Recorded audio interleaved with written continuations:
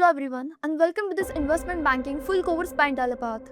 Before we dive into what investment banking is, today let's start with a movement that shook the entire financial world. In 2008, the world witnessed one of the biggest financial collapses in history, the global financial crisis. What started with risky home loans in the United States quickly turned into the complex financial instrument that spread across the global markets. And when the system collapsed, major banks failed, stock markets crashed, and millions lost their jobs. And it all happened because of one core issue: mispriced risk and poor financial structuring within the financial system. Now, think about this. If decisions made inside investment banks can shake the entire global economy, imagine how powerful this one single industry really is. Investment banking sits at the center of global finance. Whether it's a company going public, a billion-dollar merger, or governments raising capital, investment bankers are the ones designing the financial structure behind it all through valuation models, market analysis, and deal execution. Today, companies across banking, consulting, private equity, and corporate finance actively look for professionals who understand capital markets, financial modeling, and valuation. As a result, roles like investment banking analyst, equity research associate, and financial analyst continue to see strong demand and high compensation across global markets, with average of 24.6 lakhs as a salary in investment banking rules. And that's exactly why Intellipaat has designed this course for you, where we will start from fundamentals of understanding the financial system, how the money flows across the markets. Then we will move into financial instruments, capital markets, fixed income, derivatives, valuation, and real-world deal structures like IPOs, mergers, and acquisitions. So by the end of this course, you will have a clear understanding of how global financial decisions are made. So without any further ado, let's get started. Now, what is investment banking? It is a specific branch of banking that helps businesses raise funds and provides them with financial advice and support. It provides a substantial financial advising, capital raising, government and financial institution services, financial and risk management services, and help to enterprises. An investment bank is a type of financial services firm that serves as a middleman in large and sophisticated financial transactions. When a new firm is ready to launch its initial public offering, or also known as IPO, or when a company combines with a rival, an investment bank is approached. For large institutional clients like pension funds, it also serves as a broker or financial advisor. Now let us move on to what does investment banks do. Let's begin with a simple example of a company named ABC. Suppose ABC wants to merge with another company. How will it know that the other company will be beneficial for it? Or how is it going to raise the desired funds? And who is going to handle the complete documentation and help in figuring out new investment plans? Well, the short answer to all these questions is an investment bank. Investment banks play a vital role in making a company go big by acting as a risk taker or say middleman. Typically, investment banking focuses on two main areas. The first one is the M&A advisory, and next we have underwriting. So M&A advisory stands for Mergers and Acquisitions Advisory. It is the process of assisting corporations and institutions in locating, evaluating, and completing company acquisitions. Underwriting is a procedure used by banks to get funds from investors for a client, mostly in the form of equity or debt securities. Now let us move on to the next topic, which is how do investment banks work? Investment banks are divided into two types, the sell side and the buy side. Now the sell side shares of newly issued IPOs, provides market making services, places new bond issues, and assist customers with transactions. Coming to the buy side on the other hand trades securities such as shares and bonds in order to maximize profits. It collaborates with hedge funds, mutual funds, and pension funds. Now let us take a look at the careers available in investment banking. Investment banking jobs are among the most desirable jobs in the financial industry. As an investment banker, you will be expected to assist the clients in raising funds and expanding their businesses. Though it is not that easy to get into the domain, once you make it through the journey, the results are really rewarding. The average salary ranges around $100,000.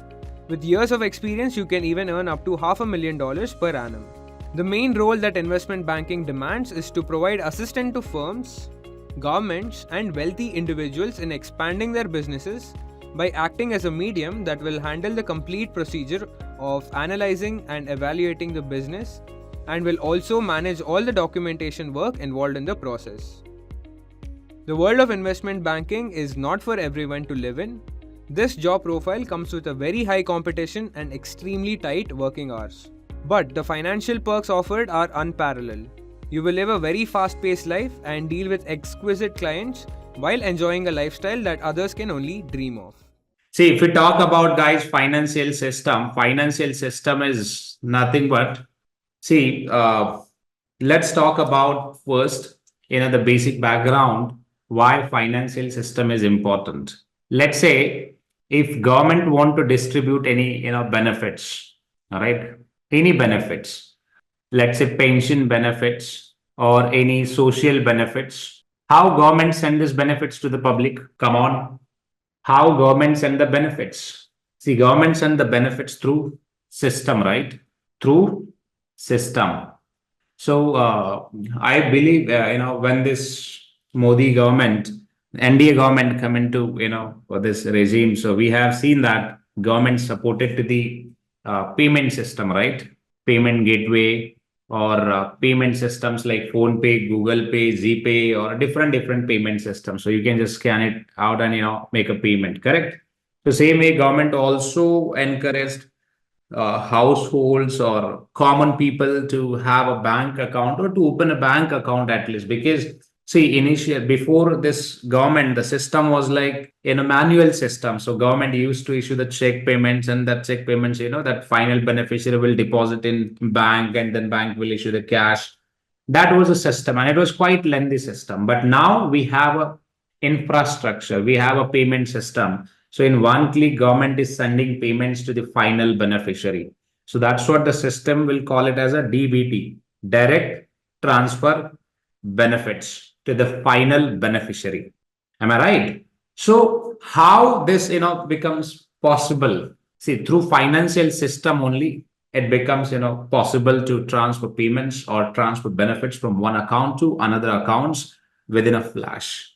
See, as a government entity, what is the government role, guys? As a government entity, what is the role of government in this particular system? See, government role is to provide infrastructure, right? Provide infra, then maybe develop a system and also look for regulations. Or government can also encourage to the private players, correct? Private systems or companies, because Phone Pay, Google Pay, GPay, all are private companies. So government encouraged to them as well to be a part of this payment revolution, participated and allow people to transfer the money through system only. So this was one of the biggest, the revolution that I would say, because see, initially, if you see, if the people, if they have open accounts, so it means government can execute several programs. See, the point here is if government announce any policies, but what if that, the whatever delivery, the benefits, if the governments want to deliver to the end beneficiary, if you don't have a system, if you don't have an infrastructure, if you don't have a regulation in place, then you cannot deliver that benefit to the right beneficiary. But now, if you see through DBT system, you can transfer benefits to the original beneficiary. So that all comes under, guys, financial system. So financial system is not about something that, if you only talk about, let's say, banks, and if you believe, sir, only banks and companies that comes under, let's say, this financial system. No, because see, guys, common people, what they do, people deposit money, correct? Where? In a banks, and then banks provide loan facility, basically loan to companies and loan to others. So that's how system works. So in one hand, banks basically accept the deposit, and on other hand, bank also issue the or disburse loans to the borrowers who want to borrow. Now your question would be, look, why this deposit and loans, which is important, and why we are discussing this? See, if you see more and more deposits, if bank, let's say bank received more and more deposit, then bank can issue more and more loans to the, other people who want to do business, who want to, let's say, maybe purchase something, because your entire system is based on your financial system only, because financial system, it works like an oxygen. It works like an oxygen. If there is no oxygen in the system, then your system will die. If there is a again high oxygen level in the system, again your system will collapse, because the balance of the oxygen level, it should maintain in the system. So it means there should healthy cash available in the system, so that buyer, seller, depositor, lender, borrower, then banks or any other institutions, regulators, everyone can enjoy their privilege. Otherwise, if let's say if you see cash level is high, then suddenly you might see the inflation will pump up. If you see there is no cash available, then you might see recession will come into picture, because you would see impact on buy and sell, and then again that impact goes on employment. Or if it is, let's say, there are no employment opportunities, then ultimately there would be no high economic activities, because everything is linked to each other, and that all combinedly we can call it as a financial system. All right, combinedly we'll call it as a financial system, including governments, banks, companies, common people, then your brokers, custodians, then other regulatory bodies, because everyone has a different set of responsibilities. If I talk about, let's say, normal banks, they accept the deposit, they issue the loans in the market, and they also help governments to establish, or maybe to if government want to execute any policy or program, like let's say if it is a economic benefit policy, then banks only support governments. All right, if any governments, or let's say state governments, or any municipal corporation, if they want to raise funds, they with the help of banks, they can raise the funds from the public or maybe from the potential investors, and they can invest in different variety of assets. So same applies for companies as well. If any company want to raise funds from the market, they can raise funds directly from the market with the help of a bank only, because banks are at a very crucial level in the entire financial ecosystem. Without banks, or without, let's say, cash, there is no financial system. So I hope you got this now. Means what is financial system? Financial system, it means not only your banks, but apart from banks, like companies, corporate, governments, common people, brokers, right? Then your stock market agents, or mutual fund companies, hedge fund companies, or private limited companies, that all comes under your financial system. All right. See again. So in a financial system, we'll have a participants, markets, products, and services. So that all combined, you can call it as a basically, the financial system. See, there are ways, okay? There are ways to offer funding to the business, or there are ways to offer funding to anyone. One is direct way, another one is indirect way. In a 90% cases, like common people, I would say, or, in rural areas, if you see, you can see direct credit facility. So it means lender can, like lender, it means you would have definitely heard this, right? Saukar, creditor, who actually offer credit facilities to whom? To the common people. So it means lenders, they directly offer credit. It means it's a loan to the borrowers, and borrowers, they can of course take loans from the creditors on an interest payment. So this is the one way, guys, and that way we'll call it as a direct finance. Direct finance, it means lender can directly offer funding facility to the borrower, right? And see, this facility is not only limited with the common people, but let me tell you guys, in a market like private credit market, which is one of the highly growing market nowadays. Here you can see peer-to-peer funding facility. It means any individual can offer directly loan facilities to the others, right? Any individual, it can be institution or a company, can offer funding facility to the directly borrower. But banks, they are not allowed to do this. They cannot means directly offer P2P funding. But NBFCs in India, India, NBFCs are allowed to do this P2P funding. Now your question would be like, sir, look, as a businessman, if I want to raise fundings, then how can I approach? See, there are platforms, guys, like angel listing, allocations. There are platforms. If you can register your business there with the requirements, and also you can publish your data like revenue, profit, whatever numbers that you have, just publish the data on those platforms and submit all legal documents of your business. And if you are, let's say, ready to offer 8%, 9%, 10%, 12% interest payments, just update all the all important terms on platform. Then potential investors will reach you for further discussion. And if they're interested or if they're agreed with the terms which you are offering to them, they'll directly provide funding to you without intervention of a bank. So it means private lenders can directly transfer funds in your accounts, from their accounts to your accounts. So that comes under private credit or direct credit. Credit, it means loans. Private, it means it's a very, you can say instead of a bank, you can directly reach out to the individual. So that becomes private credit. And in other words, that private credit will call it as a direct finance or direct funding. All right. So including your households, businesses, governments, and foreigners, all can offer lending facility. And borrowers could be again households, business firms, governments, and foreigners. All they can raise funds. Borrower, it means to apply for a loans. So that person will call it as a borrowers to take a loan. And lender, it means who offer loan to the borrower. And apart from this, see, in a traditional system, we have like a system where you can say it's a bank work as an intermediary.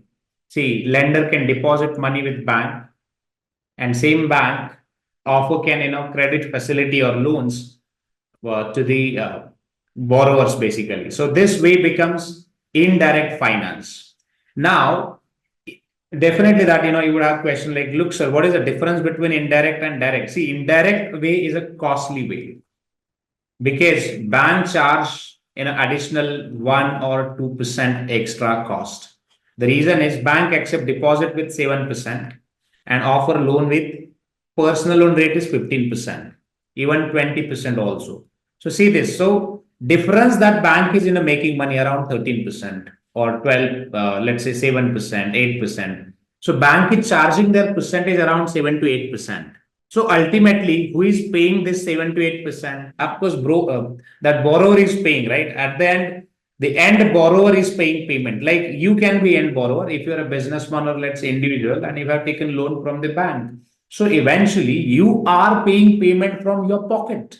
So you are like overburdened as an individual or as an institution. Are you getting my point? But through private credit, see your direct rate would be around 9 to 10%. So you don't need to pay any middle entity charges. You don't need to pay anything as such. But let me tell you something. See, every process has their own I would say pros and cons. This intermediate system, you can say safe system. If you compare with direct funding, if you offer direct funding, let's say to the borrower, and if borrower announce bankruptcy, then you can't do anything. So ultimately, your money which is in risk. If as a private a lender, if you directly offer credit facility to the borrower, then if the borrower becomes let's say insolvent, in that case we cannot recover any money from the borrower.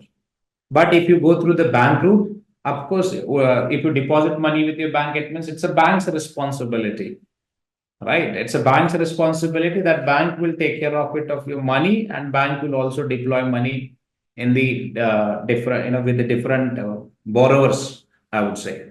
So that's how bank will play role here, and that all banks or agents they'll play role as a financial intermediary in this financial ecosystem. All right. So let's talk about now financial functions of financial system. If we talk about functions, see, financial system facilitate the flow of money so that businesses, governments, and individuals can finance their investments. All right, in this way. Apart from this, The financial system, basically work as a intermediaries and control the flow of money by acting in that, capacity. Then monitor the and regulate the participants in the financial system as well. So it means, see, the important is flow of money. One, that is also important. Then second one is balance of flow is also important. Balance of flow. And third thing is regulation. This is also important because see, ultimately, if you don't regulate any system, right? Let's take an example of crypto market. This crypto market is not a regulated one at the moment because still which is at a very growing stage and people they are investing in crypto market, but there is no assurance of that your money is safe because I lost $5,000 in crypto market in 2020 2018 I believe in 18 or 19 in pandemic I was just exploring new options to the stock market because stock market was down for a couple of months.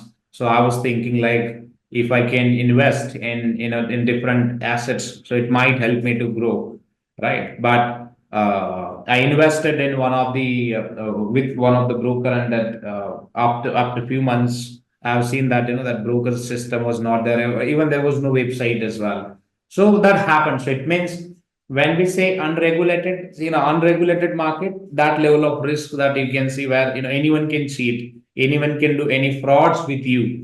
But if the market is regulated, it means so as per the regulations, will have to work, right? If you don't work or if you just violate the regulations, they can penalize you.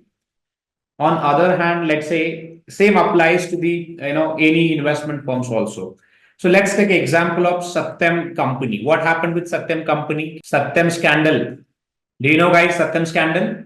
Have you heard about Satyam company before? Satyam was an IT company, guys. Satyam was an IT company. What happened with Satyam? Now you don't see that Satyam company on stock exchange because the Satyam company now renamed, and the Mahindra Group purchased it, and they have also changed the name of that Satyam company to Tech Mahindra company. What happened in Satyam company?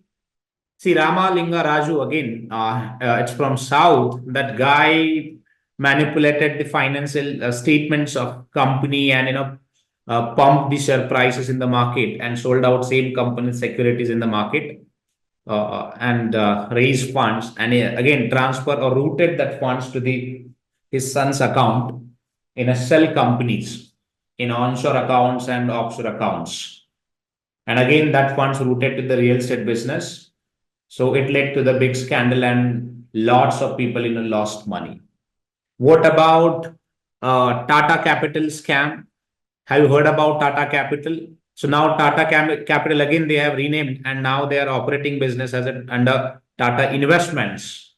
But again, Tata Capital's directors, few directors, what they did, they raised the funds around 500 crores and transfer that funds to the personal accounts, which is not means as per the regulations, which is not allowed to transfer any funds from their accounts to the personal accounts. No, it is not allowed it, but they did.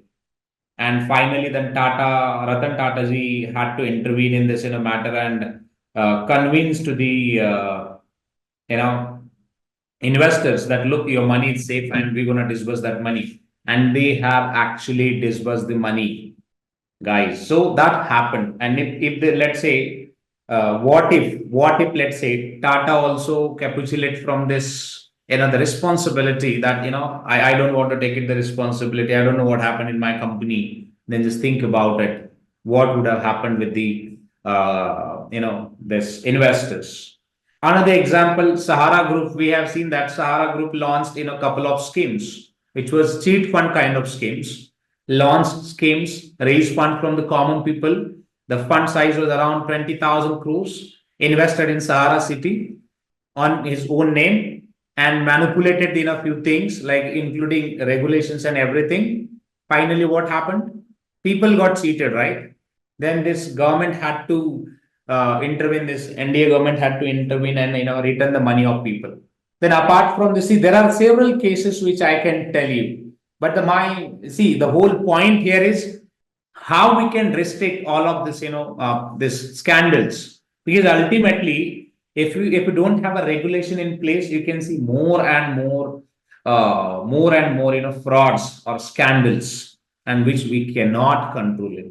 And that's when your regulator rules come into picture. So regulators, the rule is very important, in across all the segments in derivatives, your stock market, bond market, money market, commodity market, all right? Even in insurance or everywhere, I would say, without regulatory body to bring more transparency, which is impossible. And that's when your regulators role come into picture to monitor, to bring some new laws, or to ensure that the companies that are following the companies or participants, I would say in short, to ensure that they are following the rules and regulations, and everyone is respecting the the all the terms and conditions, whatever that the regulator which has imposed on them. So that's how regulator, the importance come into picture. So one is flow of money, another one is balance of flow. It should again maintain high balance or low balance, both which are not good, right? And in terms of regulations also, so to prevent frauds or other risks, your the role of regulatory bodies or regulations is also important. All right. So let's move ahead. So structure of financial system. So how is the structure of financial system? If we talk about structure of financial system, see, first point is financial instruments. So when we say instrument, it means, so we have a different instruments in the market like stocks, bonds, right? Then preference equity, ABS, asset backed securities, MBS, mortgage backed securities, then safe, simple arrangement for future equities, debentures, loans, cryptos, derivatives, FX, swaps, money market instruments, that all come into picture, right? So instrument is one thing. If you want to understand, the market, then also you should, go through the different financial instruments like stocks, bonds, preference equities, because each and every instrument is unique. Each and every product has different, features or characteristics. Each and every product has different, trade life cycle. Every product has different ways of calculate value in the market. All right. So if you want to become a, let's say, successful, financial, maybe planner, advisor, manager, fund manager, or businessman or entrepreneur, to understanding of each instruments is important. How the trades, how we can buy it, how we can sell it, how we can issue in the market. Because if you are a businessman, let's say you are a businessman, all the instruments which will help you to raise funds, right? So that would be part of your fundraising process. If you are a, let's say, if you're looking for a job, the job peoples, you're gonna work on all of this, financial instruments like equity bonds, debentures to, maintain the records, or maybe to record the transactions in the books of account. So those would be helping you only to record the transactions in the books of account, like how we can record the derivatives, how we can record the FX, swaps, money market, loans or debts, or any the financial instruments. If you are a fund manager, let's say, then from a fund management perspective, you should know the detailed analysis of that particular instruments risk, then how that instruments works in market, how you can hedge it, how you can uh, generate the money through differences and all. So that all comes under your fund management as well. See, same instruments helps to everyone, but you can see just the perspective will change in terms of business. Entrepreneur will use the same instruments to raise funds. In terms of, let's say, job holder will work on all of those financial instruments to maintain the records in the ERP system.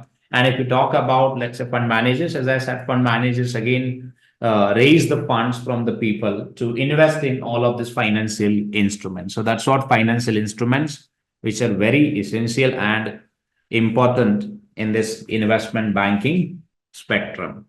See, guys, so all instruments, they are the part of investment. investment and banking both are different. Banking, it means normal bank systems.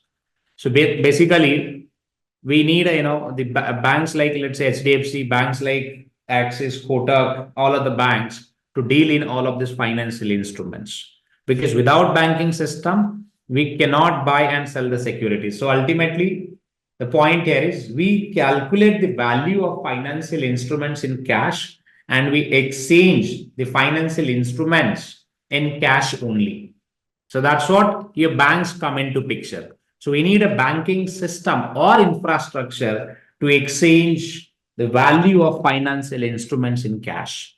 But investment, when we talk about investments, so it means all of this, the different financial instruments that come into picture, along with that, their risk or different ratios or parameters that we check while investing in financial instruments, or maybe even while issuing, the instruments in the market. We also perform the risk assessment checks to ensure that there is no, the means high risk, because if you see any high risk as such, so you might lose your money.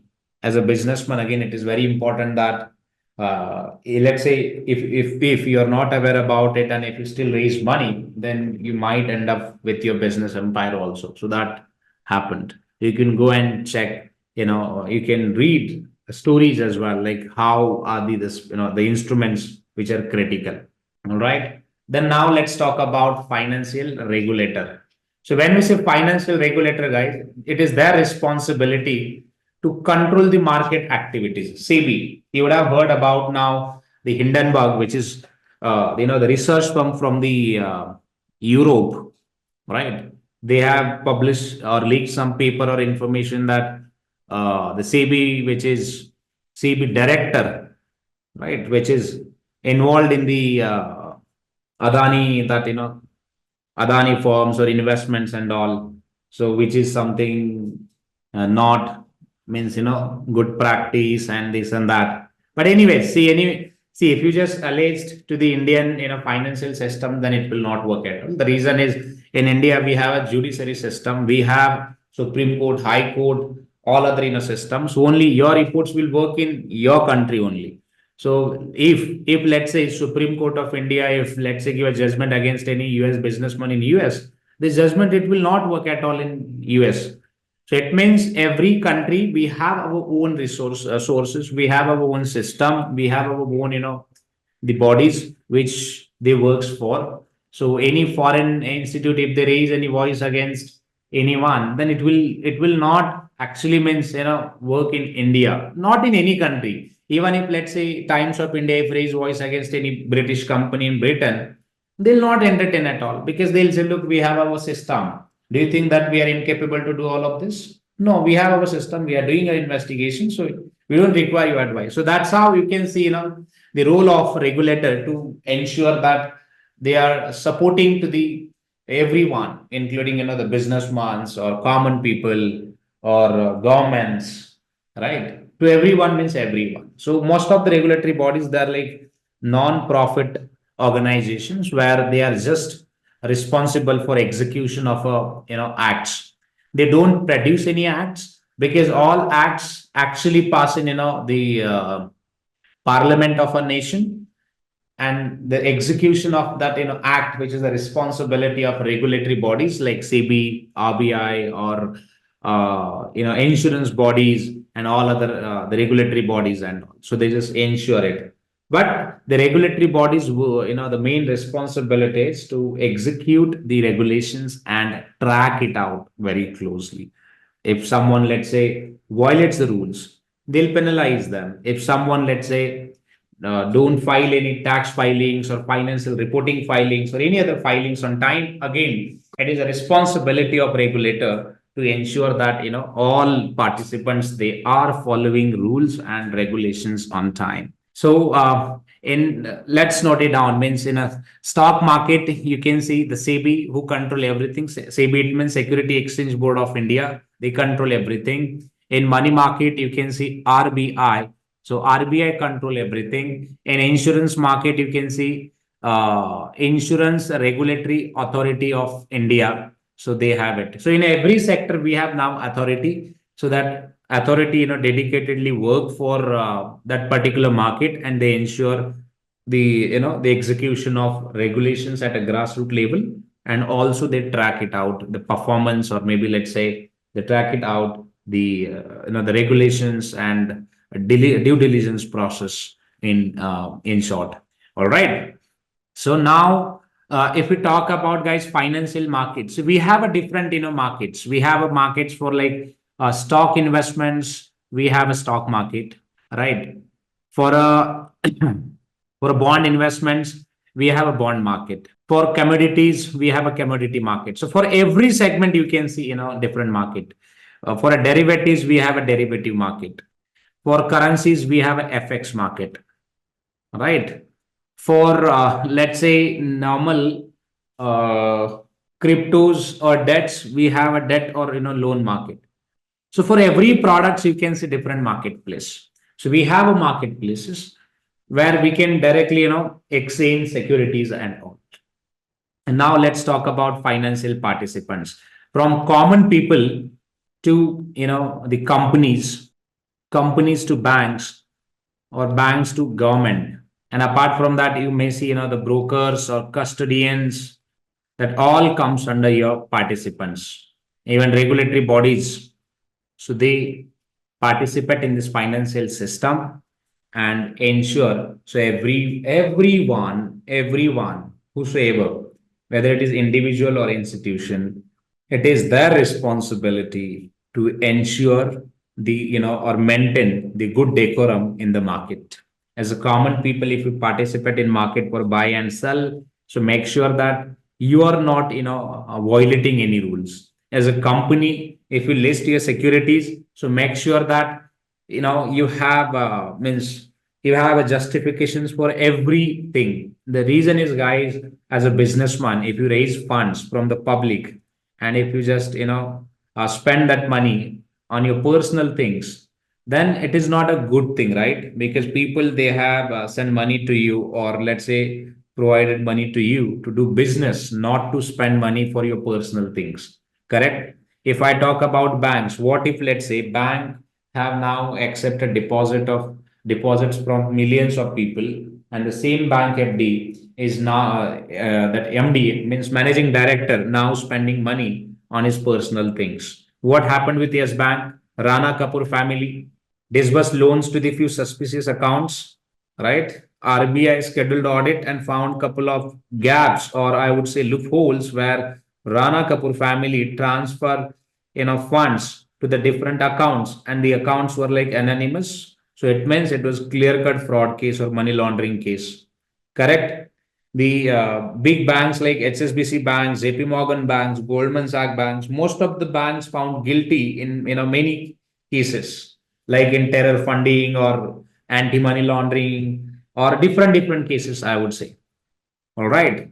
See, guys, ultimate point here is we all, should maintain the decorum. We should know your responsibilities. Let's say in class also, you have certain responsibilities, like, to take notes, to listen very carefully, to ask questions. Those are your responsibilities. As a trainer, my responsibilities is like to, explain everything in details, and also support you if you need any more clarification, or let's say if you have any questions. My responsibility is to provide you an answer. So same way, if you see, means we both have obligations. So in a market also, every participants will have an obligation. So they should follow that obligation and perform it within a time or on time, I would say. All right. And then apart from this, financial services. So financial services, which include investment service, all right, broking service, banking service, advisory service, accounting, audit, that all comes under your business. Merger, acquisition, also you can add to it. So that all comes under your financial services, and that's when your role come into picture here. That maybe you can join investment service or broking service or banking service, advisory service, accounting, audit, because based on your skills and knowledge, or let's say certification, you can join different service and offer that service to the end beneficiaries. It could be companies, banks, people, brokers, or anyone. It could be anyone, right? So that's how your financial system is designed for. So the financial system, if you see all factors that consist of main components, you can call it as a financial system. So let's talk about now structure of a financial system. See, we have discussed all of this.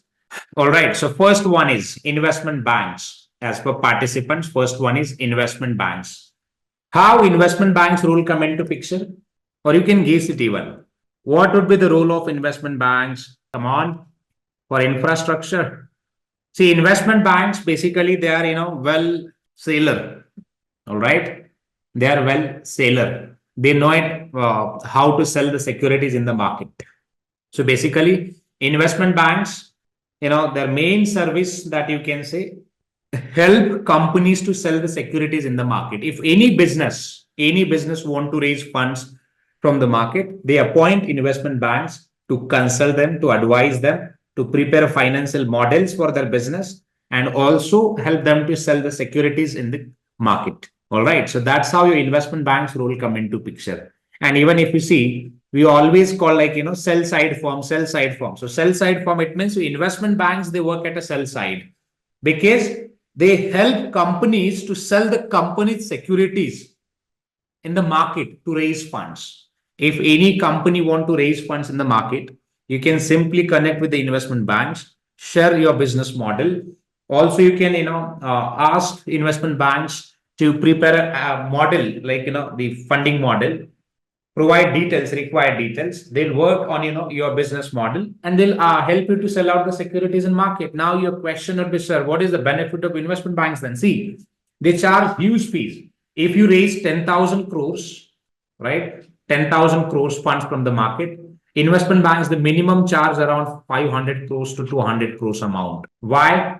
Because to prepare a model, to schedule events, to announce or to decide marketing strategies, appointment of brokers, work with bank, funding, additional cash, that all comes under, the funding requirement. So basically investment banks help you for everything. They'll take care of your end-to-end needs. Even they'll help you to understand whether means you should raise funds or not.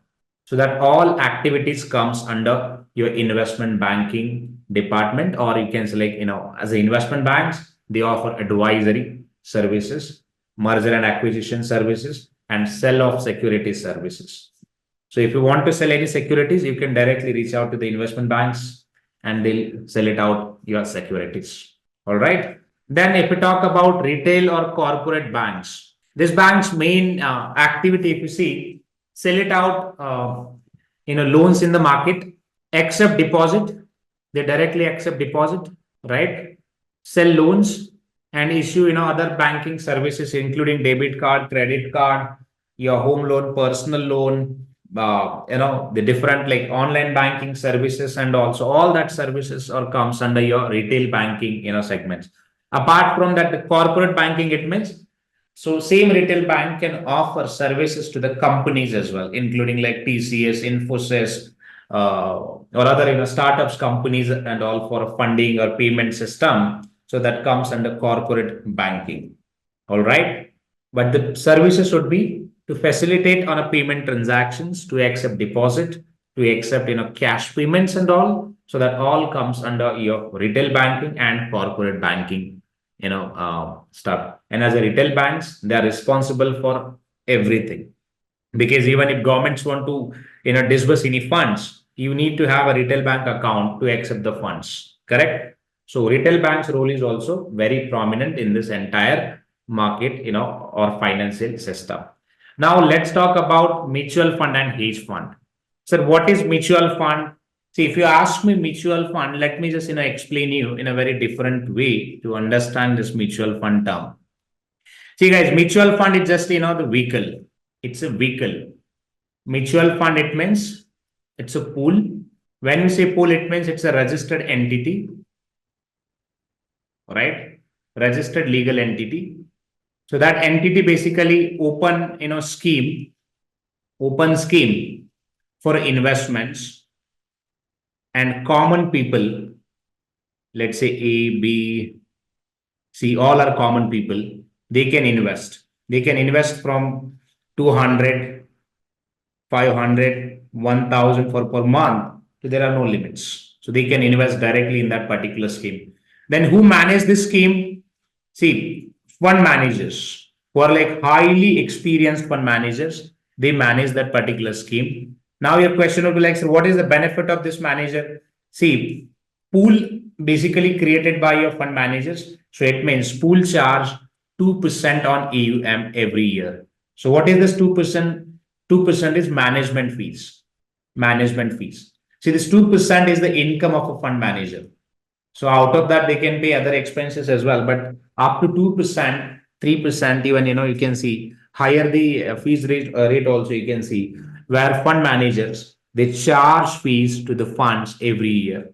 So for example, let's say if any fund has a 1 lakh crore, AUM, asset under management, and if that fund has, let's say 2% as a, management fees, or let's say, expense ratio instead of management fees, we'll call it as expense ratio.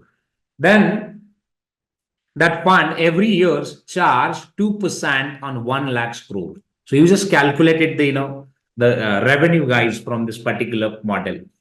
Most of the mutual funds, see, even if mutual funds generate losses, they don't care about at all. They just directly charge 2%, at the end of the year and debit the fees from the mutual funds investors account. And they earn huge money. So that scheme, we'll call it as a mutual fund, schemes. So it's basically a scheme where common people basically they come together and they invest money in the scheme, and that pool we are highly professionals, like the highly professional, experienced, I would say, people. They can manage that pool. They ensure that diversification or diversification. It means invest into different variety of assets. Instead of investing in one, they can invest in other variety of financial instruments. All right. See, apart from this, see, most of the mutual fund schemes, they are like open-ended schemes. All right. And they invest directly into financial instruments. For example, let's say if I talk about, let me show you a site. Here is mutual funds, let's say multi-cap mutual funds. My favorite funds are like small cap funds. Most of the small cap funds, they offer huge returns. See, asset under management, 60,000 crore, 15,000 crore, 60,000 crore. See this. And they directly charge fees on this amount, guys. Even if you charge 1% on 60,000 crores, it would be around somewhere 600 crores, right? So around 1 to 2,000 crores, they directly generate the revenue from the assets. And this amount of money, which the mutual fund managers, they have invested into different variety of financial instruments, right? You can see the monthly returns also in a 1 month, how much that they have generated. So now just click on this funds. It's a funds. This is the NAV of this fund. See the companies, if you can see. See, this fund invested, right? This Nippon fund manager raised. If you want to see the fund manager details, let me see if I can show you that as well. Yeah, this one. Minimum investments, which is required 100, from 100, anyone can invest. Then fund manager details. Nippon Life India Asset Management. This is the official number. Register our details. Yeah, this one, fund manager, Samir Raj. Since last 7 years, that guy is working as a fund manager with this particular company, and Kinjal, Desai, again, around 6 years, right? So see how much they're, making money. Both guys, they're generating huge revenue. See, this fund is charging around 0.6%. So it means around 1% they are charging. So 7 to 800 crores they're generating, as a revenue. So every year they're generating around 6 to 700 crores from this particular mutual funds. Now, see, think about it. Who is investing in this mutual fund? Who is investing in this mutual fund, guys? Just think for a while. Who is investing? Common people like us. We are investing in this particular funds. In all mutual funds, see, only common people, they have invested. Mutual fund market size, which is at around 100 lakhs crore. See the amount? Only the LIC is holding around 40% stake in mutual fund. LIC's mutual fund size which is at 40 lakhs crore. AMC size. All right. So mutual fund, it means basically it's a scheme where highly professional people, they'll create a scheme and allocate the units to the investors. Investors can invest, and then that funds, the fund managers, they can deploy it in different securities. So here one more important point that you can note it down. Mutual funds, they are a buy side entity. Mutual funds, they are buy side entity. Now your question would be like so why buy side entity? See, who is buying securities? Of course, mutual fund is buying securities. So they are buying securities to invest in the companies, correct? And then who is selling securities? Companies, they are selling securities to raise funds, and mutual funds, they are buying securities to make money out of it. All right.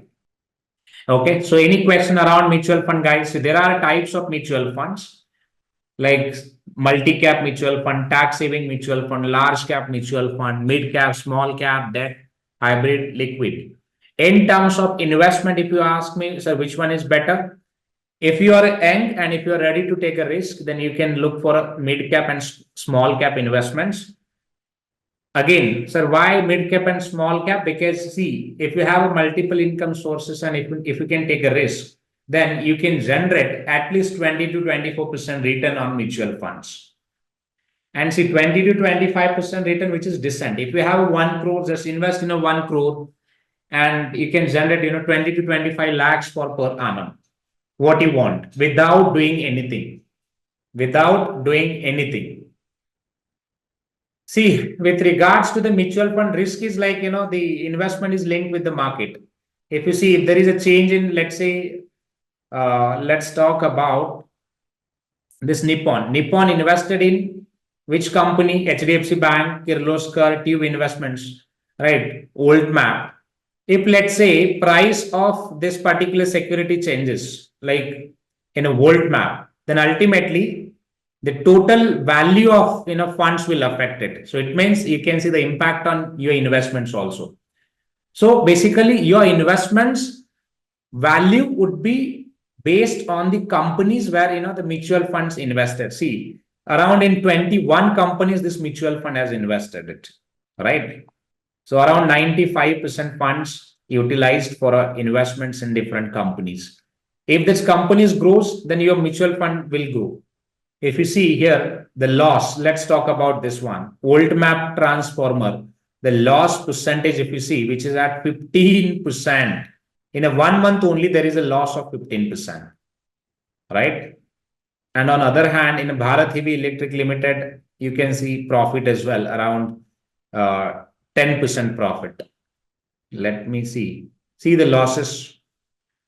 HEG Infra, 10% loss. Century Textile, 10% loss. Imami, 1% loss. And other hand, Asian Paints. What a great 250% profit. Look, Bharat Heavy, 10%. Timken India, 4% profit. They have it. All right. So this is how you can relate. And they have recently took a new position in HUL. Then see one of the stock, Blue Dart, the loss is 32%. So when we say loss, so that becomes your risk, because if the stock price goes down, then your mutual funds value also it will goes down. So your basically mutual funds value is based on the company's performance, right? So it's a risky, guys. So that is all about risk. But yes, if you, as I said, if you have let's say multiple income sources, you can choose a small cap, because small cap has a huge potential. I personally prefer it because my age is just 29, 29 and running, you can say 30. So I am still ready to take a risk. So I'm investing in equities directly. Also, I'm investing in equities as well as I'm investing in small cap funds as well. Why small cap funds? Let's talk about the returns. NAV with high long-term performance versus category. Let me see which one is offering best one. JM Finance Small Cap Fund, 6% return in just 1 week. All right. See, Bandhan Bank, all are the funds. If you invest in that funds, then you can, see the huge returns. If I talk about, let me log in my another account. It's just a training, the training account that I use for the discussions and all. So where you can directly see the returns, this Grow account. Let me see if I can quickly log in. See this. Motilal Oswal is offering almost 40% return. If you invest 1 crore, you can generate at least 30 to 40% return in just 1 year. And which is a good, right? See, there are two ways, there are two types of people, guys, available in this, market. One is like employees who just, burn their blood, work very hard and earn money. So that is what we'll call it as a salary. And if you have your money, then you don't need to burn your blood. You can just invest your money in different asset classes, which has a huge potential. Just sit, relax, and generate money. Because ultimately, why you want to do a job? Ultimate purpose is to generate money. Am I right? So if I give you job in Google, so will you work with me for free of cost? No. Even if I give you job in government, let's say if I offer you collector position, will you work with me in free of cost for next 10 years? No, you will not. Then what is the ultimate purpose? Because ultimate purpose is to make money. And that's what mutual funds, hedge funds, private equity funds. See, hedge funds, it is like same, mutual funds, but hedge funds, they don't allow common people to invest. Common, it means we are common people. The people like who are earning in thousands, will call it them as a common people. So we'll not allow to invest through hedge funds. And same for private equities. Private equities, they invest in startups. They invest in real estate real estate companies. They invest in different funds. But the pool nature, you can see like same. Pool nature would be same. Pool, it means it's again company. It's an investment company. All right. It's just a wording that we'll call it as a pool. Pool is nothing but it's just a company. But they dedicatedly work for investments, right? If you see my portfolio, I have invested in a couple of investment schemes.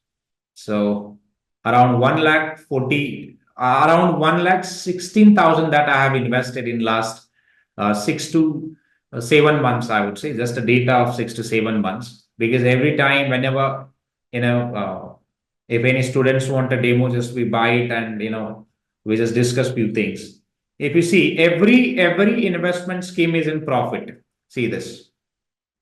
So here I have invested 44,000. The profit which I have is like around almost 20%. So here you can see my profit around 15%. Here 16%. Again, Quant Momentum Fund 8%. Quant Commodities Fund, how much? 47%. See the profit, right? So this is how, means you can leverage it out, guys. If you have a funds, then invest in a right, the financial instruments and generate some money. I have a stock portfolio as well, but now means we can discuss that later on, not something that we can discuss. See, few years back, I had just bought couple of shares, purchase at around 55 rupees, and now same stocks price which is at 192, you can see profit of 246%. Now your question would be like, sir, why didn't you purchase huge quantities?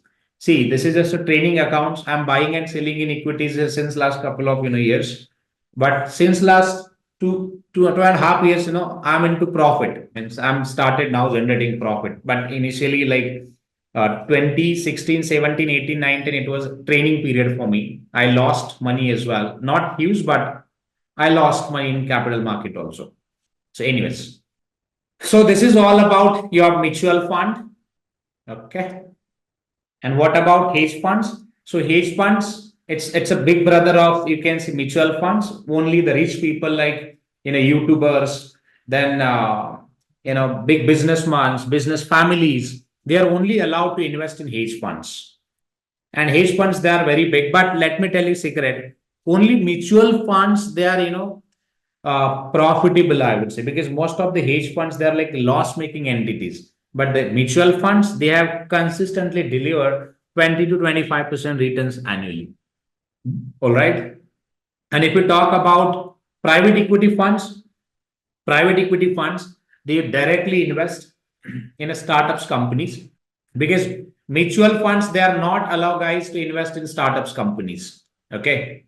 So here, if you see hedge funds and private equities, hedge funds are also allowed to invest in startups companies, but private equity funds, they are not allowed to invest in startups companies like mutual funds and banks. So that's what they create or there are private equity funds available like KKR, only the list of private equity funds. They are allowed to invest in startups companies also.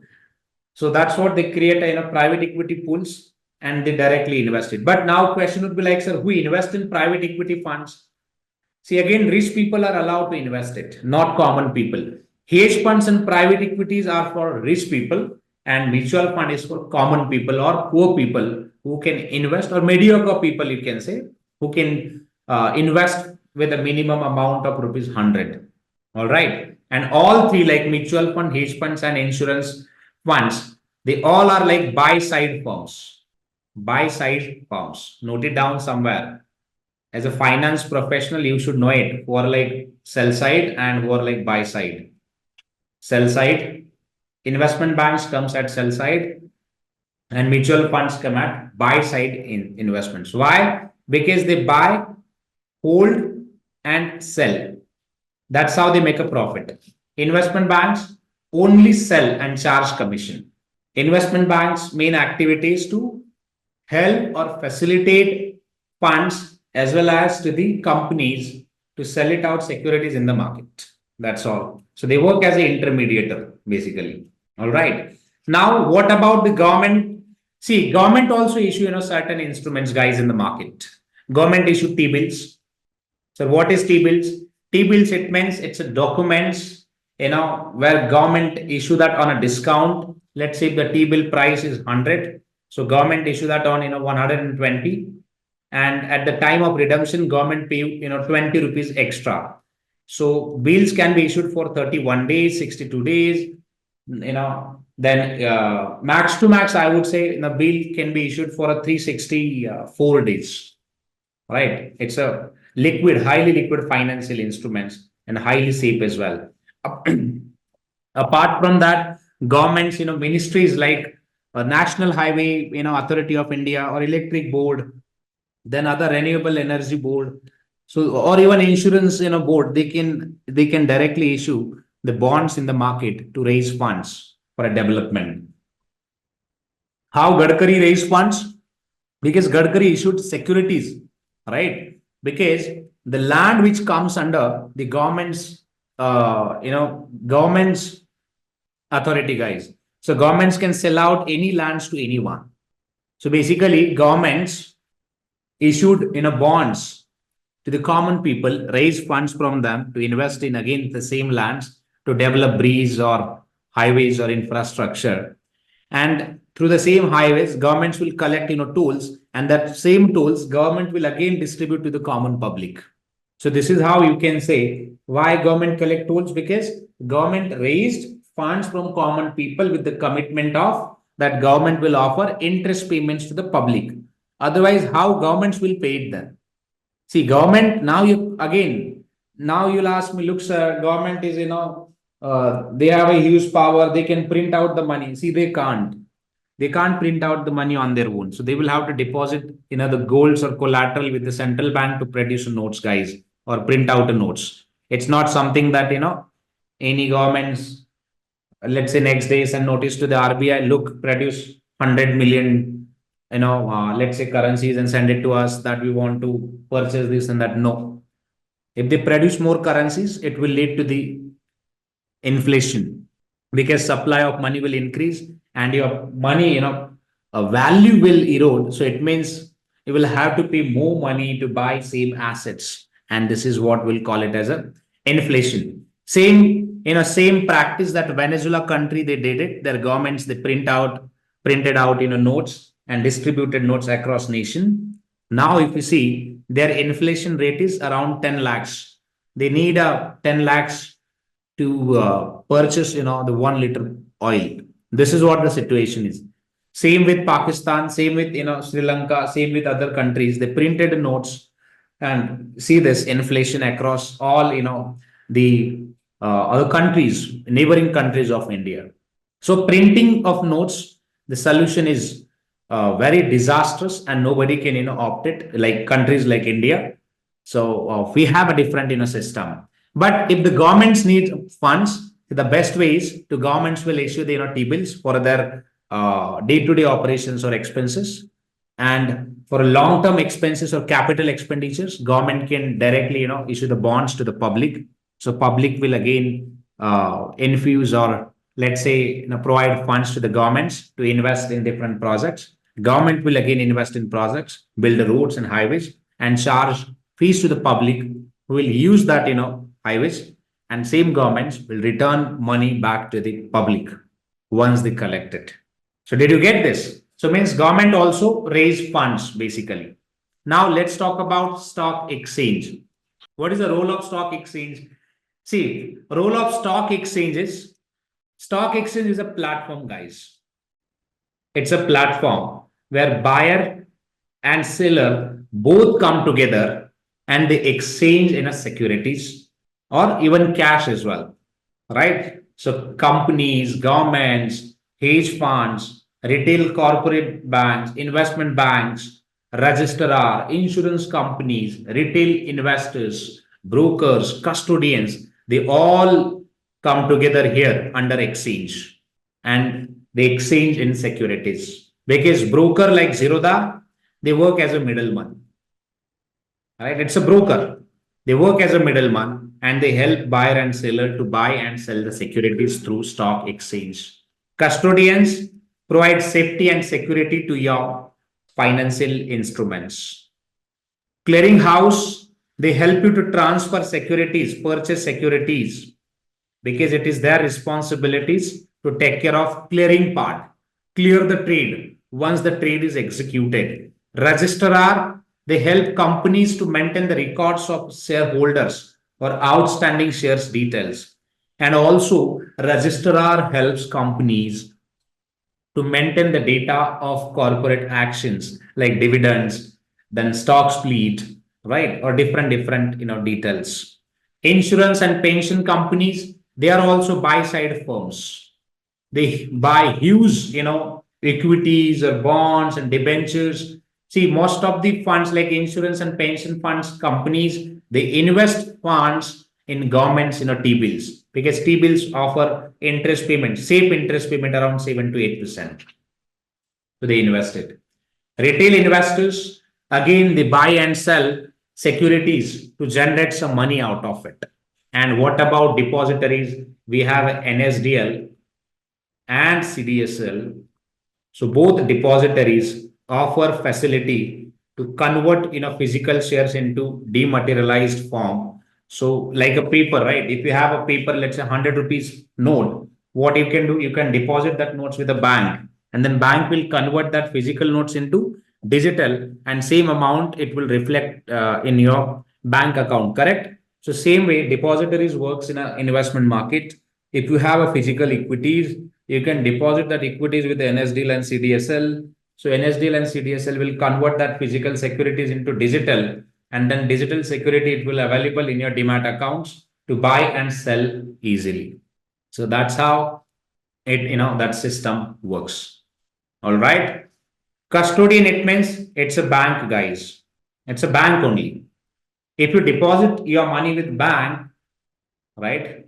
What they do with bank, if any bank offer locker facility, so that bank you can call it as a custodian bank. Why? Because they are taking the custody of your, let's say, durable goods. It can be currencies, stocks, bonds, right? You can deposit that with bank. So bank will provide custodial support to you. Custody, it means safety. If you have a demat account and if you have investments with you, see, basically, these custodians, provide safety and security to the hedge funds, mutual funds, and insurance funds investments because they are a trust. And if fund manager, let's say, purchases any securities, it is mandated to transfer that securities under custodian. Custodian, it means again, it's another entity like a bank who offers safety and security services to the market participants. And what about clearing agent? Clearing agent, it means again, it's a party or it's a bank, you can say, which help you to buy and sell the securities. So once you buy it, they'll basically transfer funds from one accounts to another. They'll clearing agents again will transfer securities from one accounts to another accounts and announce it as a clear trade is clear. Because if you buy it, what happened? Let's say you have buy it, cash will out, right? Shares will in, correct? In the books of seller, cash in, shares out. So who take care of this? Cash out and shares in. Clearing agents, they take care of it. And they charge their clearing fees as well. So ultimately, if you purchase any securities, what you want securities in your demat account and cash, it should debit from the designated bank account, correct? Same for sailors as well. If sailors sell the securities, then cash will in the books of sailor and shares will out. But who take care of that? Cash in, cash out, shares in, shares out. Who take care of it? Your clearing agent take care of it. Okay. CDSL and NSDL both are depositories. Okay. Depositories, it means you can deposit your shares. Where do you deposit your cash payment? If you have a cash, where do you deposit? With the bank, correct? So same way, if you have a shares, then you can deposit your shares with the bank. With the depositories. So depositories, it's like a bank. So we have a depositories, two depositories. One is NSDL, another one is CDSL. CDSL, it means Central Depository Securities Limited. NSDL, it means National Securities Depository Limited. NSDL work for NSE Stock Exchange Market. CDSL works for BSE Stock Exchange Market, Bombay Stock Exchange, and National, Stock Exchange. We have other stock exchanges also, like Kolkata Stock Exchange, Ahmedabad Stock Exchange. There are many more, right? Pune Stock Exchange and all.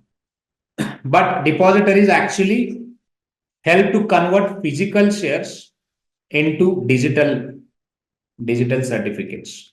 And once they convert into digital, so again, depositories offers demat account. So same shares you can accept in demat account. So then after you can buy and sell shares easily in the market. So let me just log in my account if I can. I have another account. CDSL login.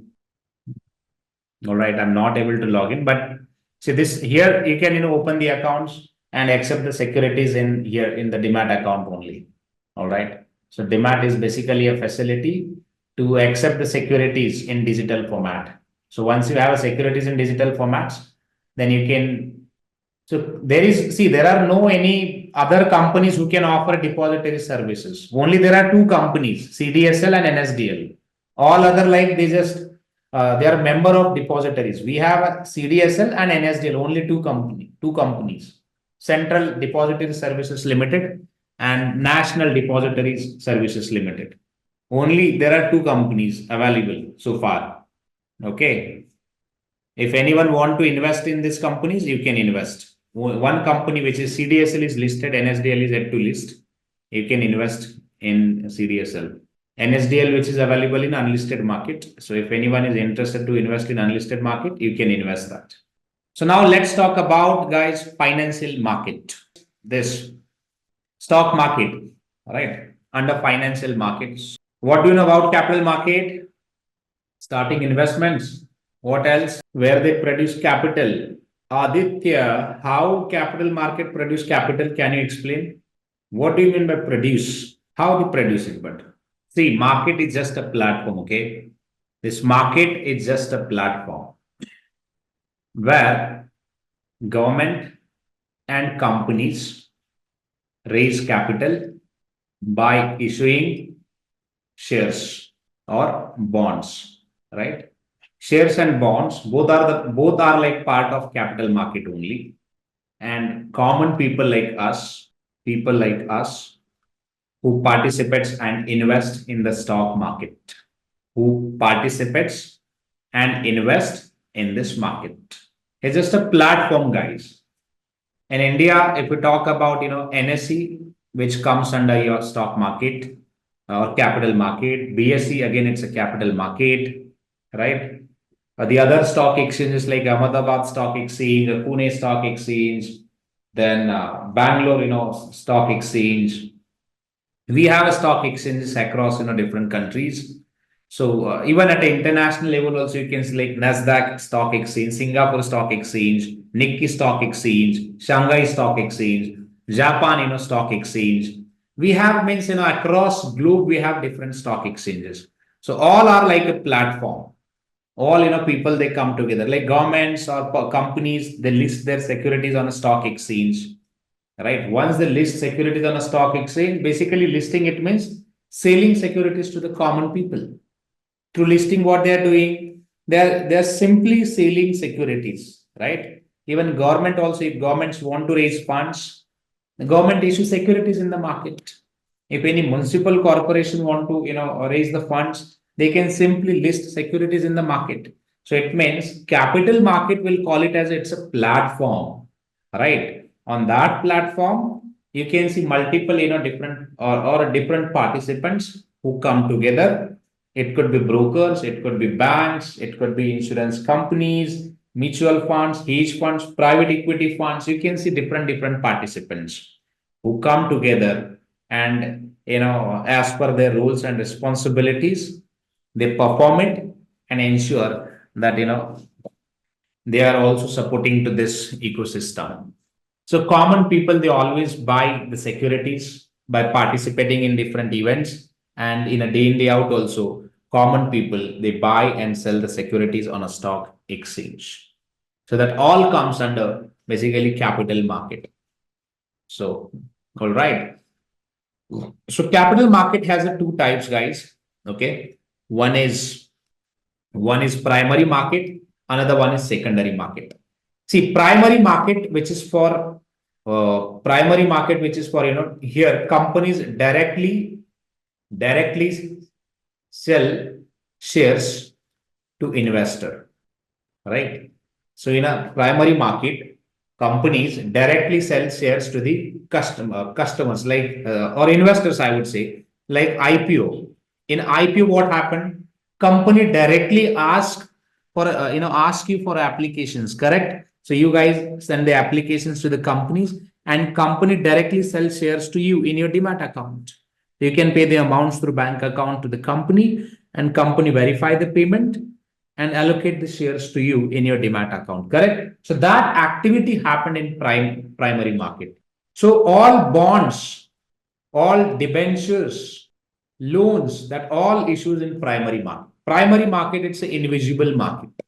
Invisible, it means this market is not visible like NSE and BSE. You can buy and sell securities anywhere, right? Anywhere means anywhere. If you execute, let's say trades, let's say in your local area, near your home. So that marketplace, you can call it as your primary market. If you execute trades in any company's office, that place you can call it as again primary market. So primary market you can see everywhere and anywhere. And it's a fully unorganized market, highly unregulated market. Okay. So companies or governments both can directly reach out to the investors to ask for investments. Then now let's talk about secondary market. See, whatever securities, let's say issued in IPO event, so that all securities, it will be available for a trading in secondary market. So we have a secondary market like NSE that comes under your secondary market, BSE that comes under again your secondary market, Bombay Stock Exchange, National Stock Exchange. And if you see any other stock exchanges apart from this, that all comes under your secondary market. And here, see, in a secondary market, there is no relation, between your company and investors. Here in this secondary market, buyer can sell it out securities to, buyer can buy the securities from the seller. Seller can sell this to the buyers. Buyers, it could be anyone. Sellers also, it could be anyone. So there are no limitations, right? So the counterpart is it could be anyone. But here there is no relation of company and government. No. So basically, buyer and seller, they buy and sell the securities to each other only. So it means, let's say in an IPO event, you purchase securities from the ABC Corporation. Here you participated. Or let's take the example of Ola. You purchase securities from the Ola through IPO, and once the security is listed on a stock exchange like NSE, now simply you can sell that securities to anyone in the open market. So then people like, let's say, me, or people like other, they can directly participate and buy the securities from their accounts. You can also sell it out securities in the market from your accounts. So that activity basically comes under your secondary market. Secondary market is like more formal market. It is a visible market like NSE and BSE. NSE has office in Delhi, BSE has office in Mumbai, right? Dalal Street, that you can say, correct? So NSE and BSE, that both market comes under secondary market, and secondary market is a very highly regulated market that comes under your SEBI regulation. So SEBI regulate that market. Did you get this, guys? So again, secondary market has two types.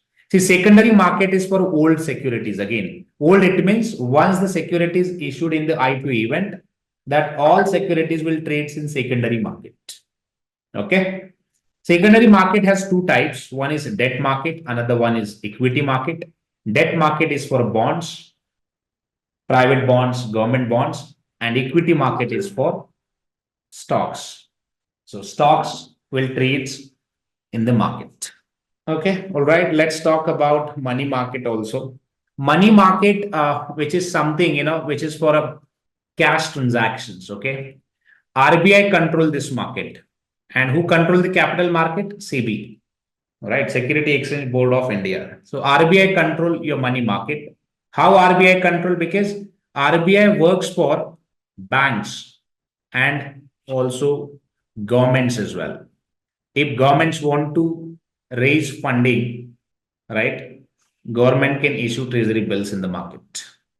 If any banks want to, let's say, raise funds, banks can announce certificate of deposit, so which is normal deposit schemes where banks will issue the deposit, raise the funds through deposit and offer interest payments on it.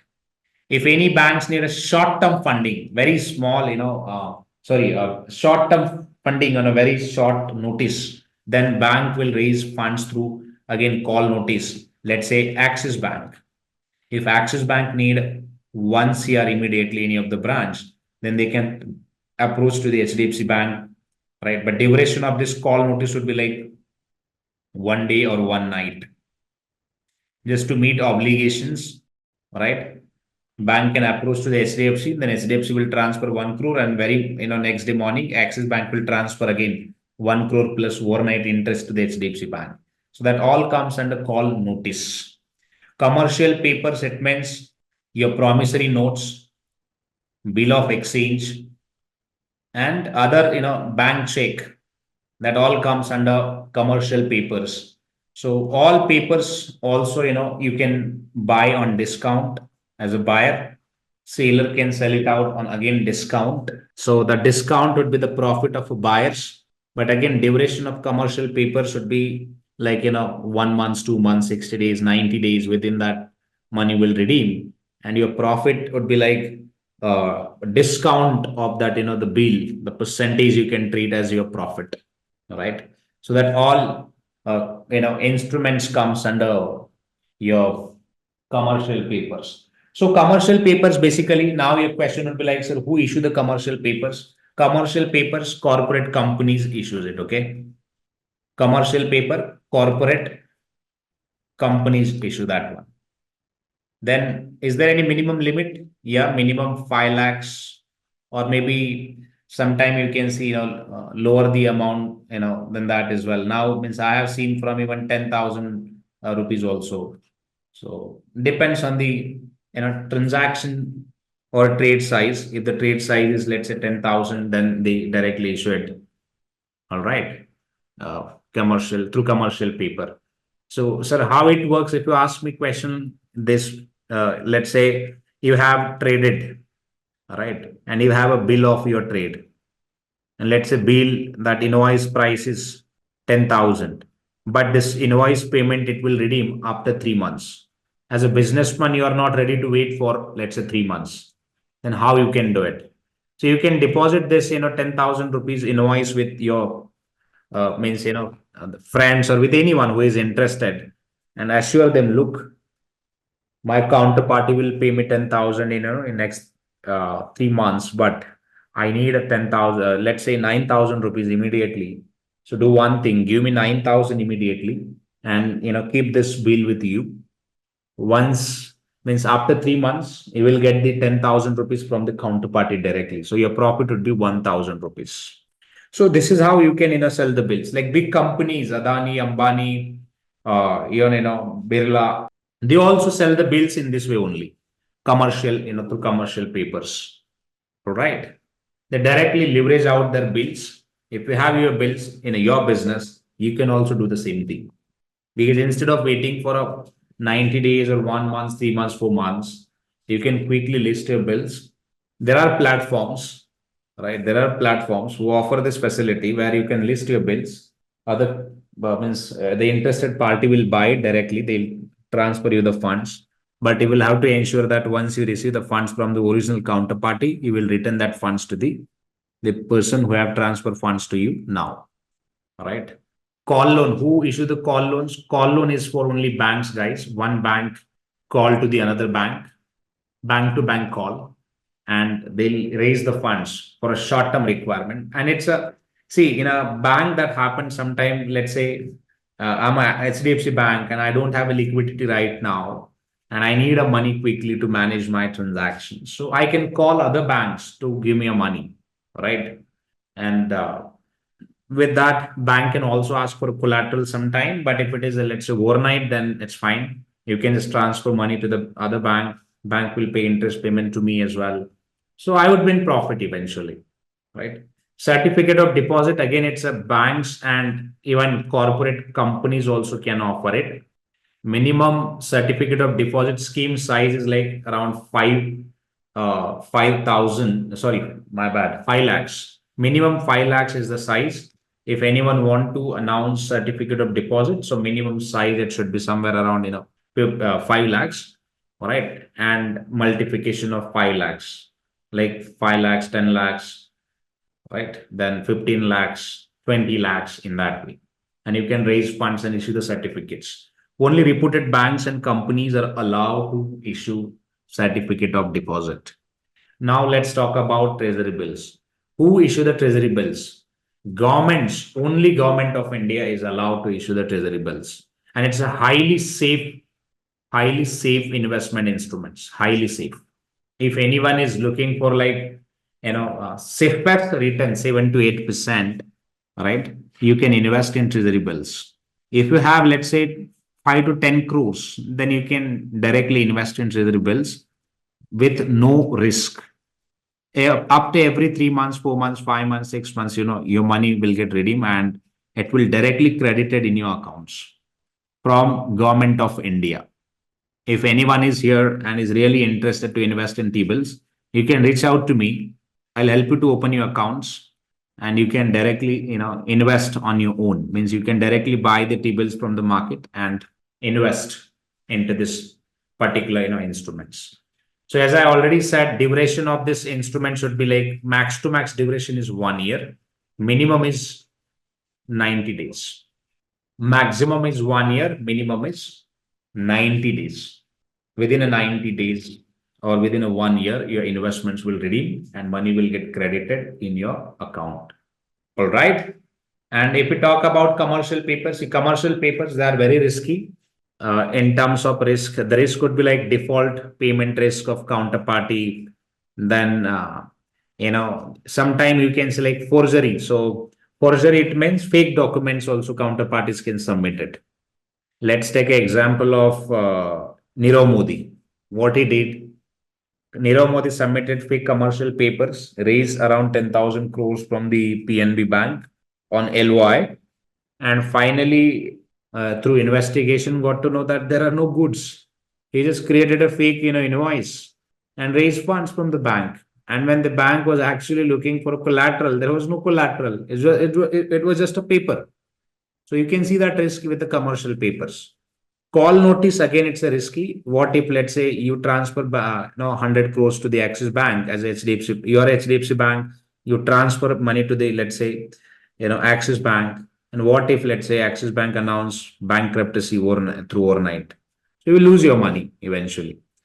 Same for a certificate of deposit also, it's a risky one. At the time of maturity, what if, let's say, that company or bank announce bankruptcy? Who will take responsibility of your money? No, no one will take it.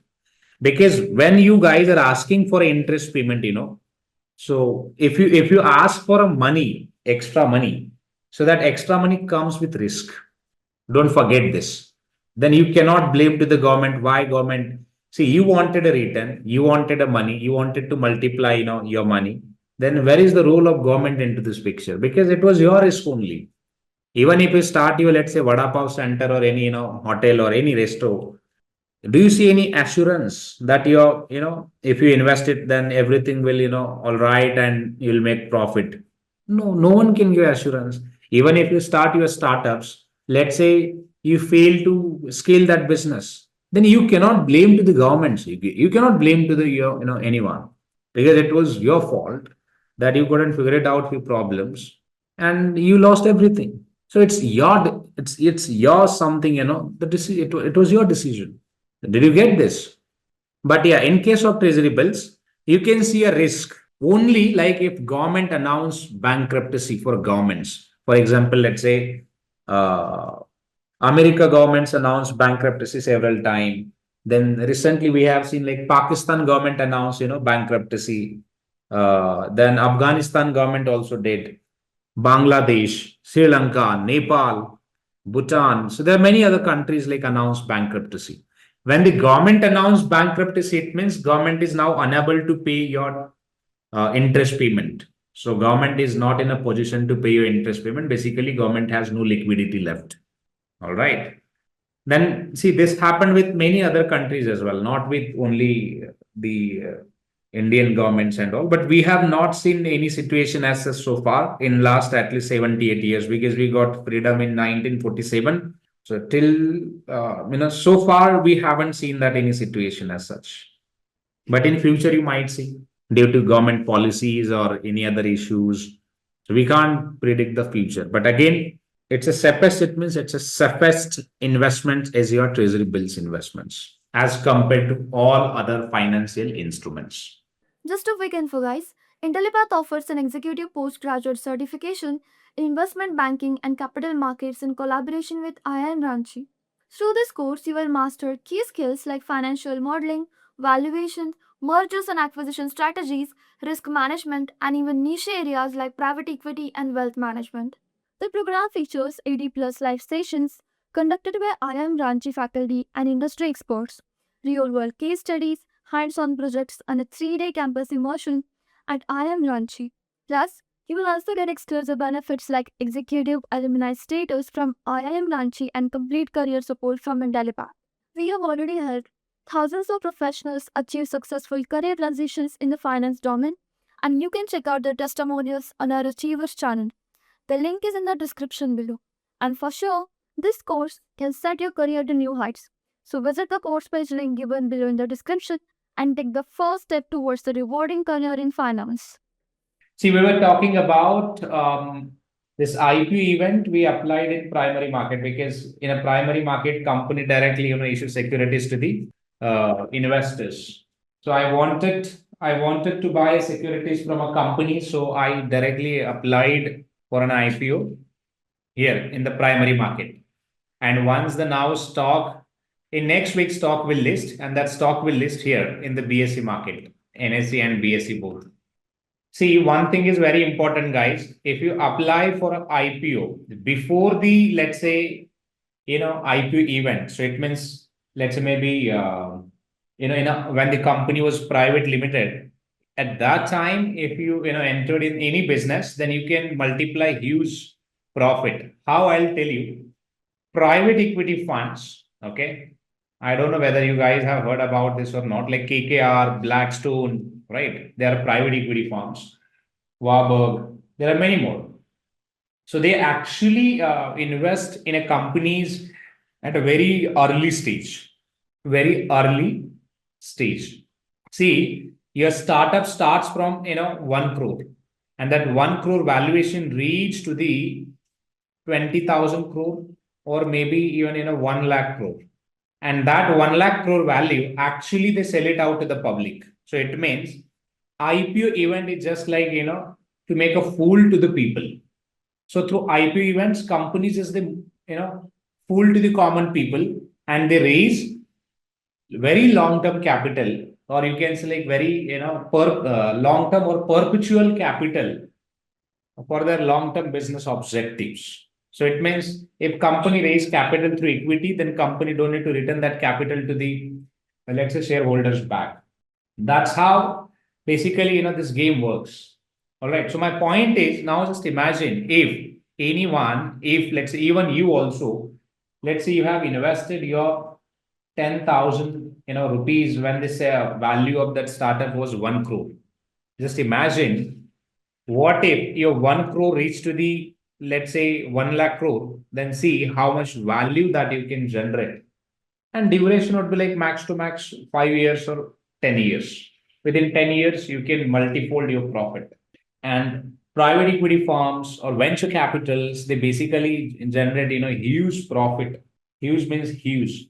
Again, in terms of risk would be high, but the universal law of the law of return is like more risk, more profit. The private equity funds, venture capital funds, they always entered in a business at a very initial stage.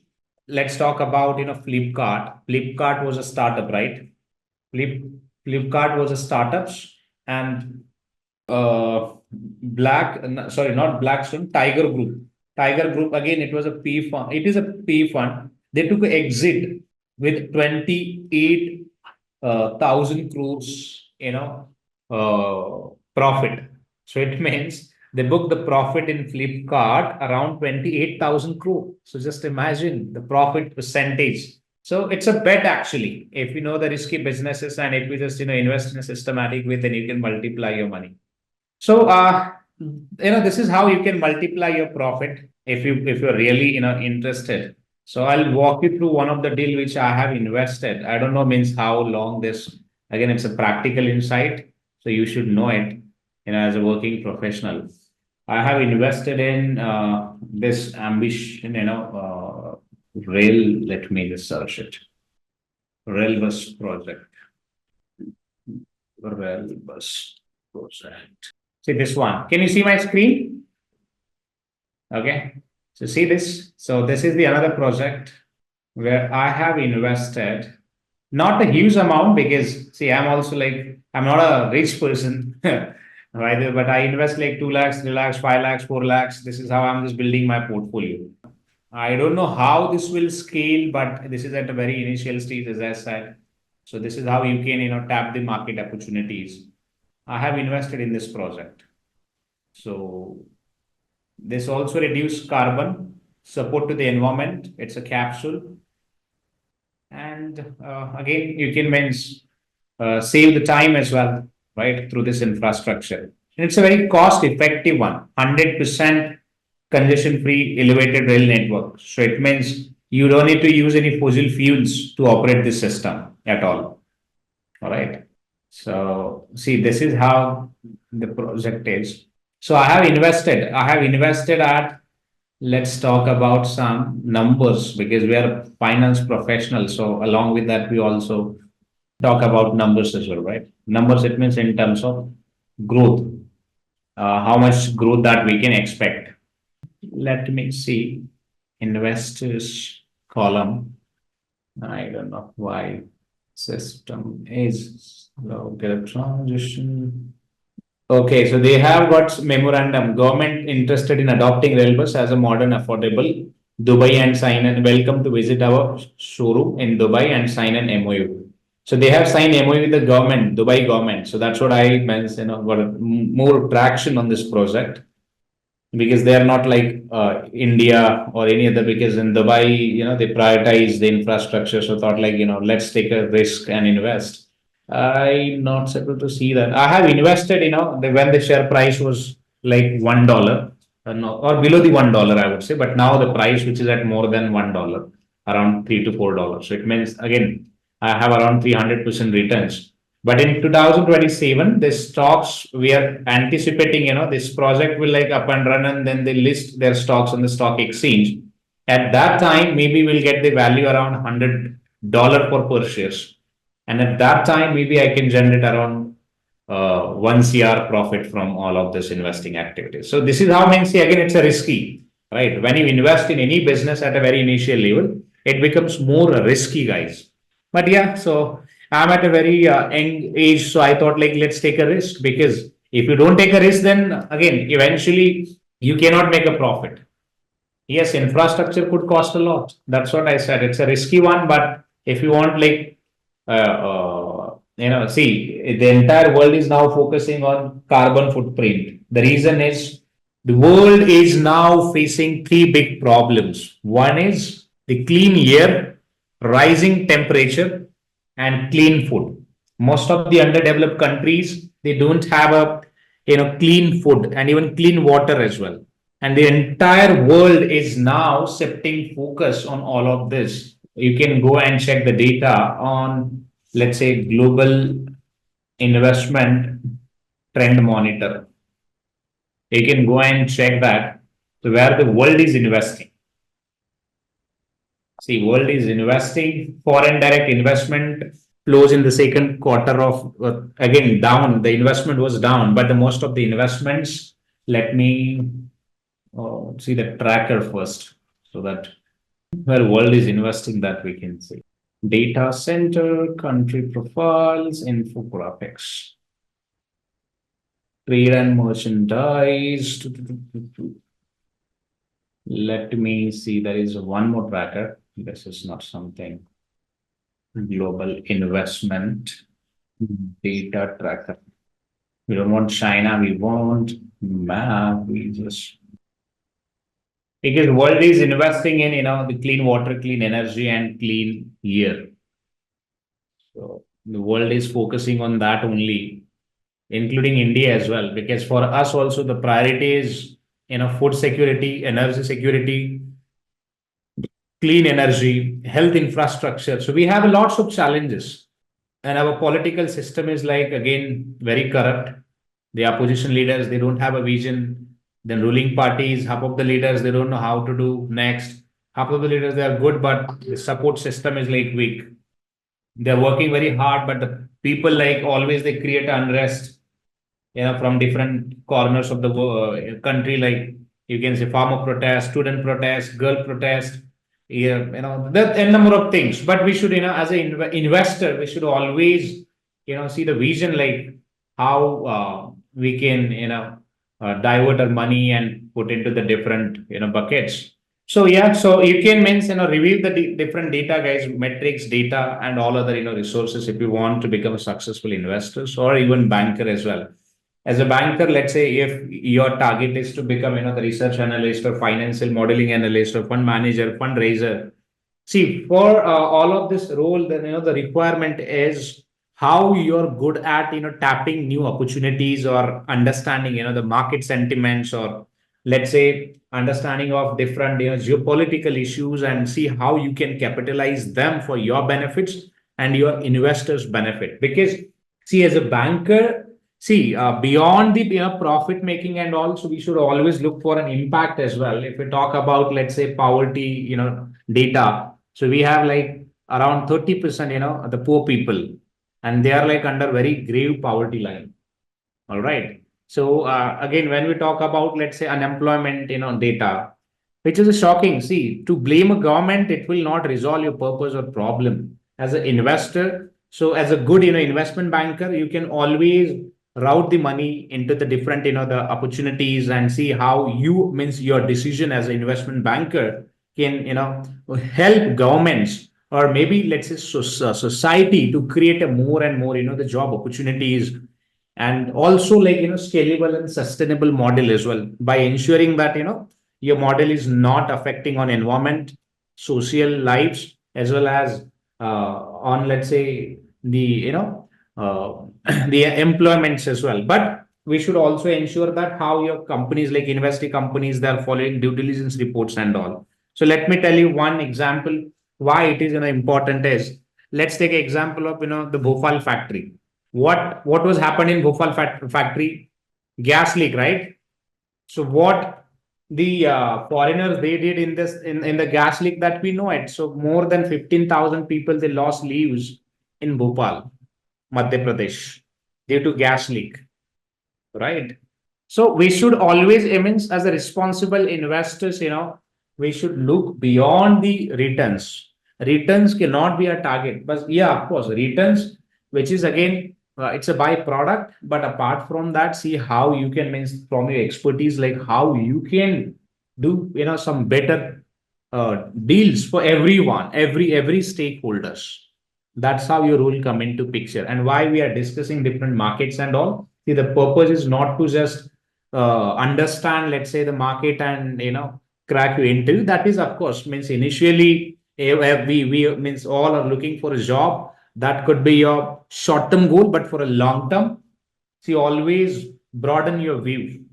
All right. So just see how see the longer picture at your lenses, and see how you can create a big footprint.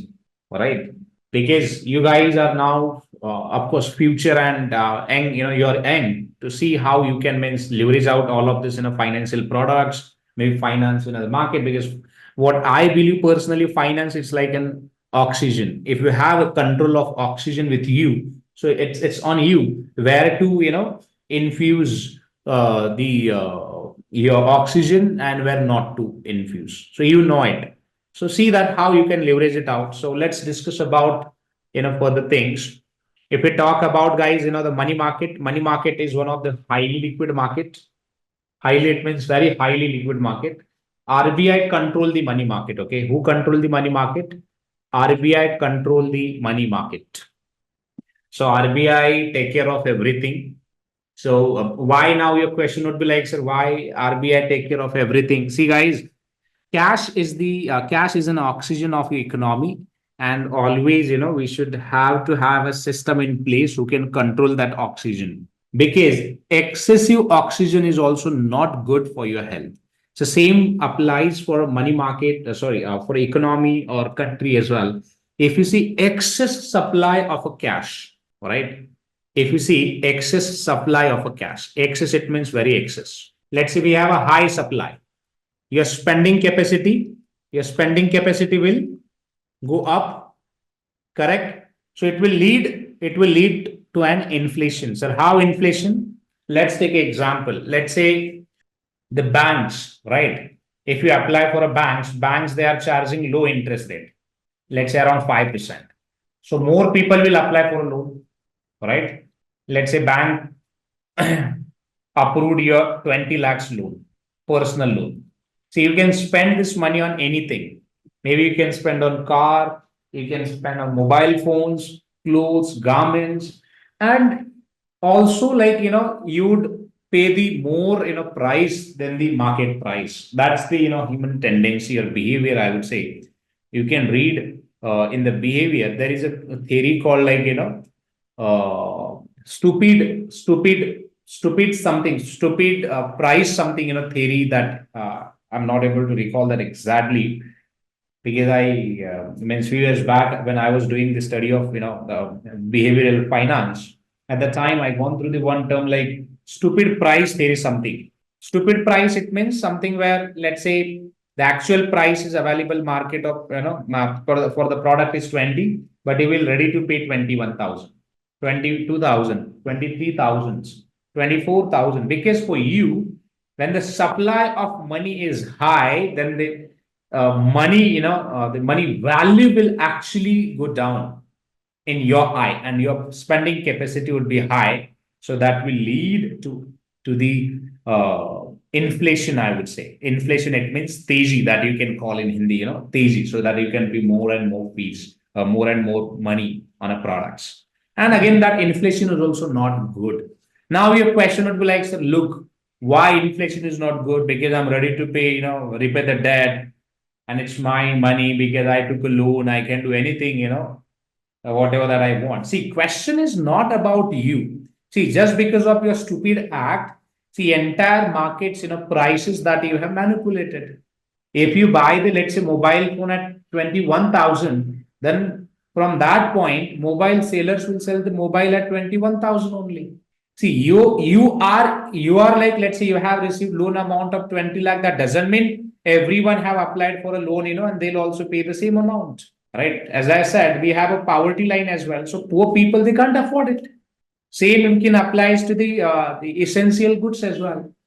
90%, cases that most of the poor people, they can't afford your, let's say, oils, good oils, means, the refined oils. They can't afford it, right? Even branded clothes. 30% of your country's, population, they can't afford the branded clothes, right? But just because of you, if you just want to manipulate the price of a goods, so that doesn't make any sense at all. And that's what we need a system who can control the oxygen, who can control the supply, and vice versa. What if, let's say, there is a low supply? There is a very low supply of money in the market, very low supply. What will happen in that case? Low supply, it means it will lead to the high interest rate, right? High interest rate. People, they'll not apply for loans, means apply for a loans. The number of people, they'll think about, it's a behavior. They'll think about, the interest cost is high, so why should I apply it? Instead of that, I'll wait until the rate, gets down. So it means the loan growth would be low. So in that case, what will happen? Supply of money would be again low, and that will lead to the inflation. So now your question would be like, sir, see, if we have a low supply, you are saying inflation. If we have a high supply, you are saying, my bad, very low, not inflation, recession, right? In terms of, let's say, low supply will have a, recession. In terms of high supply, you're saying, inflation, recession. So how to maintain a balance? See, balance of payment, which is a very critical part. Very critical part, it means very critical part. Because, see, to maintain a balance is a very important in terms of the, equal economic, you can say, like, the means everyone, they can afford it, for affordability of durable things. See, ultimately, your paper has no value. Let me tell you something. You can just access the services through paper because your note is your paper money, right? Let's say when you are on a bid and now you don't have a time because it will means, let's say you don't have a time. You don't have a time. It means, let's say your age is at 70, 80, 90, whatever it is. So what will you do with that paper money? You tell me. Nothing, because that money also, it will not save you, right? Now, question would be like, why we wanted to build all of this, maybe business, empires, all of this. See, ultimate the purpose is we want to support to the system, right? Maybe let's say if you're an entrepreneur, then you can build product, you can build your business empire, you can create a more and more employment opportunities, you can support to your community system, and in return of that, you will get a good life, right? You'll get a good life. So that's the whole and sole purpose. Even if you are a rich person like Ambani, Adani, they have also same 24 hours of time and 70 to 80 years of life. Same applies to us as well. Correct. So this rule is applies to everyone. So ultimate purpose of doing all of this is means everyone want better life, right? Better life, it means clean energy, clean water, clean food, clean energy, and safety and security, I would say, like defense. That's all. That's the means ultimate purpose. Why we want to make a money? For that purpose only. And if we look at now, to that purpose, then your oxygen matter a lot. So let's go ahead with the other market. The other market is FX market, foreign exchange market. See, foreign exchange market, again, it's a very highly liquid market. Highly liquid, it means highly liquid market. Let's talk about, some major currencies. the world's largest currency is USD. Then also you can say like GBP, Euro, JPY, and even Chinese currency as well. China's currency, right? These are the world's largest currencies or highly tradable currencies in the market. In FX market, if we see most of the currencies, they have pairs. USD, you can see USD with INR, USD with Ruby, USD with POK, USD with ED, USD with this and that, and SGD, right? So you can see pairs. Currencies always trades in pairs. Indian government recently, listed our currency as well in the international market, that Indian government want to settle the payments, or eventually the intention was like US government wanted to support to the Russia to settle their international payments and all, because when this invasion started, like Ukraine and Russia invasion, or the border escalation or war, let's say started at that time, entire the big countries, they banned the Russia from the USD, GBP, and Euro currencies, or even other Canadian currencies and all. But India facilitated, like India purchased everything from the Russia and then also settled the payment in the USD. How? Because see, India listed their currency INR, right? India listed their currency INR and pair that currency with rupee. So it means INR and rupee will trades. So where India will buy oil through their pair only, correct? And same India will help the Russian companies to trade that same oil in the international market with INR and GBP or USD or all other countries, because our currency was open to trades with other currencies and still which is open.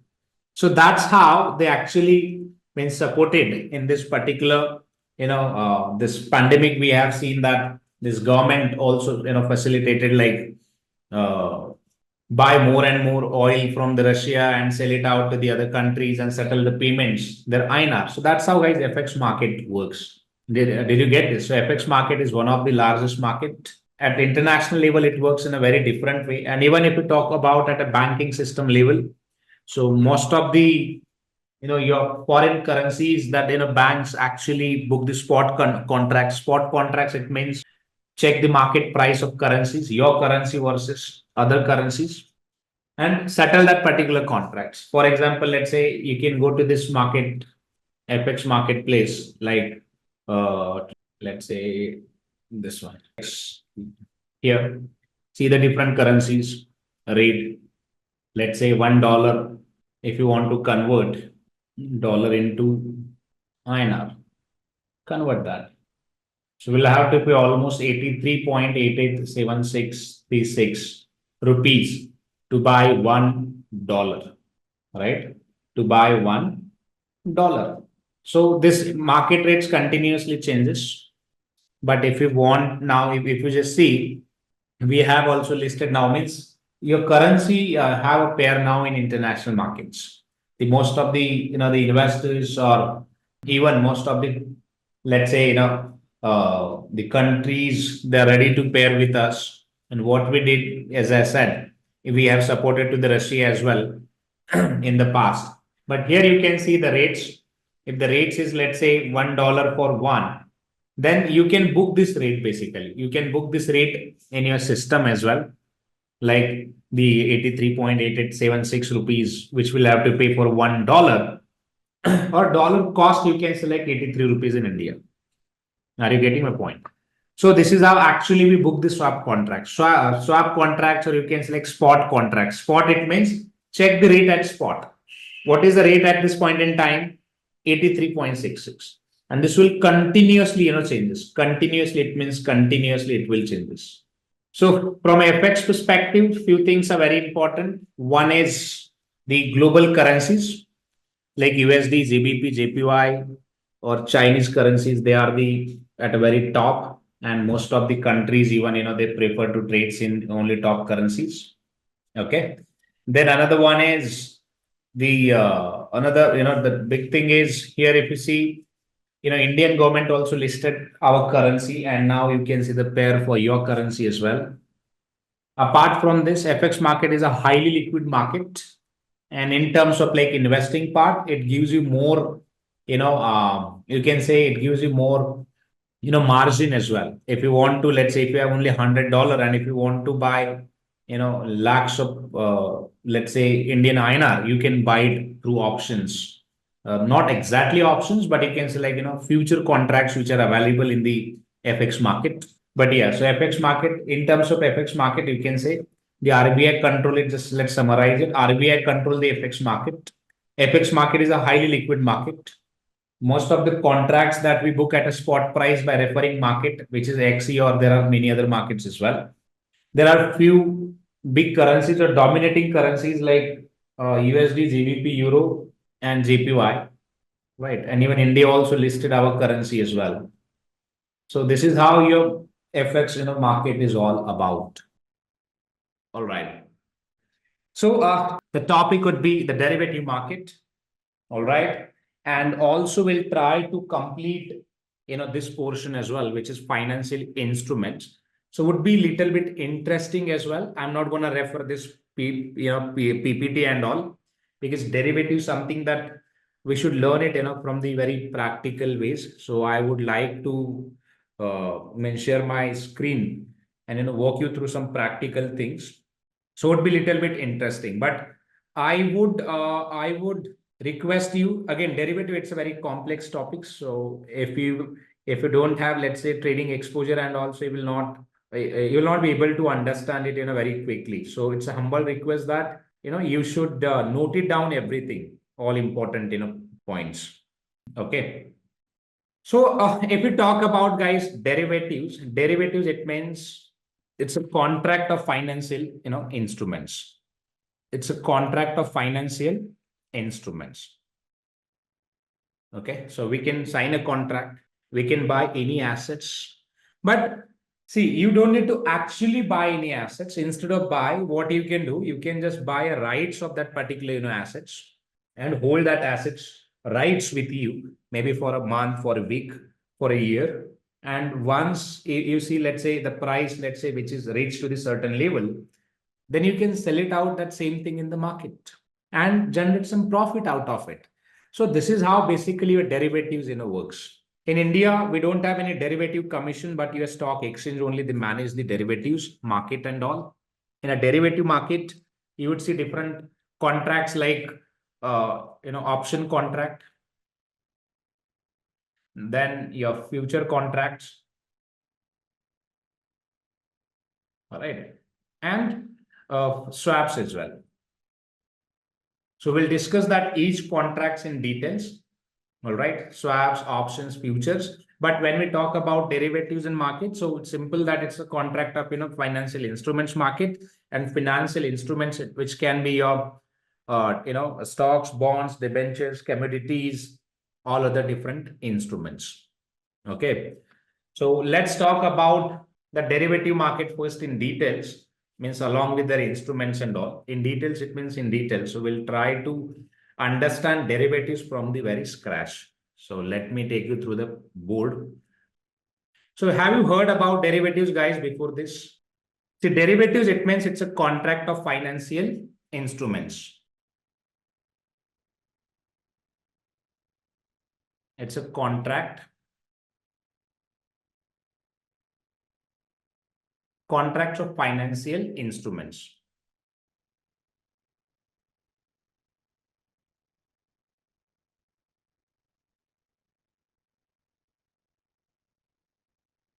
Okay.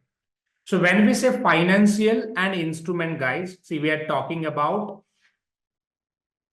again, equity, bonds, debentures, interest payment, cash, commodities, right? So that all comes under your financial instruments. And when we say contracts, see, contracts talks about the obligation. Contract talks about obligation. Obligation, it means buy obligations and sell obligations. If you want to buy or sell any assets, instead of buying assets, what you can do, you can just simply, buy the rights of that particular assets. See, assets, it could be anything, as I said, equity, bonds, debentures, interest, cash, commodities, anything. So to understand this process, how we can, let's say your question would be like, so look, how we can, buy the obligations. So let's take an example of, let's say, any stocks. Any stocks, it means any stocks. Right. So let's say the stock price which we have available is 10, 15, 20, 25, 30. This is a duration. Week 1, week 2, week 3, week 4, week 5, week 6. All right. Let's say there is one stock which is called Wipro. Stock name is Wipro. The price of Wipro, which is at, let's say, this level, 10 rupees. All right, 10 rupees. And here, let's say, if you are, let's say trader or investor, right? Let's say your means forecasting for future would be like, let's say, see, there would be 3 situations, right? One, price of this particular stock, it may go up, right? Price of this stock, it would be same. And third would be price may the stocks, it may go down, maybe up to 5 or even 1, right? High, low, or you can say medium or at same level. Correct. Now, let's say if your, let's say, research says, stock price will go up. Now, my question is to you, what will you do with this particular stock? If your research says this particular stock price will go up, if your research says price will go up, then in that case, what will you do? You tell me. This is a Wipro stock. Will you buy or will you sell it out? If you have 100 rupees, then how many quantities you can buy of this particular stock? Let's say current market price is, this is a current market price. So how many stocks you can buy? 10. Okay. Let's say you have purchased 10 quantities. Right. And after, means in a third week, let's say stock price reached at this level. You purchase at this one, you sell it out this one at this, this level, and the price of stock is at, in third week price, which is at 15. And you sold the same, 10 quantities at 15. So how much would be your profit? 5 rupees. And quantities you have purchases, how many? 10. So total profit would be 50 rupees, right? So now my question is to you. Okay, this was just a simple example. Let's say if I want to multiply my profit, so how can I do it? With the same capital. I don't have any extra capital. My capital is 100 rupees, but with the 100 rupees capital, how can I multiply my profit? See, if I have 100 rupees, and if you ask me, so sir, how would you do it? Then instead of, this buying dip and this and that, I'll simply look for a derivatives. So this 100 rupees, I'll, use as a margin. I'll use as a margin. And I'll use 100 rupees to, buy the financial instruments through contracts. So it means I'll just pay the fees, let's say initial fees, 10 rupees, 20 rupees for XYZ quantities. I'll buy quantities in bulk, I'll hold, and I'll multiply my profit. Now, how I'll do it? Let's talk about it. Instead of buying 10 quantities, what I would prefer, I will pay, let's say, 1 rupees margin, 1 rupees margin for each, shares. So margin is kind of advance, in terms of, let's say, if you want to book any tickets or anything as such, what we do, we just book the, seats in advance by paying 10%, 5%, correct? So same way, I'll pay 1 rupees margin as advance fees for each quantities, and in 100 rupees, I will buy 100 quantities. Right? And if same, let's say, thing happen like, share price from 10 to 15, it goes, then I'll book profit at 15. In this case, my profit would be 100 into 5. See this, 100 into 5, 500. See, on a capital of 100 rupees, I have multiplied my profit from 50 to 500. So it means almost 10x profit that I have generated from the same margin. Now your question would be, look, sir, what about risk? See, if the share price goes from, let's say, from 10 to 5, then I lose my entire capital. Means whatever fees, let's say, that I have paid 1 rupees for per shares. So definitely means I'll have to pay 100 rupees as a fees. And if I pay 100 rupees to the parties, and let's say if my, let's say, stock price goes, down from 10 to 5, or maybe, below the 5, then I'll lose my entire, profit, entire capital, whatever that I have paid. So this is how, guys, derivatives, works.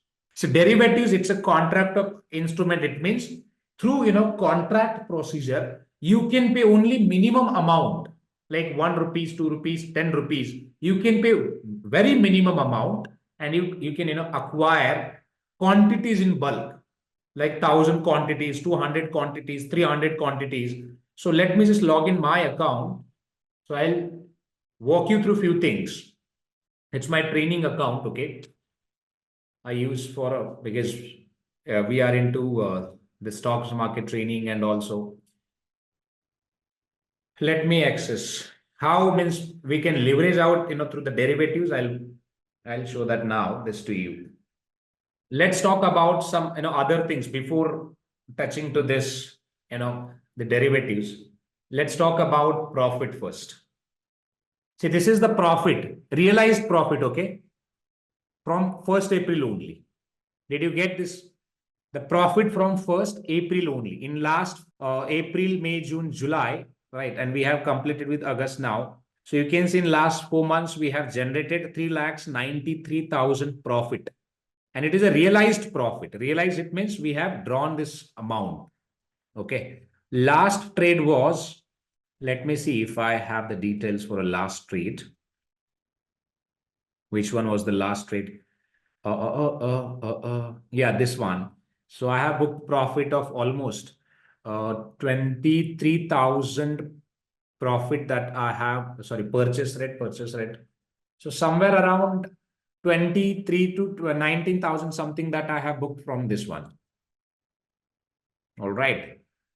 So yeah, so 3,93,000. But what I want, I have booked losses as well. It's not something that I have not booked any losses and all. So I have booked it. But how I have achieved this 4 lakhs, which is a realized profit from my portfolio. So, and how I have, let's say, means benefited of, took a benefits of, let's say, leveraged, right? So we'll discuss that part, because that is important from your training perspective. So now this realized profit. So let's talk about now capital, how much capital that I have invested. So here, if you see, so I always leverage out the, brokers, margin.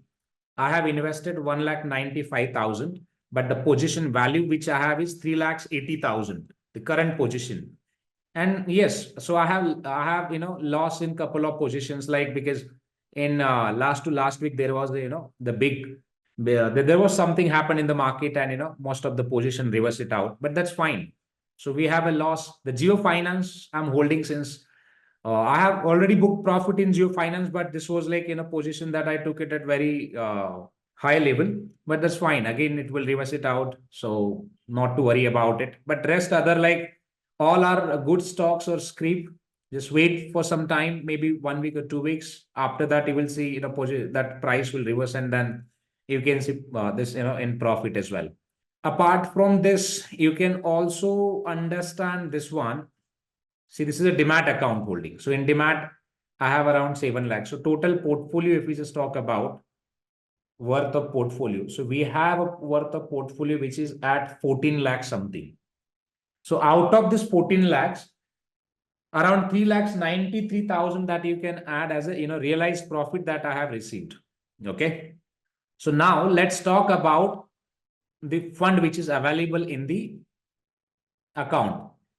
Oops. I don't see fund which is available. Why? There was a fund. Maybe due to the bank holiday, the fund is not here, but fund was there. Okay. So let's talk about now again the options, because we were talking about derivatives, right? If I have any open position? Yes, I have open position of Reliance Industries, right? Purchase at 59.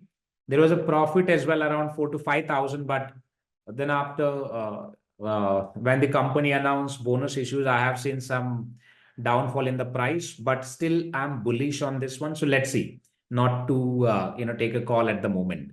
So now let's talk about, guys, why I have entered in this call option. Here if you see, I took a call option that I am anticipating that price may reach to the 3,100. Why and how? Let's see the now chart of Reliance. Where is it that?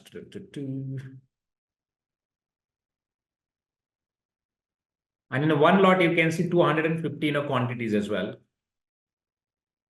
Reliance Capital, Reliance Industry, RELIANCE.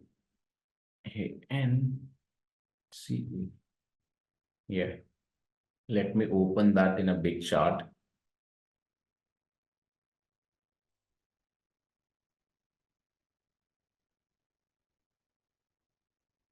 Reliance Group.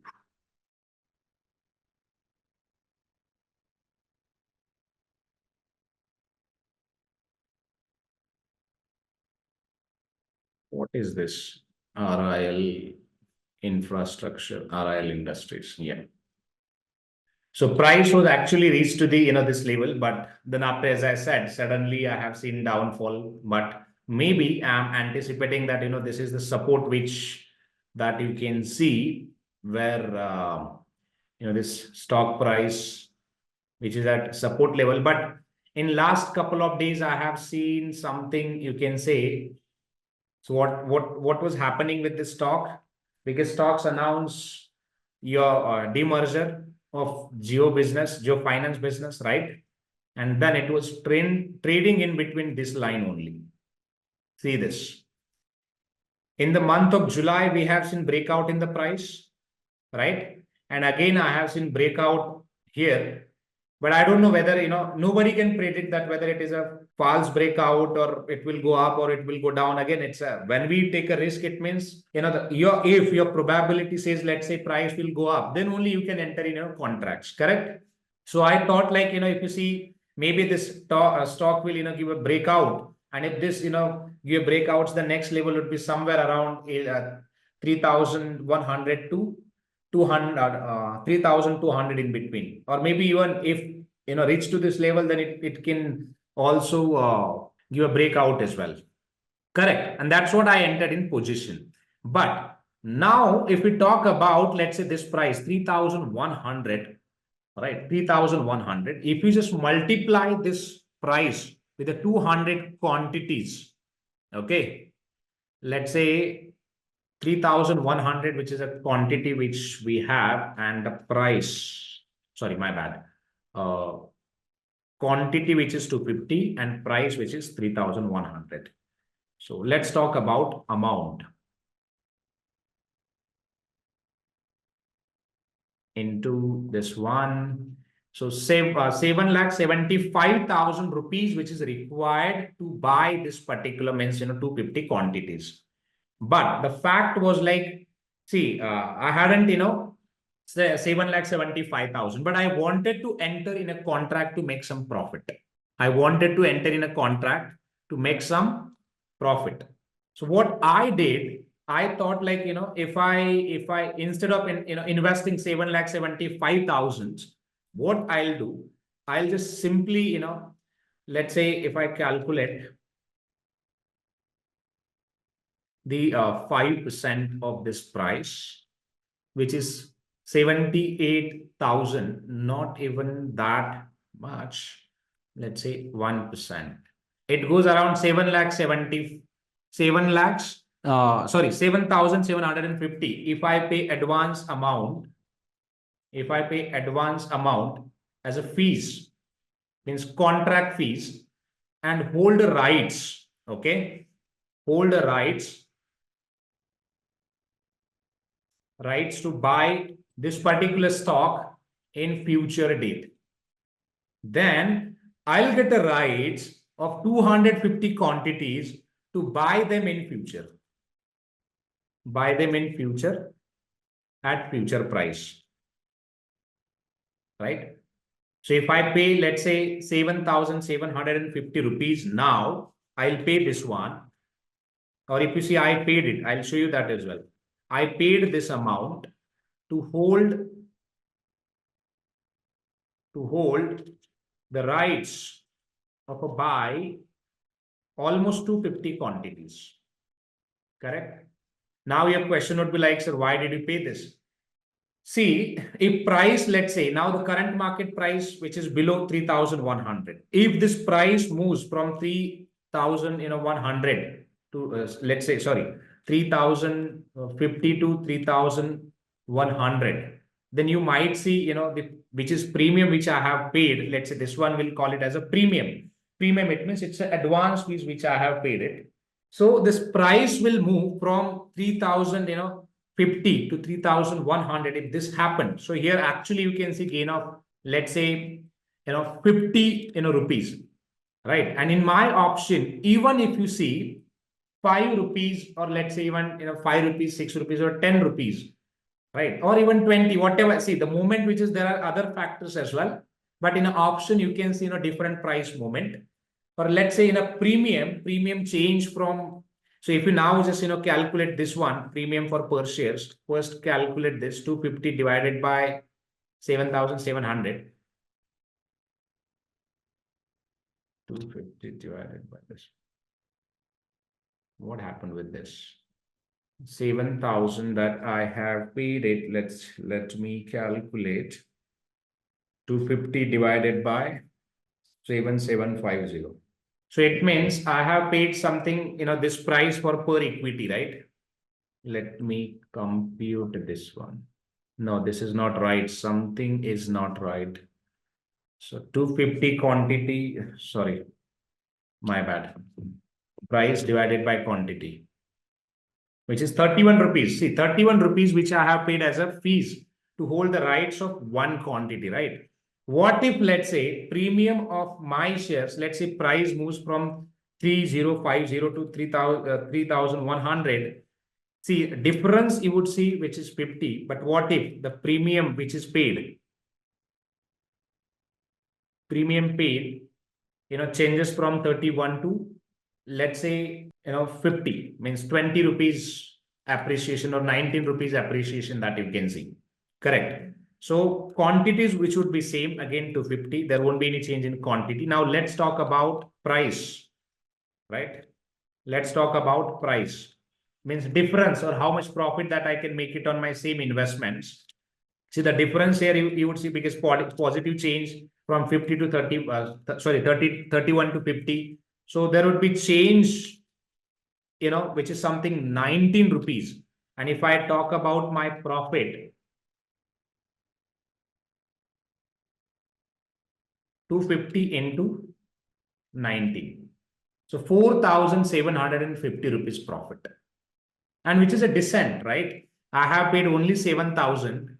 I have paid only 7,000 guys, 7,000 or this one, this much of amount to generate profit of this one.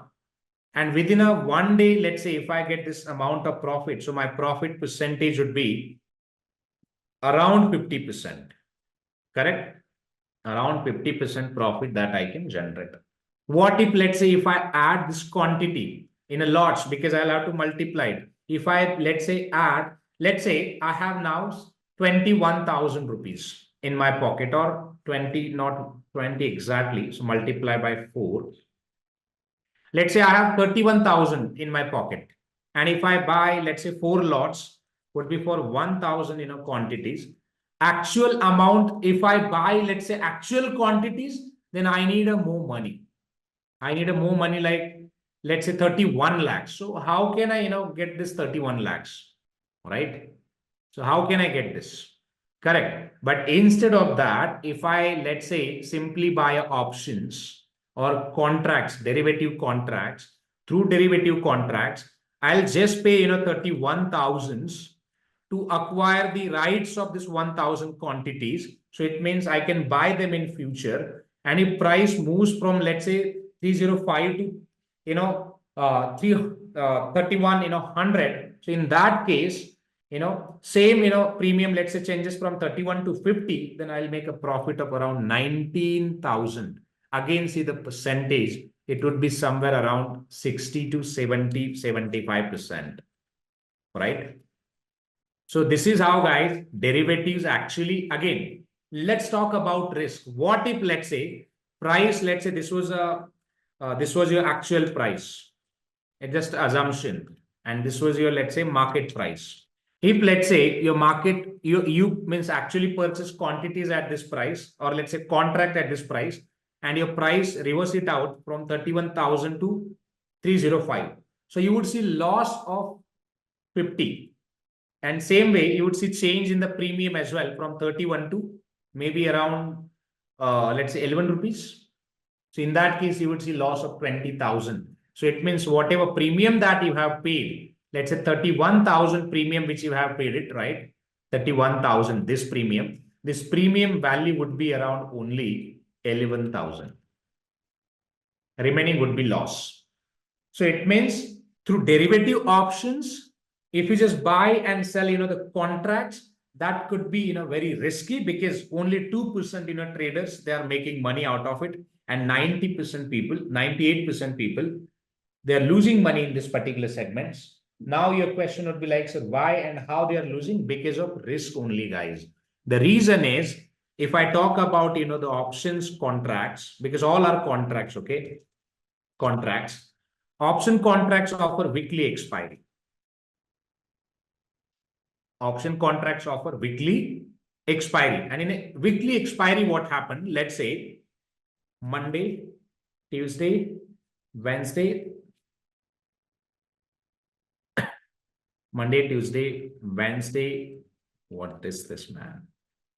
Thursday, Monday, Tuesday, Wednesday, Thursday, Friday, Saturday, and again Monday, Saturday, Sunday. See how your option market works. Let's say 31 rupees is the price, right? 31 rupees is the cost that we are paying for 7 days, right?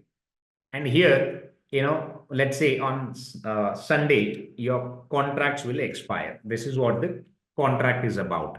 So it means you're not buying quantities. Understand this. You're not buying quantities. You're just buying legal rights so that you can buy that particular shares, or you can sell that particular shares in between Monday to Friday. Means it could be any day, right? It could be any day. You can sell that out at any point in time.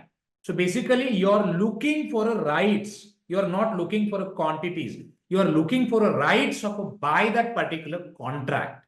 All right. So now, if I talk about, guys, the options, how your options works. Let's say if I talk about now premium, the days are 7, right? Days are 7. Okay. 31 rupees divided by 7. So per day, you're paying, fees. This is something your fees. Cost is it's a fees and quantities. Total quantities like let's say 1,000, but you're paying 4 rupees, 4.42 rupees fees for per day. And this calculate days and nights as well. Let's say you purchase, any option contract on Monday. So at the end of the market day, already this, 4.42 rupees will deducted from your total premium. Same for a Tuesday. You can see like this. 8.8 total means, on second days, your total premium that you will lose around 8.5. On this date, total premium that you will lose around 26, not 26. So you can just sum it out. 13.28, right? On third day, again, you will lose money around somewhere this. Let's calculate it. Let me calculate so that you can understand how premium works. 22 means every day we are just paying, taxes. And here, if you see, your premium will zero out. On expiry, your premium will zero out. Why is it zero out? Because guys, see this premium, it means it's a cost that you have paid for the next 7 days. Once the 7 days over, then whatever premium that you have paid, that will expire. So it means your premium value would be zero. And that's the risk. If let's say if that particular stock price failed to perform in your favor, then your premium every day you will lose your premium. Continuously, you will lose your premium. And even though if your, let's say, stock perform well, still you will lose your premium. The reason is it's a cost which you have paid in. If your stock moves in your favor, then only you can generate some profit. And that's the risk which is, you can see lies with your options contracts like put and call options. If you want to buy any contracts, so first understand it, like how your, the premium, how that your premium works. Premium is nothing but premium is a fees which we are paying to the central counterparty to hold the rights of assets, right? Maybe for a buy and sell. In both the cases, you can buy the rights. So if we talk about, let's say, call option talks about buy certain assets, buy certain debts, and you can again sell that assets at any point in time, because as a buyer, it will not have any obligations. But if I talk about again writers of the call options, writers definitely will have certain obligations. Writers, they cannot take an exit until their counterparty take an exit. So it means they will have to pay higher the amounts to hold the rights, because option sellers, they are something writers, and they always they always, their risk would be something where maximum capital and minimum, let's say, profit. But if we talk about option holders like call option holders or put option holders, their profit percentage would be unlimited, right? Their profit percentage would be unlimited, but losses would be limited. The reason is we are paying fees every day to hold the rights of the contracts, and that's what your losses would be limited as a holder. But the losses would be something that you, as I said, you have paid a fees to hold the rights of that particular asset. So it means every day you will have to pay fees, and every day you would see change in your premium.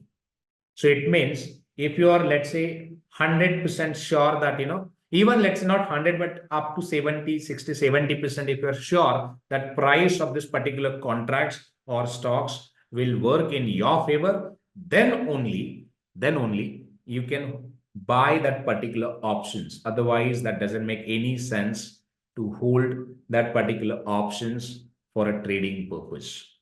The another reason is why we buy and sell the securities through options, because the options help us to multiply or maximize our profit. But on other hand, we cannot ignore the risk. See, if we see the more profit, you can also see the more risk as well. So if you're looking for a more profit, then you can lose your more capital as well. So this is how your option premium works, guys. Now your question would be like, sir, this is an investment banking session and why we are talking about, trading. See, I'm not talking about trading. Now let me tell you something that what we do in a banking. Let's say if you join any, let's say reconciliation process, maybe if you join any, let's say trade processing process or any other, the accounting process and all. So in that case, you will have to do the accounting of, option contracts. So it means you will have to calculate the exposure by multiplying, the quantities versus price of options. Then again, you will have to calculate the, value of options. Like, let's say, in terms of the value, it means the premium. If you see the changes in premium, then, that change you will have to multiply with the quantities. And that exposure which we needed for reconciliations, processing, and, to update or record that particular options in the books of account. The reason is investment banks maintain the investment books of records because most of the investment banks, they are brokers, so they maintain the investment books of records. And if we are, let's say, if we are not sure about this, premium and all, so how we can calculate, the exposure of options. Let's talk about now accounting. Hedge funds or other, mutual funds or individual traders, they trades in derivatives, right? If you don't know, let's say, how your derivative contract looks like, how or when your derivative contracts, expires, when or how your derivatives, options works, then how you can advise to your, traders or how you can manage their accounts. All right. So it is a very important from, the operation perspective as well. Then apart from that, if you don't know, let's say if any banks hire you to manage hedging, it means buying or selling, different contracts to hedge your products. And if you don't know how to hedge your option contracts or let's say assets through option contracts, then how will you means, manage your clients? So that's what your derivatives chapter is, very, very crucial. So margin money is nothing but, guys, margin money, it means it's your own money that you have paid it, right, to the broker or maybe let's say to the, parties. And you have also taken loans as well. If you see, let's talk about this particular transaction.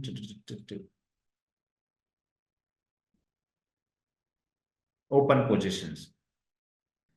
See, current value of a position is 3,80,000, but I have paid around 1,95,000, right, to hold the assets of 3,80,000. But who paid the remaining amount? Broker paid the remaining amount because I'm paying interest payment to them. Let me see if I have the data for last 1 month. See this, I'm paying interest payment on amount. Every day broker is charging interest payment to me. So total loan amount that I have is 5,25,000, 96,000 out of this. And I'm paying interest payment to the broker every day. See, every day broker is charging 139 rupees. I'm paying interest payment to them. Why?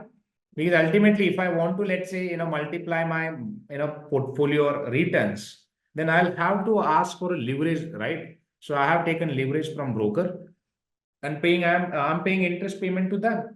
100 rupees is nothing. If I have a plan to generate, let's say, 1,000 rupees or 2,000 rupees on capital of, let's say, 5 lakhs, then which is a distant, right? Even if I generate, let's say, 1,000, still I would be in profit because my interest cost is only 39 rupees per day. Sorry, 130 rupees per day. See how much interest payment that I have paid in the month of August, from 1st August to in 31st of August. You can see I have paid interest payment of only 2,000. So my interest payment cost is only 2,000. So on other hand, let's talk about my profit in the month of August only. I'm sure the statement would be available. So I'll walk you through. Select custom. 1st of August. Okay.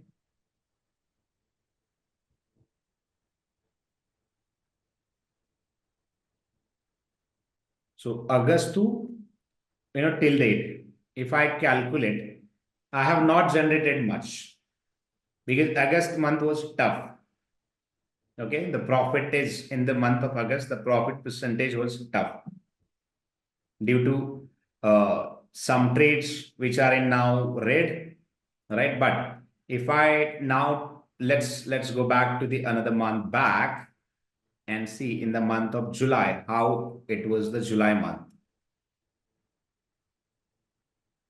In the July month only I booked the profit of 2 lakhs. And let's go back and check the interest cost which I have paid it.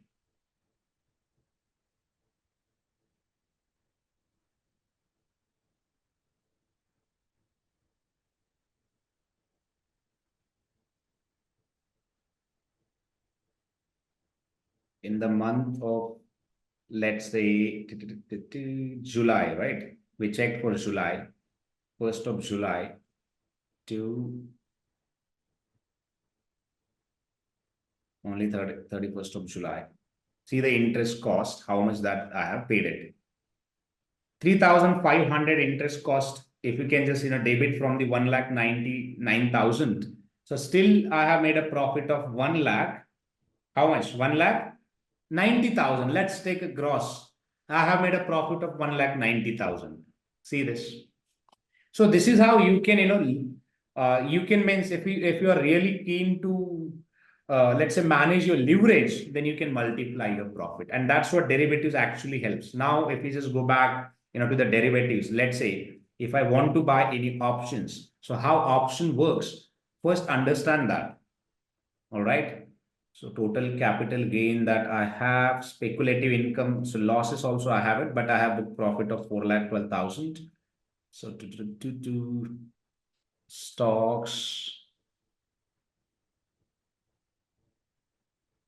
let's say again Reliance stocks or any other, let's take example of any other stocks as well, that's fine. If I talk about Wipro, if I want to buy, let's say Wipro stocks,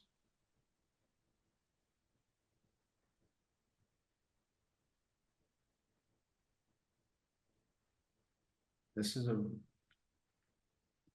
place. Select Wipro, buy Wipro. Let's say this one is a Wipro, right? If I select now one quantity, how much capital I needed? 538. But same stock, if I ask my broker to pay, some loan to me, right?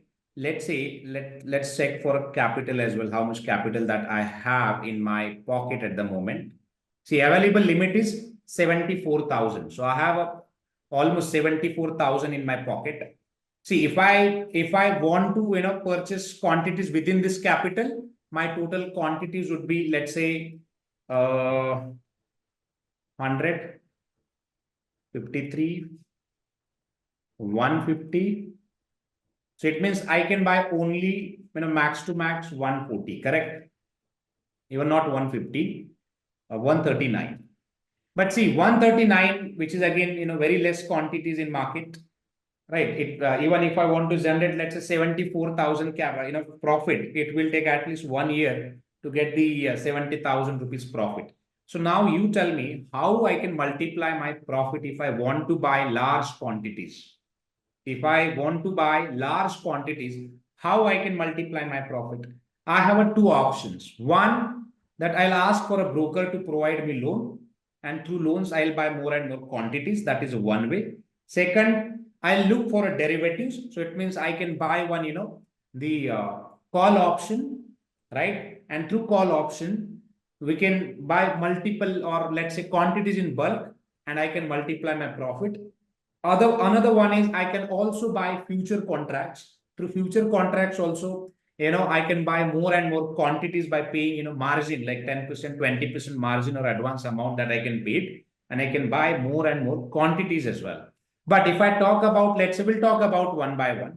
If I talk about margin, right? If I talk about margin and if I pay 74,000, right? So let's see how we can multiply our quantities now. See, with this fund, I'm able to only buy 139. But if I convert this into margin to funding, Let's see how much quantities that we can buy it.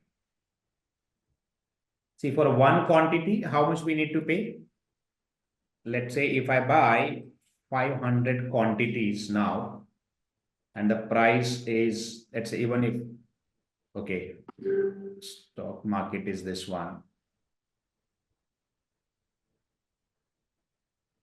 Current limit is 74,000, market price, right?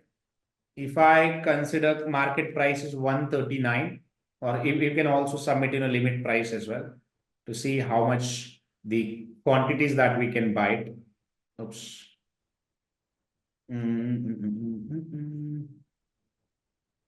I'll not place a trade, but see how much quantities that we can buy it out. Right.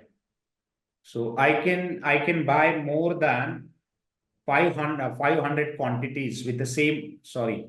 It is asking for an initial 30% of margin, okay? And rest margin, broker is ready to pay to me. So now calculate the 35% of this one, this value, 2,69,000. If I calculate 35%, so I required almost 94,000. But if I don't have a 94,000, then so I'll go back and I'll buy almost 400 quantities. See now, the 400 quantities instead of 400, by 380. See, so in the same margin, 74,000, I can buy the quantities of 71. Sorry, I can buy the quantities of 380. Now let's talk about total cost. See, total cost which is required. Go to here. Total cost is required 2,04,000, but I have only 74,000.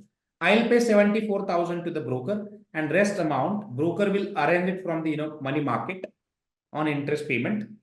So broker will fund around 1,30,000 to me, and that's how I'll multiply my quantities.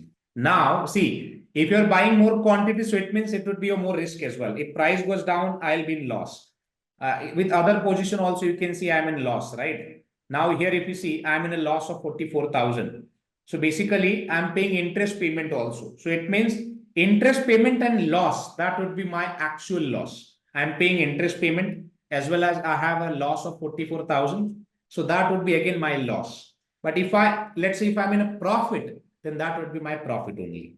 Or interest payments, of course, you can debit the interest payment as well. But if let's say, if I purchase 400 quantities and if price moves from 540 to let's say 600, so there would be profit of 64 per quantities, and we can easily multiply profit from 380 quantities to let's say 60. See the profit percentage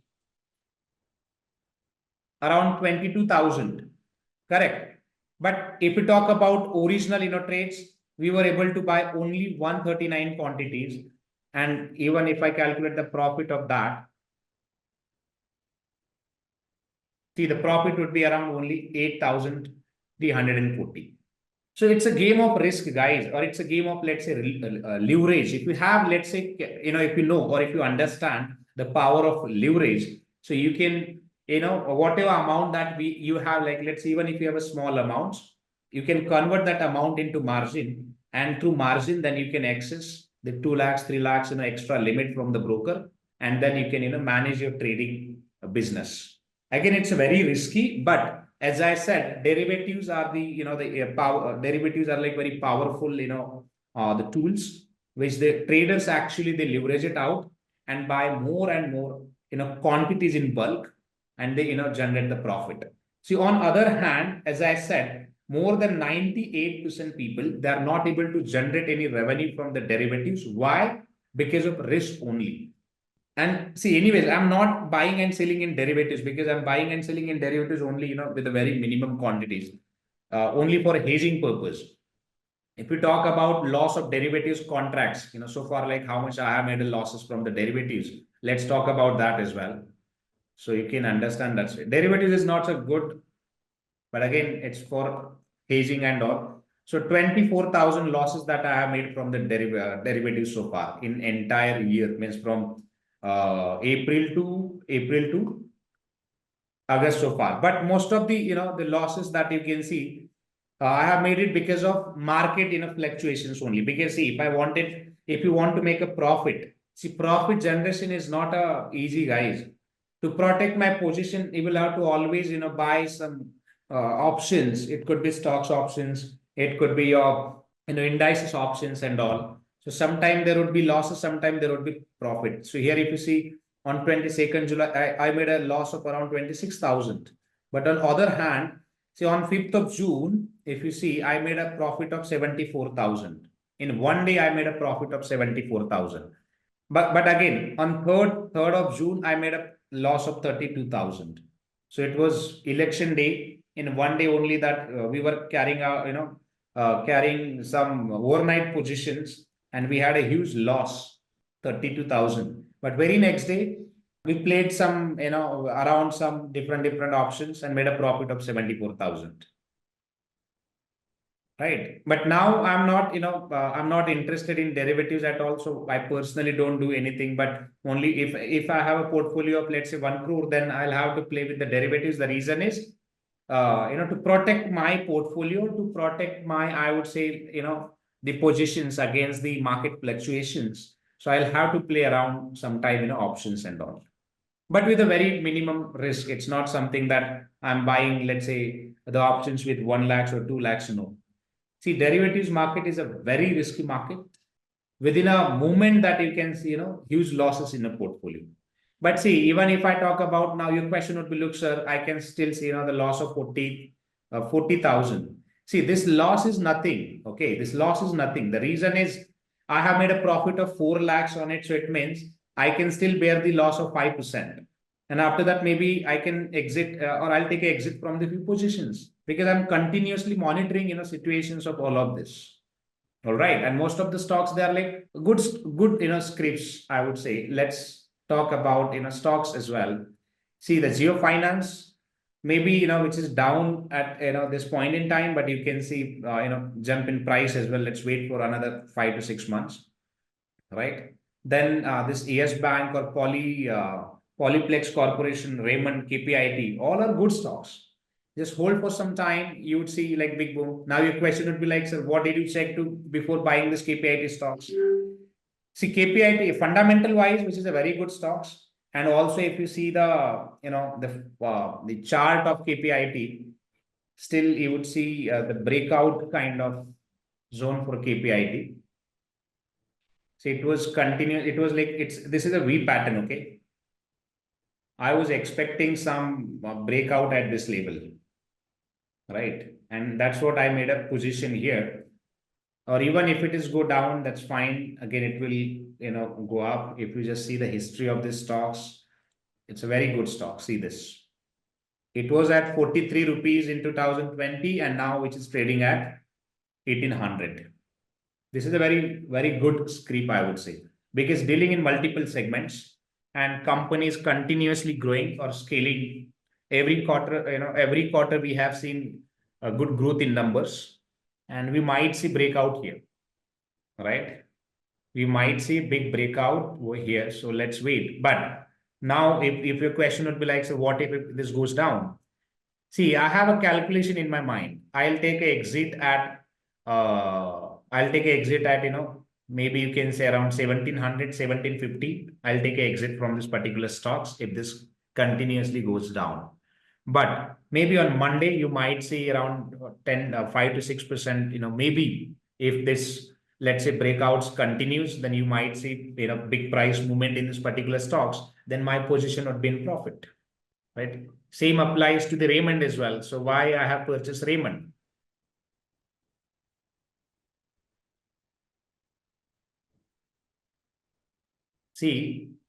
See the history of this particular stocks. See, before the pandemic, the stocks, it was reached to the 120, around 214 rupees something. And within a 2 years of time span, see, continuously the stocks achieve, high, and it was reached to the 3,500, right? But again, I have seen corrections, but if you see still the stocks which is in trend.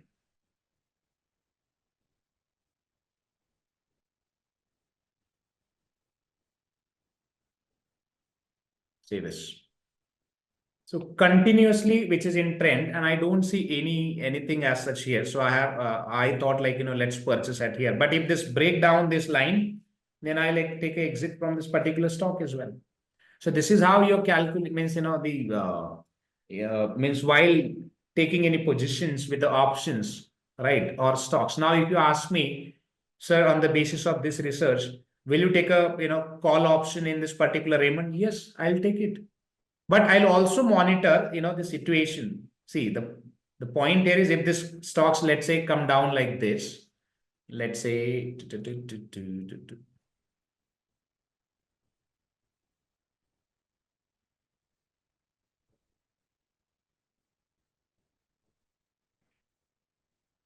so now if you see, let's say, the downside, say downside, if this, break this line, means trend line, then I'll take an exit.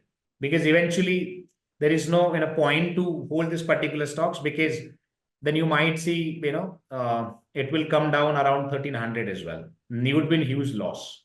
There is no point to then, hold this particular stocks. So I'm keeping an eye on this particular movement. And if this breaks out, then you can see again another level like 3400 level. Then in that case, I will definitely buy call option. But if this breaks, this level, and if this come down like this, then I'll look for a put option. Then I'll buy a put option in this particular stocks, right? I'll select the price, maybe let's say 2000 level here, and I'll buy this particular, put option, which is basically sell. I'll sell it at 2000. I'll hold the put option. Then you might see down to, level, which is around 1500 as well. And if this, let's say if this goes up, then immediate support you can see, or resistance, I would say you can see, which is at 2600 level. So this is how, this trading game works, guys. If you have some research, then accordingly, you can buy or hold options. You can buy options, you can hold options, and you can make some good amount of profit. But again, option business, it's a very risky business. In last 4 years, I have not generated a single penny from options. Though I lost around 7 to 8 lakhs in the year of 2018. I have recovered that amount in 2023. Then after I thought like, let's not, play around any options. And even till today also, I am not an active buyer of options, or even I'm not a seller. I'm actively doing in only, this unlisted bonds, or you can see equities like through positioning and all. But I'm not buying and selling any stocks in your options in a derivative market. Why? Because of risk only. I don't want to take a risk, that level of risk. I'm not dreaming to become a rich in just one day or one night.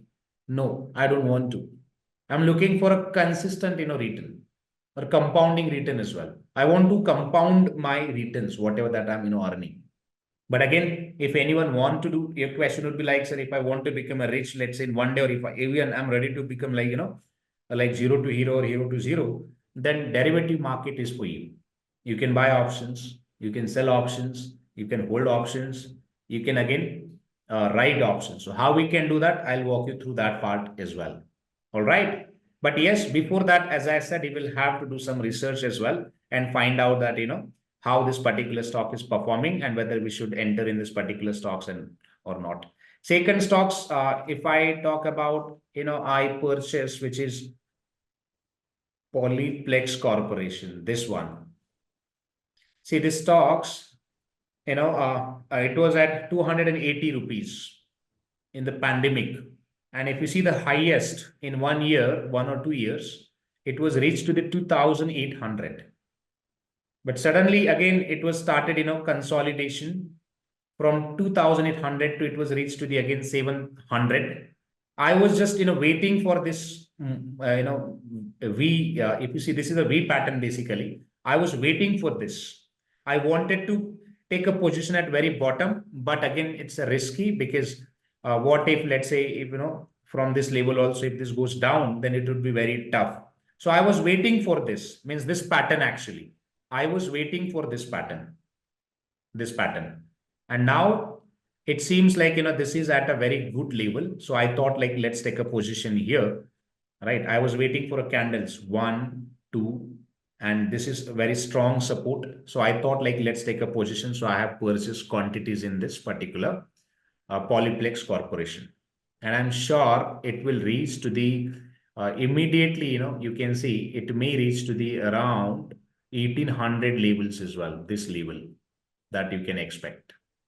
Very soon you can expect this level. First level would be this, and second would be this. See, if you have this kind of research, then only you can buy options.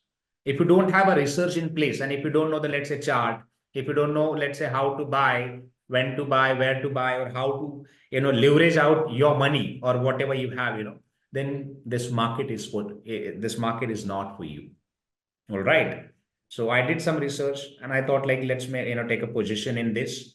So I took it. So now let's go back to the options and how you can buy it. See, options, you can buy index as well, like NSE, BSE. So let's check some charts for NSE as well, and then we'll talk about some how we can write and how we can buy it.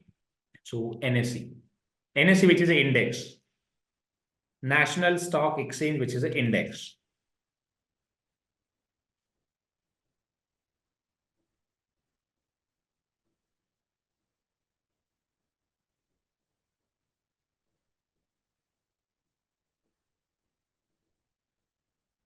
What happened to this NSE? My bad. Bank Nifty, we have a Bank Nifty as well. Bank Nifty represent your financial means total financial sector or reputed companies from the banking sector, I would say. Then we have a NSE, or we have a different index as well, Nifty, Nifty 50. So this, I'm talking about Nifty 50. This includes top 50 companies of India, right? So nowadays to predict, this Nifty, it's very difficult. But if we talk about, let's say, trend, every time we have seen, some good movement in this particular Nifty. See, on election date, what happened with Nifty? If you see, market open at this price and close at this. When market, felt like now Modi, it will not be in power, then most of the big investors, they sold out the position. Huge position, they just, sell it out, and then market, it was like free flow, or you can say like, the free ride. So it was for market, and then, market crashed by 1400 points. But very next day, the investors, they were very bullish about this, and they thought like this government can also, means Modi can form a government with the alliances. Then again, the market open at this level. And if you see within 2 days, entire market recovered, not only recovered, see the movement, guys, just because of, the Modi only, the market from 2,300 to reach to the 2,500. So 2,000 movements in market we have seen. Because this is all about, the confidence. But now if you ask me, sir, what will you do with this, situation? So at the moment, it is very difficult to predict, because again, market gave a breakout. See, the previous, the market high was 25,000. And yesterday only, or day before yesterday, I would say, market already crossed that. So you might see another high, and market can reach out to the 26,000 very soon, maybe in next week, that you can see market will touch to the 26,000 mark, or maybe market will go down as well. Maybe it can come down at 24,000, or maybe below that. So it depends. So we can't predict that. But on the basis of this only, if you ask me, sir, what would be your, let's say, next move? Then I look for, guys, see the market, which I can see market will reach to the 26,000. Then I look for a call option. I'll simply go to the my broking account, select this one, look for option chain, right? This is your option chain. So you can analyze some data as well, right? So look for a data. It means how the trend is. Basically, trend, it should be your friend. If the trend says the most of the trends, let's say if they're looking for a buy, then I look for a buy only. Why should I look for a sell, right? So to see that open interest, which is the highest open interest which you can see for which option? 29 lakhs, 29 lakhs, 36 lakhs for 25,500. Okay, this is the open interest. Okay, so it means still you can, people they are bullish. This is a call details. Okay, then yeah, 40 lakhs for 25,800. So it means market is bullish. So the buyers, right? They are anticipating that market will reach to the 25,800 maybe next week.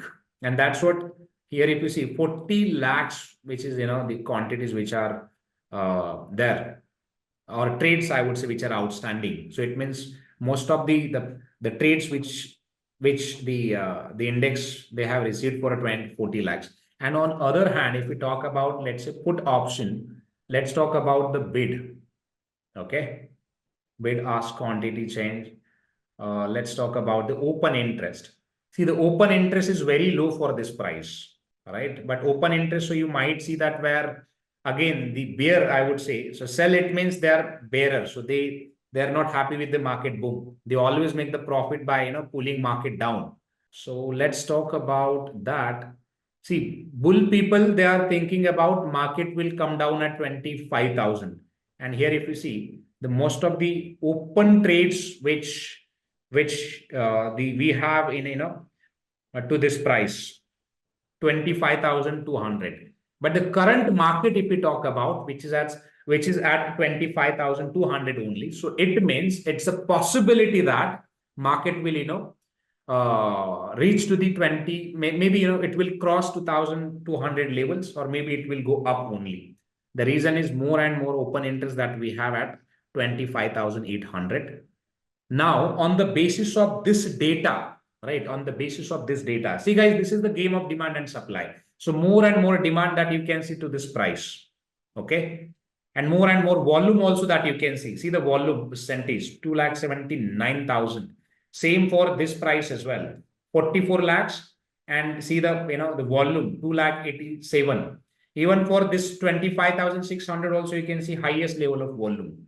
So I would prefer this, maybe 25,600, maybe 20,700, 800. Or if I have a huge capital, then I'll also, look for this one as well. 24,800 call price, or maybe 25,000, let's say 25,000, this one as well. Now your question would be like, sir, why this one? The reason is, if I, let's say, buy in the money, see here in the option, you can select in the money, out the money, and at the money. We'll discuss that as well, what is at the money and what is out the money. But if I buy, let's say this one, guys, this one, the moment of my option price would be high. But if I buy, let's say this one, 5,300, because the current market price of the Nifty is 25,000, to 30, or let's say 50 even. See, if I buy any option below this price, would be my out the money option. Sorry, in the money options for call option. And if I buy any, let's say, options with the above, price of the market price, so that would be my out the money options. So in the out the money options, most of the poor people, they lose entire their money in out the money options only, because out the money options, price of the out the money options should be very low. See this. Let's talk about some premium. If I want to buy this one, it's the last price of, let's say 20, let's talk about 25,000. Okay, premium that I'll have to pay around, see this, 340 for per quantity. But if I buy, let's say this one, 25,000, let's say even 300 also, I'll pay only 125. So you can see the difference in a premium of almost 50%. So if I want to buy more quantities, then I look for out the money. If I want to buy, let's say, quality of quantities, then I look for in the money, right? So if you pay more fees, then you can see more speed. If you pay less fees, then you can see less or I would say low speed in this your options. So that's what we always prefer to buy in the money options, even if it is a buy options or even if it is a call options. In both the cases, you can buy in the money options if you want to book, or let's say if you want to earn some money. But yes, in the money options would be costly one. So it means you will have to pay more fees to buy that. So that's what we means, most of the time we prefer the in the money options only. All right. So this is how your options, looks like. But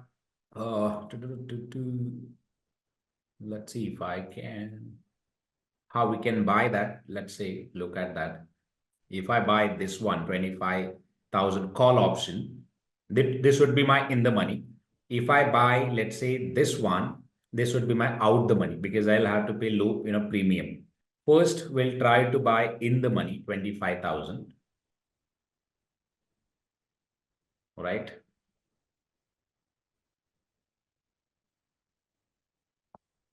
Then,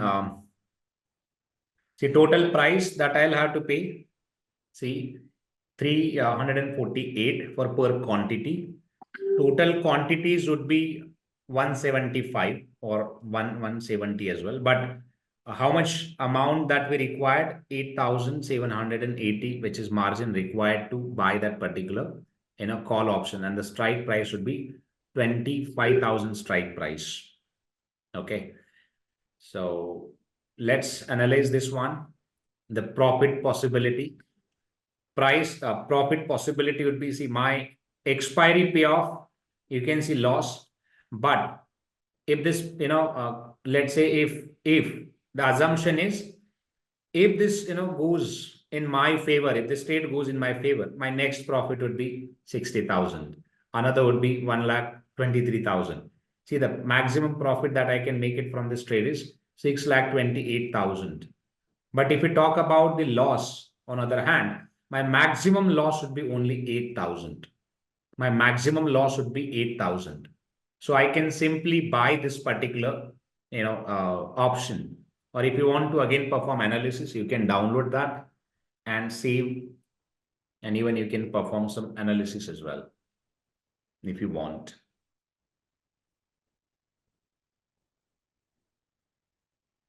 How this strategy works and all. I don't want to buy it now. Again, it's a it's a non-business day. So, all right. So you can just open, let me just open.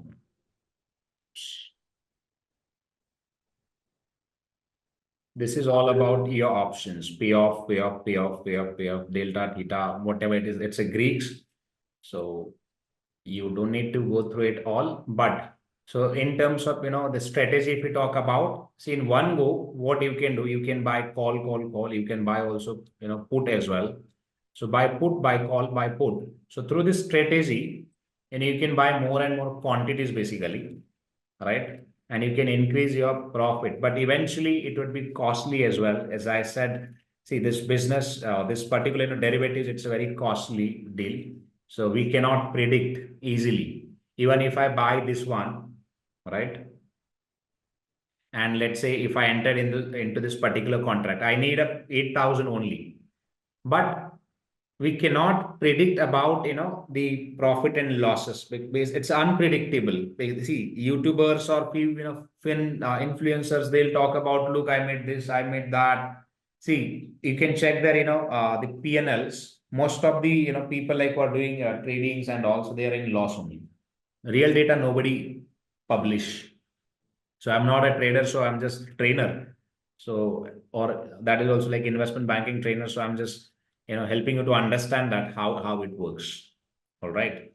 So yeah, these are the things about derivative options. So, all right. So I'll walk you through a couple of the examples like how we can place the derivatives and all, and then we have a different the slides prepared for different contracts. So, and yeah, so we'll discuss in details about it because derivatives is a complex one. So we'll pay more time on this one. And then rest is like Easy to understand, or I would say it's a simple one. So let's start with this. See, now if I want to buy, any options, simply what you can do, go to the your broker account. If you have any broker account, you can go to your accounts. Let's say if I talk about Nifty, select the strike price. Strike price, it means the price which you are looking for. Okay. Let's say this one. All options have a weekly expiry because every week, options will expire. Then, to option chain, I'll select this. I'm looking for this one. So I'll buy it now. Click on buy. Required margin is 8,000, but I have only 300, which is in my pocket at the moment. So I can't buy this one. But yeah, so in this way, you can also follow the same thing and buy options. Okay. See, same options, if I sell it, see, this is a call option. If you read this one, this portion, on 5th September, this option will expire. And this one is a strike price. Okay, this portion is called European because in options we have two types of options. One is European options and another one is American options. So difference between call and American and European is you call. See, American options are like they have a weekly expiry. Sorry, this European have a weekly expiry, so it means they are more standard. But if I talk about American one, so expiry of options, like before the expiry also you can exercise that, and it's very bit difficult to the stock exchange to deal with all of these options. So most of the stock exchanges, they have only the European options available for a trades. So see, it means called European. When we say buy, see, I'm looking to buy this particular option because my, let's say, research says this price will go up, and that's what I'm looking for a buy. See, options that you can buy in lots, one lots for 25 quantities. So 25 quantities into price, right? Let's say if I'm looking for a 25 quantities, 25 into price, if we just multiply this, that would be a price. In terms of price, you can select two different prices. Current market of this option is 348.4. So total margin which is required 8,000, but I don't have 8,000 in a balance available. You can select limit price as well as market price. Limit price, it means, guys, your price, right? You can select any price between 0 to 10 to between 1,200. You can select any price. As a buyer, we always try to buy any product at a lower price than the market price. And in terms of selling, always we try to sell in a product at a higher price than the market price. Okay. Then you can select market price as well. If you select market price, it means if the market price is 348, then your trade will execute at this price. You can also select stop loss as well.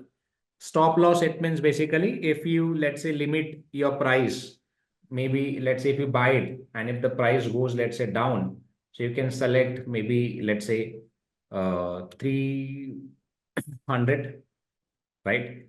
So if your premium goes below the 300, then basically, this will execute your contract at that price. So this is how you can limit your stop losses as well. Okay, but here it says like you can limit the price between 345 to 1,200 for a stop loss. So select the stop loss accordingly. Then apart from this, if you see sell options, if you want to sell, see, for a same price, if you want to sell is all about, guys, writing options. Okay, writing, it means, see, your option holders, they are paying premium, but they're paying premium to whom? Understand this one. Let's say you're an option buyer, then, and let's say I'm an option seller, then, so you guys are paying premium to me only. Okay, because I'm an option seller, so that premium, it would be my profit. But what if, let's say, that option works in your favor, then whatever profit that you would see in your options, so that profit I'll pay it to you from my pocket. So this is how it works. So option sellers, basically, they are very big traders. They have a huge capacity. Now, if we talk about, the capital which is required, see how much capital is required for option. See, for option selling, we required 75,000, right? If you want to write this option, then required around 75,000. And but for the same option, if you just want to buy it, required 8,000. So it means almost 10x, extra capital we required to buy option trades in the market. So this is how you can understand it. So this is a call option. You can buy calls. You can even sell calls. But if you sell calls, that would be your option, writing part. And if you just buy it, that would be your holding options, right? So before the 5th of September, means if you just exit, let's say if you entered in this option today, see before the or on or before the 5th of September, you can buy this option as many times. So that depends on you. As much as many means, you can buy today, you can sell tomorrow, you can buy, or you can buy tomorrow, you can again sell tomorrow. You can do these activities continuously. It depends on you how you want to execute it. All right.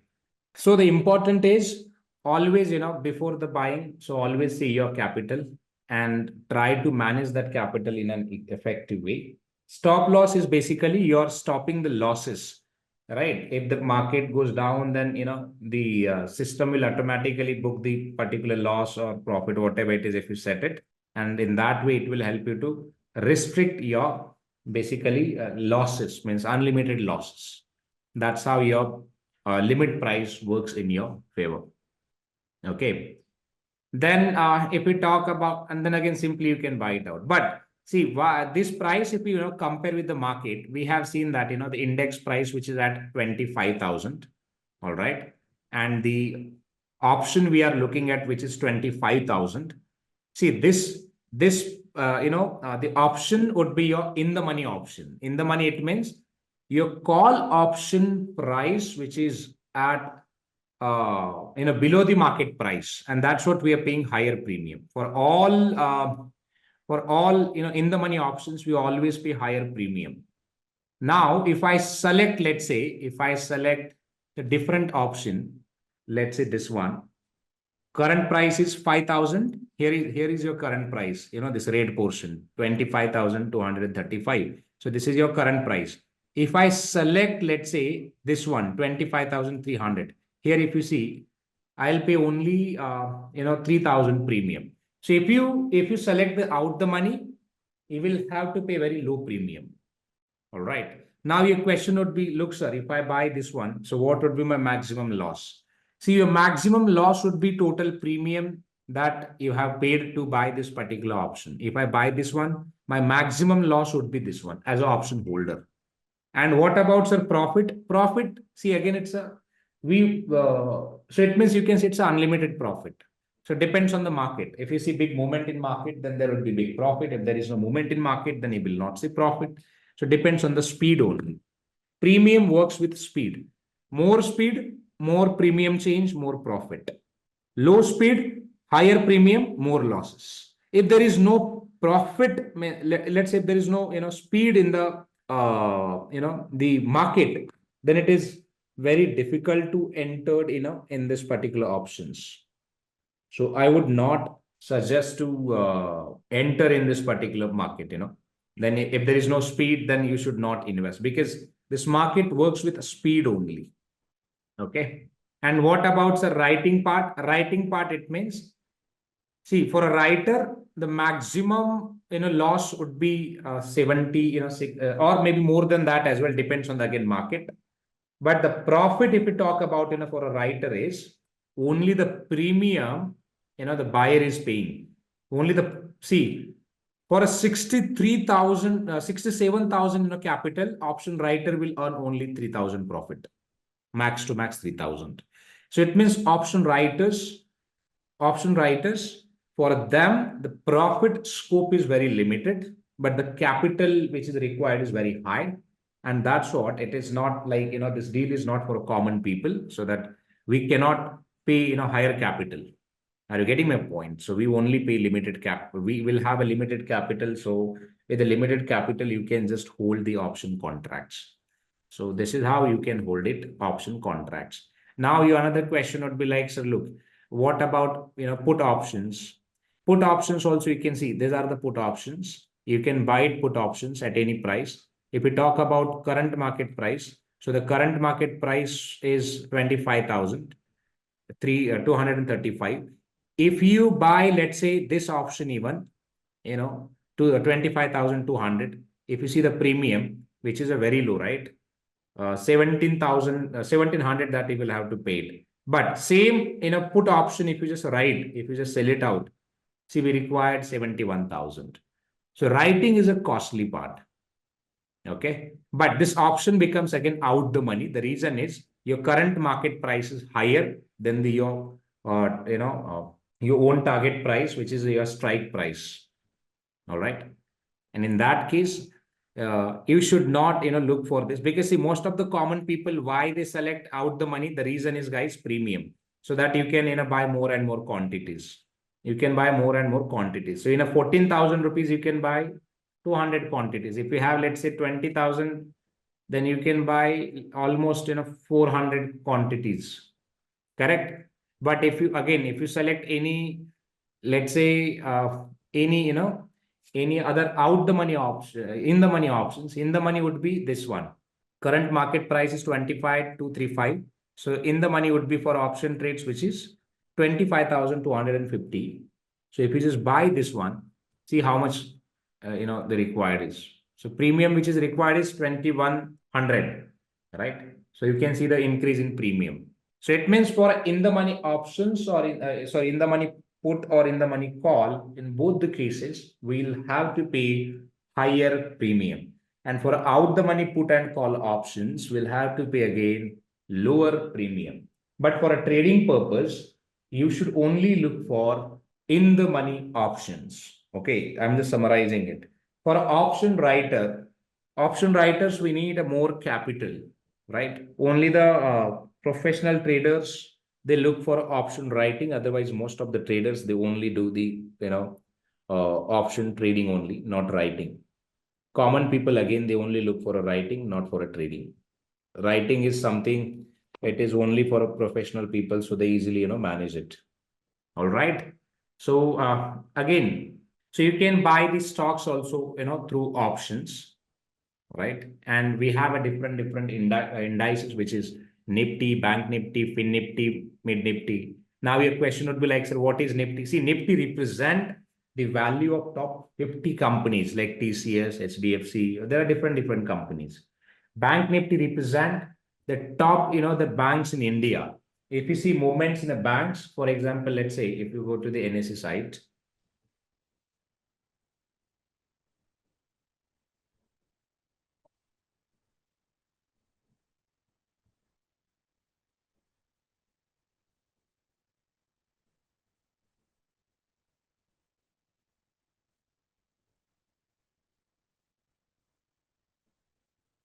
let's talk about indices. Since Nifty 50 represent the top 50 companies in India or their market caps, I would say. Okay. So 25,000, it means, which is something 25 lakhs crores. So just click on this. See this. All are the top 50 companies from different sectors. If you see the change in this companies stock price, then you would see change in indices. So basically indices represent your top companies. Okay. So your indices represent top companies. If you see, let's say if HDFC Bank, Tata Motors, or all other companies, if they if the price decrease of those stocks in the market, then again your Nifty will Nifty means index will decrease. So basically indexes represent index is representing to the top companies from different sector. TCS, Sun Pharma, Power Grid, Bajaj Finance, Hero MotoCorp, NTPC, all other companies. So it is very important that if the top companies, let's say, grows, then your index will grow. If the top companies, let's say, if they if let's assume it, if they don't, if they haven't performed well for a particular year, then you would see, downfall in index as well. So basically, Nifty index is linked with your top 50 companies growth. If the top 50 companies they grows, then your index will grow. If top 50 companies, let's say, uh, uh, the growth, if you see in their stocks or in their business, then you would see again Nifty, that index will also, the price of index will also grow, or index value also it will, reduce, because index value is based on, as I said, the top 50 companies from different sector. All right. So let's talk about the what is option exactly. So we'll cover the options part. So here you can note it down, please. Okay. See, options has a two types. If we talk about options, it means it's a contract of financial instruments which derives the value of actual securities, bonds, options, currencies, and all. So anyone can buy it. It is allowed to anyone. If you have a more capital, then you can write the options. If you have a low capital, then you can hold the options. Option holders, they pay the premium. Option writers, they pay the margin. All right. Total loss of option holder would be like, initial paid premium. And for option writers, initial paid premium by the holders would be the maximum profit of option writers. Option writers, they're like, highly professional traders. And option holders, they're like novice, or maybe you can say, or anyone can do it. Option holding or writing can be done for a leveraging, or let's say, making more and more profit. And it's a common thing, if you see more profit, then you will have a more losses as well.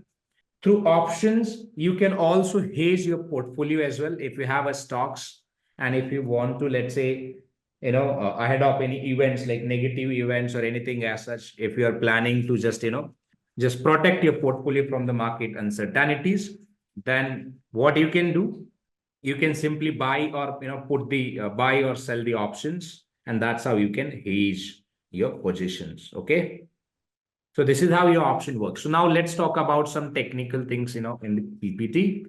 So option has a two types. One is American option, another one is European option. European option is more popular one, and on every stock exchange you can see like European options are only listed on a stock exchange, because European options can only be exercised on the expiration date, and American options may be exercised at any time up to the expiration date. And that's what, if you if you just exercise the option multiple times, then it would be difficult for standardization, and again to maintaining the data and all. So always stock exchange wants something very standard. All right. So this is how actually options works. Then if we talk about, let's say, option types, option has a two types, one which is call option, another one is put option. So if we talk about call option, guys, see, we always pay premium. See, call option, it means you can buy the call. Long, it means buy. Short, it means again sell. So you can buy the call option, you can sell the call option. Option buyer will call it as a holder. And if we talk about sell, then we'll talk it about, the writing of options. So option seller would be, writers, right? So for a writing, we need a more and more capital. And for a holding, with a minimum capital also, you can do it. So if we talk about, let's say, holding has a right to buy at a given price, but not obligated. So it means as a buyer, you don't have any obligations. So you can buy it anytime, you can, sell it at any time. So that's how it works. And if we talk about, let's say, selling, required to sell at a given price if a long exercise rights to buy. So it means you will give the exact price to sell it out, then only you can sell it out that that price only. All right. And this will happen at expiry. So basically, writers, they will have to wait until the options expires. All right. Then see, option holders, they enter in options at any point in time. They just buy it at any point in time. So they don't have any obligation as such. So that's how you can, understand the options part. So if we talk about now put options, in terms of put options, option holders again in a put option also. So you can, take a long positions in put. So it means you can simply buy it out. But if you again sell it out options, you will have to pay margin. That works in the same, way. See, option selling and option, this buying, basically call option buying and put option selling, that works in the same direction, because here is also target is like, if we just buy the call option, so it means we are anticipating that price will go up. If we sell the, short, or if we just write the put option, it means again, we are anticipating that price will go up. If we talk about, let's say, option shorting, in that case, again, here we are thinking that, the market will go down, and that's what we want to short the, call option. And if we talk about this, normal holding option, again, here the target is like market will go down. So this is how you can, relate. But yeah, so if we talk about put option, has the right to sell at a given price, but not obligated. So you don't have any obligations. So you can sell it out at any price and you can take an exit. But if we talk about writing, again, writing is a critical. So required to buy at a given price if a long exercise right to sell at expiry only. So until expiry, you will have to hold your positions. Before expiration, they may have a different values, right? American and European options are both identical at expiration. So yeah, so this is how your option things works. This was just a summary. Now, in terms of, let's say, interview preparation, you should know these types of options: call, put, what is call, what is put. What about the premium? Premium is the advance money that, option holders pays it. Then how much should be the maximum loss of option holders? Maximum loss should be your premium, whatever premium that we have paid, right? Then obligation on holder of options. See, there is no obligations. Basically, they can buy and sell at any point in time. Okay. And yeah, apart from this, they may give you any example as well. Look, if I buy options at this price, then what would be my profit? What would be my loss? In that case, you can carry pen and paper, or maybe you can quickly do the calculations. Ask them price, quantity, and price movement, and accordingly you can calculate it. We're done with the options part. See, at expiry, it's just simple. Let's say if you are in a profit, then you will receive profit, right? If you are in a loss, then you will have to book the loss. So it means stock exchange will book the losses in your accounts. For example, let's say we have that option to this one. Go to our portfolio. Let's see here.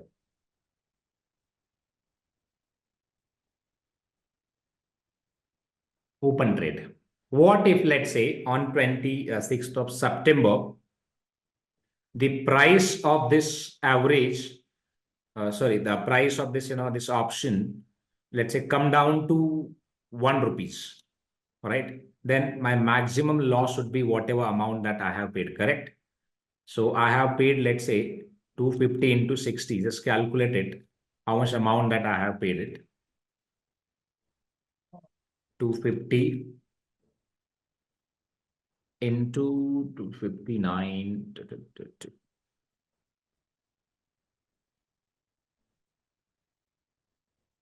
Around 14,000 that I have paid it. So see, if the price of this option, let's say, trades under 3,100, then I lose my entire money. If market price, let's say, cross this 3,100 before the maturity, maybe let's say 3,000 like this 50, or maybe 3,000, let's say, or 3,200 like this. In that case, this option would be in profit, because premium, level that you can see somewhere like this. Okay, let's take an assumption. Here, entire premium would be 0. Again, here also 0. If let's say 3,000 price, if let's say again, if you see, which is at same level like 3050, my entire premium would be like 0, because that's what, every day I am paying charges.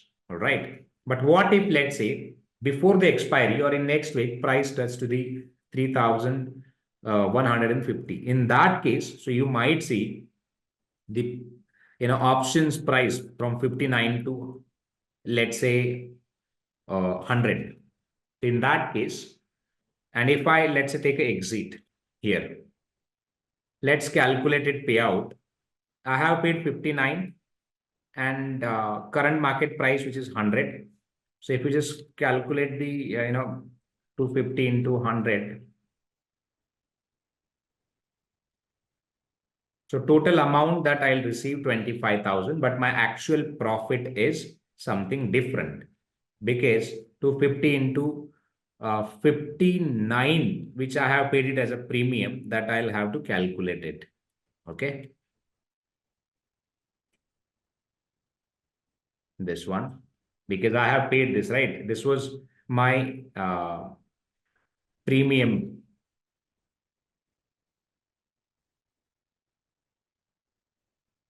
And this is a gross payoff received. So if I calculate net payoff,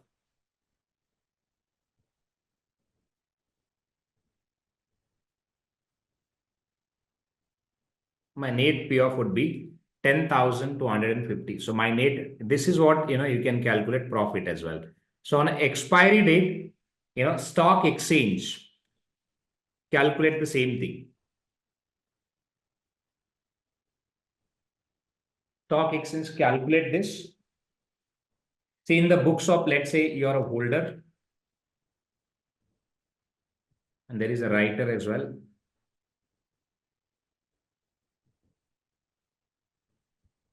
In the books of writer, holder, first talk about writers.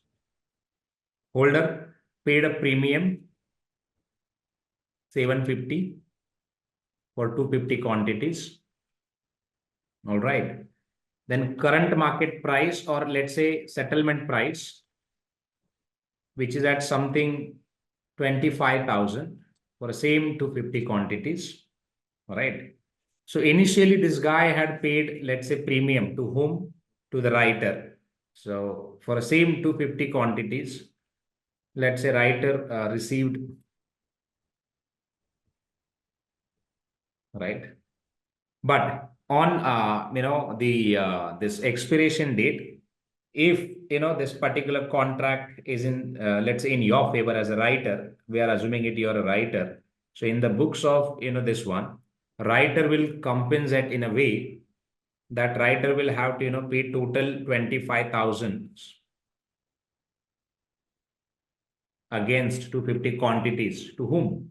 So basically writer will pay 25 and this guy will receive 25. So net, if you just calculate net payout, if you just calculate net, it means only net. Your calculation looks like this. So this is the loss of writer for 250 quantities, and this is the profit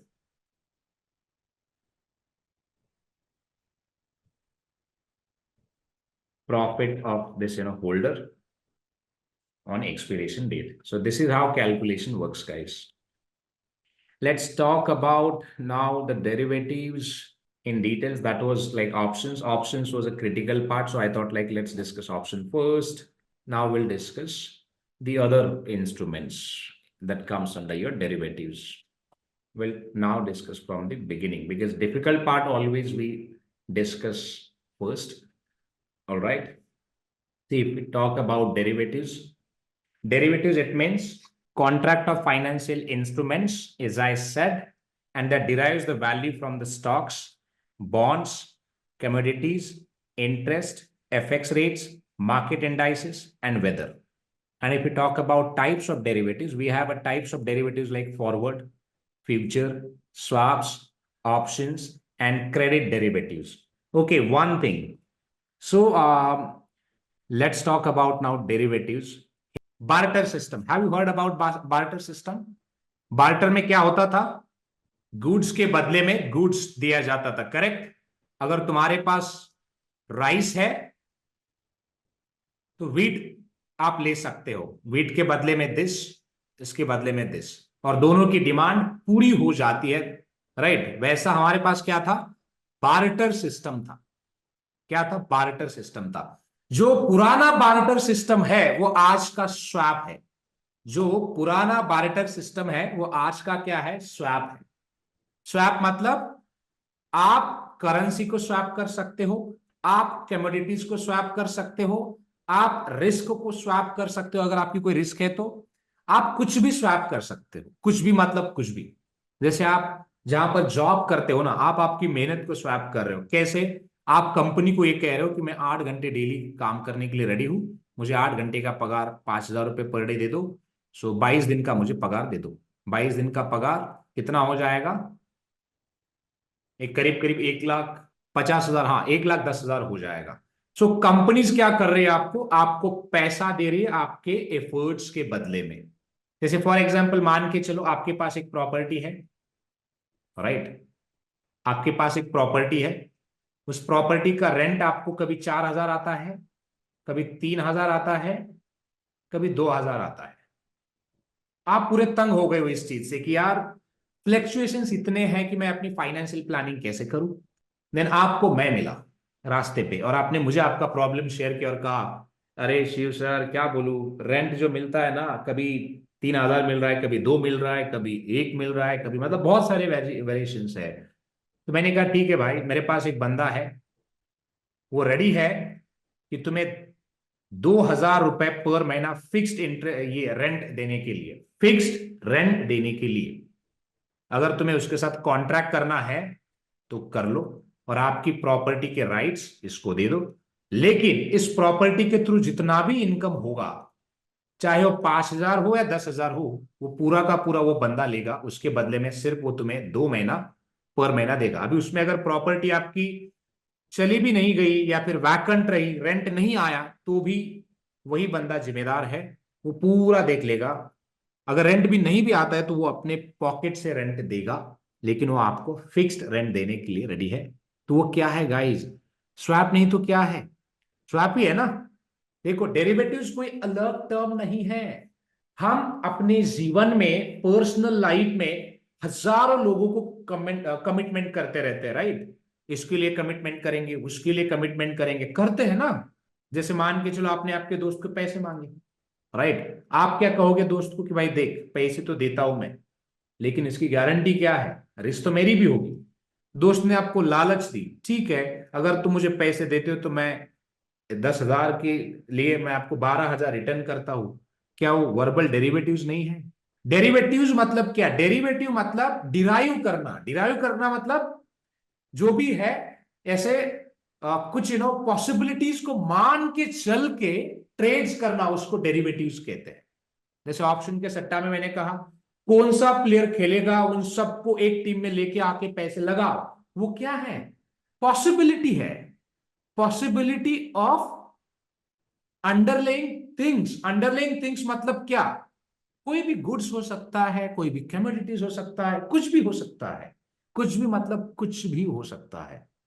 अब सवाल, अब ये question होगा कि sir look, ये तो तुमने बहुत बेसिक चीज बताई भाई, ये तो हमको पता है, कुछ और स्टॉक मार्केट से रिलेटेड बता।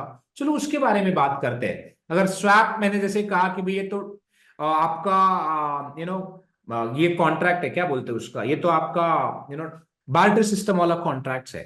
पहले इसको इवोल्यूशन समझते हैं, फिर मैं उसी के ऊपर जाता हूं। देखो जो आपका बार्टर था आज का स्वैप है, एंड जो आज का स्वैप है उसको थोड़ा सा मॉडिफाई करके एडवांस लेवल पे हम लेके जाते हैं तो वो फॉरवर्ड हो जाता है, राइट। फॉरवर्ड में भी हम वही कर रहे हैं, लेकिन थोड़ा सा एडवांस लेवल पे आपको एडवांसमेंट दिखेगा। एंड फॉरवर्ड का जो एडवांस भाई है, जिसको मंथली एक्सपायरी होती है, एवरी मंथ एक्सपायर होते हैं, वो है फ्यूचर्स। फ्यूचर्स में आपको ज्यादा मार्जिन देना पड़ता है। वो दिखते कैसे, काम कैसे होता है, वो भी हम देखेंगे। एंड उसी फ्यूचर का जो बहुत एडवांस वाला जो भाई है ना, वो है ऑप्शंस, जहां पर आपको दो दो ऑप्शंस मिलते हैं, आप बाय करो सेल करो with weekly expiry. Swap and forward में कोई भी हम इनिशियली पैसा नहीं देते हैं, एंड ये गांव का हर एक बच्चा करता है, गांव का हर एक आदमी करता है, हर एक किसान करता है, स्वैप हर एक जन करता है। ये कैसे करता है स्वैप, फॉरवर्ड स्वैप और फ्यूचर स्वैप्स, मैं आपको बताऊंगा। दूसरा, रही बात फ्यूचर और ऑप्शंस की, इसमें भी गाइस अगर हम स्टॉक मार्केट को थोड़ा सा हटा दे, नंबर्स को अगर थोड़ा सा बाजू में कर दे, तो ये भी हर कोई करता है। पॉसिबिलिटी के साथ कौन नहीं खेलता मुझे बताओ, सब खेलते हैं। जैसे किसान की अगर मैं बात करूं, चलो किसान की बात करते हैं पहले, और ये समझते हैं कि किसान कैसे इन चीजों को मतलब करता है, बट जिसका डेटा हमें दिखता नहीं है, तो उसको क्या डेरिवेटिव्स कहते हैं। Let's talk about commodities. तो मान के चलिए आपके पास राइस है, या राइस का बहुत, लेट्स से राइस का अभी क्रॉप है आपके पास, ठीक है, आपके पास क्या है, क्रॉप है राइस का, और वो छोटा है, बहुत छोटा है। लेकिन राइस की जो अभी प्राइस मार्केट में है, जो प्राइस अभी चल रही है, वो मान के चलिए 20,000 रुपए क्विंटल चल रही है, पर क्विंटल। एंड ये 20,000 प्राइस बहुत हाई लेवल पे है, बहुत क्या है, हाई लेवल पे है। अब ये किसान का जो डर है उसको समझिए। किसान का जो डर है ये है, उसका क्रॉप तो अभी छोटा है, बट जब इसका क्रॉप रेडी हो जाएगा, मार्केट में जब इसका राइस आएगा, क्या पता प्राइस 20,000 से 10,000 पे आए पर लेट्स से 1 क्विंटल।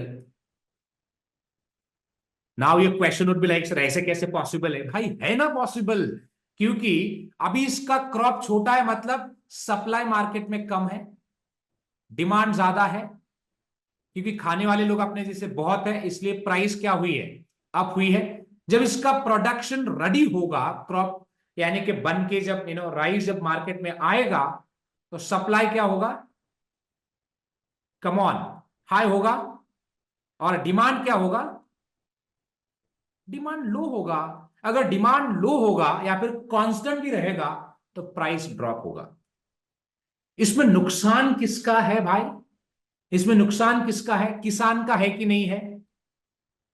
अगर किसान के पास रेडी होता प्रोडक्ट, तो उसने 20,000 से बेचा होता कि नहीं बेचा होता? बेचा होता, है ना? आप नहीं बेचते क्या? तो यहां पे अगर देखोगे, किसान का नुकसान कितना होता है पर क्विंटल? 10,000 रुपए। मान के चलो किसान का जो प्रोडक्शन बना वो 10 क्विंटल का बना, राइट, 10 क्विंटल का बना। सो 10 क्विंटल इंटू अगर आप 10,000 करोगे, सो ऑलमोस्ट किसान का जो लॉस है गाइस, वो 1 लाख रुपए का है, 1 लाख रुपीज का नुकसान हो जाएगा। अब मेरा क्वेश्चन आपको यह है कि चलो, मुझे अगर ये लॉस नहीं चाहिए भविष्य में, मुझे अगर लॉस नहीं चाहिए, तो मैं इसको बेहतर तरीके से कैसे मैनेज कर सकता हूं? काफी सारी हमने चीजें डिस्कस करी है, बट अगर मुझे ये लॉस नहीं चाहिए, मुझे अगर ये लॉस नहीं लेना है, मुझे 20,000 ही प्राइस चाहिए 6 महीने बाद भी। सी मार्केट तो मेरे हाथ में नहीं है ना, करेक्ट? मार्केट में क्या ट्रेंड होगा ये मेरे हाथ में है क्या? प्राइस 20 से 40 भी हो सकता है और 20 से 10 भी हो सकता है, ये मेरे हाथ में है क्या एज ए किसान? मार्केट कोई कंट्रोल कर सकता है? नहीं कर सकता है, राइट, नहीं कर सकता है। बट अगर मुझे ये प्राइस चाहिए, 20,000 का प्राइस चाहिए, तो मैं क्या करूंगा, इस 20,000 के प्राइस को, मेरे पास बहुत सारे ऑप्शंस हैं, अभी एक एक करके ऑप्शंस में पिटारा खोलूंगा, ठीक है? पहला ऑप्शन मेरे पास है, पहला ऑप्शन क्या है? अगर मान के चलो मेरा क्रॉप अभी बहुत छोटा है, बहुत स्मॉल है, क्या है, बहुत स्मॉल है, राइस। अभी इसका अंडरलाइंग एसेट क्या है? राइस है। हम किसके प्राइस की बात कर रहे हैं? राइस के प्राइस की बात कर रहे हैं मार्केट में। ये प्राइस कहां पे है? मार्केट में है, राइट, हम मार्केट के प्राइस की बात कर रहे हैं, लेकिन बेस क्या है हमारा? राइस है, राइट। अब देखो, अगर इसका ड्यूरेशन 6 महीने से ज्यादा रहेगा, या फिर 1 महीने से भी अगर ज्यादा होता है मान के चलो, तो मुझे कौन सा कॉन्ट्रैक्ट साइन करना पड़ेगा? क्योंकि ऑप्शंस तो वीकली एक्सपायर होते हैं, फ्यूचर्स मंथली एक्सपायर होते हैं, तो मेरे पास क्या ऑप्शन बचता है? मेरे पास बाहुबली का ऑप्शन बचता है, जो है, फॉरवर्ड कॉन्ट्रैक्ट्स। क्या है? Forward contracts. Now your question would be like, sir what is this forward contract? See forward is nothing but it's again another version of future contracts. मैंने कहा है फॉरवर्ड मतलब आगे. फॉरवर्ड मतलब क्या? आगे. हम सेटल कब करेंगे? आगे भविष्य में. कब करेंगे? कभी भी करेंगे, क्योंकि उसका कोई पैटर्न ही नहीं है. हाँ, लेकिन ये जरूर होगा कि आपको इसमें डिफाइन करना पड़ेगा 2 महीना, 3 महीना, 4 महीना, 5 महीना. तो लेट से कि आपने फॉरवर्ड क्या किया, 5 महीने के लिए साइन किया. आपने क्या किया? एक बंदा है यहां पर, ये भाई साहब डीलर है मान लो. मान के चलिए ये राइस का डीलर है या फिर और किसी चीज का डीलर हो सकता है या फिर कंपनी हो सकता है. और ये भाई साहब कौन है? ये किसान है. ये अपने राइस को लेकर बहुत चिंतित है. इनको लग रहा है कि ये जो प्राइस है ना, बहुत ही डिसेंट प्राइस है. इनके एक्सपेक्टेशन मेट हो गए. ये बहुत हैप्पी है इस प्राइस से. और ये इनको डर भी है कि प्राइस नीचे ना गिरे, नीचे ना गिरे. अब इस भाई साहब की बात करते हैं. ये भाई साहब कंपनी के मालिक हैं. इनको क्या लग रहा है कि अगर मान के चलो राइस की प्राइस अगर आगे बढ़ जाती है, क्या? अगर आगे बढ़ जाती है तो इनको नुकसान होगा. अब सवाल है कि सर इनको नुकसान कैसे होगा? हो सकता है कि इनको राइस का ऐसा कुछ बनाते होंगे या फिर राइस की रिलेटेड ऐसी कुछ चीजें बनाते होंगे, या फिर हो सकता है कि उनके लिए राइस एक रॉ मटेरियल है, तो उनके रॉ मटेरियल की कॉस्ट बढ़ेगी एंड उनके धंधे पे बहुत तगड़ा असर होगा. एंड ये भाई साहब भी 20,000 प्राइस को लेकर बहुत खुश है. देखो दोनों खुश है अपने अपने प्राइस को, लेकिन एक की चिंता क्या है? नीचे गिरना. दूसरे की चिंता क्या है? ऊपर जाना. एंड ये भाई साहब मिले हैं मुझे, मैं यहां पर हूं. इसने भी कहा कि भाई शिव भाई देखो ना जरा कि कुछ करो, अगर प्राइस गिरा बहुत अच्छा है, गिरा तो मेरा नुकसान हो जाएगा. ये भी भाई साहब आया मेरे पास, बोला कि देखो शिव भाई अगर प्राइस ऊपर गया तो मेरा रॉ मटेरियल का कॉस्ट बहुत बढ़ेगा and I would be in trouble. तो मैंने कहा भाई रुक जाओ, मेरे पास सोल्यूशन है, बहुत डिसेंट वाला सोल्यूशन है. हम क्या करते हैं, एक फॉरवर्ड कॉन्ट्रैक्ट साइन करते हैं. आप इसमें लिख दो कि ये प्राइस के साथ आपको सेल करना है, यानी कि ये भाई साहब क्या करेंगे, इसको सेल करेंगे इस प्राइस को. एंड ये भाई साहब क्या करेंगे, इसी प्राइस को बाय करेंगे. यानी कि कंपनी वाला बाय कर रहा है, किसान सेल कर रहा है 20,000 को. ये हुआ कॉन्ट्रैक्ट. जब इनिशिएट हुआ, कॉन्ट्रैक्ट इनिशिएट हुआ, मैंने ब्रोकर का काम किया, मैंने हेल्प किया दोनों को एक जगह पे आने के लिए, डिसाइड करने के लिए. एंड किसान ने प्राइस 20,000 सेल करी है पर quintal. And let's say this guy company owner buy the 20,000. Why? क्योंकि उसको डर है कि प्राइस ऊपर जाएगा तो नुकसान होगा, इसलिए उसने उस प्राइस को बाय किया है. एंड सेल वाले को यह डर था कि प्राइस नीचे ना गिर जाए, इसलिए उसने सेल किया हुआ है 20,000 प्राइस को. अब लेट से 6 महीने बाद क्या हुआ, 6 महीने बाद क्या हुआ, प्राइस जो 20,000 था वो प्राइस क्या हुआ, नीचे आया 10,000 पे. So current market price is 10,000. And यहां पर क्या हुआ, कॉन्ट्रैक्ट हमने सेटल किया. क्योंकि मेरे पास आए, मैंने बोला भाई देखो अब तो 6 महीने हो गए, ये डेट हो गई, अब हम इसको सेटल करते हैं. सी फॉरवर्ड कॉन्ट्रैक्ट्स में इनिशियली हम कुछ भी पे नहीं करते हैं. तो इनिशियली कुछ पे ही नहीं करते हैं तो कैलकुलेशन काय का करेंगे, कहीं का नहीं करेंगे, बस एग्रीमेंट साइन करेंगे. राइट, एग्रीमेंट हम साइन करेंगे ये बोल के कि देखो प्राइस अगर नीचे गया तो मैं तुम्हारा जो भी नुकसान होगा देता हूं, एंड अगर प्राइस ऊपर गया तो जो भी तुम्हारा फायदा होगा तो मैं तुम्हें वो दे देता हूं. तो दिस इज व्हाट ये टर्म्स के साथ आपने कॉन्ट्रैक्ट साइन किया. अब कैलकुलेट करो बेनिफिट की. ये कंपनी के ओनर है जिसने बाय किया था, राइट. ये किसान भाई साहब है, इन्होंने सेल किया था. अब देखो जब 20,000 प्राइस थी तो उसको उसने सेल किया था. एंड जब मार्केट में अभी 10,000 प्राइस है तो इसमें वो क्या करेगा, वो बाय करेगा. बाय करेगा मतलब टू कवर सेल. सेल करना मतलब मैंने बेचा है तो मुझे कभी ना कभी उसको खरीदना भी पड़ेगा ना. इसको बोलते रिवर्स पोजीशन करना. अब सवाल ये होगा कि सर रिवर्स पोजीशन हम क्यों करेंगे. रिवर्स पोजीशन इसलिए करेंगे ताकि ये ट्रेड क्लोज करने के लिए, नहीं तो आपको आपका प्रॉफिट ही नहीं मिलेगा अगर आप क्लोज नहीं करोगे तो आपने बाय किया 20,000 को, आपको सेल करना, सॉरी सेल किया आपने 20,000 को, आपको बाय करना पड़ेगा 10,000 को. तो इसका मतलब क्या हुआ, राइट। आपका प्रॉफिट कितना हो जाएगा, 10,000 का प्रॉफिट हो जाएगा। मान के चलो आपके पास 10 क्विंटल है, तो 10 इंटू अगर आप 10,000 करते हो तो आपका नेट नेट प्रॉफिट कितना होगा, 1 लाख का होगा। क्वेश्चन है कि सर ये प्रॉफिट मुझे देगा कौन? भाई ये भाई साहब है ना, इन्होंने बाय किया था 20,000 को, राइट। इनको लगा कि ये प्राइस 20,000 का 30,000 का हो जाएगा, तब जाके इनको वही फायदा होगा, लेकिन वैसे हुआ नहीं। तो 20,000 जो भी प्राइस थी उसमें से नीचे आई है, तो इन्होंने क्या किया था, बाय किया था इस प्राइस पे। बाय इस प्राइस पे किया था, तो ये भाई साहब क्या करेंगे, सेल करेंगे 10,000 को। अब आप जरा सोचिए प्रैक्टिकली, आपने कोई चीज 20,000 को खरीदी है एंड आप बेच रहे हो 10,000 को, तो आपका नुकसान कितना हो जाएगा? जरा सोचिए, आपका नुकसान होगा 10,000 का। अगर क्वांटिटीज 10 है, सो 10 इंटू, सॉरी क्विंटल्स अगर 10 है, 10 इंटू आप करिए इतना, तो लॉस कितना हो गया आपका, 1 लाख का लॉस हो गया। तो ये लॉस जो आपका है कंपनी का ओनर, ये जो लॉस मतलब ये देने वाला है पैसा, किसको देने वाला है, किसान को, किसान लेने वाला है।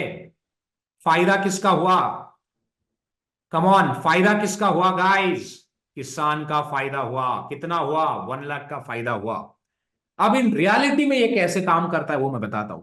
किसान इसको नहीं बेचता है कुछ भी, हाँ इनके बीच अगर कॉन्ट्रैक्ट है वैसा, तो ही ये बेचेगा इस प्राइस को, क्योंकि इसको इसको इवेंचुअली खरीदना ही पड़ेगा, राइट। तो ये इवेंचुअली वैसे होगा, लेकिन ऑन द ग्राउंड ये सिर्फ एक दूसरे को पैसा देते हैं, कोई गुड्स एक दूसरे से खरीदेगा नहीं। किसान क्या करेगा, एक्चुअली मार्केट में, ओपन मार्केट में जाके ही खरीदे बेचेगा ये माल जो भी है, या फिर खरीदेगा। But on the ground in the system like broking system, ये सिर्फ जो प्राइस का जो डिफरेंस है ना वही सेटल करेंगे। ये क्या करेंगे, वही सेटल करेंगे। तो ये होगा तुम्हारा फॉरवर्ड कॉन्ट्रैक्ट्स। यानी कि फॉरवर्ड कॉन्ट्रैक्ट्स का मतलब क्या है, फॉरवर्ड मतलब हम भविष्य में जाके सेटल करेंगे जब हमारी कमोडिटी रेडी होगी, या फिर हम दोनों काउंटर पार्टी जब रेडी है टू सेटल द कॉन्ट्रैक्ट्स, तब जाके सेटल करेंगे। उसको कहते हैं फॉरवर्ड कॉन्ट्रैक्ट्स, उसको कहते हैं फॉरवर्ड कॉन्ट्रैक्ट्स।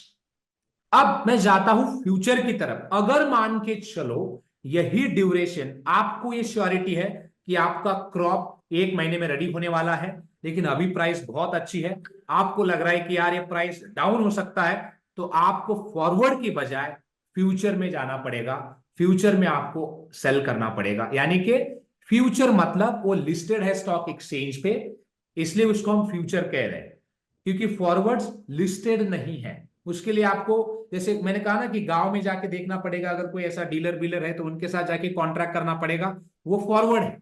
वही कॉन्ट्रैक्ट अगर आपको अवेलेबल है नेशनल स्टॉक एक्सचेंज पे या फिर बीएसई पे, तो वो हो जाता है आपका लिस्टेड कॉन्ट्रैक्ट्स, तो उसको हम कहेंगे फ्यूचर। लेकिन फ्यूचर हो या फॉरवर्ड हो, दोनों एक ही तरीके से काम करते हैं। नाउ ये क्वेश्चन होगा कि सर फ्यूचर और फॉरवर्ड में बिग डिफरेंस क्या है? फ्यूचर एंड फॉरवर्ड में जो डिफरेंस है वो सिर्फ मार्जिन का है। फॉरवर्ड कॉन्ट्रैक्ट में हम बिगिनिंग में कुछ भी नहीं पे करते हैं, लेकिन फ्यूचर में टू कंट्रोल द रिस्क हम इनिशियली कुछ ना कुछ अमाउंट पे करनी पड़ेगी। इस किसान को भी पे करनी पड़ेगी एंड इस भाई साहब को भी पे करनी पड़ेगी, उसको कहते हैं margin. So it means future में हम मार्जिन पे करते हैं, उतना ही डिफरेंस है। एंड उसके अलावा तुम्हारा फ्यूचर जो है बस लिस्टेड है स्टॉक एक्सचेंज पे एंड मंथली एक्सपायरी है। फॉरवर्ड की एक्सपायरी का कोई ठिकाना नहीं होता है। अगर आपको 6 महीने का चाहिए तो 6 महीने का साइन करो, 1 महीने का चाहिए तो 1 महीने का करो, 1 दिन का चाहिए तो 1 दिन का करो, 1 घंटे का चाहिए तो 1 घंटे का करो। This is how things works.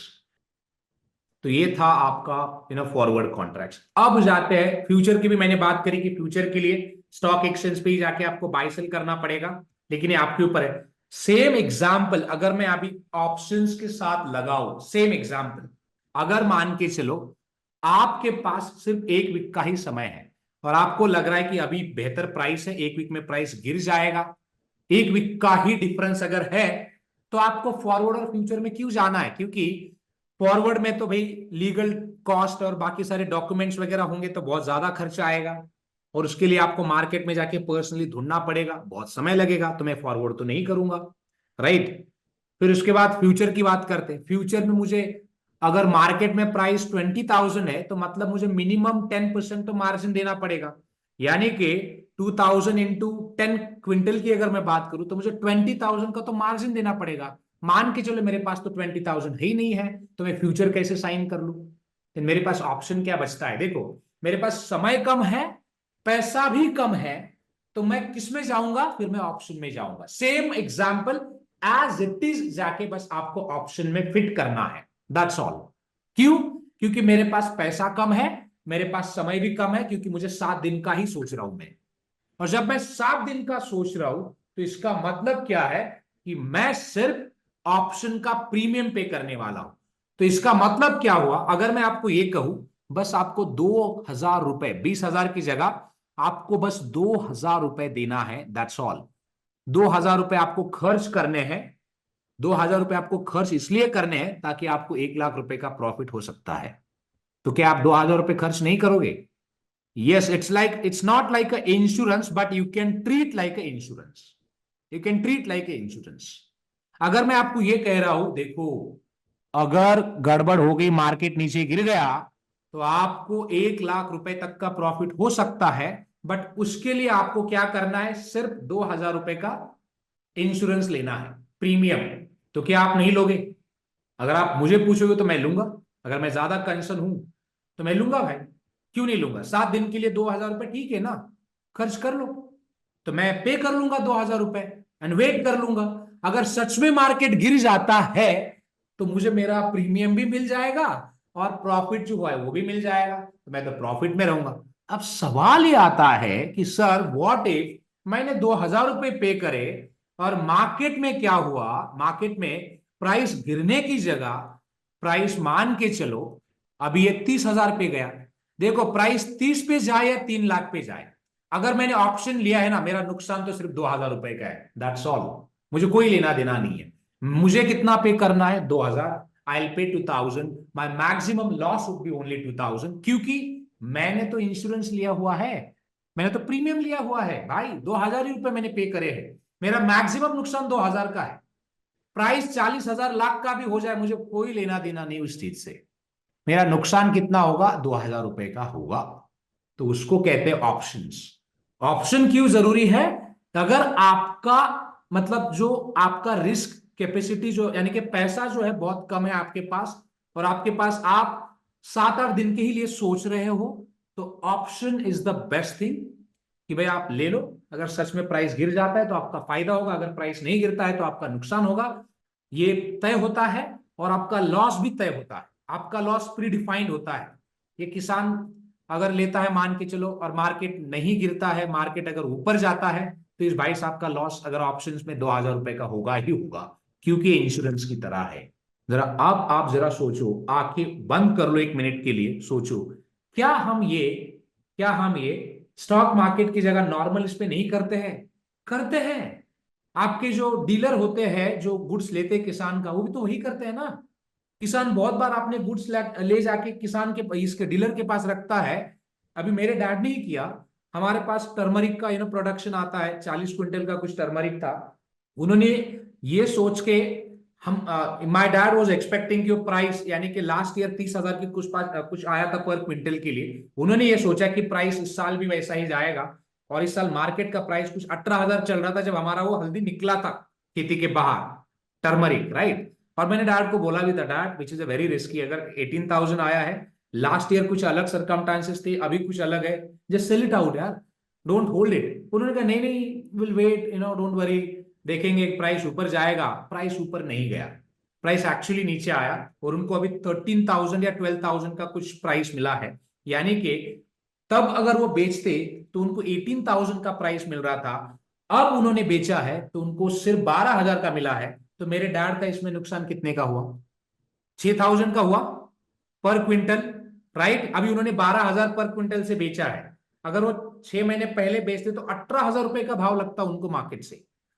अब अगर मान के चलो अगर आप एक स्मार्ट फार्मर हो तो आपने क्या किया होता इस चीज को? मैंने तो भाई इमीडिएटली जाके जो भी डीलर है ना, डीलर, उसको मिलके कॉन्ट्रैक्ट साइन करता है कि भाई देख, अभी जो मार्केट में प्राइस चल रहा है 18 का चल रहा है, और मुझे इस प्राइस से बेचना है, लेकिन मेरी कंडीशन ये है राइट।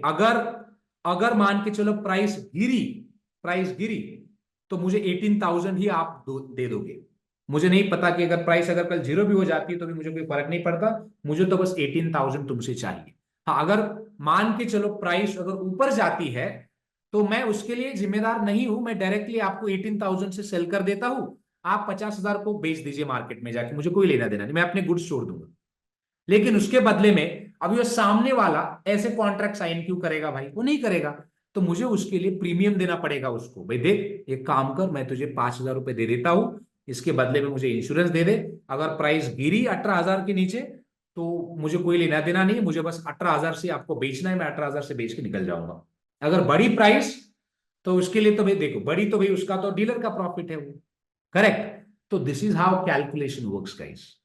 ये हर जगह पर होता है। हाँ, बस फर्क इतना है कि स्टॉक मार्केट में ना फलाना ढिमकाना करके एक्सपायरी ये वो बहुत सारी टेक्निकल चीजें डाल दी है और कॉम्प्लेक्स बनाया है ताकि वो थोड़ा सा टेक्निकली लगे, साउंड लगे, that's what. Okay. Just a quick info, guys. Intellipaat offers an executive postgraduate certification in investment banking and capital markets in collaboration with IIM Ranchi. Through this course, you will master key skills like financial modeling, valuation, mergers and acquisition strategies, risk management, and even niche areas like private equity and wealth management. The program features 80 plus live sessions conducted by IIM Ranchi faculty and industry experts, real world case studies, hands on projects, and a 3-day campus immersion at IIM Ranchi. Plus, you will also get exclusive benefits like executive alumni status from IIM Ranchi and complete career support from Intellipaat. We have already helped thousands of professionals achieve successful career transitions in the finance domain, and you can check out the testimonials on our Achievers channel. The link is in the description below. And for sure, this course can set your career to new heights. So visit the course page link given below in the description and take the first step towards the rewarding career in finance. Okay. What is swap or what are swaps? Contracts. Have you heard about swaps? So let's discuss about first swaps. Swaps comes under your derivatives. So when we say swaps, it means guys, it's an exchange. Okay. Swaps means exchange. So what we can exchange anything. We can exchange anything. Anything means anything. Now a question would be like, what do you mean exactly anything? So you can exchange your risk, right? You can exchange return. You can exchange commodities. You can exchange currencies. So you can exchange anything means anything. All right. So to understand the swaps contract, so I would like to go in basic first so that we can have a detailed discussion. Side by side, I would request you to please note it down. Okay. Because most of the time we also use this, blackboard and all. So you can note it down from your side. See, if we talk about swaps as well as swaps means it's exchange of anything. You can exchange anything means anything. So let's say you are in US, okay, or let's say you are in India, and there is one more person which is in US, and this guy in India, okay, B. A is looking for, this guy is looking for INR. Why, sir, INR? Let's say this guy is looking for, 8,000 INR, 8,000 rupees in India, looking for cash in India. Okay. Now your question would be like, so if this guy is looking for a cash in India, why this guy is not applying for a loan in India? See, as a foreign investor, let's say if you're a buyer, let's say if you're an investor and if you want to, raise loans in India, or if you want to apply for loans in India, you can't. All right. Same way as Indians, if you go to US and apply for a loans, you cannot apply unless and until you don't have any job, or maybe if you don't have any assets in US, because loan is the business kind of if you don't have assets, you can't apply for a loans. And as a foreign investor, which is strictly prohibited to apply for loans in India, or same in every country. I have seen across all jurisdictions they have a similar sort of regulations. All right, so it means you can't apply for a loans in India directly. Okay, so same applies to the person who is in India, but this guy is looking for, let's say, looking for 100 USD. 100 USD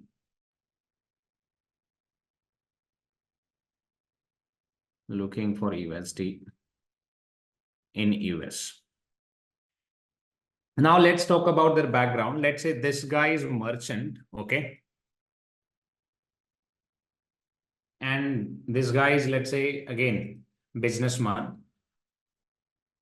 See, common people, they don't sign any swap contract as such, because it is beyond their, I would say it is not something for them.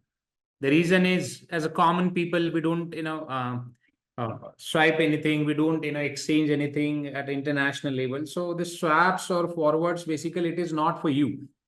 But businessmen, right? Businessmen's companies or any international companies and all, see, they always sign a forward contract. So why they sign a forward contract? The reason is very simple, guys. Let's say, what if you have any deal which you want to settle in US, and you're a businessman, but that guy is asking to settle the deal in USD only. So how will you settle it? As I said, you can't apply for even loans as well in US. So it means, so what you can do, you can ask someone to swipe currency with you, right? And same way, if the same person is also looking for your currency in India, then you can hand over your currency to that particular counterpart in India, and same person will arrange the USD currency for you in US. It's kind of a hawala, right? In hawala, what happened? So other parties, they always provide the cash at a different locations, correct? So this forward is the standard or more organized example of hawala, I would say. Because here we sign documents and we know the counterparty that who is going to receive, who is going to pay. That's what we can't say this officially as a hawala, but this forward contract is kind of the another, I would say, the legal version of hawala only. Because in hawala, counterparty name should be like unknown until you settle the funds. All right, if you want to, let's say, transfer 1,000 crores from Maharashtra to, let's say, Delhi. All right. So until you, let's say, reach to the Delhi, the counterparty name would be like unknown. Counterparty, it means that that the party who is, or beneficiary name who is going to receive that payment, right? So you can just send the payment through maybe different ways, and that party will accept the payments, and it is their job. But see, eventually in forward contracts, we sign the all legal papers, we sign everything. So that would be your basically legal agreement, proper legal agreement. So let's go ahead further. Let's say this guy is looking for a currency. The duration is 1 year. Again, this duration is 1 year. Let's say the cycle is for 12 months. On January 1st, the cycle of this contract is January to December. On 1st of December, both the parties, they, let's say, reach out to the broker, and broker, let's say, facilitated them to arrange this particular money and everything, and they decided to exchange it. Okay. So here the important point is, at the time of initiation, what will happen? There are two aspects. One is, if this businessman, let's say, if he or she has their own money, they can exchange it. But what if this guy, let's say, has no USD money as well, but he's holding an assets? All right. So in case of that, then this guy will apply for a USD loan, correct? USD loan. If you just convert 8,000 into this 100 USD, then you will have to check the FX rate. FX rate. And let's say the FX rate, we are just assuming it for a 1 USD, the rate is like 80 rupees. And same for a currency, if you just calculate for 80 rupees, the dollar value is 1 USD. Okay. So this is your rate. So now the important is this guy can apply for a loan with the bank, let's say Bank of America. And Bank of America can charge interest payment 1%, 2%, 3%, whatever it is. Same condition applies to this party as well. This party can apply for a loan, let's say with 10%. The bank name is HDFC. Let's say this guy applied for a loan, HDFC disbursed how much? 8,000 rupees. This guy is ready to pay 10% interest for per annum. And this guy is also ready to pay, let's say 7% interest payment for per annum. This is a contract. Okay. So when the contract initiated, what happened? Bank transfer money, which is 100, USD to this holder A, and then A will transfer 100 USD, right? 100 USD to B, and this guy, let's say, the B will transfer again 8,000 rupees to this guy A, and then your contract will be initiated. Contract will be initiated. Now look for a exchange, guys. What they have exchanged against 100 USD, right? 8,000 rupees, which has been exchanged at the rate of 1:80. All right. But anyways, this rate doesn't affect on your, the exchange. All right. This never affect. The reason is whatsoever it is because ultimately parties are responsible for a notional amount. Notional amount, it means this principal amount. In this case, if we talk about the principal amount is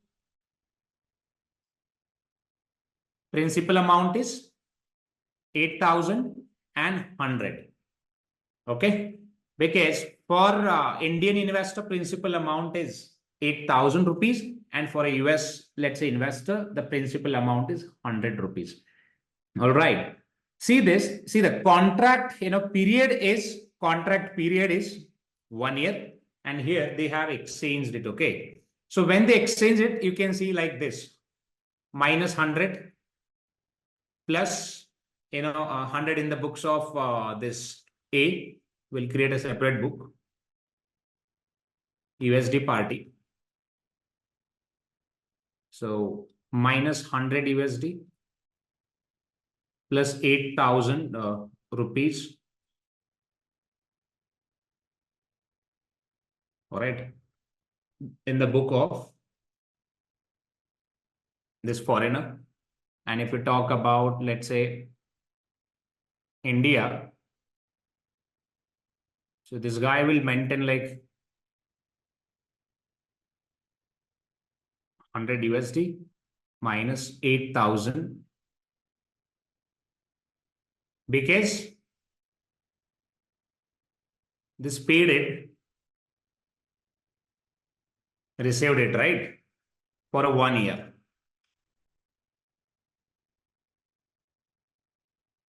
Let's say this is at the time of initiation. See what will happen now at the time of settlement. At the time of settlement. Let's assume it. The FX rate, it was like 1:80 at the time of initiation, but at the time of settlement, so let's say rate gone up like 1:83. 1:83. Now, at the time of settlement, what will happen? This guy again will pay 100 USD correct? Will pay 100 USD and will receive 8,000 rupees.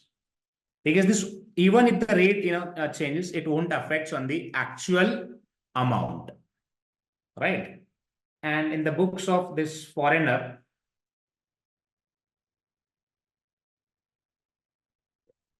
this guy will receive 100 USD and this guy will pay again 8,000 INR.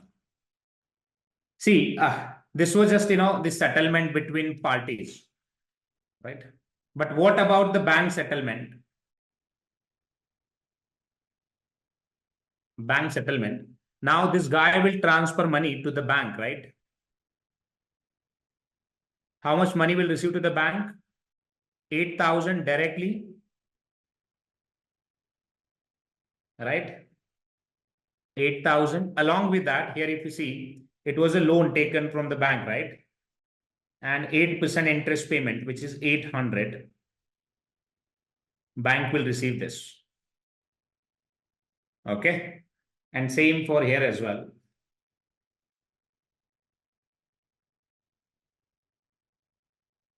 This guy will transfer 100 USD plus 7% in an interest payment. It was there, right? So plus 7. Sorry. So total $107 will receive to this bank. And then finally they'll announce contract settlement. So this is how in a reality, when we settle the contracts, this type of framework you can see. We'll call it as a reverse positioning as well, because eventually if you see, we have only transfer cash and we have received also cash. There is no interest involved in this particular transactions. No party is asking to pay interest payment. It's just a plain, change the currency. It's just to change the currency for 1 year, and same, other party also will. So it means, guys, let's say your friend has USD and you have a INR. So you and your friend can exchange, you can exchange your INR to your friends, and your friends will exchange his dollar to you. So you can, exchange that for maybe 1 year, and after that, as it is, you can transfer money back to each other, right? So this is how your currency swap works. Now your question would be, look, sir, why currency swap is important? See, if you are a businessman, let's talk about, some facts, which is a very important one. Let's say you have decided to settle your business in US. How will you apply for a loan? You tell me. Just think for a while. Or let's say you have some vendor in US. So how will you manage that transaction? Or let's say vice versa. You are like, let's say you are foreigner, right? And you have decided to establish your, let's say, you have decided to establish your own business in India. So how will you start? What do you think? USD will work in India? No, right? What about your INR? Will INR work in India? Will INR, work in US? No, it will not. Means you can't buy anything. See, your paper currency has a limitations. Okay, your paper currency has limitations. So you can't buy everything in US or even anything also. Same with the dollars as well. If you have a dollar, so pay the dollar to the auto driver, pay the dollar to the, let's say, restaurant owner, pay the driver to the builders. See, if they are aware about it, if they're educated, maybe they'll accept the payment in dollar and they'll deposit the dollar with the bank. But ultimately, you need a rupees only, because paper currency has a limitations. Okay, every currency has a limitations. Now, if you ask me, sir, is there anything that let's say currency has no limitation? Yes, the Bitcoin has no limitations, or even most of the cryptocurrencies, they don't have any limitation as such. It trades anywhere or any corner of the world, or everywhere in the world, I would say, cryptocurrencies. And that's what most of the real estate businessmen or the other businessmen in India also. I have seen a couple of the people, they reach out to me. They wanted payment in USDC, which is a crypto coin. They wanted payment in Bitcoin. So why Bitcoin? Because they can easily swipe their currencies in any country, anywhere in the world. Because through traditional system, it is very difficult to exchange the currencies, find the agent, like, kind of this swiping and all. And what if, let's say, if you don't have agent, then who will swipe it? Of course, in that case, then, you can approach to the Reserve Bank of India or Central Bank of US as well. So they can exchange the currencies, because central banks, they work as a swap agent. So you can exchange, any foreign currencies with them directly. That's the another story. All right. But easily, if you want, and again, if you directly approach to the central bank, their process would be difficult, right? They'll ask you several papers, your KYC documents, your business documents, your transaction documents, and they will have limitations. At a time, only you can deal in, 2 lakhs dollars. What if I want to deal in millions of, or let's say billions of dollars? So how I can deal with that? Now you tell me. So it will not, right? It will difficult for you to deal, correct? Let's say, let's take an example of Tesla. Let's say Tesla want to start their manufacturing unit in India, but they don't have a cash available in India, right? They have a cash available in dollar. So how they'll exchange it?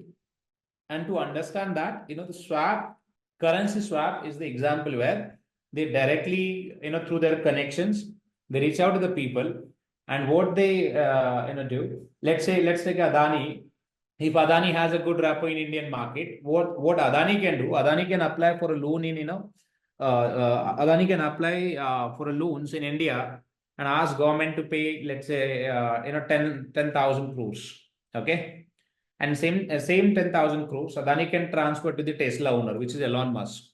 Then Elon Musk can also do the same thing in US. Elon Musk can arrange the, let's say, same the dollars with the worth of rupees 10,000 crores.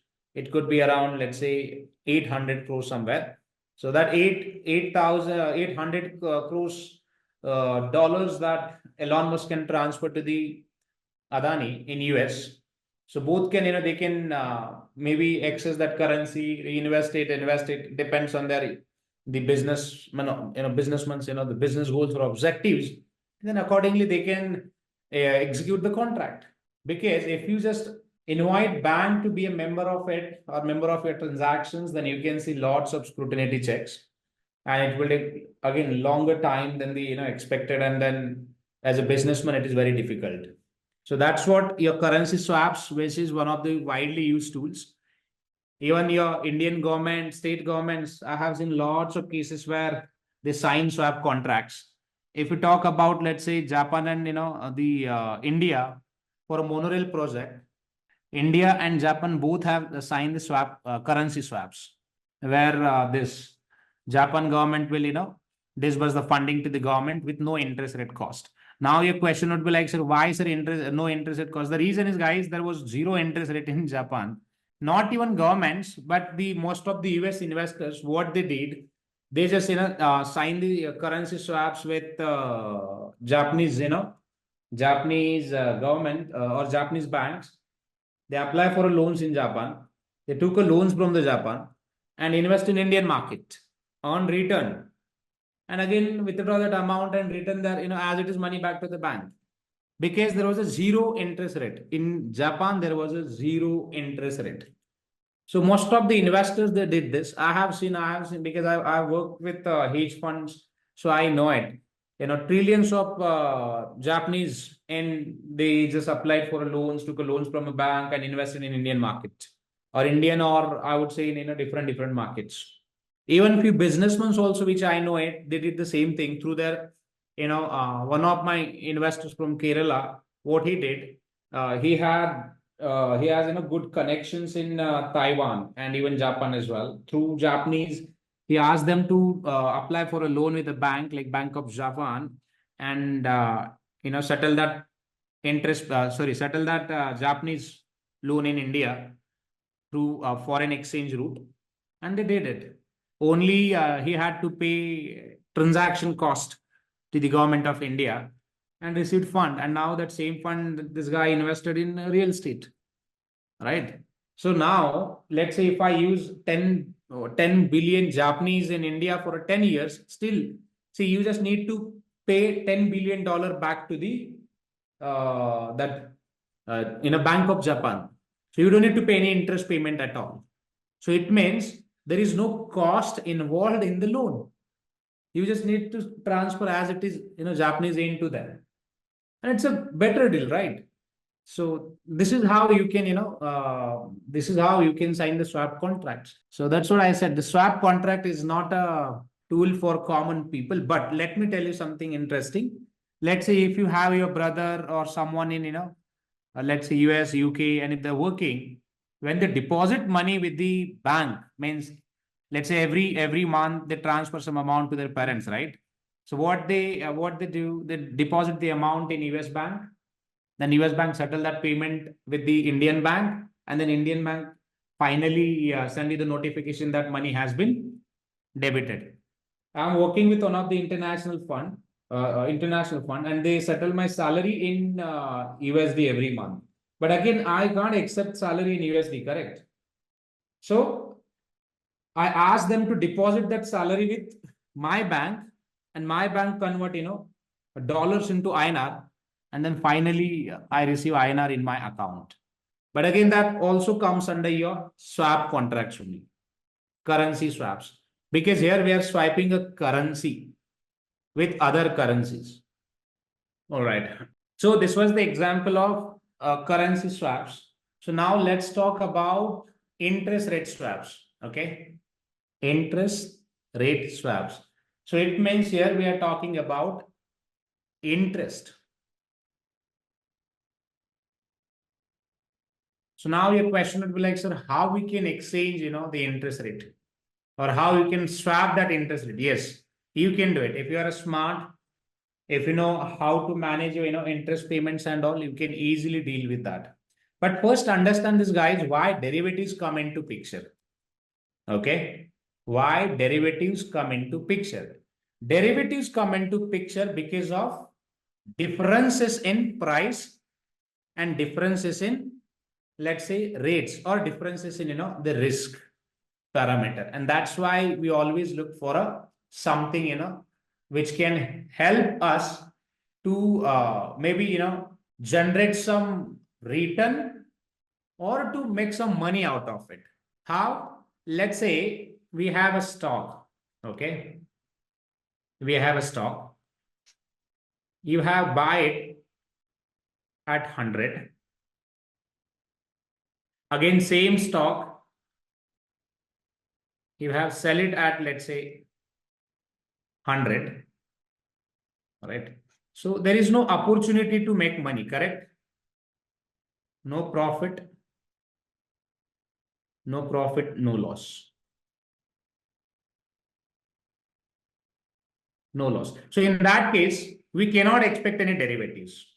Even if you try to derive the value, but eventually there is no change in the price, right? There is no change in the price. Same example, if I talk about, let's say in other way, we have buy it at 100, and if let's say sell it out the same, security at 1110. So here you can see the opportunity of, profit of 10 rupees. And that's how your derivatives come into picture. Because this, if you just buy it at 10 and you can sell it out, 100, and if you just sell it out same security, maybe at 110 or maybe more than that, then you will get some, some benefit. You will get some benefit. And that's when, derivatives come into picture. Because derivatives help you to buy the same stocks in bulk or quantities. You can pay just minimum amount, hold, let's say, quantities in large, and you can make more money, right? So it means if there are no differences in price, then you don't need to even trade in that particular securities. Not only buy and sell, but even you don't need to, look for any derivatives opportunity as well. Because derivatives is all about differences in price. Derivatives is all about differences in price. Or even if I ask this question to you, why we buy securities? Why we buy? Right? Let's say there is a business. If you invest 1 crore today, then after 10 years also you'll get only 1 crore. Will you invest? I'm sure no. Let's say there is a business. If you invest 1 crore, after 10 years, your money will be, let's say, 10 crores. Will you invest? Of course, you will invest. Why? Because you are seeing an opportunity to multiply your wealth. Correct?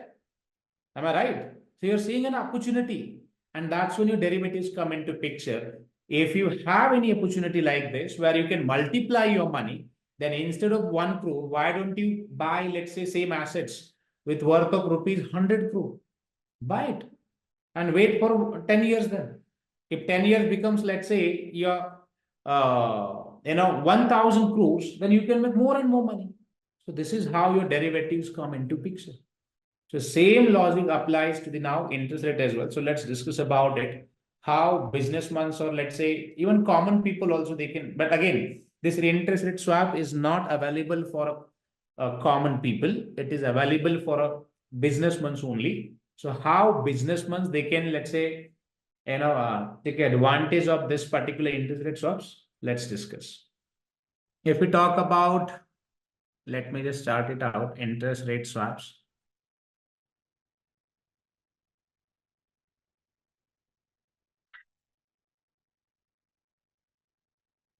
A businessman, B businessman, but here the again condition is both are from same country.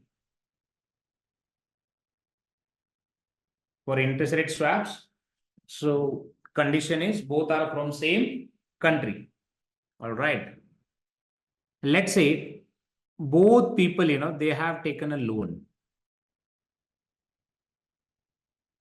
Both are businessmen. They have taken a loan of 1 lakh rupees. This guy, condition is like this guy is paying fixed interest rate, which is 10% per annum. And this guy is paying, let's say, variable interest rate, which is 12%. See, variable interest rate is linked with the RBI. When RBI announce interest rates, this rate continuously, it will change. Fixed, it means it's a fixed. Fixed for, let's say the loan maturity is 1 year, right? So for entire 1 year, interest payment would be 10%. But if we talk about variables, every quarter, rate changes because RBI and their team, they connect and announce new interest rate.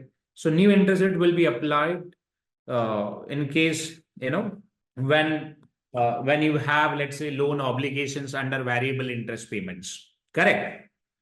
So let's take an example. We have, let's say, A and B. A is a businessman, which is a builder. Right. Applied for a loan and loan received with 10% in a fixed interest rate. And if we talk about this, let's say A guy is again businessman and paying interest rate on loan, which is around 12%.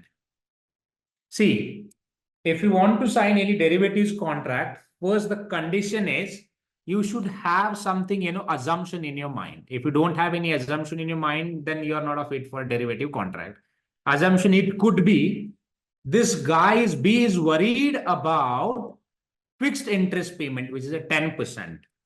If you compare this 10% with the variable one, of course, this guy, let's say this guy is at a better position, correct? Because variable wala person is paying almost 12%, it means 2% extra. 2% extra interest payment that the variable interest payment guy is paying to the bank. All right, on this amount. So this amount, we'll call it as a notional amount or principal amount in interest rate swaps. Let's go ahead. So if we talk about now, let's say, if the first assumption is they don't sign swap contract, interest rate swaps contracts, how the condition would be at the end of the, let's say, year, because the loan maturity is 1 year. If we just calculate the benefit, this guy, let's say, had taken loans from ICICI Bank, and this one is from Axis. See, the payout this guy will pay to the bank is 1 lakh into 12. So 12,000 for interest payment and principal amount, which is 1 lakh. So this guy will pay it, right? Without swap contract. And same if I talk about this B1, B will pay 1 lakh into 10% divided by 100, which is 10,000 plus 1 lakh principal amount. So this amounts will receive to the bank, ICICI Bank, at the end of the maturity. All right. This was just a plain one where they don't have signed any, let's say, exchange contract. But if they sign exchange contract, what will happen? See, this interest payment, let's say assumption is now the second assumption is they have already initiated the contracts because this guy was worried about, variable and this A was worried about fixed. The reason is eventually this guy was looking for a variable and this was looking for a fixed. Now your question would be like, sir, if the interest rate is high like this, why this guy will look for a variable? See, the assumption would be maybe when the what if, let's say, now we have an inflation, that's what the interest rate are higher side. But maybe next quarter interest rate can also reduce. See, RBI can announce reduction in interest rate as well. So at that time, interest rate will reduce and then reduce interest rate. What if, let's say, if that interest rate reduce and which come down at, let's say, 10% or maybe 9%. What if this happened? Then ultimately this guy would be in profit, right? Because this is a fixed one and to pay the interest payment throughout the year like fixed, which is something, difficult. Correct? And that's when this guy is looking for a fixed interest payment. And again, let me tell you something. If the fixed interest rate is 10%, and again, variable interest rate is also 10%. So it means in that case, you don't need to sign any swap contracts. If the both interest rates are in the same line, variable and fixed, then we cannot find any opportunity to make some, arbitrage or benefits. So to make some profit or make some, let's say, revenue out of it, there should be, differences in interest payments or interest rates, like fixed and variable. Then only we can, look for interest rate swaps. Otherwise, we don't sign any interest rate swaps. We don't sign if there is no difference. So here in this case, we have a difference. And as I said, this guy is looking for a variable, this guy is looking for a fixed, and they decided to enter in the contract. So this one is your duration 1 year. Here what happened? See, contract initiated. Contract initiated. B, A. Initially, they don't pay anything. No payment required. Just sign the contract on paper. So they just sign the contract on paper. They don't need to pay anything, any value to anyone. It's just a plain contract that they'll sign because the contract duration is 1 year.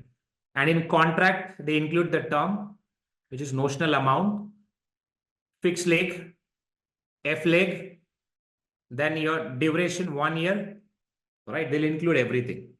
Okay, and they'll appoint one broker as well. So broker will track the flow and everything. So now the one more important thing is here. See, throughout the quarter, every quarter, you might see change in interest payment. One is fixed and one is variable, right? Let's say fixed is 10%, 10%, 10%, 10% for every quarter. And let's say this variable was like 12% for first quarter, then 10% for second quarter, 9% for third quarter, and 8% for fourth quarter. So if you see this 12%, it means here you can see 2%, opportunity. Here no opportunity. Here again 1% opportunity, and here 2% opportunity to gain some or to earn some money. So here, see, this guy means B will actually, pay fixed interest payment to whom? To A, and A will pay variable interest payment to, B throughout the quarter. So every quarter they can calculate the interest payment and exchange with each other. So if we talk about V, let's re-chart it out so you will not get confused. B and A. B is paying fixed, but looking for variable. A is paying variable,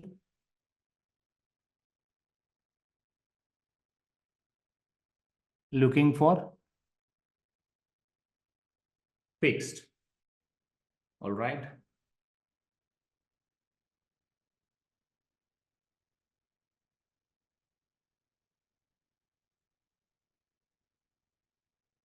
Fixed,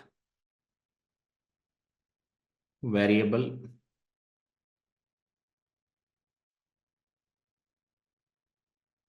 Okay. Quarter 1, quarter 2, quarter 3, quarter 4. See, this variable originally, this variable is from this guy.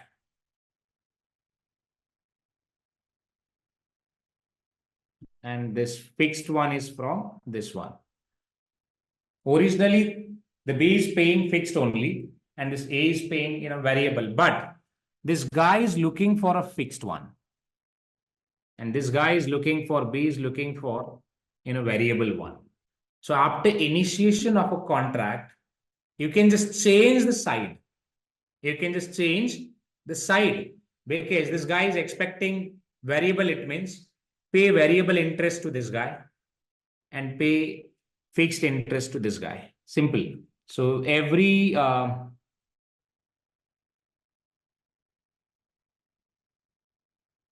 let's see the amount. What was the amount? 1 lakh. So interest payment would be 10,000, 10,000, 10,000, 10,000. So all 10,000, 10,000, 10,000. So 40,000 payout it will receive to A. Okay. And if we calculate the variable, it was 12%, then 10%, 9%, and 8%. Every year there was a change in interest payment, and here only 10. It was fixed. It means only 10, 10, 10. Originally it was a fixed, right? 10, 10, 10, 10, 10. So now if we talk about the calculate the interest payment, here you can say 12,000, 10,000, 9,000, and 8,000. So just total it out, 22, 22, and 8, 30. Right? 30 plus 9, 39,000. So there is a difference of 39. See, variable interest, this guy was paying, correct? Already this guy was paying. But after the contract, this variable goes to this one. 39 will goes to the B. And this guy will pay fixed one. So this fixed one goes to this one, which is 40,000. So instead of sending 40,000 and 39,000. So see, with this example, if you just think 40,000, it might seem easy that we are transferring this 40,000 and 39,000. But if we talk about, let's say, 1 billion, 2 billion, or 1 million, 2 million, 3 million, so that comes with a cost, because banks also charges fees to each transactions if you initiate a payment or if you process a payment. So it's not easy to transfer a payment. So it's a very difficult one. Okay. So instead of transferring full amount, so parties only settle the differences. Parties only settle the differences. So if we talk about this guy, variable guy is responsible for 39,000, which is a pay for him, and 40,000, which is a receive for him, right? So 40,000 will receive, 39,000 will pay. Instead of that, if we just, let's say, settle 1,000 rupees in the books of A, then it would be easy, right? Instead of transferring all the, let's say, interest payment from one account to another, it would be difficult, correct? But instead of that, if I only settled 1,000, would be easy. and 1,000 which is a receivable for him. So which is a benefit. So it's a benefit actually. And same if I talk about, let's say this guy's payable amount is 40 and receive amount which is 39. So receive is less, pay is more. So it means for B, it's a loss of 1,000. So total, this B will transfer 1,000 to A. So in this particular business, who lost the money? Of course, B lost the money by 1,000 rupees and A made a profit out of these transactions of 1,000 rupees. And that 1,000 rupees A can use to mitigate the risk, which is the interest payment risk. The reason is A was paying 12% interest payment. If we just see this, A was paying 12% variable interest payment, but due to effective hedging, that A made some profit out of this particular swap transactions, which is around 1,000, and that 1,000 A can use to repay the debt of a bank. All right. So just tweak this example in a way. Let's say this transaction size was 100 crore. Now, if it's 100 crore, and if you just calculate all of this interest payments and all, so you can see the difference of 1 CR interest payment. See this 1 CR interest payment, and 1 CR is a very decent amount. All right. With a small amount, if you just think, it might seem okay, which is not interesting. Just we are making 1% or 0.5% interest payment. But if you just increase the value, then you would see difference in millions. And for a big investors or businessmen, even 0.05% interest rate also it matter a lot. If I apply for a loans, let's say with a bank for 100 crores, and the bank, let's say there are two banks. One bank is ready with 10% interest payment, and another one bank is ready with, let's say, 9% interest payment. Of course, I'll go with the 9%, but I'll check other terms as well, because interest rate cannot be let's say, only one thing that I can look for. I can also look for a flexibility as well, like which bank is giving me more flexible options to repay. So I'll look for that option also. But even if you talk about, the interest rate, let's say the one bank is offering 9%, another bank is offering 10%. So now here, if you see the difference there is a difference of 1%, right? Even if I think about 1% interest payment on 100 crore amount, so it would be around somewhere 1 crore. So why should I pay 1 crore extra to the bank now, you tell me? So this is how interest payment come into picture. So interest payments, this interest rate swap is nothing but it's, the look for an opportunity, right? As a businessman, you should always look for an opportunity. How opportunities that you have on 1 crore amount, 100 crore amount, HDFC, Axis. So let's say Axis is charging 9%, and this HDFC is charging 10%. So now which one you would prefer?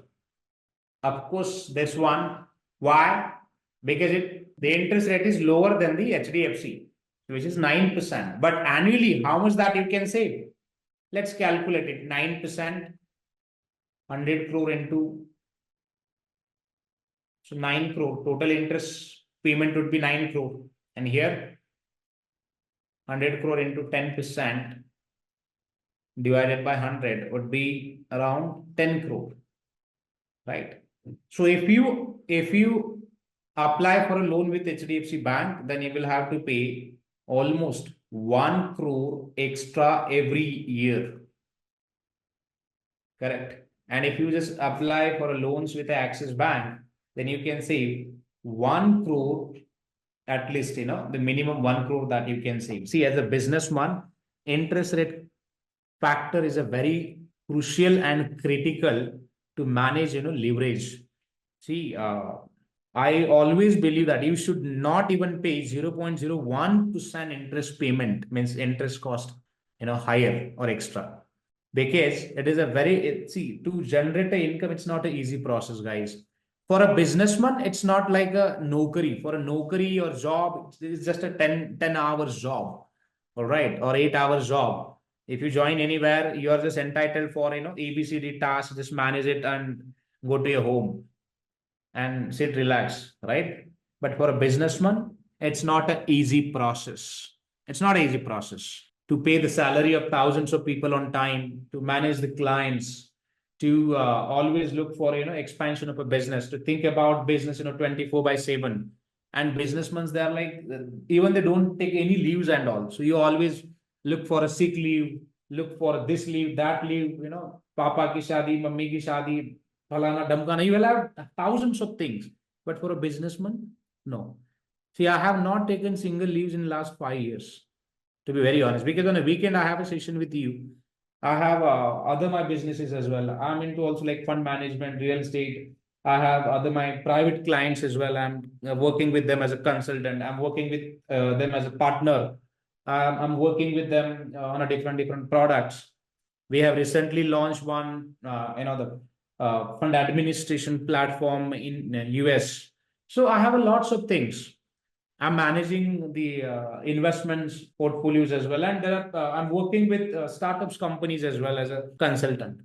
So it's very difficult for me to take a leaves for even 1 day or 1 week at the moment.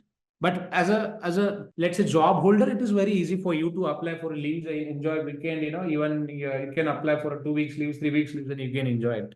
It's a very difficult, so that you can understand it. Then to generate the money also, it is a very difficult. So while selecting, the interest rates or interest cost, so always see which one is benefited for you and look for an opportunity. If anyone is offering more, let's say, flexibility with lower interest payments, so you should only look for a lower interest payment, because this affects on your profitability of the business. So they appoint the intermediate person. So you don't need to appoint your banker, but you can appoint someone. See, both can make, there are platforms, okay? So there are platforms, swap platforms, exchange platforms. So both can register and submit their quotations, and they can appoint broker as well. So broker will take care of it, everything. Broker maintains swap accounts. So for example, let's take example of Citibank. Citibank work as a swap agent. So you can approach to the Citibank to swap your current, swap your interest rates. You can also check with Morgan Stanley as well, because Morgan Stanley also works, as a swap agent in international markets. I have also seen that Goldman Sachs, JP Morgan, then Wells Fargo, they work as a swap agent. In Indian market, HDFC Bank work as a swap agent. Then your Axis also work as a swap agent. So you can check with them if you guys are really interested to settle. But with the same banks, you can't do this. So you will have to appoint a bank, or you will have to register yourself that you are looking for interest rate swaps. But as a common man, I don't think so. You would be able to find any someone like good party. But if you have a, let's say, if you, now your question would be, look, sir, as a common man, if I want to hedge, then how can I do this? See, if you want to hedge your interest rates, then in that case, you can look for a forward contract with any parties if they're really interested. Okay. And then you can look for, but to swap this, instead of that, the common or popular instrument would be, maybe you can, invest in a, any other instrument like mutual funds or maybe real estate or anywhere to generate more returns, so that you can, offset it. Because at the individual level, I don't think so any of the instruments will work, and even they'll not entertain. Because let's say even if you apply for, let's say, 20 lakhs rupees loan, the profit from the contract would be very less, so it would be very difficult in that case. And so always they look for a big contract size. I'm thinking about to build the platform for currency swaps or loan swaps, interest rate swaps, then rent swaps.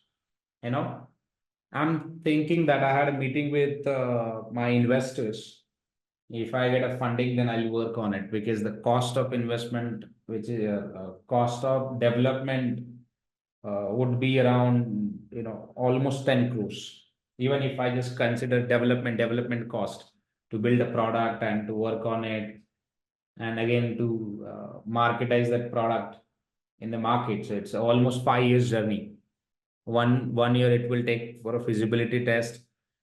Then 1 year again it will take to marketing promotion, right, at an international level, and then after we can onboard clients. But yeah, so once you onboard the clients, then you can make a huge money. Then you can have multi-billion-dollar company then. But yeah, so this is how your swaps works. So I'll take one more example for IRS, which is total, or you can say TRS, total revenue swaps, how it works. And then maybe we can go through the PPT. On a PPT, you can see more technical terms as well. Okay. So let's talk about now total revenue swaps, how TRS works, total revenue swaps. Let's say you have a few properties, okay, A, B, C. Yearly income of this property is 50,000, 20,000, 30,000. All right, it's a rental income.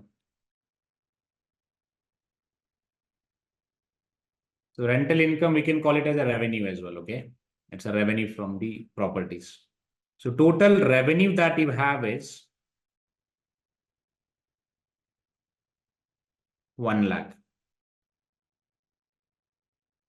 But the point here is this 1 lakh is not a fixed, so which is a flexible or variable, I would say.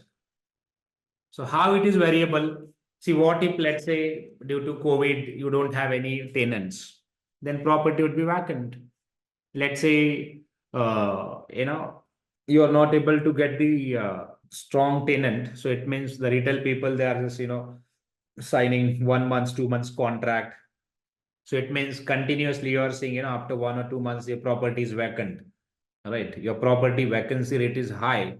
If the property vacancy rate is high, then it would be very difficult for a businessman to, do some financial planning with this. Are you getting my point?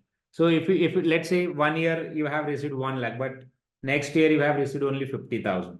Maybe let's say third year you have received 60,000. Maybe fourth year you have received again 30, 40, 60, 70. Right. So this is how yours is getting interest payments from the properties. All right. So it's a very difficult in that case. But what if, let's say, what if you can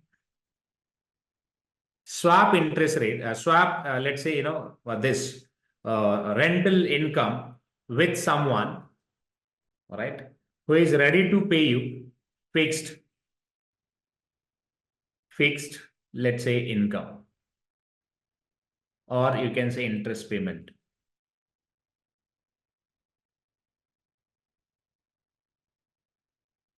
So you can exchange anything. So here is the example of revenue. So it means you can exchange your revenue. All right. Let's say this guy is interested to exchange with the interest payment. All right. This guy is ready to pay you 30,000 interest payment for per year, which is a fixed. So ready to sign agreement with you. Every month you will receive fixed interest payment. So you don't need to worry about, even if the property is vacant for a year, whole year, that's fine. So you don't need to worry about that. Your responsibility is like just to hand over whatever, revenue it will receive to you as a rent. You can transfer that rent to this guy, and that guy will pay you 30,000, which is a fixed, interest payment to you every year, because it's yearly contract. So let's take an assumption now, since both you guys are, ready to sign and you have signed contract. Contract now has been initiated for 5 years. Rent and interest payment.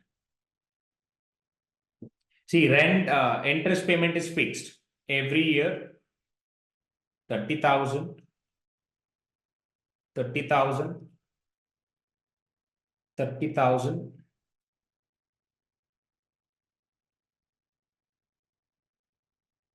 30,000. Interest rate is fixed for entire schedule. Okay. Now, if we talk about, let's say, rent for a first year, the rent generated from the property is 1 lakh. Right? So if you see in this particular, at the end of the, let's say, first year, this guy, the rent owner will pay 70,000 to whom? To this guy. Because if you don't want to pay 70,000, then eventually this rent owner will transfer 1 lakh and this, or see, even if the rent owner don't want to transfer and to maintain all of this, so both can appoint broker. So simple. If you just appoint a broker will settle that. Broker will take care of that everything. So broker will take care of this settlement of broker will collect the rent, which is 1 lakh. Again, interest payment from the party, which is 30,000. So net, this broker will settle this 70K in the interest holder who is paying interest payment. So they'll settle it out.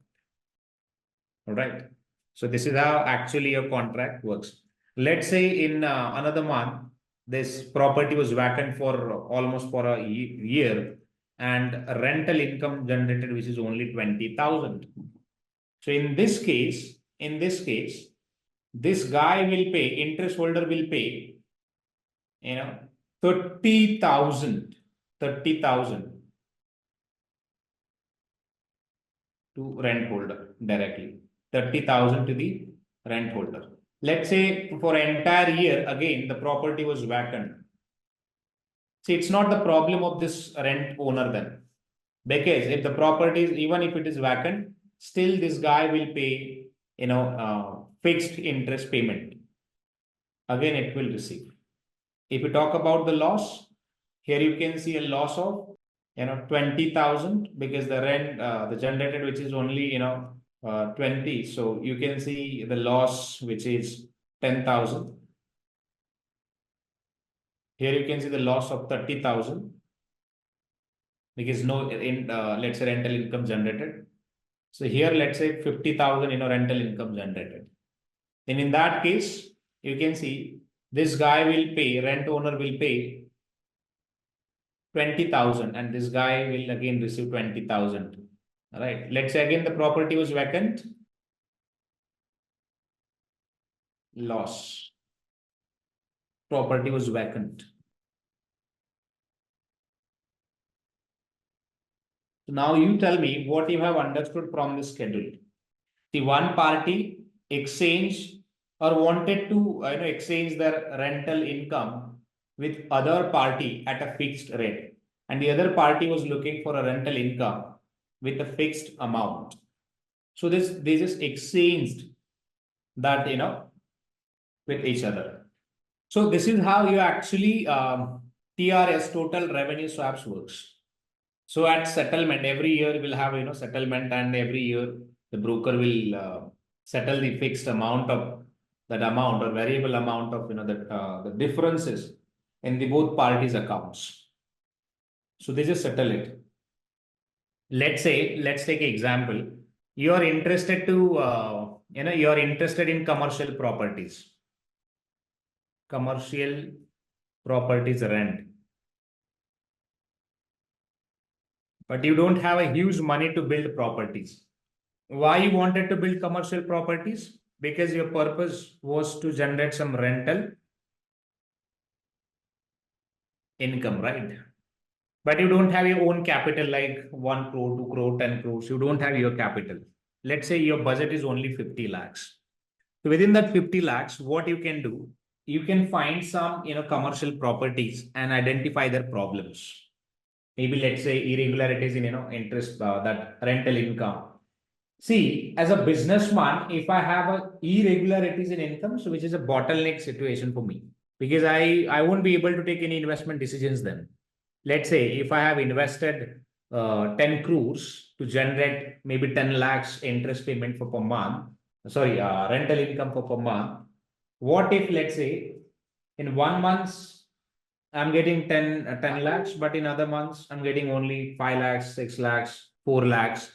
So this is variation in rental income, which is a big problem for a businessman or to anyone. If you are an investor also, if you invest, let's say if you have invested huge money like 10 crore, 20 crores, and if there are variations in rental income, then which is not a good, because they want something fixed, which they can maybe reinvest, or they can plan something different. All right. But as a, let's say, arbiter, it means arbiter always look for an opportunity. See, they don't hold any assets, but if they have a capacity to at least enter into obligations, so that they can. So one person is looking for a fixed, whether it is a rental income or any income, that's fine, looking for a fixed. And the other guy who don't want to hold any assets, because the capacity of this guy is very low, but ready to at least invest, let's say 50 lakhs. But that 50 lakhs, you don't need to invest in one go. So what you can do, you can find the properties, like commercial properties, find their problems.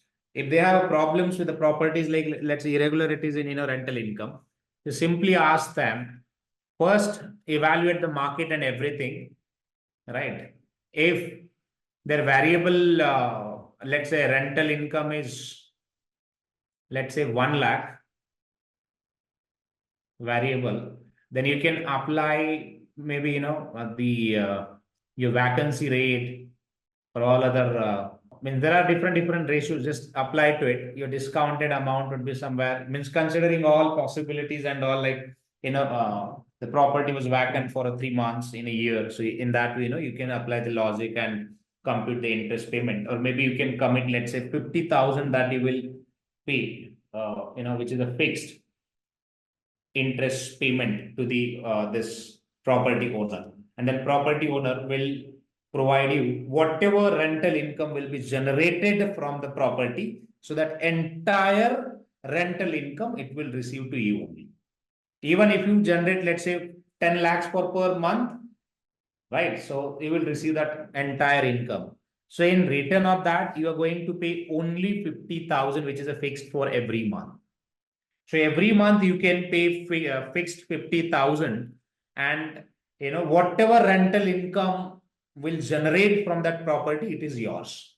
Whatever means whatever. Even if, let's say, there is no income, but still you will have to pay 50,000, which is a fixed amount to that property owner. And this is how you can sign a contracts with property owners, or maybe you can say the people like who are looking for fixed returns. You can sign a contracts with them. All right. So this is how your swaps work. So let's now talk about technical some words, how your swap contracts works. So if we talk about the swap contracts, at the time of initiation, we don't pay anything, no payment at initiation, and you can see periodic settlements, maybe quarterly, yearly, even daily as well. So it depends on the nature of the contract. So accordingly, just we continuously settle the contracts and process that out. But the very important is to find someone which is a who can actually exchange with you. It's very difficult, and that's what we appoint broker. That's what we appoint someone who can help us to exchange. Okay, so in a theoretical term, if you just ask me, sir, what is swap contract? It's an agreement between two parties to exchange a series of future cash flows on a periodic settlement dates over a certain period, maybe 1 year, 2 year, 3 years, depends on your contracts.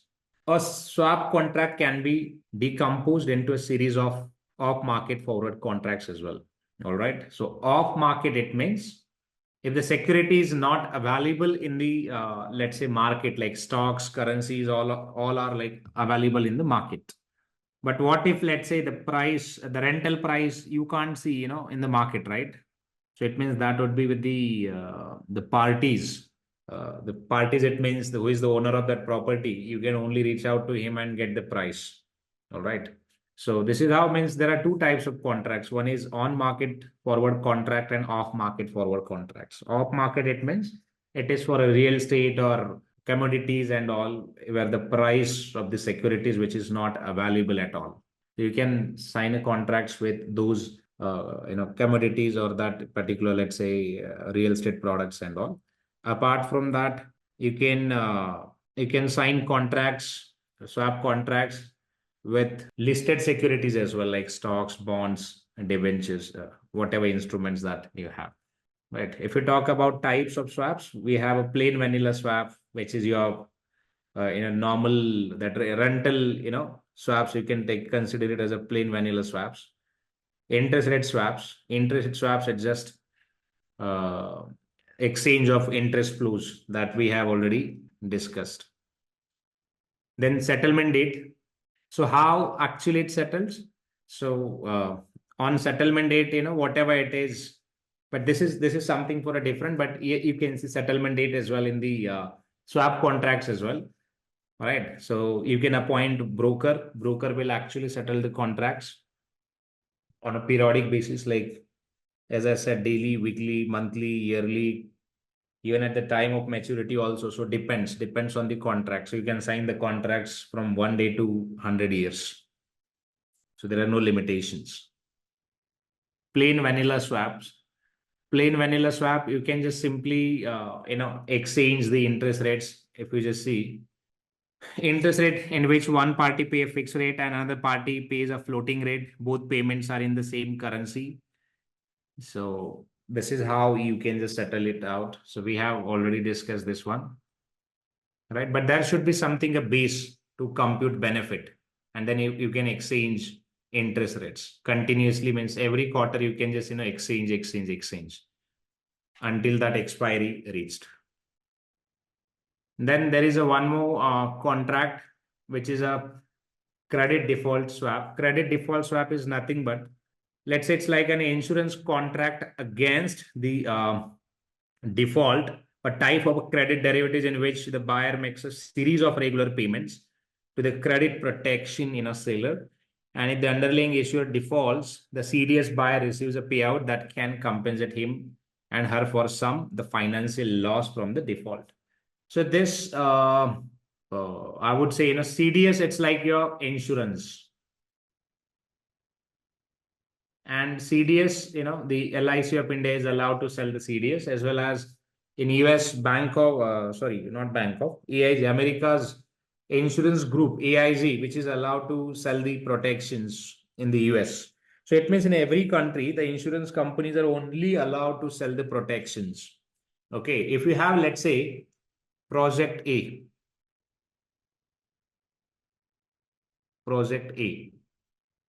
with the worth of rupees 1 lakh. The value of project is 1 lakh. But you're worried about, if something happened, so it would be your loss. So how you can protect that project A? Let's say project A is a very critical or crucial for you. If something happened to the project A, it will lose, your asset. So how you can protect to your asset? So we cannot say, buying insurance in this derivative space, we'll call it as a CDS. So we can buy CDS. If the project value is, let's say, 1 lakh, maybe you can pay 100 rupees or 50 rupees, whatever it is, for per month. To whom you can pay this, regular premiums to the LIC of India. All right. And if something happens, so you don't need to worry about it. I have got you covered. So it means if something happened to project A, so this company will compensate that, losses with you. So let's take a hypothetical example. So what happened? You invested in project A. It was very crucial for you, but due to XYZ reason, now project A collapsed, right? And you have incurred some losses of around 80,000. loss. So you don't need to worry about at all. Just submit the project details and everything to this guy. It's like an insurance, as I said. So this guy will process you your payout, which is 80K, right? You have a loss in your investment 80K, but on other hand, this guy will process you 80K along and you will have a remaining amount of also in project like 20,000. So 80 plus 20, still you have a value of 1 lakh. So you don't need to worry about at all. But yeah, your loss would be like the premium which you have paid it, because premium which is non-refundable, right? Premium which is not refundable. If you pay premium, the premium which is non-refundable, so your entire premium, that will be your loss. If something happened, then only you would be in profit. If something, let's say, doesn't happen at all in future, then that whatever premium you have paid, which is irreversible, so it means it will not receive any penny to you. So it is your loss. So while selecting CDS, always look for a risk. If you really have a risk in your project, then you can look for a CDS. If you don't have a, let's say, risk in your project, then don't buy any insurance contract as such, because it is not worth to buy it. So again, let me just summarize it. If you're a businessman and if you're dealing in real estate, or if you're dealing in any fixed income securities and all, so you should look for a CDS. As an investor, if you have invested in, let's say, fixed income securities like bonds, then debentures, then in that case, you can try to buy some protection like credit default swaps, because if something happened, then at least, see, if you buy a premium, definitely that will affect on the profitability, because premium which is a loss for you, correct? But it will also help you to protect your investments in case of default event or against any bankruptcy and all. So smart investors, they always buy protection. So if you want, you can do it. In India, LIC, because LIC is the government company. The government companies are only allowed to sell the protections. In US, the AIG group, America's insurance group. In UK insurance company, which is allowed to sell this out. Only government approved or government entities are allowed to sell the protection in case of event. The rest, they are not. Private insurance companies, they are not allowed, because it is very risky for them. See, if we can go and check the 2008's Great Recession, you can see, just because of CDS only, that entire world was in, you can say, entire world was in this Great Recession, because the AIG group aggressively sold out insurance protections in the market.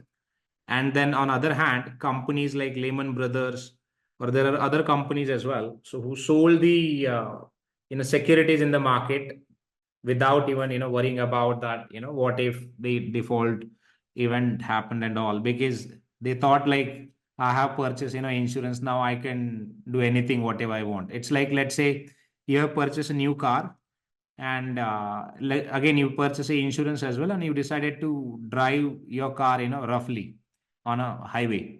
Just imagine that if you drive your car with the 140 or 50 60 speed, so there are two ways. One, maybe your car can ram to any other other cars, or maybe other vehicles, or maybe you'll collapse it.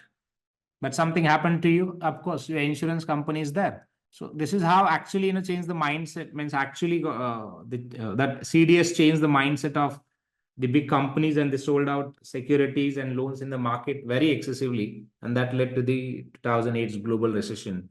And the final result was the Lehman Brothers collapsed. Now we don't have a Lehman Brothers in the market. That bank collapsed.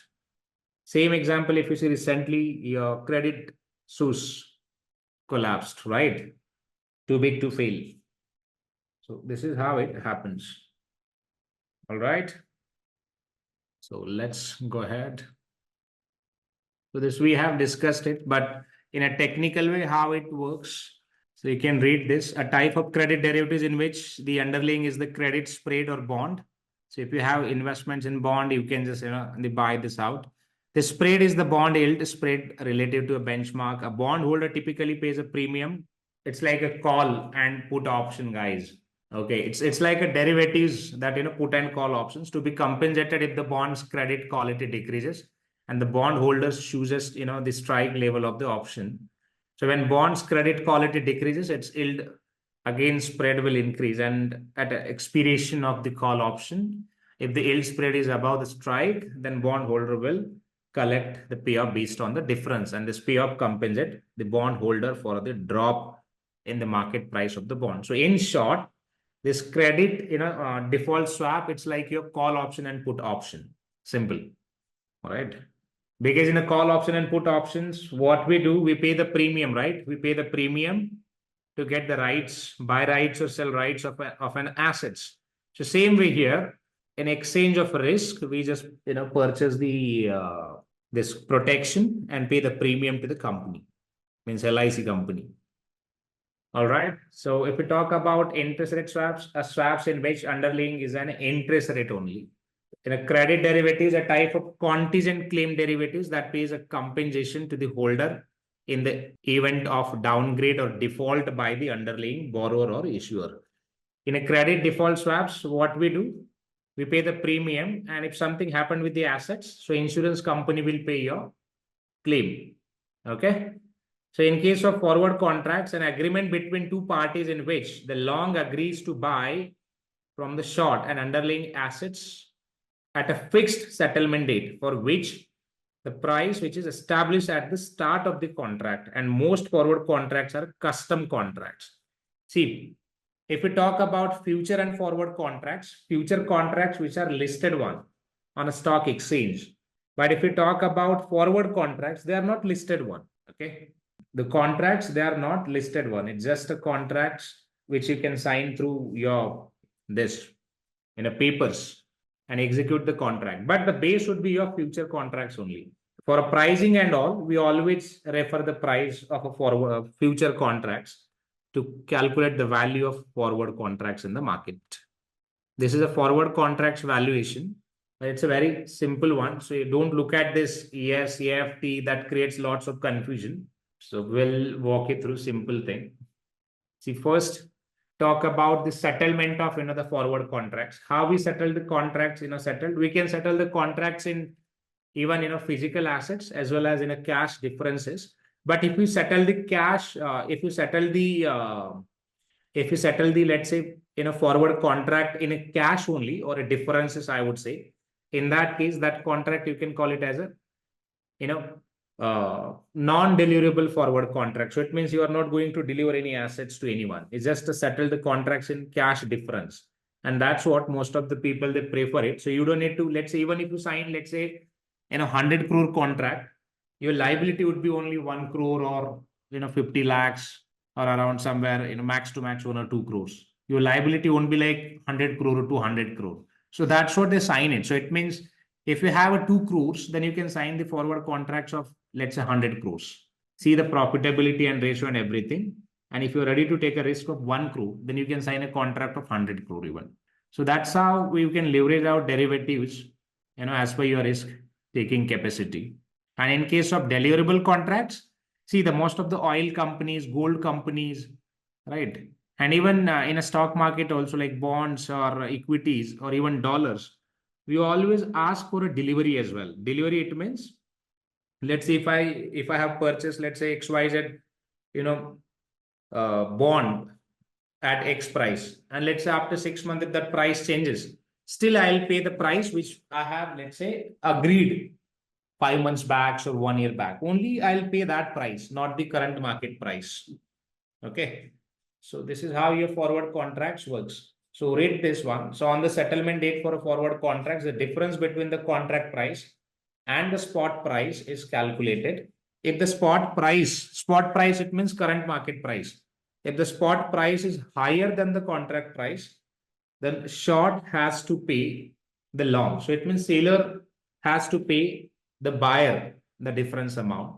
And conversely, if the spot price is lower, then the long has to pay, means buyer has to pay. Longer it means, guys, buyer, okay? has to pay the short, the difference. So let's look for that. So this portion, if you see this one is the part of deliverable. So here in the deliverable, actually parties that are delivering product to buyer. The price is 50, but in the market price is 45. Spot price, it means guys, it's a here if you see actual market price of the security is 45, but the contract was signed for a 50. So that's what this guy is delivering, the assets, selling the assets. And this guy is actually buying assets by paying 50. So eventually, who is in profit? Of course, seller is in profit of 5. Yeah, if we talk about the future price, the agreed upon price of the future contracts, the long is required to pay this price to the short for the underlying assets at the price on settlement date.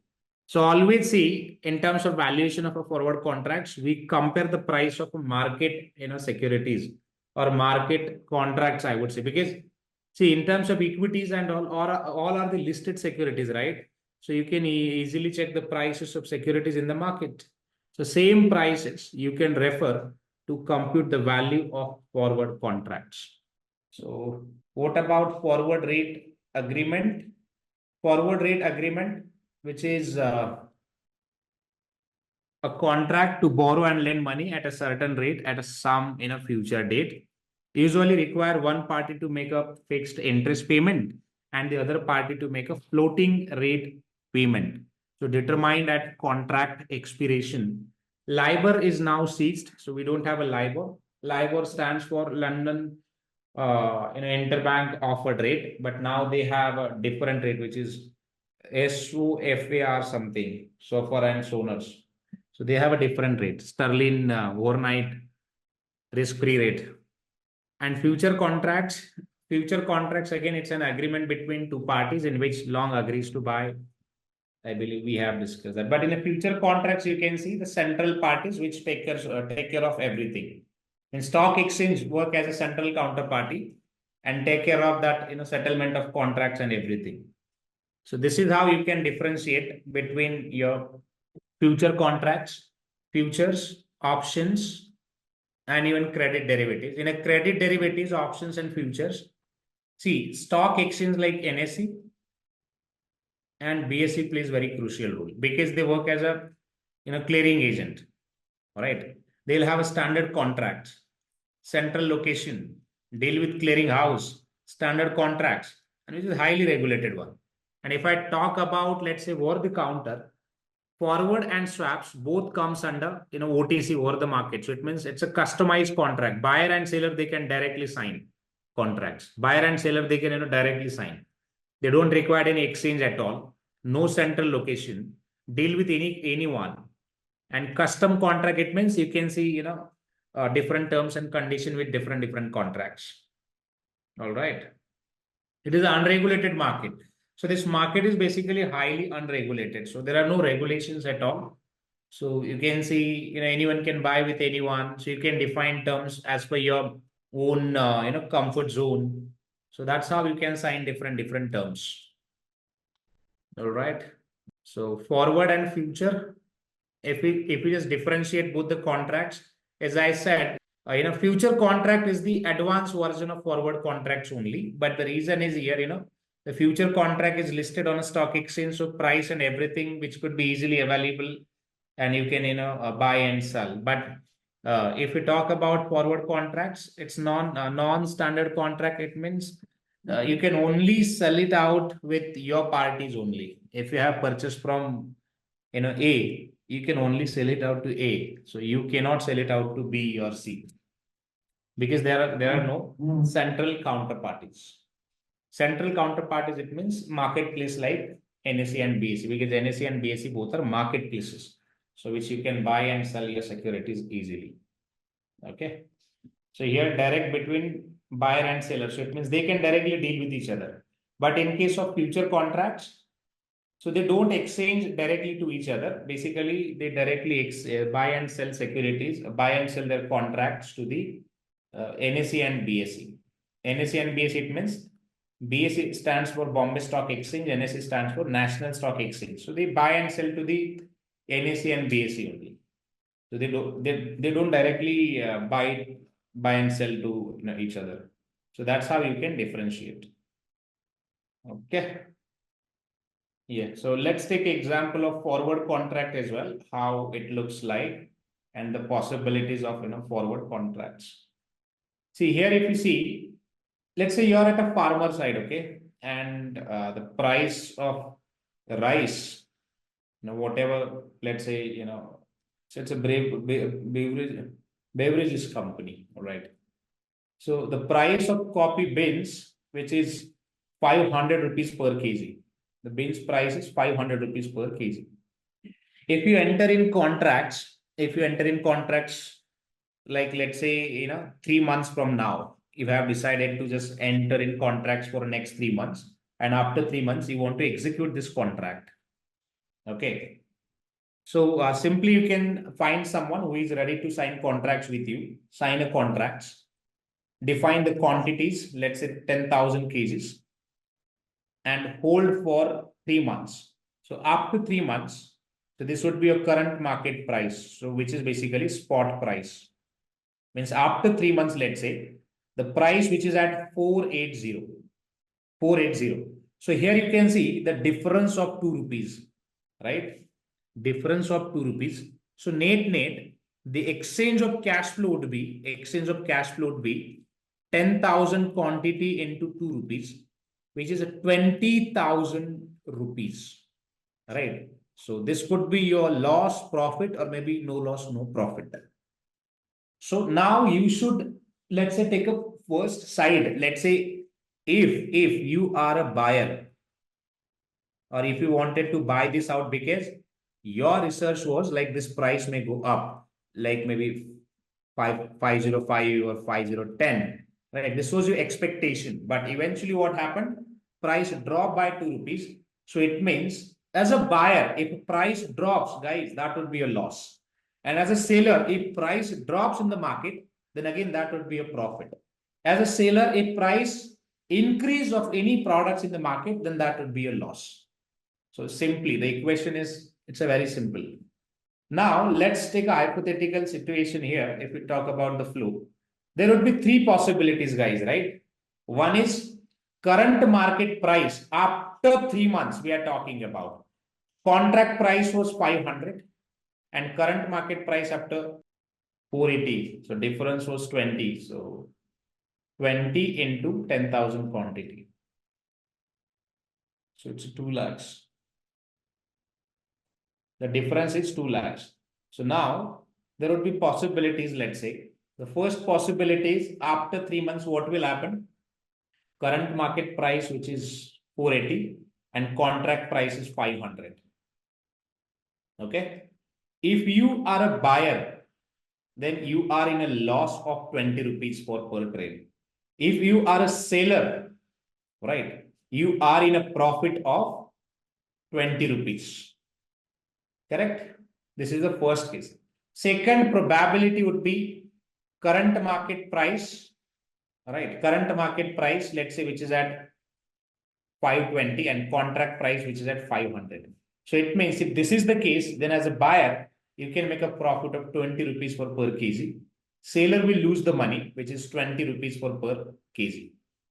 And the third probability is there is no profit, there is no loss. So it means current market price after the 3 months, which is same like 500, and the contract price of the contract is also same, which is 500. So contract price is 500 and current market price after 3 months, let's say, which is the same like 500. So zero potential profit or loss to both the parties. So it means this is the case where no loss, no profit. And if there is no, let's say, possibility of, the difference in price, then you should not sign any derivative contracts. It is just a wastage of time. See, even if you made a losses, that's fine. This is how the market works. Profit, loss, profit, loss. But if there is no opportunity to make a gain, then you should not sign any derivative contracts. It is a game of probability. Derivative market, entire market, it works on probability. If there is no possibility of, let's say, gain, then we should not sign any contract as such. So this is all about option, but options we have already discussed. No, don't want to. Call option, right to buy, put option, right to sell. And a call option again, right to buy, right to sell. So you can buy, sell. So this, if you see the premium, this would be a premium. We'll call it as a premium, but this portion we have already discussed. So I don't want to discuss the same thing again. Here. So there is one more term which is arbitrage. Okay. See, arbitrage, it's an opportunity to make some profit. Let's say there is a Wipro stock or any company you can say, or KPIT. KPIT stock price, which is in market, is 1,000 rupees for per quantity. Okay. And in a future market, future, it means in future, maybe in 1 week or 2 weeks, price of shares will rise, and that would be somewhere around 110, maybe in 1 week. All right. So what you can do, you can buy shares today at 1,000. You can sell tomorrow at 110, and you can make a profit of around 10 rupees. So this profit, you can see that it's an arbitrage opportunity.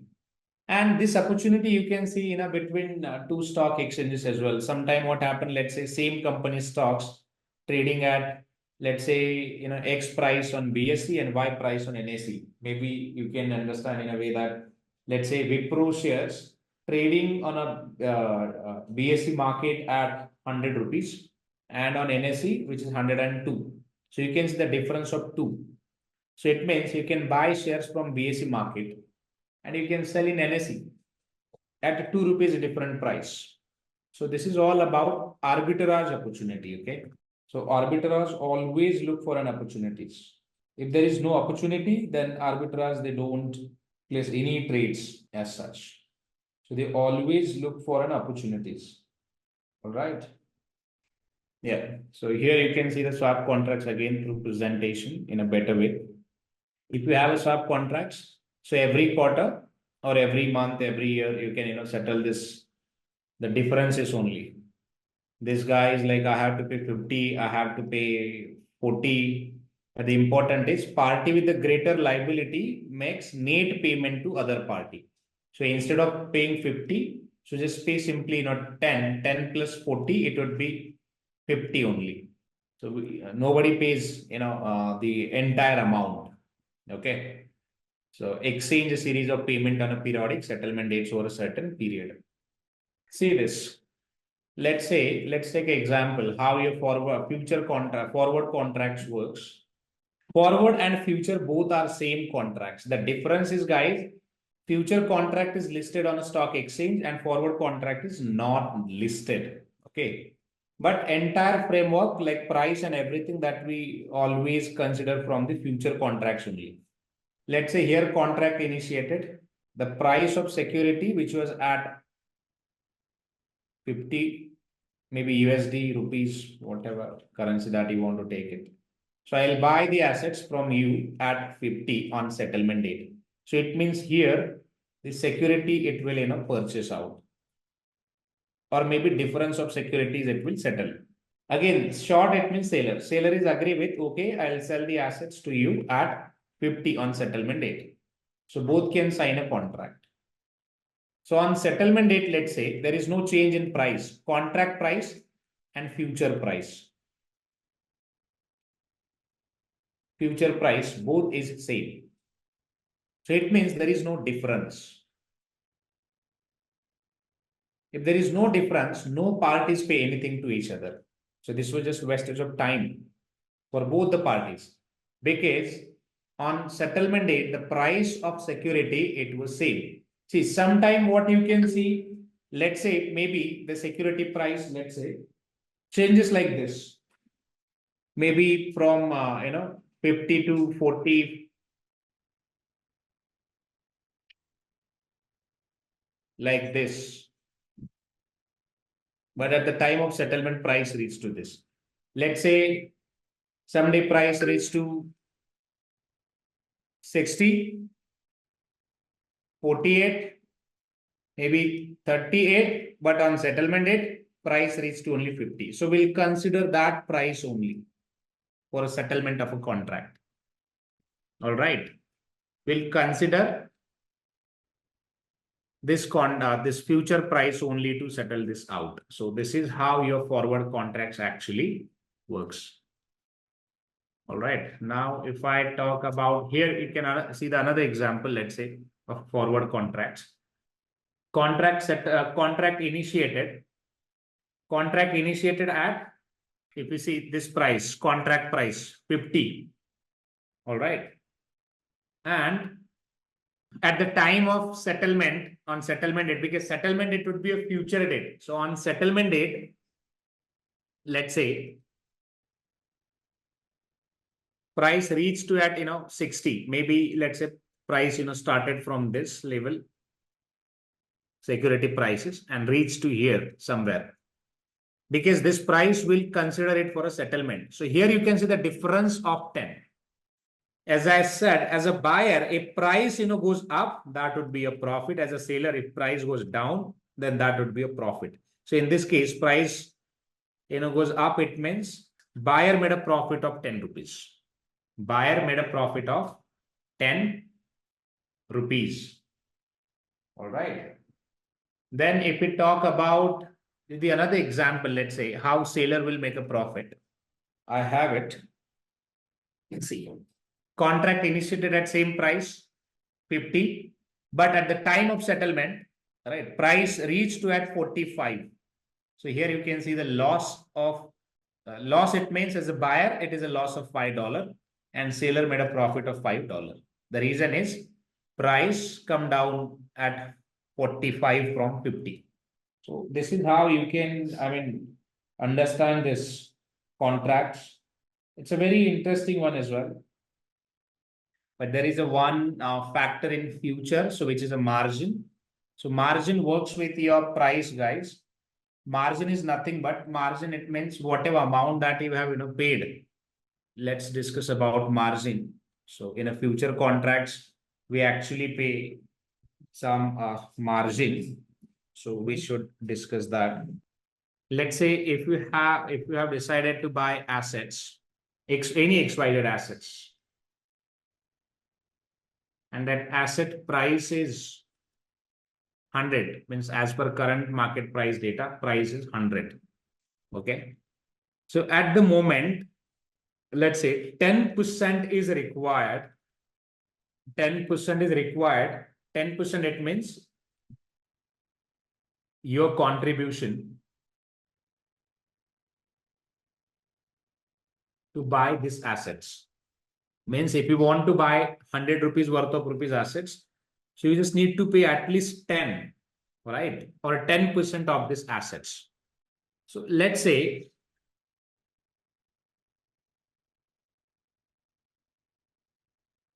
which is a days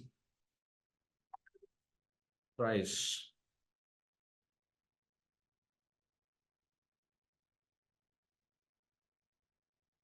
Sorry, 10, 9, 8, 7, 12.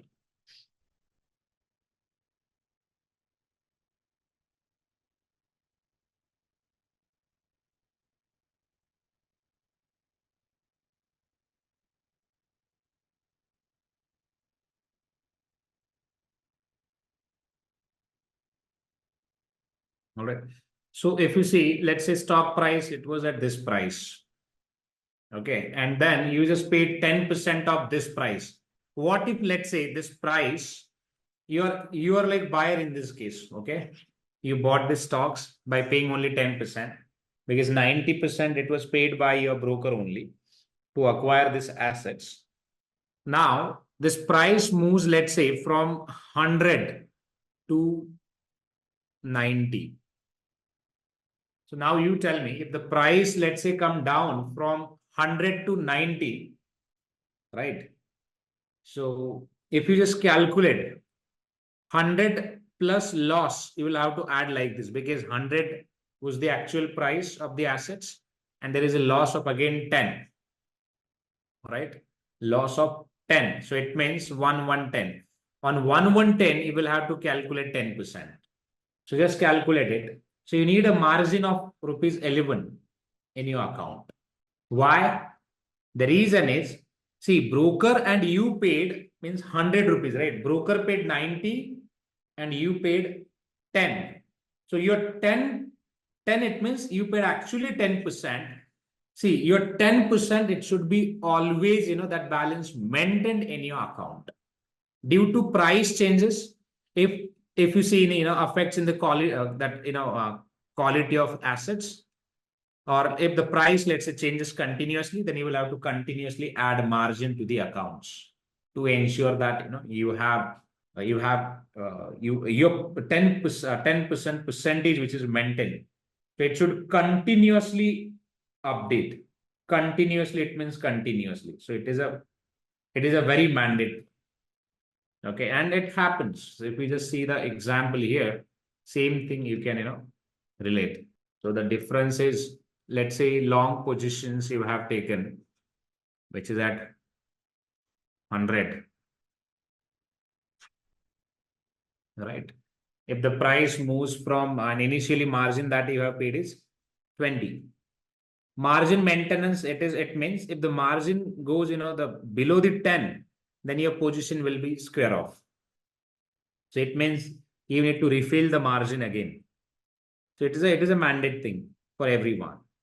See, price changes. If you see, price changes from this 90, it was not 90, I believe it was 100, 110. If the price changes from 110 to 76, so here is the loss of 41, right? And same, if the initial margin was again 40, then your 40 margin would be at 0 directly. The reason is you paid only 40, but same day there was a loss of 40. So your margin and loss, which is equivalent. So it means, so you lose the control of that collateral or assets. So if you want again the control of that asset, so you will have to pay again 10%. So this is how you actually margin gains works. In a margin is nothing but you are just paying 10%, 20%, whatever it is required to hold the rights of that assets. But make sure that as a buyer, if that asset is in profit, then only you can make a money. If your asset, let's say, which is in a loss, then you cannot make any penny from this particular contract. So you lose your money as well as margin as well. See, broker, see, the point here is it's a game of money market. Okay. Broker reach out to the banks. The banks like who are dealing in this liquid assets or who are dealing in this very, the money market segments. So those banks quickly provide funding to that counterparties. It's a money market fund only because it's a broker sponsored entities. They enter in this contract. So basically, broker reach out to them quickly through their private network and ask them to look, we have securities, and if you are ready to pay, then pay it. So we'll take the control. So it means broker take the control of that collaterals and banks provide funding. So in this particular transaction, see, it's a win-win for everyone. Broker make the commission, banks receive the interest payment because on loan, it's a loan only, guys. It's a loan amount that we have, means we are taking loans from the bank, and bank pays interest payment. In last session only I showed you, right? So bank pays or charge interest payment to us, correct? So the interest payment, they charge interest payment. It's for see the duration of the contract. See, the short transaction contract should be at 1 year. Within that 1 year you can execute it, but future contracts has an expiry of monthly. So every month your future contracts will expire and settle in your account. And if something happened like plus minus, broker always keep an eye and they directly execute the contracts. They don't wait actually, for your permission and all. They directly execute the contract. It's a risky as well. One of my friend last month only, he got a call from the broker to purchase the HAL, which is future. and he purchased it even. I told him, do not buy because already stock is at, a very high level. So don't buy it. If you want, you can buy it in a spread. Maybe you can carry, any put option of HAL. So he said, no, I'll just buy it. I got a call, so I have a surety. And then now he's in loss of 5 lakhs because he purchased the future contract at the time when the price was 5,500 or 600 something, and now current price which is at 4,400 something or 500 or 600 something. So almost 30% loss which he has in the one lot, you can say. So it's a very difficult. I mean, it's not easy to manage the margin and all. If you have a sure shot only, then you can make a money. Otherwise, you cannot. Yeah, there are people, who actually hedge their futures as well. So it means, options we need, low amount, which is premium. So you can pay that premium. I advise him at the time only. So if you are looking for a buy option, then do not buy directly. So make sure that, you are buying the other position in swaps so that you can hedge. But they never listen sometimes. So we can't do anything in that case. Now he's in loss, so he was saying, now what can I do? I told him, now you can't do anything, just book the losses if you can and wait for another opportunity. This happened, right?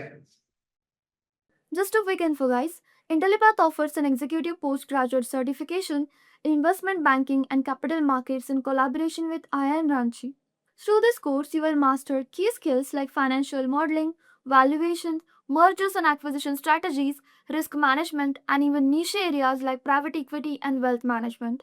The program features 80 plus live sessions conducted by IIM Ranchi faculty and industry experts, real world case studies, hands on projects, and a 3-day campus immersion at IIM Ranchi. Plus, you will also get exclusive benefits like executive alumni status from IIM Ranchi and complete career support from Intellipaat. We have already helped thousands of professionals achieve successful career transitions in the finance domain, and you can check out their testimonials on our Achievers channel. The link is in the description below. And for sure, this course can set your career to new heights. So visit the course page link given below in the description and take the first step towards the rewarding career in finance. Our main focus should be on different types of the fixed income securities like bonds, ABS, MBS, or all other different securities. So we'll try to decode that in details. So let's see how it goes. See, if we talk about, let's say, see, same example first. If assumption is, if we have understood this process, like how we create a securities, how the issuers actually redeem that particular securities, or maybe how create securities and all. If you have understood entire this process, then you can easily understand the different aspects of fixed income securities also. All right. So let's talk about all other factors. Let me start with that. So let's say same. I'll continue same example. ABC Corporation. Okay. First, let me chart out the terms. What was the terms? Terms of financial instruments. Terms were like face value, right? Then your interest rate, then maturity, right? Options. This one is very important one. And frequency of payment. Frequency of payment. So there are the basically terms, okay? Terms of a bonds. And as we know, as per our example, if I continue the same example as per our example, so we'll refer the data of this one, right? This one. Face value was, I believe it's 10,000, right? Then interest payment, it was 10% for per annum. Let's say maturity date 2030. Options maybe at maturity, or let's say it's a redemption. It's a simple, we'll take a simple example first. Redemption. Frequency of a payment, which is annually per annum. So interest payment, it will process out every year, right? So basically every year will process payments to the borrower. So this is how your investment terms are. Okay. Now first try to understand this, the process, how it's actually happened. If I now talk about, the schedule, so let's say this is for 5 years, right? So 2000, 2025, 26, 27, 28, 29, 30. So here your bond will mature.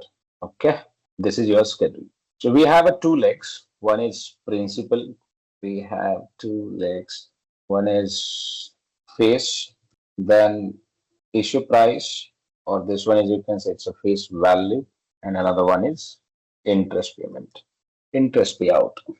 Right. See, interest payout, again, another assumption is this is a fixed one. So this is a fixed one for entire cycle for next 5 years. At the time of issuance of a bond, right? At the time of issuance of a bond, if let's say company, let's say investor is here, okay. So we'll create a same, means at the time we'll create a same two sides, so that investor, company, here we'll maintain the data for investor. Okay. So one side that we have investor, and second side that we have a company. So here I'll help you to get clarification of many terms in one chart, right? See, if the company issues, the bonds, face value of a bond is 10,000, and same price if company issues at, the same price, which is 10,000. So that becomes your par situation. Bonds issued at par. Why? The reason is the issue price, and your face value of a bond. So face value, basically it's a redemption value, right? Face value becomes your redemption value. If company issues this at the same price, right? Same price means issue price and face value. So that becomes the bonds issued at a par value. This is the first condition. Second, again, the same bonds, let's say face value of a bond is 10,000, and actual bond issues in the market is 9,500. So this is the case of bond issued at a discount.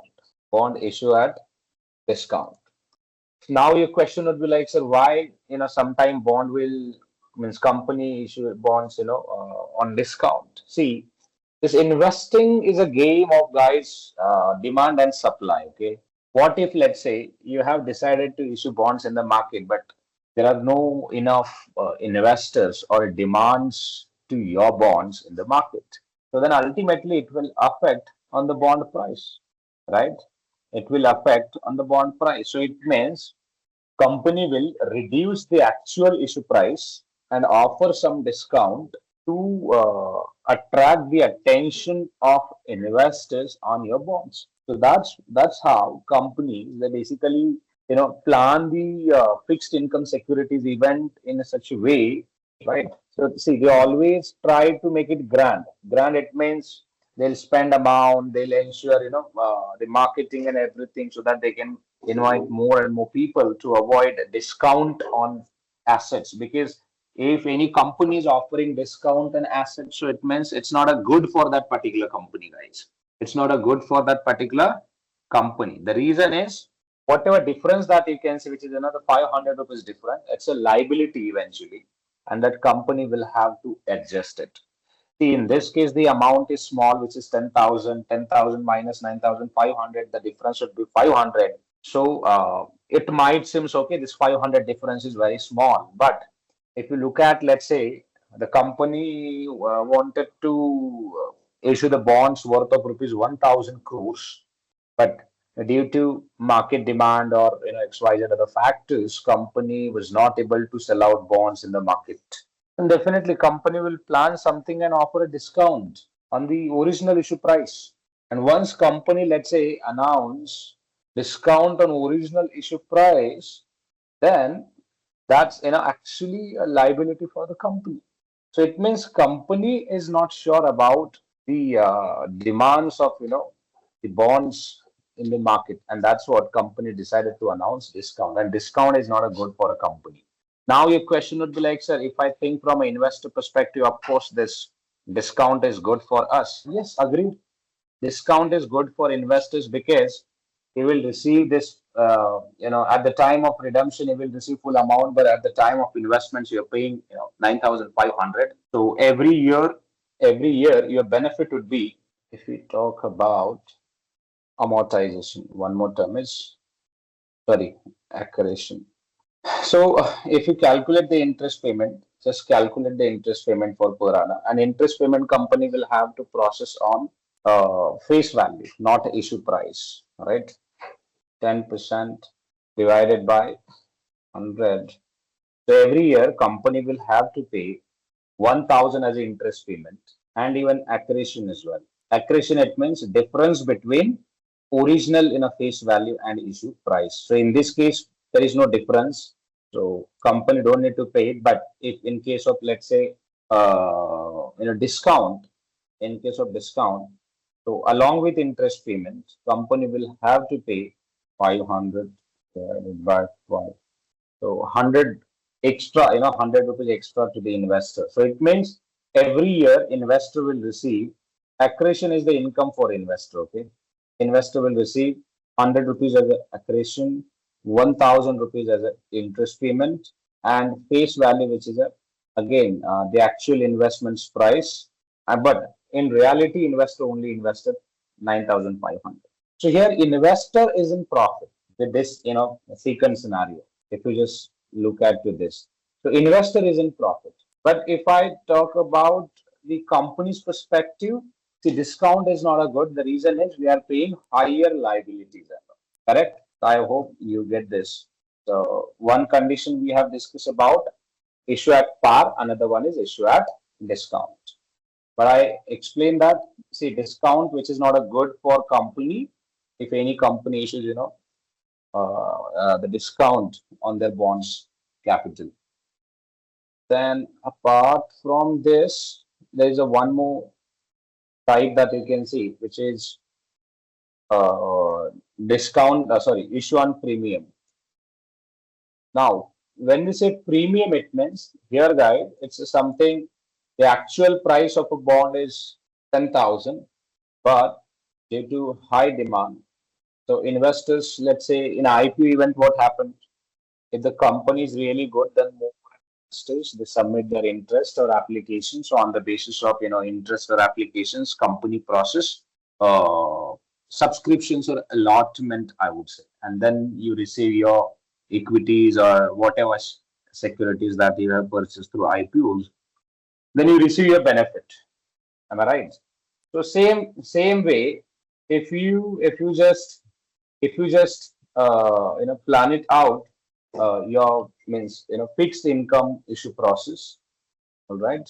For example, let's say 10,000, which is the actual price of means redemption price or face value of a bond. But in the market, due to high demand or high, let's say, the request where company have received from the investors. So in that context, the actual issue price, it could be, let's say, 11,000 or maybe let's say 10,000, whatever. It's just a hypothetical example, right? So in this case, if we talk about the benefit of, see here in this case, see, by default company will have to pay interest payment on this amount only, not the issue price. See, company or even investors, we both calculate interest payment on face value. Okay, so don't get confused. So always we calculate interest payment on a face value, not the issue price. Okay, so now if you look at this particular means third scenario, issue on a premium. So this is the case where investors paid higher expenses, right, which is around 1,000 extra than the market price. And if we think in a very different way or a very practical way, if you see, investor is not generating single penny of interest payment for a first year. Why? The reason is, here if you see, face value of interest payment was 10,000 and we have purchased, means as investors, we have purchased at 10,000. So actual investment value was 10,000 and we have paid only 10,000. So it means it was a win-win situation. and the interest payment for 2025 we have generated around 1000. In the second case, of course, it was an additional benefit of 100. Sorry, my yeah, 100. The reason is there was a discount on bond price. But in the third case, if you see, we have paid 11,000, so which is 1,000 extra to acquire the assets worth of rupees 10,000. Worth of rupees 10,000. So it means we have paid extra amount, and that is something, it's a loss of investor, which is 1,000. You can say loss, or maybe it's not a benefit actually, and which is 10. And now if you just calculated the benefit, the interest payment which will treat as a income, right, for investor. So it's income.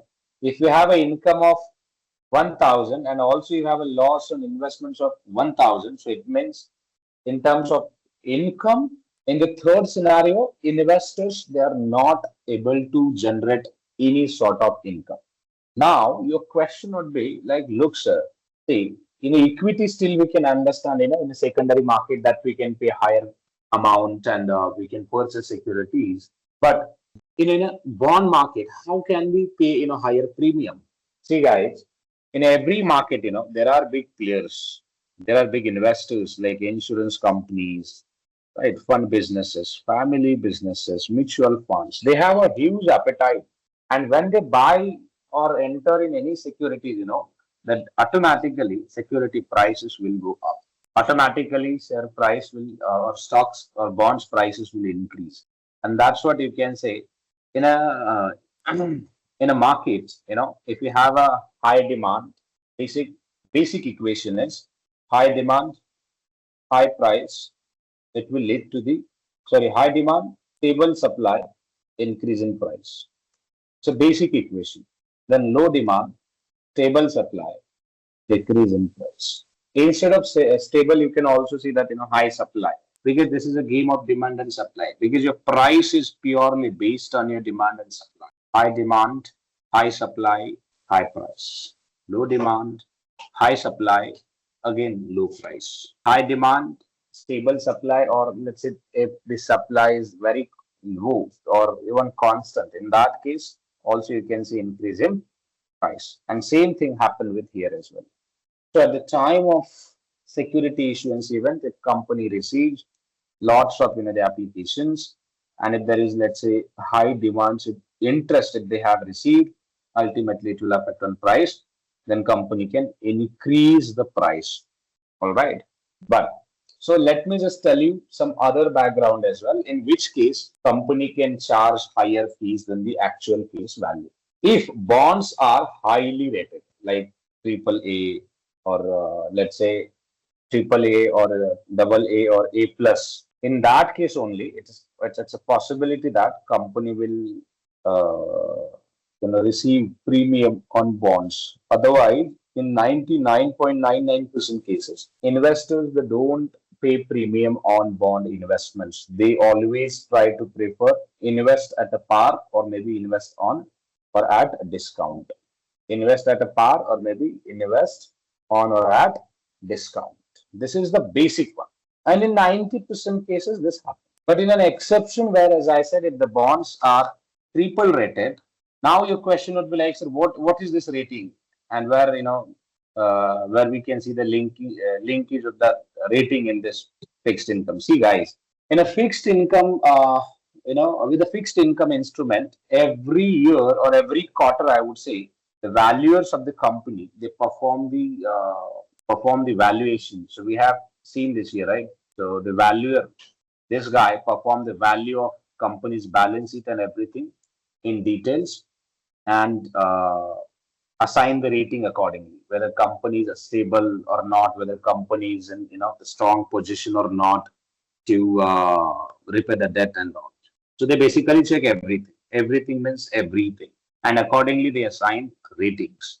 So once they assign ratings, if the rating is triple A or A plus or AA, so it means it's a clear indication that they have a strong business growth, revenue, profit, and everything. So their entire debt is covered, and they are at a very sound position. So it means they can repay their debt at any point in time. So their capacity is okay. So when we talk about this discount, if company, let's say company's rating is below the B rating, right? Below the B, maybe C or B, I would say, or even D. In that case, it's a clear indication that companies, the asset quality is not at a good position, and that's what investors they are asking for more and more discount on investment, or I would say discount on assets. So this is something which is a difficult zone, I would say. If the ED bond is rated, A plus or triple A plus, here definitely you can see low interest rate, low interest rate. Here you might see high interest rate, but the risk of investing would be very high, right? Very high means very high. Let's take an example of Byju's. Byju's was struggling to raise funds from the market. Am I right? Now, if Byju's want to raise funds from the open market, no investor will purchase securities at face value or par. No means no. 90% cases, investors will ask for a discount from Byju's on their asset. But on the other hand, what if, let's say, if government of India announce bonds, I'm sure in 90% cases, investors will not ask for a discount. Instead of that, they'll pay the premium as well. Premium, it means higher amount than the face value. Why? Because they have more trust on Indian government and even stability also. So their investment should be safe and secure. All right. So yeah, this is it. And if we talk about, let's say, par, which is again, which is kind of, let's say, companies which is at a stable or win-win situation, I would say. In that case, investors, if they feel that the valuation of the bonds is fair, in that case, face value and issue price would be in the same line. And here the rating of the bonds also that you can expect is maybe BB plus or even A plus, depends on the rating agencies, their label or bandwidth, how they rate the particular securities and all in the market. Now, your another question would be like, look, sir, who assigned this rating? See, in a market, the prime brokers like JP Morgan, Goldman Sachs, then in India like CRISIL, right? Again, the prime brokers like UBS, CLSA. So they always do some sell side analysis of securities and publish the reports in the market, because all our broker or banks always they work at sell side and they publish the reports. And the mutual funds, insurance companies, and provident funds, they also perform the reports and assign rating to that assets. All right. And all insurance companies, provident funds, retail investors, mutual funds, universities, they come at buy side. They also perform the report. And on the basis of that, they assign rating to it. But if you are new to this industry, again, you will have questions like how it works. See, guys, if you know, at the time of, let's say, credit card application process or a home loan process or personal loan process, the credit agencies like different we have a credit agencies where they check the CIBIL score, right? And if the CIBIL score is above the 700 or 650, then we consider that that person is at a stable. If the CIBIL score is more than 900, we assume that that person is very strong. And if the CIBIL score is below the 500, so it means that person which is at a very critical level. So how that particular CIBIL score that companies derive, and how they come to at 700 point, 500 points? Because see, for a CIBIL score, it is the study of individuals' incomes and expenses and other obligations on the basis of your personal obligations like pay in and pay out for a particular month. So they actually calculate the capacity. For example, let's say if your income is a salary, individual in a person's salary is 1 lakh, and total expenses, including means everything, which are 50,000, your net income is 50 in this case, correct? And if this income, let's say if you are able to saving in maybe stocks, bonds, whatever it is. So it means you are at a very strong position. Why? You are able to save your 50% of your income. So on the basis of this data, if I assign rating, of course I'll assign rating like more than 900. Why? Even if you apply for a loans of 20,000 per month, still you can manage that, right? You can adjust the loan amount, which is, let's say, 20,000. Still you will have a total net income 30,000. So it means you have a positive cash flow. This is the clear-cut example of positive cash flow, and that's when I can rate highest side rating. But what if, let's say, your total income is 50,000 and total liability that you have along with expenses and all.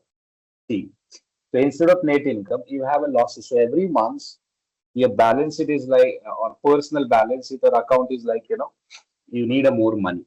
In that case, your CIBIL score would be somewhere around 300 to default. Why? Because you don't have any additional income to cover your liabilities and your credit capacity is a very low. So on the basis of basically income and expenses, the credit agencies, they derive the rate and update in the system.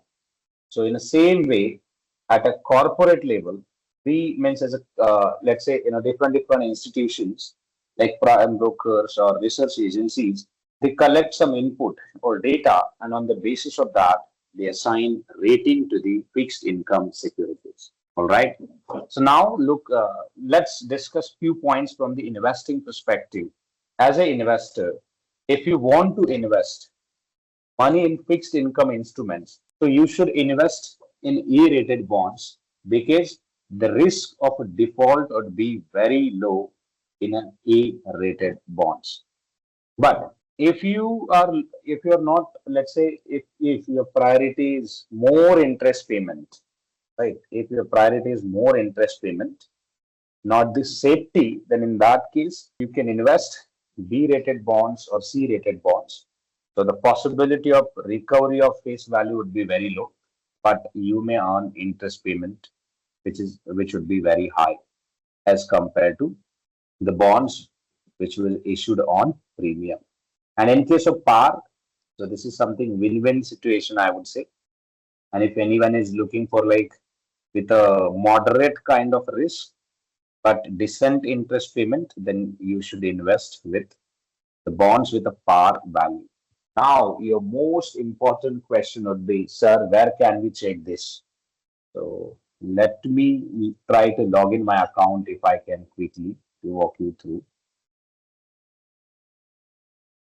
So here, see, if we talk about the private bonds, see, there's two deals now we have at the moment. One is government, deals, government gold bonds, okay, with the interest payment of 2.5% per annum, and the another one is the National Highway Authority bonds with interest payment of 7.69% per annum.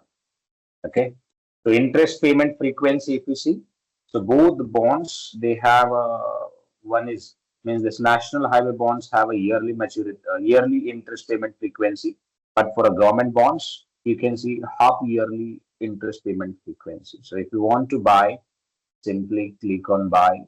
You can select the market, buy, sell. Now I want to buy it, so I'll select buy. Quantity, let's say 1. You can select the price, whatever price that you want to select. Then see the terms and condition. If you see, the face value of a bond is 1,000. Maturity amount, so it means at maturity you will receive only 1,000. So basically this is the case where you can say it's a par value of a bonds. Face value and maturity, both price are same. Okay, but eventually in the market, guys, the bonds is trading at 1110, right? Means 1,110 rupees. So here basically you can see the interest payment is included in the bond price. The interest payment is included in the bond price. That's what the bond price seems like different. but actual issue price and maturity price if the both are same, so it means there was no discount which was offered by the government of India. It was just a plain like face value and maturity price. But the current market price, which you can say different, the reason is every day interest payment which adds into the bond price, and that would be your updated price for the market.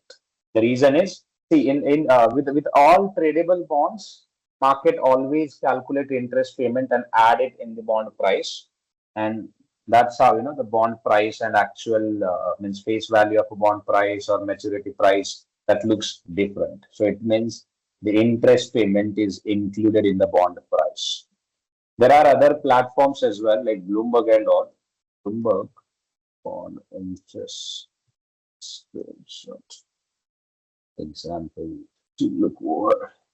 So here also if we see the principal amount, see face value of a bond is different, or which is we have separately recorded it. Bloomberg provide that information for all fixed income securities, and the accrued interest of a bonds for 11 days. You can see differently we have calculated, but the total value if you see, which is around 10 lakh, uh, 10 lakh 292.22, and this is something your tradable price. So if you want to buy a bonds at this price, so instead of 9 lakh 88,000, you will have to buy a bonds at 10 lakh 292. Did you get this? Why? The reason is, so eventually the the accrued interest payment, it will be adjusted in the bond price. And when if someone buys that in a bond, so buyer will have to pay interest payment. Buyer will have to pay interest payment along with the principal value. And again, understand this one, another term. So that if you see, if as a buyer, if you are paying interest payment to buy a particular bond from the another buyer, so it means so that bonds become, or that bonds price become, I would say, dirty price. Dirty price. Why? Think from a buyer perspective, we are paying interest payment to the seller along with principal value of an asset. So it means as a buyer feels that it's a dirty. So that buyer is paying interest payment in advance because buyer will have to wait to get the payments of that the interest payments actually from the issuer, because actually issuer pays interest payment, right? But issuer will pay the interest payment at the end of the year. But in between, if you trades in a bonds and sell it out that bonds to someone, right? So someone will pay interest payment to you, correct? So that price become dirty price. That price becomes dirty price, all right? And if you buy the bonds without paying interest payment to the other parties, so that becomes your clean price. So for example, let's say to understand this one, how dirty price and clean price works, and what is the benefit of that, we'll discuss that as well. So ultimately, along with the term, let's say this is the ABC Corp, issue bonds with 10% interest payment for per annum with 10,000, and total interest payment would be 1,000 for 364 days. Okay. So original buyer is, this company is the issuer, issue bonds to A. This person is, let's say, A. This one is B. So originally, let's say this person invested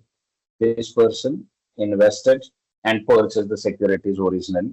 So let's say invested in securities, invested in bonds. Take a hypothetical situation where this person invested this benefits, but after 180 days,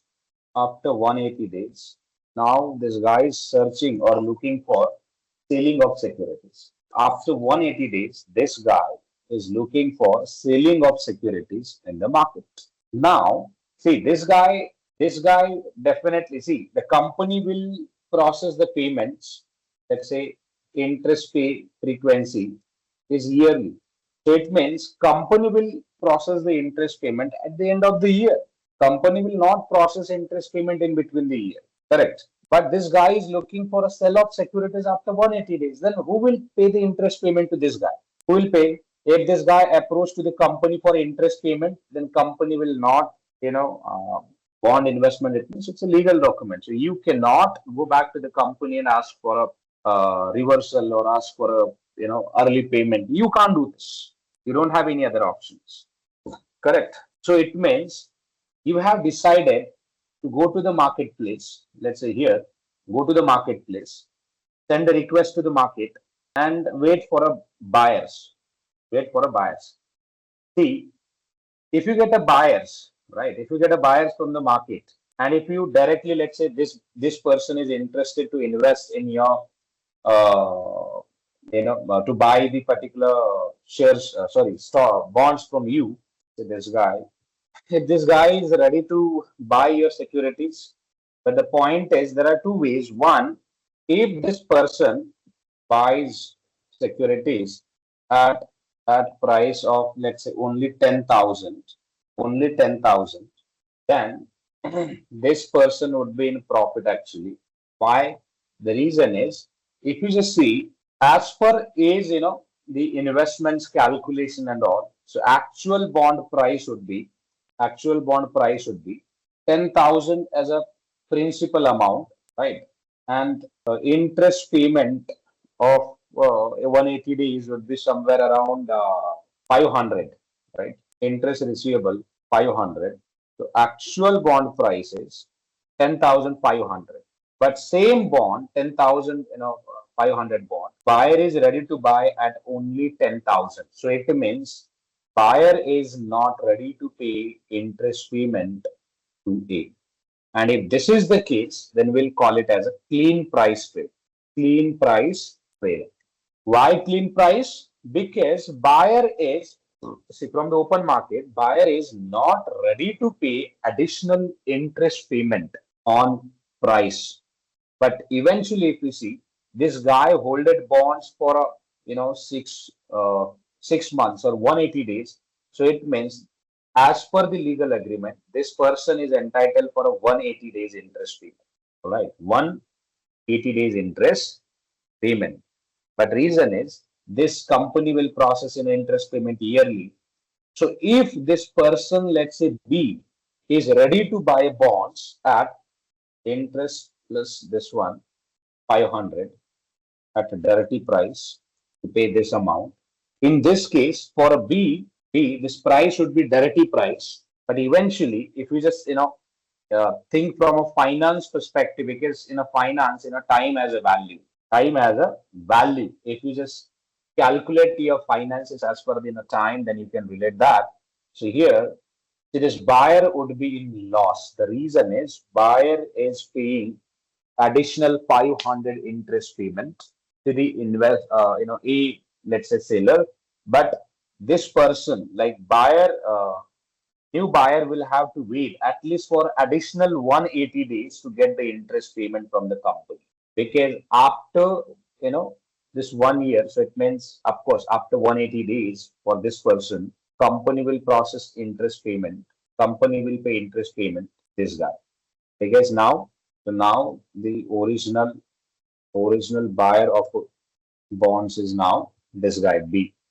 Because see, continuously name of B will reflect once the B execute trades in the system. So company will now process interest payment to B, and B will receive entire interest payment, which is 1,000 rupees. So 500, which is already paid to this guy, and 500, which is the actual interest payment where this guy is already holding, bonds with him. So now I hope you got this. See, dirty price, which is not a good for a buyer, but this is a good for a seller. Why? Because seller has received interest payment, accrued interest payment from the new buyer. All right. And the clean price, which is not a good for a seller. The reason is, then seller will have to wait until this company process interest payment. Then company will split payment to both. So A will have to wait. And in a finance, guys, wait is not good. Okay, wait is not good. Let's say if you hold in a XYZ investments for a 10 years and still you are in a loss. So it means you are in a double loss actually. You are in a double loss.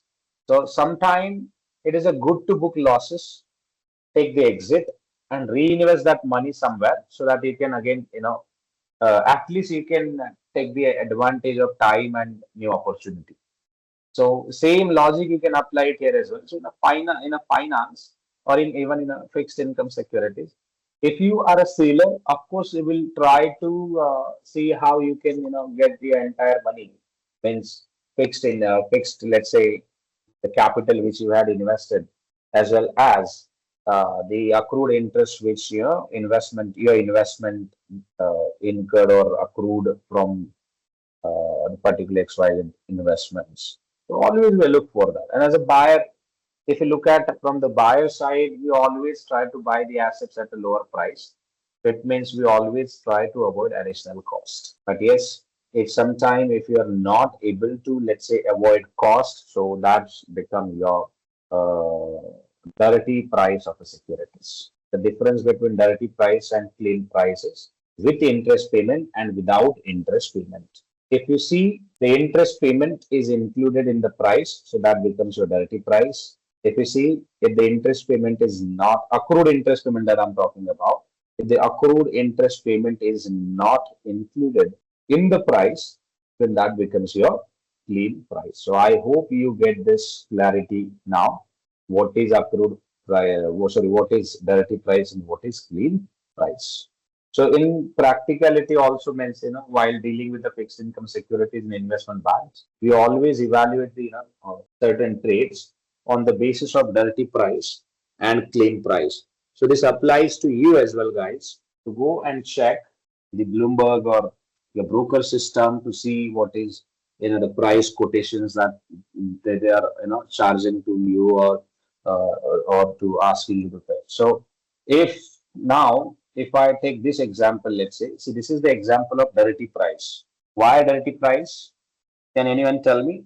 The actual, see, now if I want to buy the particular, this particular bond, then I will have to pay this price, 1110. So it means I'll have to pay 110 rupees extra to acquire this particular asset. So why should I do this? So why should I pay this? Right? Because actual price of this bond is different, correct? But as per the market, the price is different. So it means in this price, your accrued interest is included. And that's what we'll have to pay a higher price, right? Then let me take a few other examples if I have government bonds. If you guys want to invest in government bonds, now with the ICSA Direct, we have a facility. You can go to the FD and bond section, select the government bonds, and invest accordingly. Recently, government launched series for gold bonds. So you can look for gold bonds. And here you can continuously check the government securities as well. Few bonds, there is no. So apart from that, you can see other bonds as well, private bonds and all. Tata Capital NCDs. This is a deposit scheme. So this IIFL Home Finance Limited. Again, they have a scheme which is offering 12% interest payment for per annum. And interest payout is monthly. So if you have a huge amount like 1 CR, 2 CR, 20 CR, and if you don't have other any investment plan at the moment, let's say for next 12 months or 1 year, then you can invest your fund in such a schemes with a monthly payout. But see the maturity as well. So because your fund again, it will lock for maybe 1 year, 2 year, 3 year, 4 years. Depends on the investment scheme, But you see this. Kerala infrastructure, all are E-rated bonds. Structured products not available at the moment. See the corporate bond list. Akara Cap, UP Power Corporation issued bonds. Let me take a decent example to see how it looks like.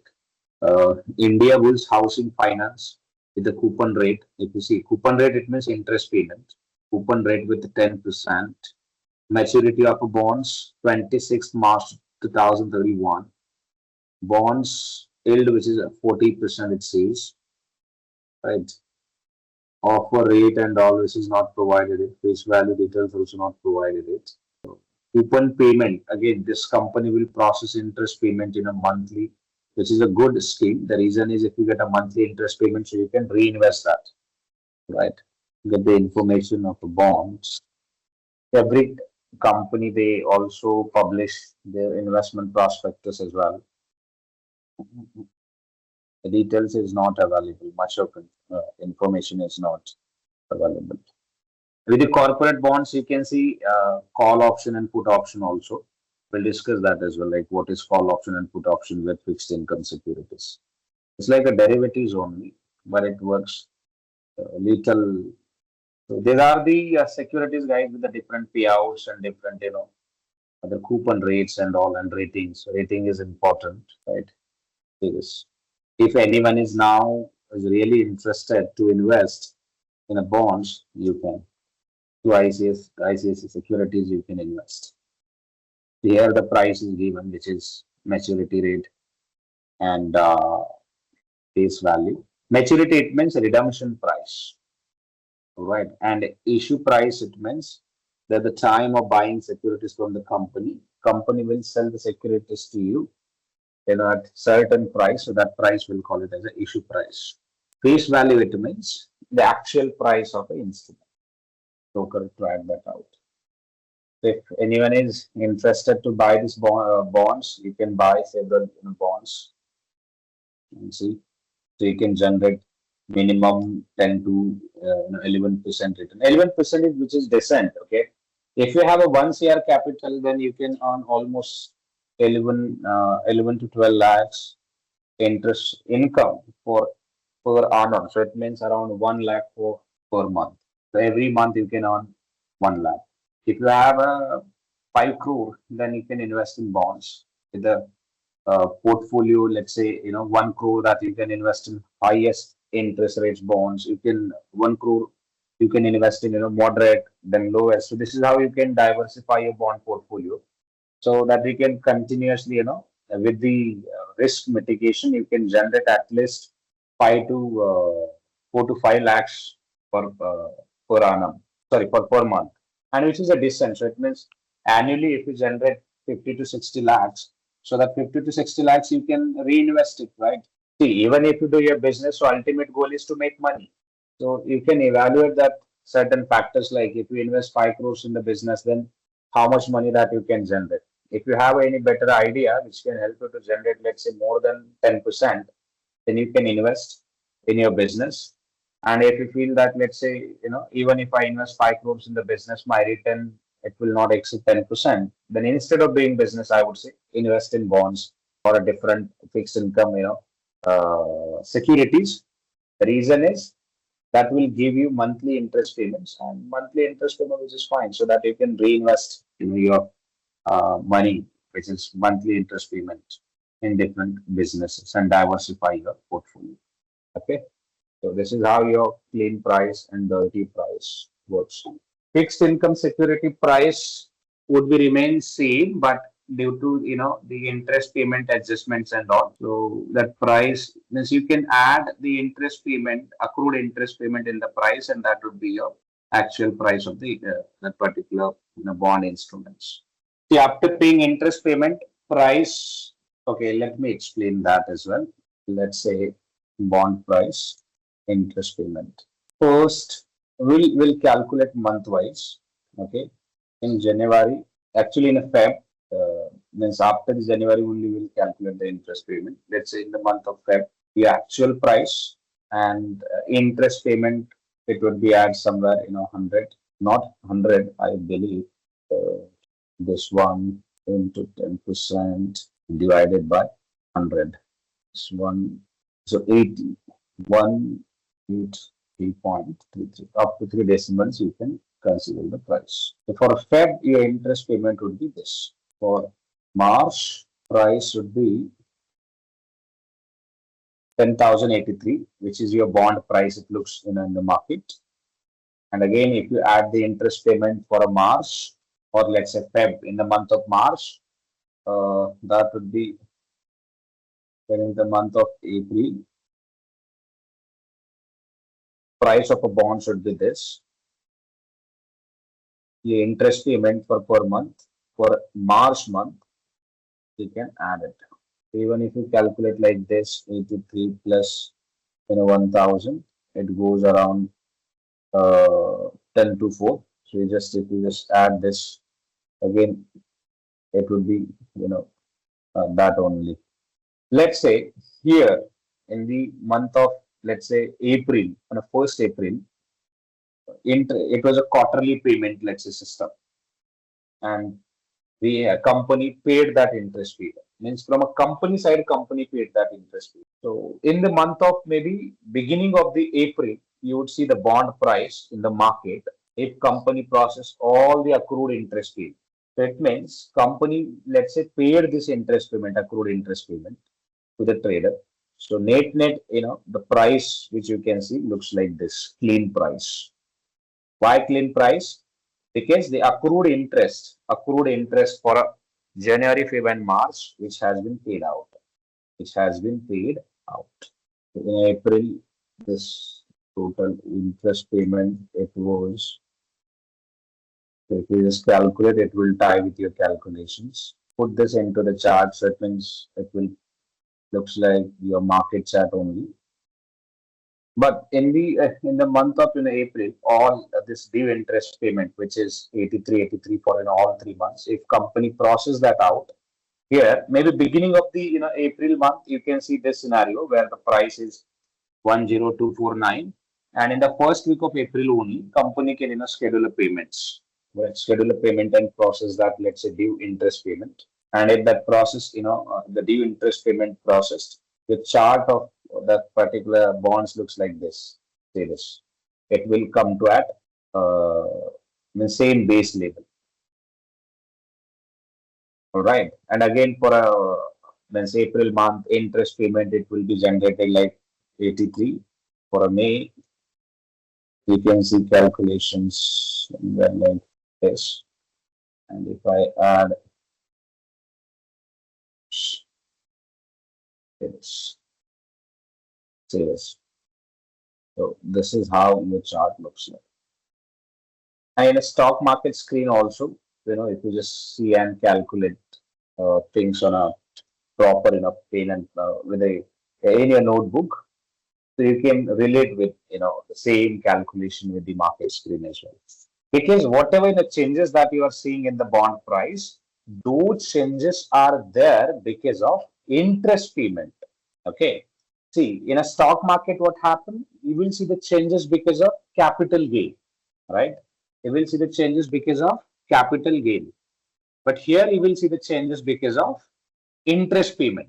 But that doesn't mean, the bond is actually offering any capital gain and all. Now your question would be like, sir, is it true that, bond will offer capital gain? Yes, bond can also offer capital gain, but that would be very in a fraction of amount, or maybe due to if something happened in the market with that particular company, in that case you might see big change in the bond price. For example, let's say suddenly Hindenburg leaked the report of Adani Group, and Adani bond prices dropped in the international market, and we have heard that argument like George Soros and his company took a short position in the bond market, and they made a huge profit in Adani Group. So that happened. If any special event happened, or maybe due to demand and supply, if you see fluctuations in the bond price, so that would be because of only maybe due to company's financial health, or maybe because of high demand or high supply of a bond, which is, let's say, pushing price to be very volatile in the market. But that doesn't mean the bond is offering capital appreciation. See, bond never offer capital appreciation, And even if you see, let's say, capital appreciation, see, that doesn't affect on the bonds main terms, because bonds main terms are like the maturity price. Let's say the maturity price is issue price and face value is 10,000. Then original bond, the price which is 10, it means at the time of let's say, in a maturity only company will process you this amount, which is 10,000. So even if you see the capital gain, let's say actual bond market in a trading in market is at 10083, but the maturity value of a bond is this one. So it will receive only this amount from the company. So company will not offer any capital gain on the bonds from company sides.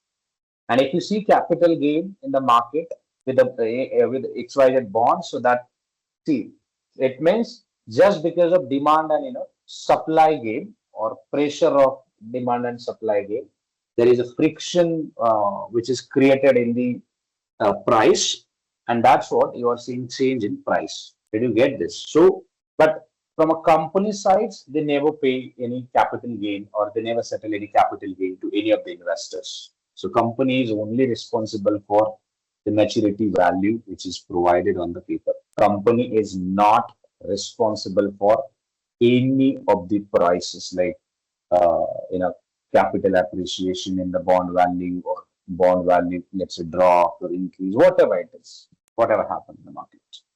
Company सिर्फ maturity value ही return करती है investors को.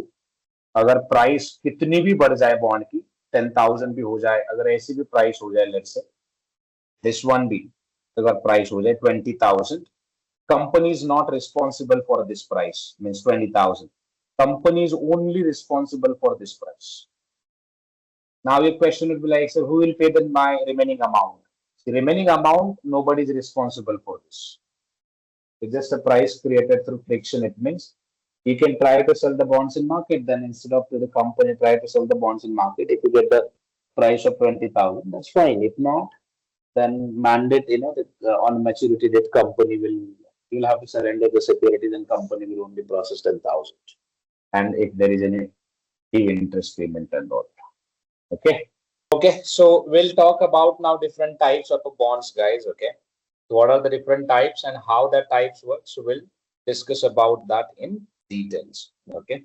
So first type is that I would like to discuss, apart from all of this, we have other different types and those are very interesting ones. So we'll discuss that. So the first one is redemption at maturity. The first type is redemption. See, if I take the example of same bonds, the terms and all again still remain same. But at the time of issue, issue this bonds in the market, issue or offer, I would say, bonds in the market. At that time, company will define redemption terms. Redemption at a maturity, it means after the 5 years, bonds will mature here, right? Bonds maturity. Bonds will mature at same price. There is no change in this. Okay. But when we say redemption, see this particular maturity or at this maturity level, I would say company will simply redeem this value, redeem this value, and investors will receive this particular cash. So initially means at the time of investing, it looks like this. Investor paid this amount. Investor purchased this bonds at this price, which is 10,000, and company has received it. Means in the books of company, you can see positive cash flow. In the books of investor, you can see negative cash flow initially. Right? When you purchase it, of course, cash will out. And at the time of let's say every year, company will pay interest payment. Every year, it looks like this. And here also, company will process interest payment plus principal. Means total interest payment, accrued interest payment for that particular year and interest payment. Or maybe let's say 1, 2, 3, 4, 5. So here only company can pay interest payment also. And in the books of investors, of course, will treat as an income. The investor will receive income from the this particular bond investment, which is 1,000 every year. See, to this investments, okay, investor will treat as a future expected cash flows. Future expected cash flows. Cash flows, it means, because see, in the books of investors, continuously it will receive the cash flows on the invested amount, and at the end, investor will receive, this redemption value as well. Redemption value in cash. So this is how we'll call it as a redemption at maturity. It means this bond simply will, redeem at maturity. This bond will simply redeem at maturity. But sometime you can see the provision where company is not ready to pay full amount. Means at maturity, company is not ready to pay full, this amount. So every company holds some rights in terms of redemption. Because see, redemption is purely based on, guys, cash flows which are available in the books of a company. At the time of, let's say, repayment of, the final debt, what if company is looking for a, let's say, what I can say, company is looking for some liquidity issues. In that case, company won't be able to pay that, entire amounts in one go. Am I right? So company will schedule something. Bonds will redeem at maturity in cash, right? And investors will receive cash. Okay. But as I said, if company is facing any liquidity issue, so this amount company can redeem in parts. Parts, it means 1 parts, 2 parts, 3 parts, 4 parts, 10 parts, 20 parts. There are depends on the company's financial plan. If company redeem or repay full amount, we'll call it as a redemption value in cash at full. The language would be redemption value in cash at full. तो इसका मतलब क्या है? Company ने पूरा का पूरा पैसा इन्वेस्टर्स का एक ही बार में रीपे किया है. So that process or that value, we'll call it as a redemption value in cash at full. But what if, let's say, at the time of maturity price is this, but company is ready with redeem at half. So it means company is ready to redeem only 5,000 at the moment. Why? Maybe due to some, let's say, other circumstances, like companies looking for some, positive cash in the books, or they're looking for additional funds or cash. There could be different scenarios, guys. Okay. It's a very means the practical thing that if the company, they don't have a available, let's say, cash, means working capital, or I would say liquid cash in the company's books, then company will they can hold the redemption at maturity process as well, or they can extend that redemption. So we have seen all of these cases or scenarios.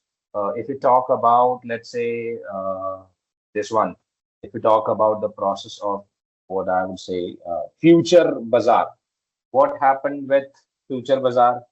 Future Bazaar went on a bankrupt because they don't have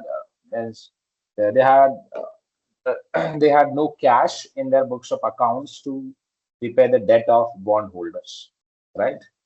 Same thing happened with the Byju's as well. Byju's was also facing issue with the debt payment. Same happened with the Reliance Group, that Sony Erection and all other companies. They were facing issues with the payment, right?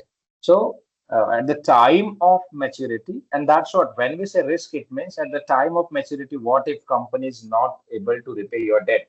Then your money would be in risk, right? On the other hand, now your question would be, look, sir, you told that, we can sell the company's assets as well. But see, means alone you cannot sell it out. So there would be legal process. So it means company can appoint arbiter, or maybe company can appoint, the government's that directors, and then they'll evaluate it, they'll communicate with you, they'll sell the assets, they'll process it out. So it will take time. It's a time-consuming process. It will not happen in overnight that let's say company went on a bankruptcy and now you're directly invited, let's say, potential buyer to purchase the assets. So you can't do this. So there would be a legal process. So that's what, when we say risk, it means at the time of maturity, if company is facing some liquidity issue, then company can hold or extend the redemption process as well. And so there would be stages like full redemption. Full redemption, it means maturity value is 10,000. And if investor receives, let's say 10,000, so that becomes your full redemption. And if maturity value is, let's say 10,000, but company decided to redeem only 5,000. And if investor receives only 5,000, so that becomes partial redemption, partial redemptions. And remaining amount also company can, process it maybe after 1 month, 2 months, 3 months, full or remaining redemption. And a company can again redeem or paid out the remaining amount to the investors. So that's become full final. So when we say final, it means this particular investments, it will close out. Started in 2025 and it will close in 2030 with repayment of principal amount. So at the end, it looks like this negative cash flows in the books of company because cash will out from the company's books of account or bank balance and investors will receive that cash amount. This cash investor will receive it. So that becomes your redemption at maturity. So now same example, if I replicate, let me see if I can copy and paste it. So let's say another scheme would be terms, face value, interest rate 10%, maturity 10, options, let's say, which is call option after 2.5 or maybe 2 years from date of issuance. So what is this provision which is all about the call, right? So let's discuss about the another type. The another type of a bond is callable bonds. The first one is redemption at maturity. That means redeemable bonds. All right. Second types that we are discussing now, type second, which is callable bonds. All right. Callable bonds. So in terms of callable bonds, what happened? Let's say if I talk about first 2 years, it means this one.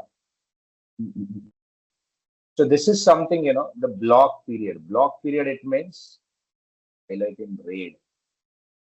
Okay. So bond issued in 2025, right? Year 2025. So in first 24 months, company cannot call these bonds. Okay. Company cannot call these bonds. Callable, it means company will call it out. So my bad, price should be different. Company will call these bonds after the 24 months. So it means company can call these bonds at any point in time here, right? Company can call these bonds at any point in time here. So this period would be like callable period. Callable period. So now your question would be like, so what do you mean callable period? Callable, it means buy back bonds at any point in time. At any point in time. But after the blocking period, right? In Hindi, if you want to understand this in better way, so callable bonds means nothing but company को right मिलता है अपने ही bonds फिर से खरीदो अपने ही investor से. Simple. Why company will do this? That we'll discuss now. Why company want to buy the bonds from the investor bank, right? Why company want to do this? Company will buy the bonds, back from the investor when, let's say, if we talk about these terms, we are assuming this was the, the market interest in 2025. Let's say in 2027, assume it, right? It's a 2027. In 2027, the market interest is 7% for per annum, right? 7% for per annum. And your competitor, if you are ABC Corporation, let's say there is a XYZ Corporation company, they have issued fresh bonds in the market at 7%, and still investors, they have subscribed it. Then now you tell me for a same, same bonds, you are paying 10% interest payment, and for the same bonds, your competitor, they are paying 7% interest payment in 2027. So now you tell me who is paying higher cost on capital? ज्यादा पैसे कौन पे कर रहा है? Of course, you are, as a company, you are paying higher cost, right? Your competitor issued bonds in 2027 with 7% interest payment. So it means for per 10,000, for per 10,000 rupees bonds, this is the, let's say, investment scheme of ABC Corp, right? In 2025. But after 2 years, your competitor XYZ Corp, they are paying for the same amounts, they are paying only 10% interest payment. Sorry, 7% interest payment. And still investors, they have, let's say, subscribed it. Now you tell me why, as a company, why you want to pay 3% extra than the market, right? 3% extra than the market. Now, with a small amount, you would feel that looks are only the difference is 3%, and if you compare with the ABC Corp, here the difference is only 300 for per annum. So 300 is nothing, right? 300 rupees is nothing. Okay, hold on. What if I say this amount is 1,000 crore? Let's say 1,000 crore amount. 1,000 crore. Now calculate the interest payment. So this difference should be somewhere around 300 crore, right? If the difference is 300 crore, so don't you think that you are paying higher interest payment on same loan amount, right? Again, to understand this example in a better way, let's say HDFC Bank is offering 10% interest payment to you, right? Let's say you have taken loan from HDFC Bank at 10% in 2022, and in Axis, let's say Axis Bank is offering 7% interest payment in 2024, and you have an option. Let's say there was a closing period, let's say a cooling period of you can say 2 years, since January 2024.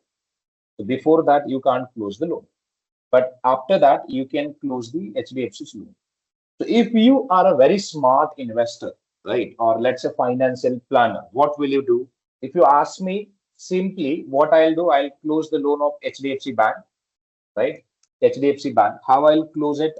I'll apply loans with the Axis Bank at 7% interest payment. I'll ask HDFC Bank to issue the DD with the HDFC Bank name, right? Whatever amount is outstanding, let's say 5%, 10%, and Axis Bank will transfer outstanding amount. Let's say outstanding amount is 1 lakh or 10 lakh, whatever it is. So 10 lakh.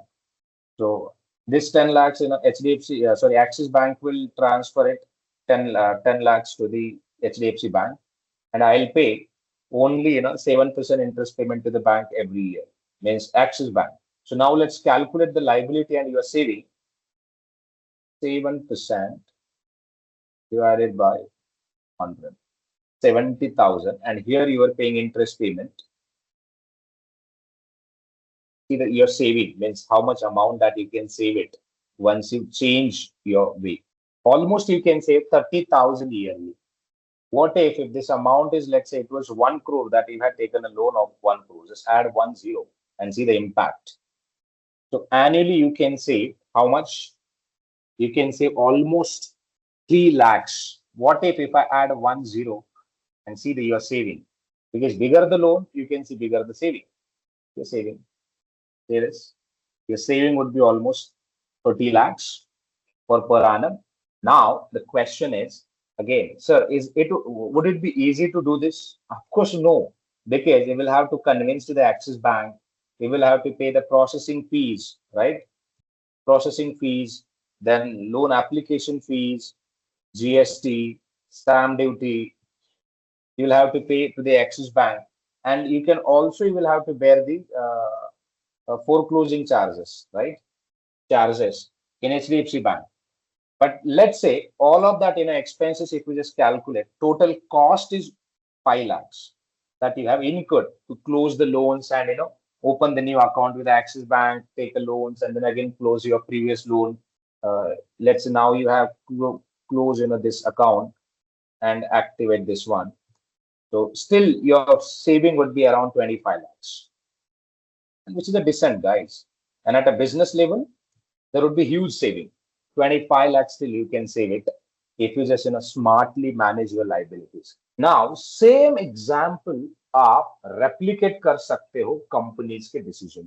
आपका competitor 7% interest payment से securities issue कर रहा है and आप already 10% से issue कर चुके हो and you are paying higher interest rate to your investors. So don't you think that if you have an opportunity, मान के चलो you have opportunity to close your previous accounts, so it means this account, and issue the new bonds at a 7% interest payment. So don't you think that it would be a smart decision if your size of the loan is, let's say, 1000 crores, and through this process, if you are able to, let's say, save almost 300 crores annually, don't you think that you should quickly take a decision and redeem the previous bonds and issue the new bonds in the market at a different interest payment rates? You will do this, correct? You will do this or not? If you get opportunity to redeem the bonds here, let's say, redeem the bonds and issue the bonds at 7%, will you do this or not? If you ask me, I'll do this because I'm a businessman.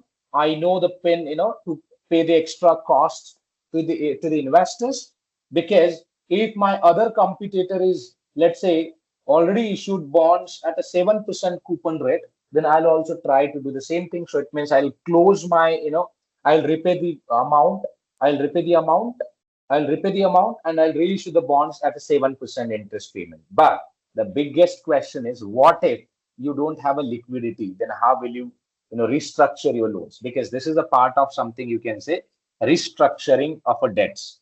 So how will you restructure your debts? And here your investment banks come into picture, because you need a temporary liquidity, correct, to issue the bonds, to redeem the bonds. So it means you will have to repay the loans, correct, repay the loans. So how it looks like, so here, let's say you have decided to, let's say company had an option, company decided to close that previous bonds. So we'll close out this one. And how it looks like, see this. If the company has a liquidity, which is good, because company will, repay whatever principal payment is, and even, interest payment. Interest payment is pending, then you will have to pay interest payment and as well as principal payment. Company will repay this one, 10,000. If the interest payment is also, let's say it was due, then we'll pay interest payment as well. Repay this and close out. Previous investors will receive the same thing, which is investors will receive 10,000 plus interest cost or interest receivables. Investors will receive this, and finally company will close this bonds. Close this bonds. Why? Because company had a rights to buy company's bonds back from the investors. But the question is, why company will do it? The reason is, other competitor, which is let's say XYZ Corporation, that guy means that company already raised funds. This company already raised funds with the lowest interest rates, and that's when you can also restructure your debts and reissue the bonds. Here you can reissue the bonds, at 7% interest payment. 7% interest payment. And again, if you can sell out all the bonds, so issue price and all everything, you can keep it as it is if you want, or maybe you can reduce or increase. See, if the interest payment is, let's say, low, then company can issue the more bonds as well in the market. So it means company can increase this particular original capital base also. The reason is, see, lower the interest payment, higher the amount, and if higher the interest payment, then company can always raise the lower the principal amount. So it's a you can say, like, the inverse relationship between interest payment and raising capacity. Okay. And interest payment, the interest liability would be hereafter at the 7%. Company will pay only 700. So every year company will pay only 700. This is how company will save the amount, guys. But in terms of the issuance process, let's say here was a investor, which was the investor name was, let's say, A. But here it might equation change. Instead of A, there could be different investor where, let's say, B, or a different investor now, because see, if the interest rate is the 700 and there is a change in income of almost 30%, maybe the existing investors, they'll not continue. They'll say, look, we'll look for a better one. So we don't want to continue with your investment scheme now because the 7% interest payment is low. Or maybe the existing investors, they can look for a better option, right? Are you getting my point?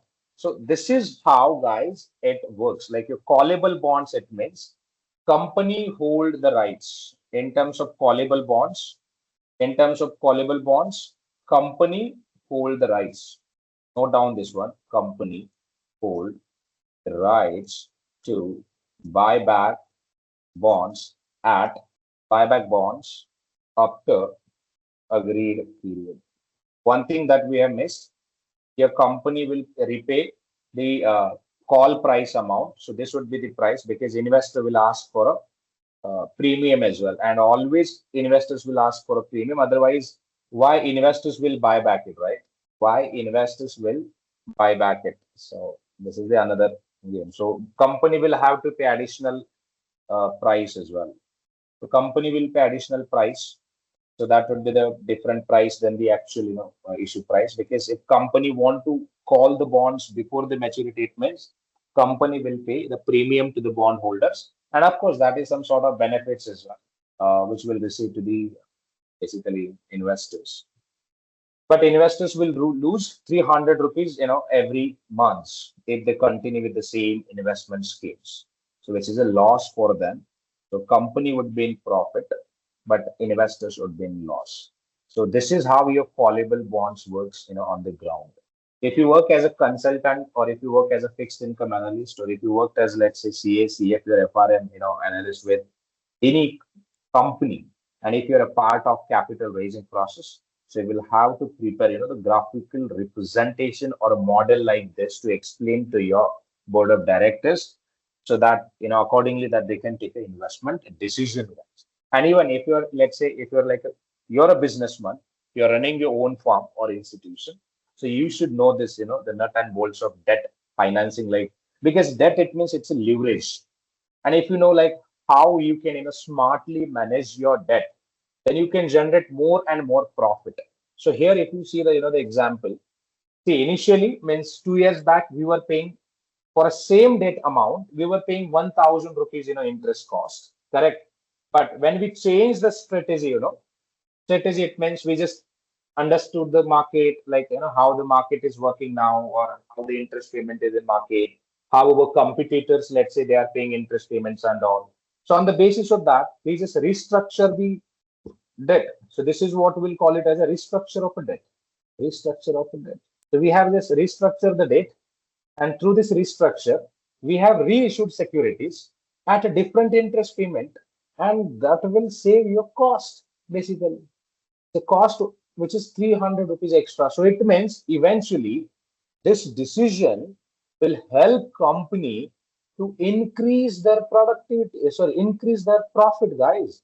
So eventually profit will up by 300 rupees. Let's say here company's PAT was 700. Net PAT means profit after tax. After the debt restructuring, same PAT, it would be somewhere. This means you can see the increase in profit by 30%, which is a sick, right? So means this is your benefit, correct? So this is how you can save your extra liabilities to increase your profit. So if you are a, let's say, smart entrepreneur, And if you're looking for debt funds, then you can issue the bonds through callable bonds types. So it means you can include the type and options in the terms. And if investors are agreed that they can buy it, and you will get the rights of a buy. So it means as a company, you can buy that particular securities up to 2 years, and that's what it would be in a good position if you are holding callable rights as a company. And this was the explanation of callable bonds. All right. Now let me explain the other bonds. In that case, everything remains the same, but the little bit, you can see the change in, scenario, but it would be like exactly opposite. Okay. Rest, redemption at maturity and all that benefit would be remain same. So I don't want to create a mess over here.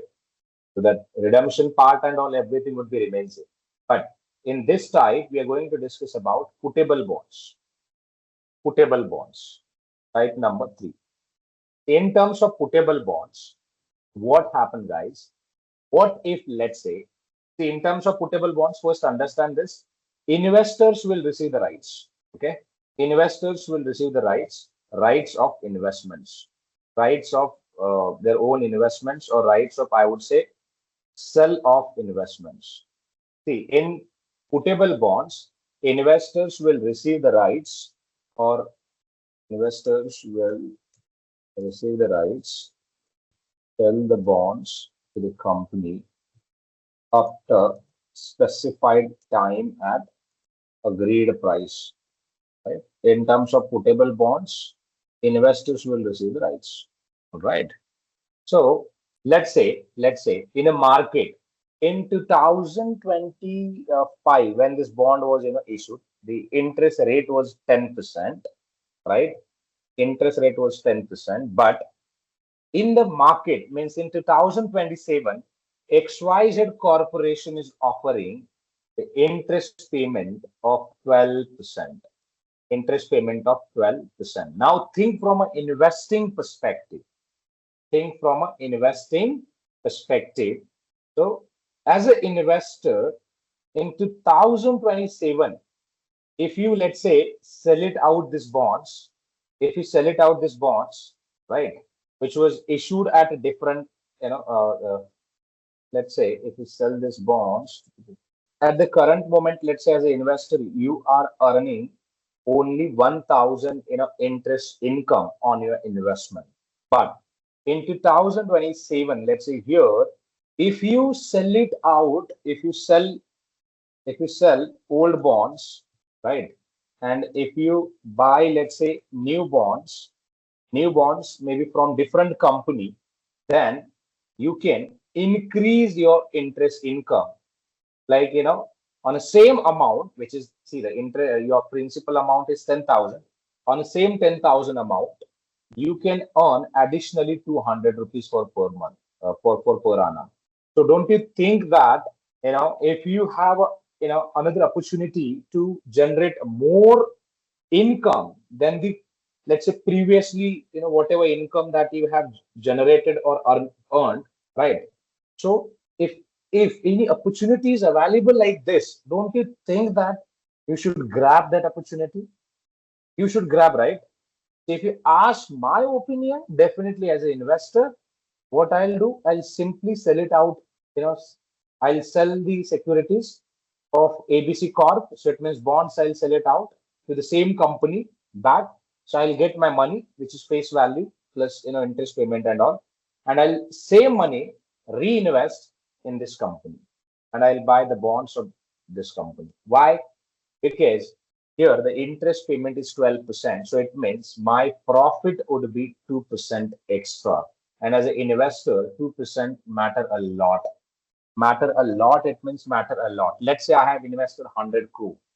If I have invested 100 crore, my yearly income would be somewhere, with this calculation, it would be 10 crore. 10 crore. And with the new interest payment, or as per the new interest payment, my income would be 12 crore. If I buy these bonds of this company, if I sell this and if I buy this, then additionally I'll generate 2 crore extra. Now you tell me, don't you want this 2 crore extra? If no, that's fine. I'm not forcing you to, sell it out ABC Corp securities and buy it XYZ.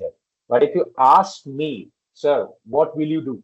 Of course, I'll sell it out the securities of ABC Corp and I'll buy the securities of other company, which is XYZ Corporation, which will help me to generate more income on my securities or on my same investment. So this is how your putable bonds works. So basically, guys, putable bonds, it means nothing but it's given a right to the investor to uh, sell the old bonds, right, to the same company back. So it means investor will directly, investor will directly sell this company to the same company, means ABC Corp, and it is a mandate to the ABC Corp to buy the bonds back from the investor. Why? Because investor has purchased securities at an option after 2 years, date of issuance. But here, the one thing is very crucial. Option call price should be something different, or it will different. It means investor will sell it out securities, or company will pay, let's say, only 9,500 as per the that call price it was agreed, and interest payment, of course, whatever the interest payment was due, that will also company will process it to you as per the agreement, and investors will receive 9,500 apart from that income. But here in this case, it might seems like investor will lose some amount of money, right? So you can select 500 rupees loss, something, it will incur on this particular deal, but that is fine, right? That I'll recover from my new investments. 9,500, which is something in a decent amount that I have received. I'll reinvest that somewhere because original maturity amount was 10,000, but if I early redeem my investments as per the callable, that putable options, then company will process or company will redeem that, securities on discount. And that is something, it's a benefit of a company only. The reason is company will have to arrange the, additional buyer of their securities, then additional expenses will incur to the company as well. From a company perspective, debt restructuring is a very costly event. It's not an easy one. Okay. So if company is facing liquidity issues, then company will have to take a loans as well to repay your debt. But it is a mandate to repay your debt. But yeah, so this is how your putable bonds work. So putable bond is works in favor of investor because investor receives the rights to sell the bonds to the same company back after predefined period and as well as an agreed price. Okay. And if I talk about callable bonds, it means company receives rights, legal rights to buy the bonds from the investors at pre-agreed price, and you can see even date as well. So this is how putable and callable bonds works. Callable and putable bonds. Let's talk about other type. I'll cover one more type. Okay. So let's take the same bond example, but with a different. Let's say you have invested in this bond. You are investors. You invested with ABC Corp. All right. Bonds terms. Again, it's options, but not options. I would say value. Redemption price. Face value is 10,000. Redemption value is, let's say, again 10,000. But the issue price is, there is a problem with issue price, which is 7,000, and there is no interest payment. So it means there is a zero interest payment or zero coupon rate. Zero coupon rate. So basically, there is no coupon on this. And this bond type would be this is a fourth bond type. Different bonds. This is fourth number. Right.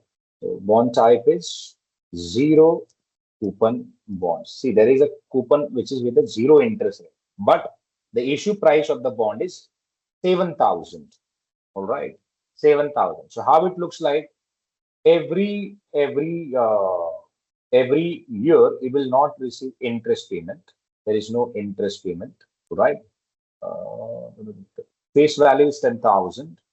The issue price is 7,000. So it means investors will buy this bonds at this and bond will redeem at this, right? So basically, there would be a 3,000 rupees gain to the investors throughout the period. Investors, it will not receive interest payment because it's a zero coupon bond, right? But investor will receive full amount at maturity. So here would be the maturity basically. All right. So how this process works, right? What would be your main means net profit in this particular investments? See, if we talk about profit from an investor's perspective here, your investing amount is invested amount. Let's calculate that. Invested amount is 7,000 because your issue price, it means that's your investment value, right? You're investing at 7,000, and redemption value at maturity, which is 10,000. So it means net revenue or profit, you can say profit would be 3,000. Am I right? 3,000. But in an interview also sometime you would expect question like, what will you call to this amount? I know it's a discount, but what will you call to this amount? 3,000. You can't call as an interest payment, right? Because it's not an interest payment. Then what we can call? We can call it as an accretion. Accretion. I wrongly spelled. It's accretion. Accretion, it means incremental value. Accretion, it means, so this will not call it as a profit. We will call it as a accretion. Accretion. Accretion, it means in short, you can treat as it's an incremental value of a bonds. It's an incremental value of a bonds. So throughout the period, investor will receive 3,000 as an accretion. And if we divide this 3,000 across all the period, it looks like this. 3,000 will split across 5 years. It is 600. So it means investor can assume that investors main, the net income would be, which is again estimated income. It means benefit if we just convert into the years, it looks like this. So investor can treat that, or even company can also record this as a liability, I would say, or as an accretion, and it looks like this.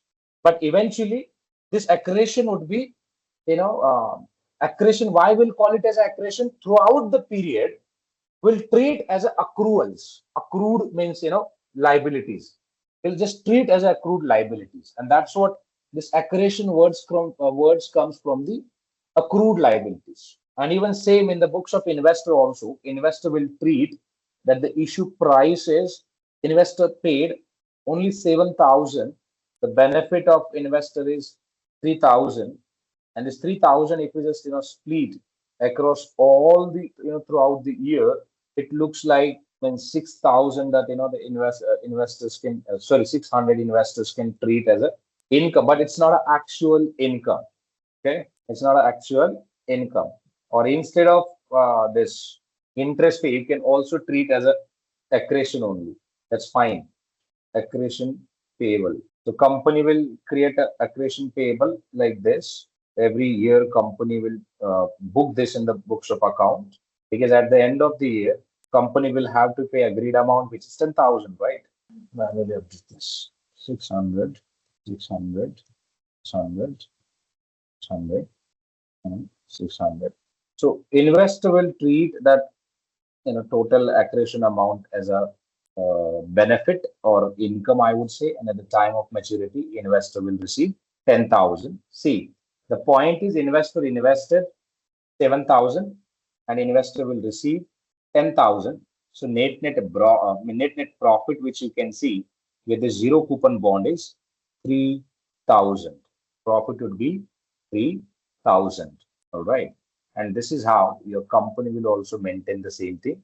Accretion in a schedule, like company will prepare it and update in the books of account, and annually they'll convert that accretion into liability. So company will treat this as a liability, and every year company will book the liability of 600, 600, 600 throughout the year. and at the end of this period, company will process your maturity price. If you just calculate, it looks like this: maturity price 7,000 of investments, and total accretion value, which is 3,000, company will pay it. Accretion payable, this one, and that investor will receive actual payment, be 10,000. 10,000. So this is how investor will receive. And investor also maintain the same thing. So actual redemption value, the issue price, 7,000 as a maturity price, and 3,000 as total receivables, right? And total payment received 10,000, right? It will debit from the company's account and investor will receive it.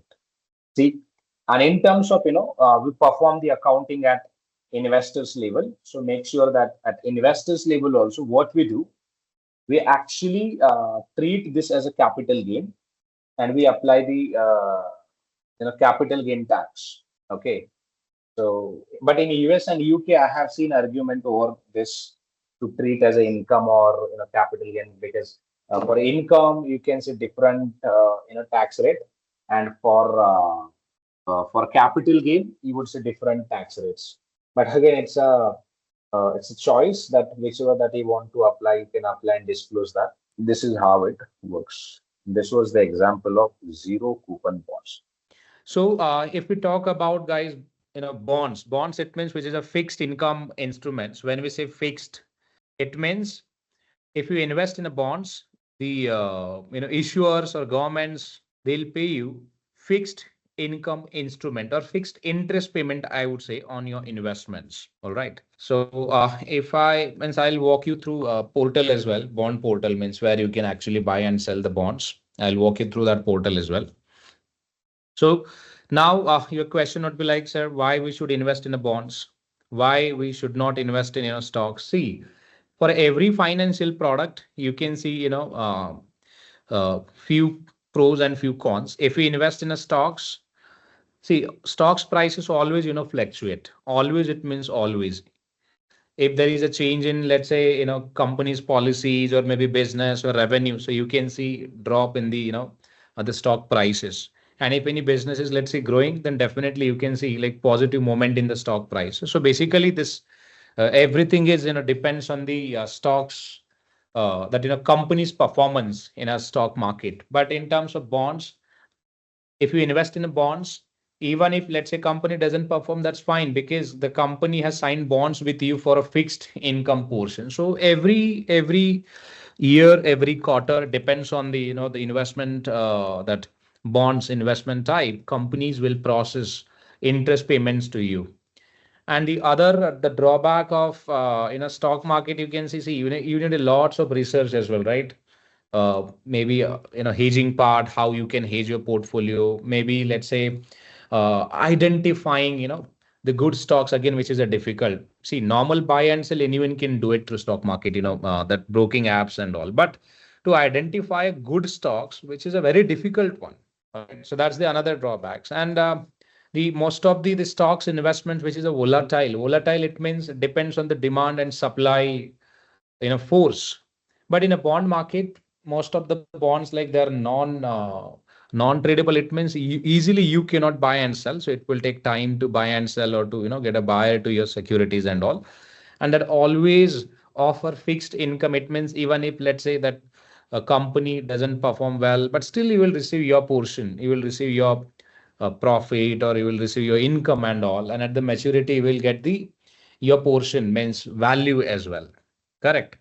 So this is how actually bonds and stocks work. So stocks and bonds both have their different pros and cons, I would say. But in terms of, let's say, if we talk about means practical difference between stocks and bonds, see, in a stocks, what happened, the investors, if we talk, let's say, if we call all are the investors, all investors, what they want the ownership of this particular, let's say, assets. So this color you can assume as assets, and this asset is belong to the ABC Corporation. Now asset can be technology, asset can be office space, lands, furnitures, or XYZ things of that particular company. If anyone really want to, acquire or want ownership in all of these assets, so they can simply invest in this business, right? So that process will call it as a equities. So it means if you hold equity, basically we'll get a ownership right of that particular company, right? So would be like indirect ownership, right? So it means you can participate in elections, you can participate in meetings, you can participate in any other events or corporate action happen. Basically you can participate. So that process will call it as a equities. So it means basically, so again I'll reference the same example. If you have your 1 BHK flat, right, your own 1 BHK flat, let's say initially you were the only one owner, but after 6 months you felt like you need a fund to maybe renovate your furniture. When you approach to the bank, then bank told like, look, we can't offer you funding. Correct. If that's the case, then of course we'll approach to the maybe other the investors as well, like who are really interested to acquire ownership in your flat.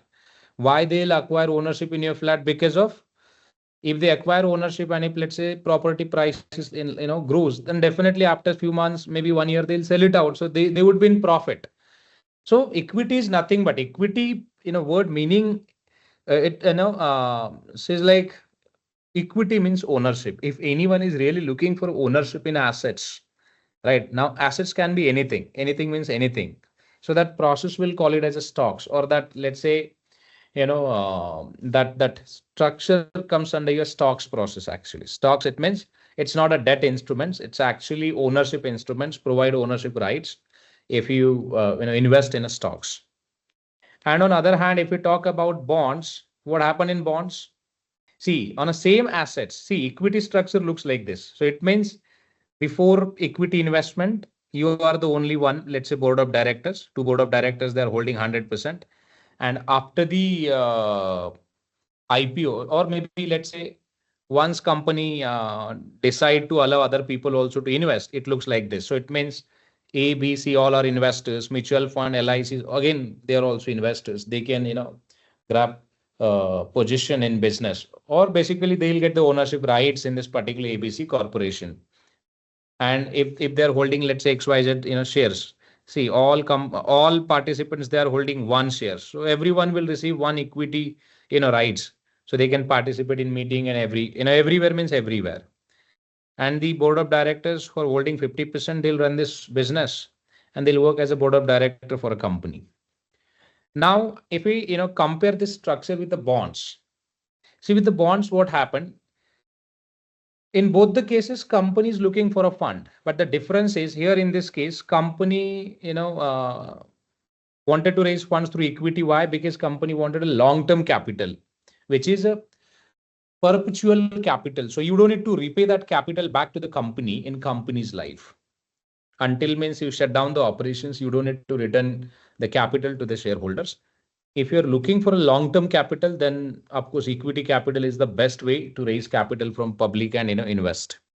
On other hand, let's say you don't want the intervention of shareholders, and you don't want to dilute your stake, then you can raise capital through loans or maybe bonds, right? So you can raise capital through bonds, and once you raise capital through bonds, see what you can do. Same assets don't allow to be a part of these assets, but you can collateralize these assets. So how you can collateralize?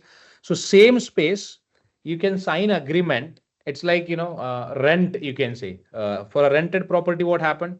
Owner actually transfer the property to the tenants for 6 months, 1 year, and again tenants pays rent to us. Correct. So you can consider this in a same manner. If, or maybe you can let's say take the another example, like home loan. In a home loan, what happened? We actually transfer collateral to the banks, right? So bank will get the rights to sell the properties at any point in time. Correct. And bank provide funding to us on 10%, 15% interest rate. So we pay basically interest payment to the bank, and at the end we also return the principal amount as well back to the bank. Correct. So same way your bonds works. So bonds is nothing but it's actually your form of loans only. So we raise loans. Again, we invest loans as a businessman in a XYZ securities. and return the loans back to the the investors on a predefined maturity date.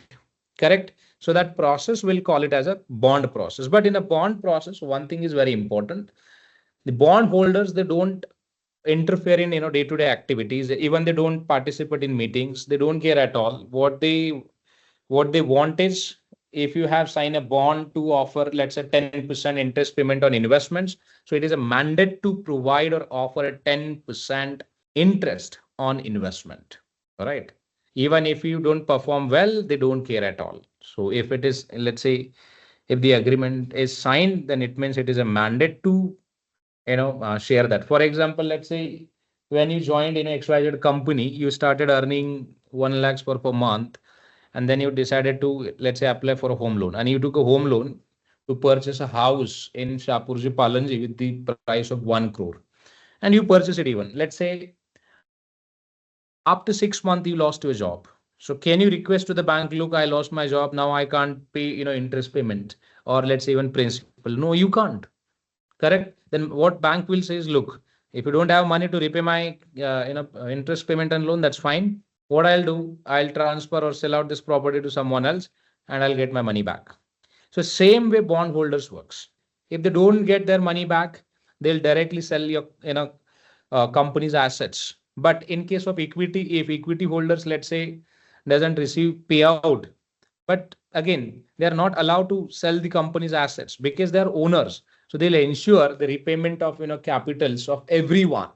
So in terms of risk, if we talk about, yes, of course, equity capital is highest risky capital than the others. The bonds, the secured bonds, of course, they are not a risky one, but always, you would see the risk of default or repayment or latency or delays in repayment. That risk always you can see with the bonds as well. So this is how you can differentiate bonds and equity investments. Now, in terms of, let's say, definition, if you ask me, if anyone is here or really interested in definition of a bonds, it means it's a fixed income instruments which offer the periodic interest payment benefit to the investors who have invested in a bonds. Bonds as a types: redeemable bonds, zero coupon bonds, callable bonds, putable bonds. Right. So in that way, you can explain. If we talk about stocks, which is if company, let's say, split the company's capital into small denominations, right? That each denomination we can call it as equity, or let's say maybe stocks. Stocks offer dividends and also allow investors to participate in annual general meetings. And stocks has, let's say, other features like capital gain, corporate action benefits, or all other etc. things that you can highlight. All right. If you just ask me only simple definition of bonds or definition of, let's say, equities. Did you get this? Now, if we talk about the flow of bonds, how we can create bonds. See, if you have assets, it can be anything. It means even if you have, let's say, your car, you can collateralize it and issue or raise the loans on it. If you have your gold, let's say this gold, let's say if this gold price is 1 lakh, you can convert this into securitize through, let's say, loan agreement. So what is if we talk about gold loan, so how gold loan works? We actually deposit this collateral rights and even collateral with bank, correct? Or the agent like who is offering loans. So we basically deposit loans with the bank. Let's say if this asset value is 70,000, then of course the bank, they can apply the discount of, or bank can apply the discount of 10%, 50%, whatever it is, and as per their policies, they'll apply the discount, and remaining amount they'll offer it to you as a loan, right? See, you're depositing your collateral, you're taking loans from a bank, and you're paying interest payment. So same process, companies also, they are doing it. They are not doing anything, let's say, rocket science. We are not inventing anything. We are not on Mars where we are actually doing something extra. No, everything is available here. It's just, see, finance is all about whatever that you have, you can treat that as your assets. Home, properties, agriculture, flats, plots, gold, cash, money, all that comes under your assets.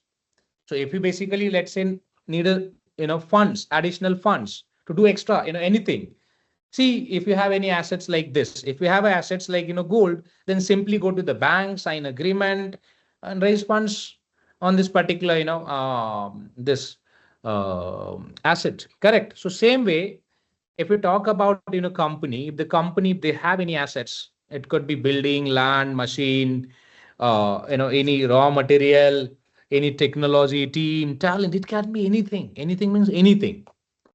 Just simply convert that into, collaterals. So conversion of collateral process happened through, valuation of business. So we actually appoint valuer and ask valuers to compute the business value. And after that, you can set, you can split that value into tranches, 1, 2, 3, 4, whatever, tranches that you want to create, just create it and sell that tranches to the public or even other people as well.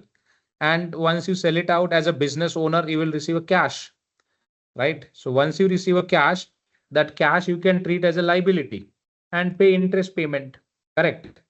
And then as a investors, if anyone is, let's say, really interested to buy your bonds, then they'll buy bonds from you. Or maybe see, nowadays, we are moving towards the digitalization.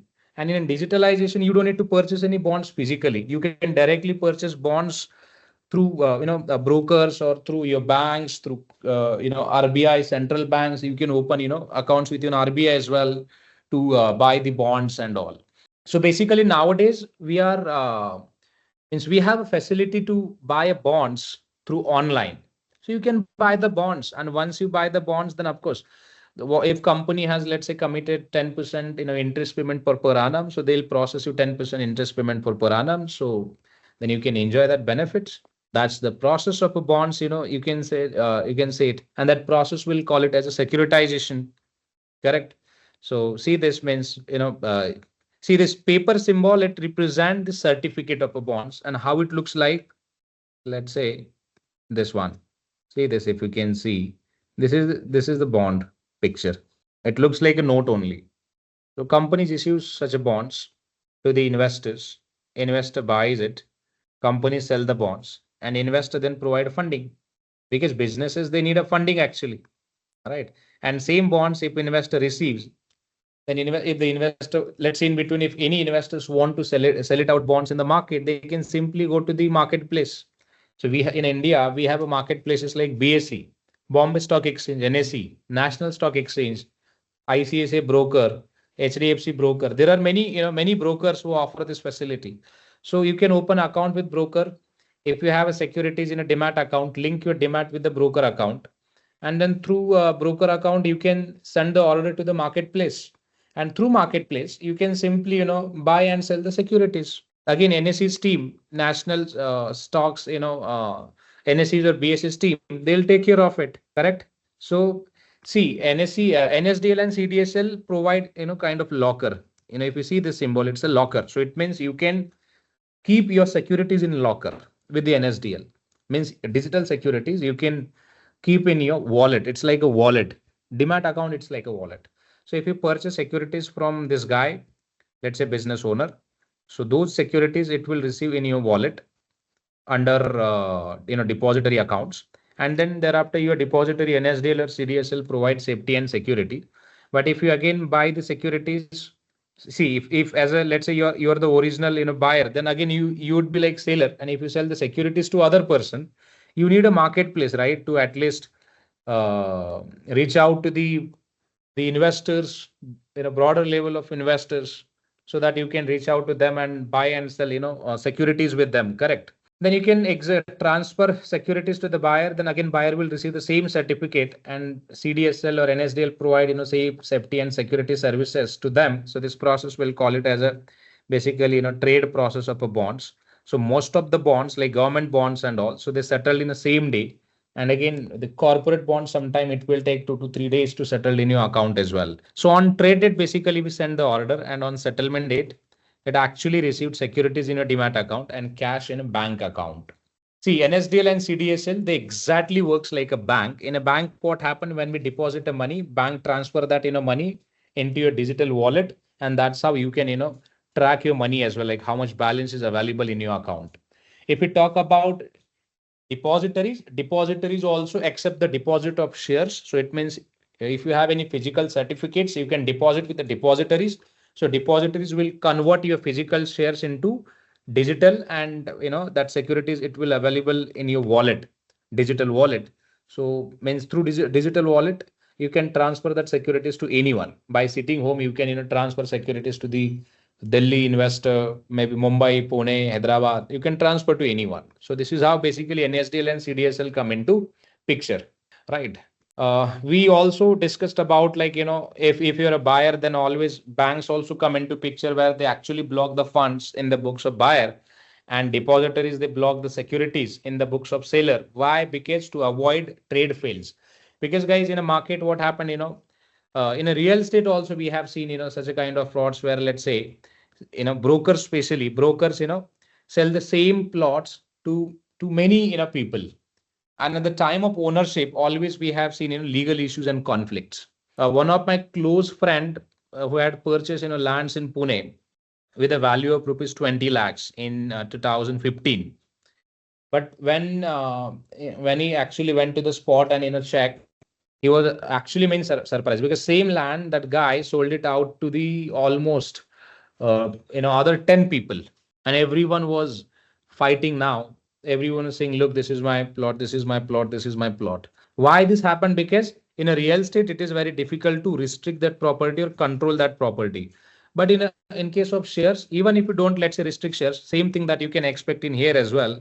So we have seen lots of frauds in a stock markets also, because of restrictions only. Harshad Mehta scandal happened just because of restriction only, because at that time there was no blocking system available. So it means, in most of the cases, what we have seen, like, the securities, it was available with the broker only, or intermediator who was working as an intermediate between buyer and seller.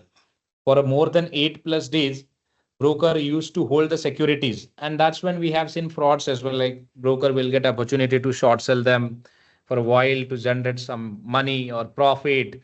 But to avoid that, now we have a blocking system where we directly block the securities if that particular security is sold to any other people. And same for a funds as well. So buyer should not utilize same funds for multiple securities. Buyer should only utilize the funds for that particular dedicated security. So that's when we also block the funds as well. So how that fund blocking works, how your security means blocking works, I'll walk you through that process now, means on a portal only. All right. So this was the brief explanation of basically your bond product. Apart from that, we discussed like redeemable bonds. Redeemable bonds is nothing but at the maturity directly, company will buy bonds back from the investors and settle the amount, and investor will receive the money. Simple. So redemption is means at the time of maturity, company will buy the bonds back, because at the time of issuance, what is happening here? Company selling bonds, right? Here company selling bonds, investor is buying bonds. But at the time of maturity, investors, they are selling the bonds to the company, and company is buying the bonds. So it means investor will receive their money. At the time of maturity, simply investor will ask money, give my money back, capital plus interest payment, that's all. And this guy, issuer, means who have issued the securities, this guy will ask for investors, look, give me back, or give my securities back actually. Why? Because securities, it means it was a collateral securities. If we don't buy back, then they can claim on your properties as well. So that's what it is important to buy the securities back is also important process, right? And this was the example of zero coupon bond. We also discuss about, redemption bonds. We also had discussed about zero coupon bonds as well. Zero coupon bonds, it means if let's say issuer issue bonds on discount. So it means, let's say this actual price is 10,000, but same bonds, if company sell to 7,000, then investor will pay only 7,000 at the time of buying. Then what about the benefit? See, at the time of maturity, company will redeem at 10,000. So basically, investors should be in a profit of 3,000 on investment of 7,000. So this is how you basically zero coupon bonds work. So zero coupon bonds, it means nothing but, you will receive the OID fees. OID, it means original issue discount fees. As the investors, you will receive the OID fees as a profit. but that will receive at the time of maturity only, not initially. See, if you compare these two bonds, redemption bonds and zero coupon bonds, in a redemption, you can go and check, every year company will pay interest payment, right? Every year. But in zero coupon bond, company, it will not process any interest payment as such. Instead of that, they'll say it's a OID fees, or let's say accretion, or incremental value of your assets. So that will basically company will process at the time of maturity only. So that's become your discounted bond. So it means it's a zero coupon bonds offer a huge discount, which was equivalent to the interest payment.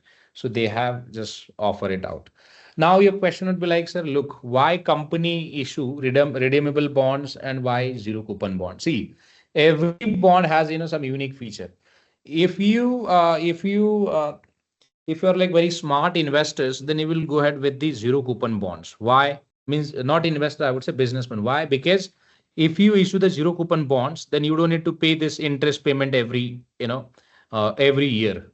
So instead of that, what you can do, instead of paying interest payment every year, you can invest this money as a company. If you generate, let's say, more cash, then reinvest that money and multiply your money, right? At the end, you're entitled to pay fixed liability, which is 10,000 for per bonds. So just repay that only. But if you talk about this interest payment case, so every year company will have to pay 1,000 interest payment to the bondholder. So it means every year company will have to maintain a healthy cash flows or cash available in bank to manage these liabilities. If not, then again, bondholders, they can, penalize to the company as well. See, if you fail to make a payment, interest payment as per obligation, then bondholders, they penalize. Okay. Let me tell you something. This David Kemper fund, they have penalized around 100 to 200 crores something to the Byju's for not to paying interest payment on time. So it's a very difficult, right? But in a zero coupon bonds, of course, here also you can see one risk, means from an investing perspective, what if, let's say, at the time of maturity, your company announced bankruptcy or let's say default on payment, then again you will lose entire thing. See, from an investing perspective, zero coupon bond is not a good option. But from a company's perspective, of course, this zero coupon bond is a good option if you don't have a regular or healthy cash flows in your business. Did you get this? So this is how you can relate this zero coupon bond and the other bond types. Apart from this, we have also discussed about callable and putable bonds. Callable is nothing but callable bonds give rights to the company, rights to the company. So to buy a bonds, means this bonds back from the investors, right, at a pre-agreed price, right? Pre-agreed price, we have discussed this. So it means every company decide price, pre-agreed price, XYZ amounts, and then company will pay the process to you accordingly. So we have also discussed the flow of callable bonds. So it means, let's say the total bond maturity is 5 years. Out of 5, you might see 1 or 2 years as a lock-in period. During that lock-in period, you cannot sell bonds back to the company. But after lock-in period, company can, or same applies to the investor as well. Then company can buy that bonds back from you. So why company will call the bonds back from the investors? When the interest rate drops in the market. When the interest rate drops in the market, then of course company will reissue the bonds at a different rates to raise capital. So that will call it as a callable bonds. What about putable bonds? Putable bonds is basically, it's a it's you can say it's a rights that it will receive to the investors to sell the bonds at a pre-agreed date. Right? Pre-agreed date. Pre-agreed date means at the time of issuance only company will confirm the pre-agreed date as well. So at a pre-agreed date, basically investors will sell it out stakes or investments to the company. Why investors will sell it out? Again, if let's say if any other bonds, if they're let's say if they're offering higher interest rate in the market than the, let's say, your investments, then of course always you will look for like how you can sell out your investments and reinvest that money in the other bonds. So that's how, see, investors, they always play smartly with investments. They know it how to multiply their wealth. They are not like a common man where buy SIP units and wait for 20 years to become rich. No, investors, they are very smart. They know it. Means big investors that I'm talking about, they know it how to multiply their wealth, how to, assess the other different, investing options to multiply the wealth and all. So they play very differently. Another bond type is convertible bonds. So this one is very interesting one. Convertible bonds. See, when we say convertible bonds, bonds will convert into preference and common equities at the time of maturity, right? And see, from a company perspective, this will provide more flexibility. The company to manage the debt effective way, and also company can avoid bankruptcy as well. See, a question to you. Let's say you're a businessman, you had raised funds from a bond holder, right? Let's say you're a businessman. Take this case for you. You had uh, raised 1 lakh USD from B investor. When you had raised it, you had assets of 1 lakh USD, and right. So it means at that time your condition was good, but at the time of repayment, you have a liability of 1,50,000. So now you tell me, so how, as a business owner or entrepreneur, how will you deal with this condition? How will you deal with this? I'll give one practical example as well. There is one company called ATOS, right? Debt crisis. This company. See this, ATOS reaches deal with creditors on a debt terms. If you read this, full case, French technology ATOS reached an agreement with group of banks and bondholders on terms of its, debt restructuring. The company said on Sunday that, the restructuring plan involves 233 million euro contribution via capital increase with the preferential subscription rights. And it said in a statement, about 2.8 billion euros ATOS debt will be turned into equity during the total amount of converted debts to 2.9 billion euros. And that will reduce ATOS net indebtedness by around 3.1 billion euros, the statement said. So the company again said Sunday's agreement was a significant milestone towards reaching a final restructuring agreement by July. ATOS announced last Wednesday that a consortium led by investor David Liani 1 Point had withdrawn from discussion on its restructuring. So 1 Point again, it's a fund manager. They had also invested, right? So 1 euros, one means 1 is equal to 0.933 euros. So basically, this is the ratio to convert their securities into bonds into common equities. So basically, this is basically it's a debt burden company. So they have raised huge debt to acquire business, but in terms of revenue, if you see, every year they are just posting negative revenue. So it means there is no revenue or there is no cash inflow much. And now this company is facing lots of problems. If you can go and check it out, see they have stated that they'll convert the bonds into equities, right? So now, if we just try to understand this case in details, let's say you have raised funds with a commitment of 10% interest payment that you will pay to the bondholders. But at the time of actual repayment of interest payment, or maybe let's say actual repayment of principal, you are facing some problems that you don't have a cash. So how will you manage that? How will you manage the repayment? So in this case, if you see in this case, the company CEOs or the managements, they were facing lots of challenges. Lots of it means lots of, because I was keeping an eye on this particular business, because one of my investor was very interested to buy this company. So he said me to track this out progress and tell me, see, if you are not able to repay the debt, and as an entrepreneur, let's say if you don't want to lose your company, see ultimately what will happen, go to the here and check the ATOS stock price, how bond and that stock price works. Say this, ATOS price reached to the 0.65. So it means at any moment, this price can reach to the zero. And if that reach to the zero, trust me, bondholder they'll take the control, entire control of this business, entire control. If your stock price become negative, so it means business has no capital and no cash. So now entire company is entire company's assets belong to the bondholders only. Why? Because they have signed collateral agreement and all. And I'm also shocking now because few weeks back the price was, let me check. Few weeks back price was, I believe price was, yeah, yes, see this.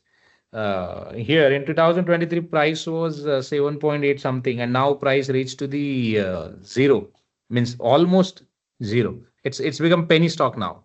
See, price was around 700 euros, guys, in 1998.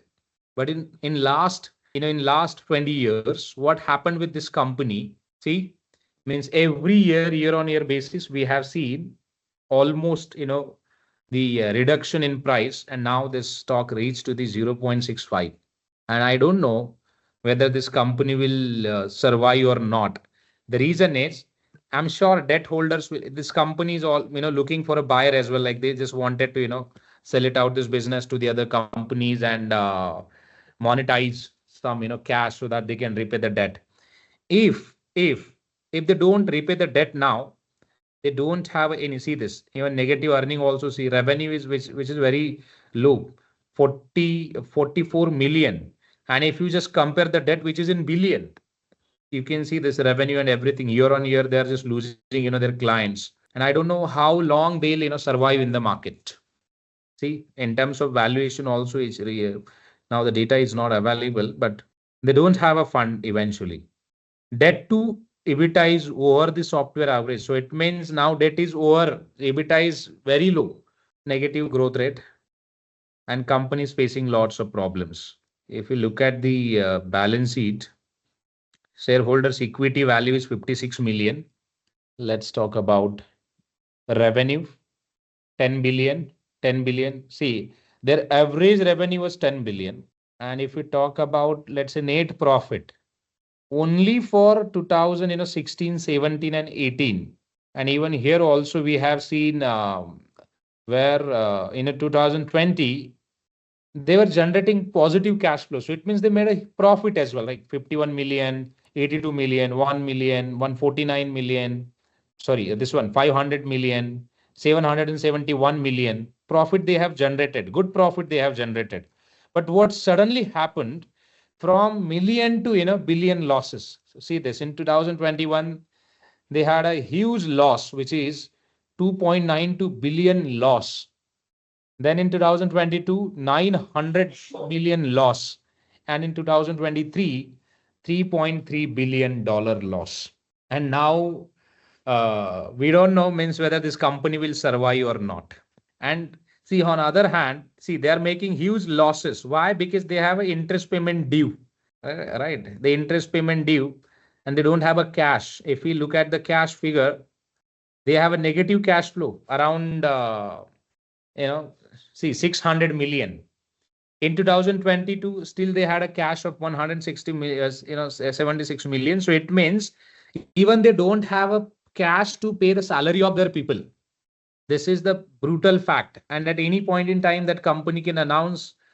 See, the ATOS is one of the largest, French IT company, one of the largest, and that company is now on a verge of bankruptcy. Why? Because of debt only, guys. Because see, if you are buying any assets on a debt, and if that, let's say, that asset has no potential, then always you would be in trouble. Even if you buy, let's say, apply for a home loan, so always see that whether that home will offer rental income opportunities, or maybe, let's say, capital gain or not. If not, then do not buy that home, do not invest. Same for bonds as well. If you want to acquire any bonds, let's say you have decided to apply for a loans and then invest in stocks, bonds, any other financial instruments. See, if that instruments or assets, if they don't have a potential to offer you good benefit, then do not invest. So my point here is, I'll show you as well in detail case study of this only, how they have got trapped in 2022, or before that only they got a trap, right? So why and how? Let's discuss that. We'll go to the now they are in a negative cash of 600 million. It means they need an immediate cash of 680 million. And immediately what they did, term loan.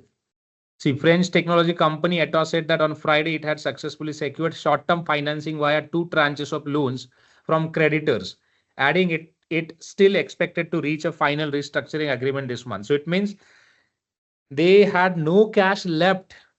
See, could ATOS be rescued by creditors? So their creditors actually paid amount to pay the salary of people. So it means even they don't have a cash in their pockets to pay the salary of their people, right? So they applied for a quick loan. And how long this loan will also help the support to survive, I don't know. And more than 1,50,000 people they're working in ATOS. Now your question would be, sir, what if let's take a hypothetical condition tomorrow that stock reach to the zero, what will happen? See, there are bond holders. Bond holders will directly take a control, right? And they'll just remove the existing people by disposing the equities, right? And if you dispose the equities through legal process, so it means that existing shareholders they'll not have any rights of investments. They'll not have any legal rights to be a part of this ATOS as a investors. And new investors, they'll take care of it. Means new investors, what they'll do, they'll convert their debt into equities, and they'll then operate business from there. Because see, eventually ATOS is revenue making company, but few things happened in that business. And what are those few things? So let's talk about now. And this message to everyone that if you want to acquire any assets, so make sure that you guys are following means at least you guys are checking something. If you don't check, and if you directly try to acquire assets, it will put you in trouble. Here you can track the details of this company. They have secured 1.6 billion committed by group of banks and group of bond holders. But I don't know, in July only they were facing to the problems. But if they have received any commitment for a 1 billion, so they might survive. Lockup agreement reached between the company, group of banks and group of bond holders covering all key terms of financial restructuring plan. Supported by the creditors only, they are paying it. In terms of financing, 800 million secured, providing the liquidity necessary to fund the business until close of the financial restructuring plan. So it means continuously they are raising funds. Even government of France also, they have funded to this. Now, I don't know means how long it will take. But maybe what I'm thinking, they'll wait until this, the stock price gets zero, and then they'll convert this entire their new debt into equities. In that way, they might release their securities, and they'll just wipe out or clean up the public equities and all from the business. So that happened in business. Target new secured financing of up to 1.67 billion, but nobody want to offer funding to this business because of several reasons. What I want to show you is, see, more than 48,000 people they're working. And if you see the company they're operating, means they have offices across 69 countries. See, if they have 48,000 people what they're doing, so that doesn't mean they're doing great. See, ultimately for investors, what matter is, profit. If they're not able to, let's say 40,000 people, even they're not able to generate, let's say, $1. So see this, how this, the big fraud that, you guys are seeing. Even the YouTubers also, they are making profit in crores. One of the YouTuber posted 300 crores profit, right?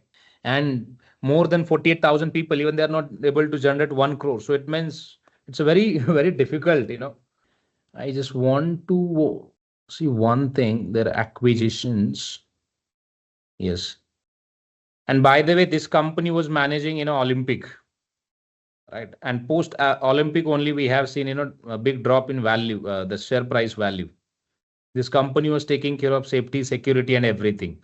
So in terms of technology and infrastructure, they have infrastructure, they have a technology, no doubt, but they're not able to generate a profit. So this is very tough, So since very long, they are, managing this Olympic since 2002, and in 2024 as well, in Paris, they have managed everything, means system, security, arrangement, and all. So they have managed it. Timeline infographic, operating model, testing lab capabilities. So there was one thing I am not able to, get this flow chart. So maybe let me just search it in different way. ATOS total. Let's see if this allows us to track it out. See, they have acquired list of companies. Okay, so you'll get surprised to see the number. They are continuously acquiring and acquiring and acquiring. Means continuously means continuously. 11 billion in revenue, 95,000 people, employees, 69. This is something old data. I don't know whether it is real or not, but the point is digital formation. There one acquisition which was actually, made them trouble, which was like ATOS. Sorry, ATOS and Sintel and ATOS. They acquired Sintel by paying around 22,000 crores, right? But the business wasn't worth to pay 22,000 crores. And then after they started falling, because Sintel was also already in a blacklisted company and they did the same thing. But anyways, I'm not a consultant for them to advise why they did this. And then if you get the complete transformation, they have a chart somewhere. I'm not able to see that chart where you can see everything. Anyways, so one of the company, that they wanted to acquire, which is ATOS, and they acquired it even by paying 22,000 crores. But as I said, if you acquire the assets and if let's say that asset has no potential to deliver return, then you would be in trouble, right? And that's when now they are in a trouble, like they are planning like how they can repay the debt. So as per my knowledge or research, the debt holders, they'll take the control of this company within next max to max 1 year.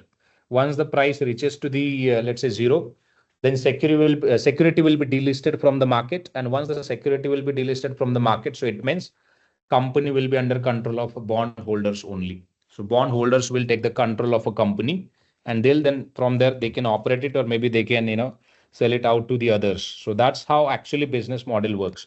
So it means in this example, if you see in terms of convertible bonds, see at the time of repayment, if the businesses, if they're facing problems to repay the debt in cash, then instead of that, what they can do, simply they can convert this equity, right? Sorry, this let's say raised liability into equity. And after that, simply you can remove this liability from here, and instead of that you can just add capital. So basically your capital will increase. Capital base would be 1,50,000. So instead of liabilities. So at the time of maturity, basically you can convert your total bonds into equities. Company will of course come up with the ratios, like maybe one equity into one bonds, or maybe one bonds into one bonds. Let's say for one bonds, company will pay 10 equities.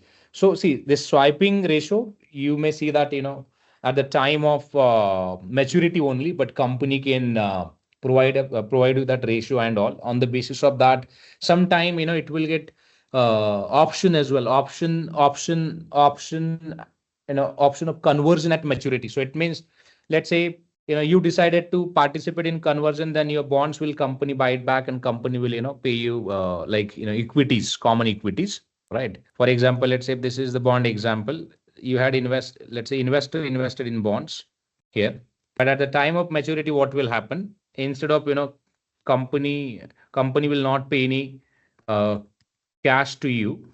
So instead of that, what company will do? Company will let's say company will now company's equities company will transfer to the shareholders, and company will buy it back their bonds directly here. So at the time of maturity, instead of cash, if you see in other examples, investors, they have received cash only. Here investor received cash. Here also investor received cash, and company purchased the bonds back. But if we look at this one, this bonds one, which is your convertible bonds, at the time of conversion, company will buy their bonds back, and they'll convert these bonds into equities, and equity will be transferred to the investors. See why this is this is important, I'll tell you. Now, if you take the same example of ATOS, if let's say bond holders, if they are not ready to allow conversion of bonds into equities, then by default, the shareholders of ATOS, they have lost the control. So it means, let's say, the board of directors, they are like driver of vehicle. And what if, let's say, if you lose the control? Just imagine what will happen if you lose the control, or maybe let's say what will happen if there is no brake to that vehicle. What will happen? Just imagine. So it means it feels like there is no direction, and which is true as well to some extent. And the same thing has happened with that company also. And same company, same can happen with your business as well. If you, let's say, if you're raising money, that is fine, you are applying for a loans, that is fine. But if you don't know how to manage that liquidity, or how to manage that, let's say, debt fund, or how to manage the loans in an effective way, it is a very essential, guys. And if you don't know that, then it means you may lose the control of your asset. Because after all, if you go and see the flow, see, basically the owners of the business, they are giving you power of attorney, means sell rights of assets. So if company is not able to pay, then definitely they'll take the control of your business, right? They'll directly take the control of your business. And if they take a control of your business, it means as an equity owner, you will lose the control of your equities. And if you see, this example, now share price, which is reaching towards the uh, zero now. And if this reach out to the zero, so it means shareholders has no liquidity or assets, or let's say ownership interest in that particular business. So by default, the stock will be delisted from the market. Did you get this? So if anyone invest at this price in this group, then they will not receive anything. Anything means anything. All right. So I have done lots of research on this, so I know it. In last 1 year, stock price, see the performance, 90% down continuously, which is down, down, down. See, the problem is not with the business model. The problem is with the high debt. If you see the $10 billion in revenue, which is still fine, yeah, 10 billion, right? Not even million, 10 billion, which is still fine. But the problem is with debt, higher debt. Now they have got trapped. And I don't know whether they'll survive, or if you see their competitors, see their price, which is at 95.36, and see their price, which is 0.645. But few days back when I checked it, price was around $4 something. It might have happened something. That's what price now, this particular stock crash. But anyways, so now we'll go to the ICICI Direct site. Let me access. Let me log in. So if you have a, let's say, account with ICICI Direct, okay. So whatever flow that we have discussed, see, the brokers, they are member of stock exchange, guys. If you see NSE and BSE, it is a marketplaces, okay, and ICICI Direct is a broker. So it means ICICI Direct, they have access of NSE and BSE. So it means they can access the marketplace. If you see this HCL Tech listed on NSE, Shriram Chemical listed on NSE, Sun Pharma listed on NSE, Tata Motors listed on NSE, right? Titan listed on NSE. Most of the stocks, they are listed on NSE, BSE, NSE, BSE. So it is depends on you, means which stock that you want to buy it out, or which, let's say, bond that you want to buy it out. If you want to buy, simply you can select any stocks, whatever stocks that you're looking for. Buy limit order, price is given. Always look for a limit order. Why? Because if you select the market one, so it means stock exchange, the system will book your trades at this price, which is higher price. But if you just restrict the price, which is limit price, let's say market price is 1626, so always select lower price if you can, if you're looking for a buy, right? And then send the order. So once you send the order sent to the exchange, see this pop-up. Now, pop-up says we have sent the order to the market exchange, right? And go back in our discussion, the flow which we have charted out. See this guy is, basically the security is listed, means this, they have listed their bonds. Company listed their bonds on exchange. So once they have listed on exchange, so it means marketplace. So it means this investor, they can send the order to the marketplace, and once the order is sent to the marketplace, this will available here. Now if I go to this, or if you see this, any stocks or any click on the market date, see this order quantity, bid order, bid order. So basically this bid, it means buy, offer, it means sell. So if anyone want to sell it, quantity, it will reflect here. And if anyone want to buy it, it will reflect here, and they can quote the price as well. So stock exchange track that. Okay. And that order, goes to the order system. So see this, I have sent the order and my order is here reflected. This is a delivery trade.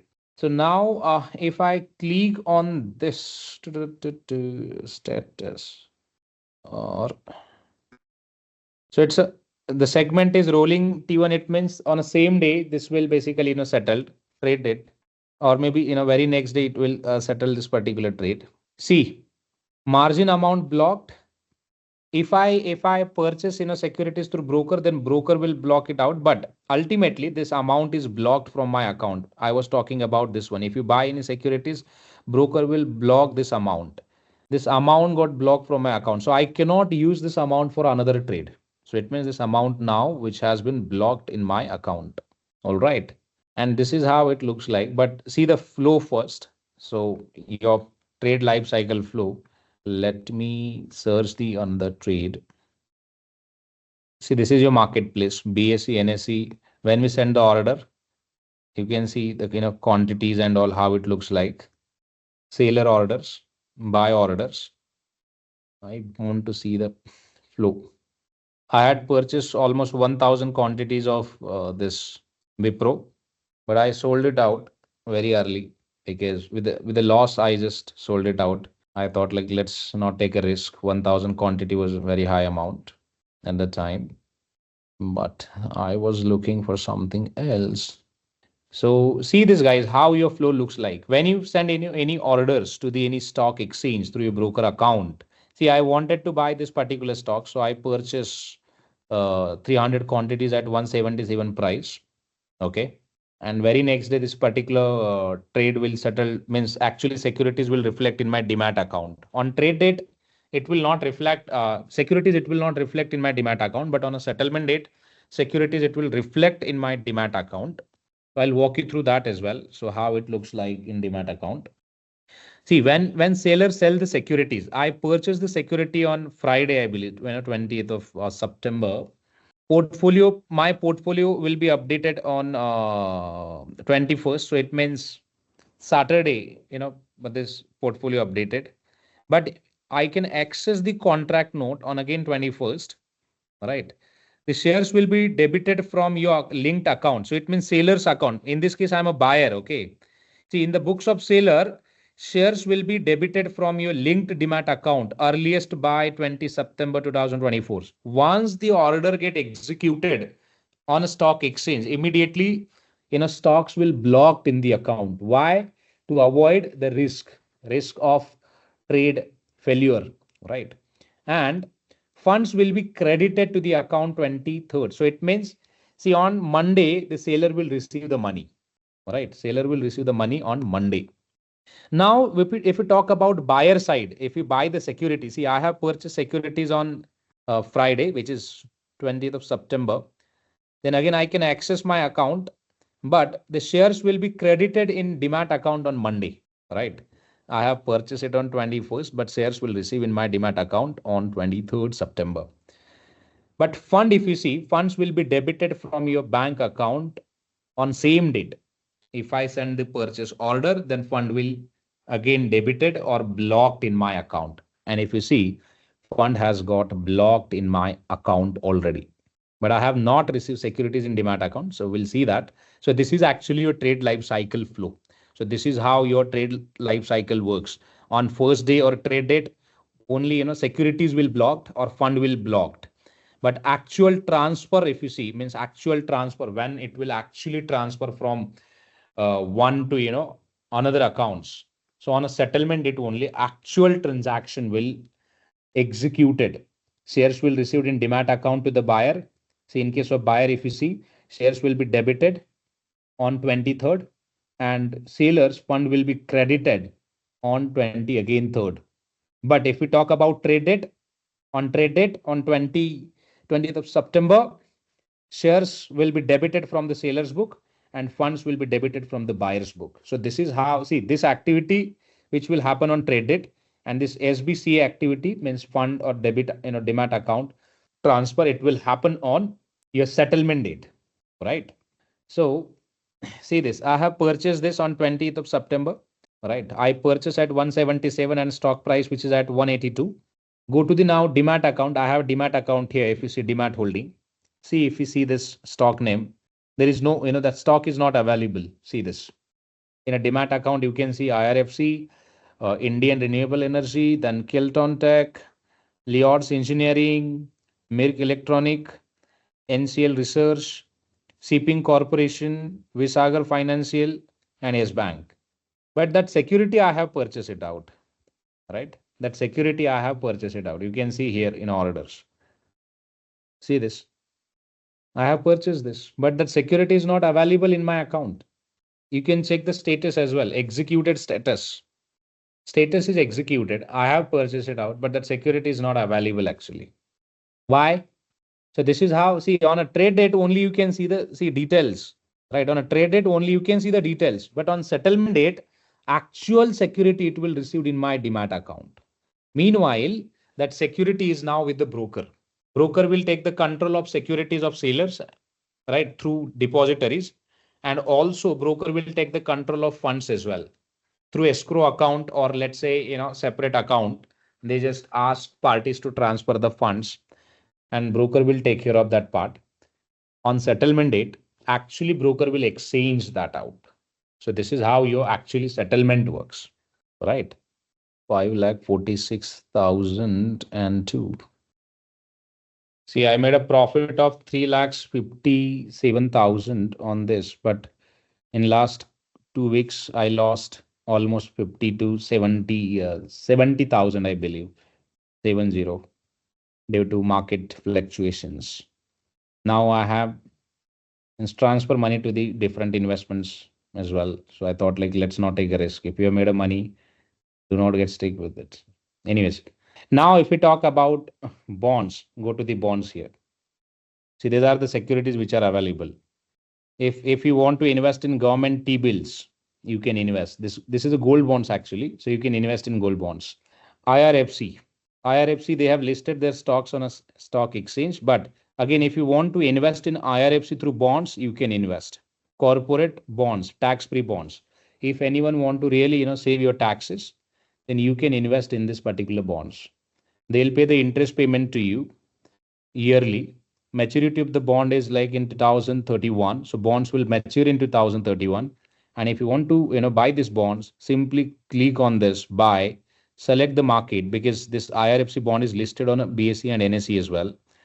Because NSE and BSE both are marketplace guys. We are looking for a buy. Then again, click on buy. Whatever quantity that you want to buy, again, select the quantity.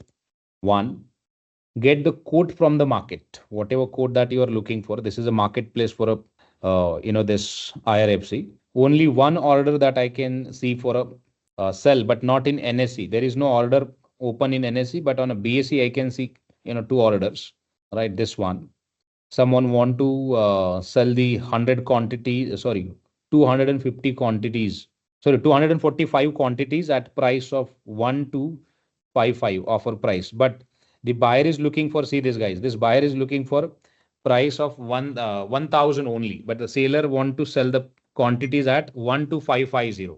And there is another seller who is looking for a sell of almost 600 quantities at a 1,400 price, right? So, but those orders, again, it is not possible to execute it. You can see this order, still will remain, open. And that's what you should not select, if you're a buyer, then don't select market order ever.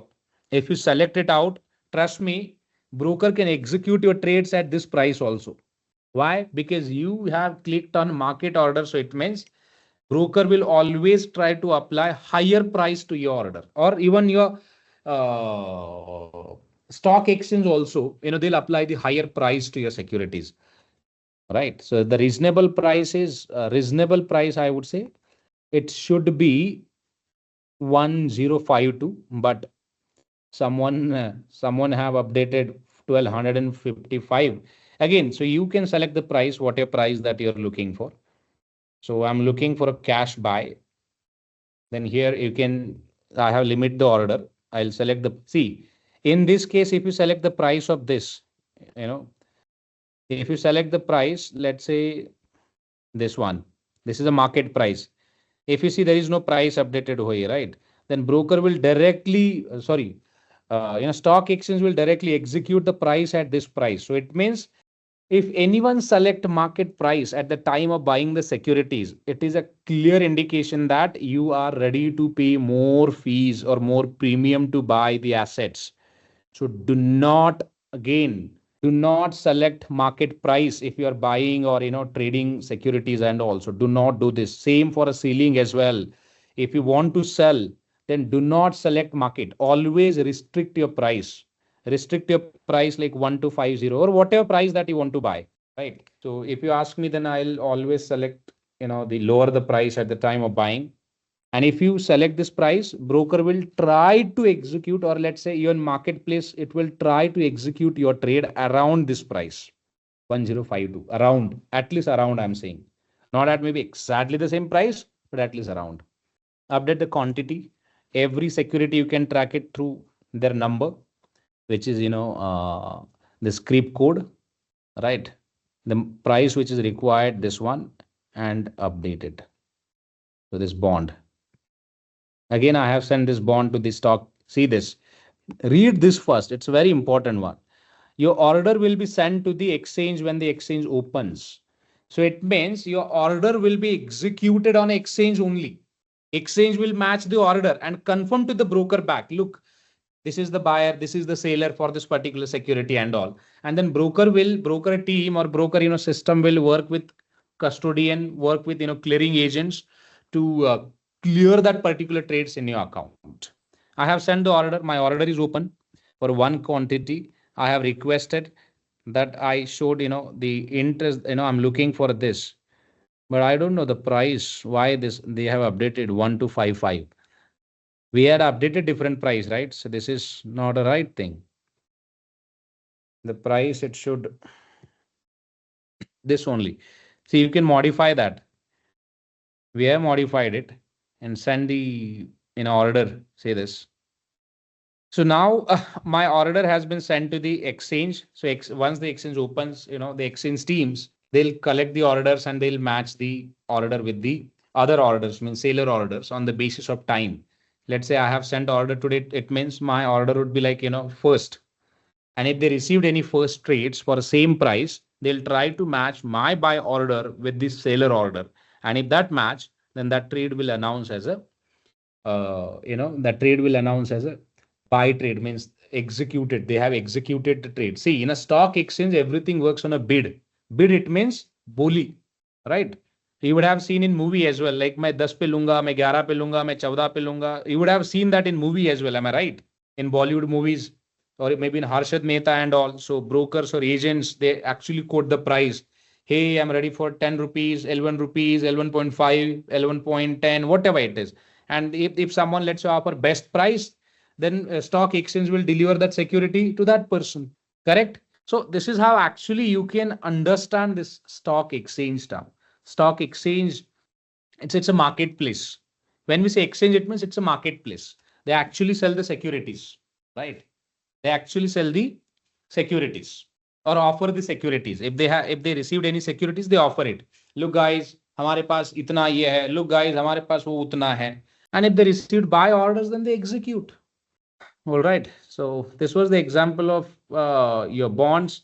Now that someone asked question like, how to evaluate bonds. See, there are ways to evaluate bonds. First, check it like, who is offering. If it is a government is offering, then see, always good to invest in government bonds. If you don't want a risk, means if you're let's say looking for a zero risk, then always invest in government securities. Always, it means always.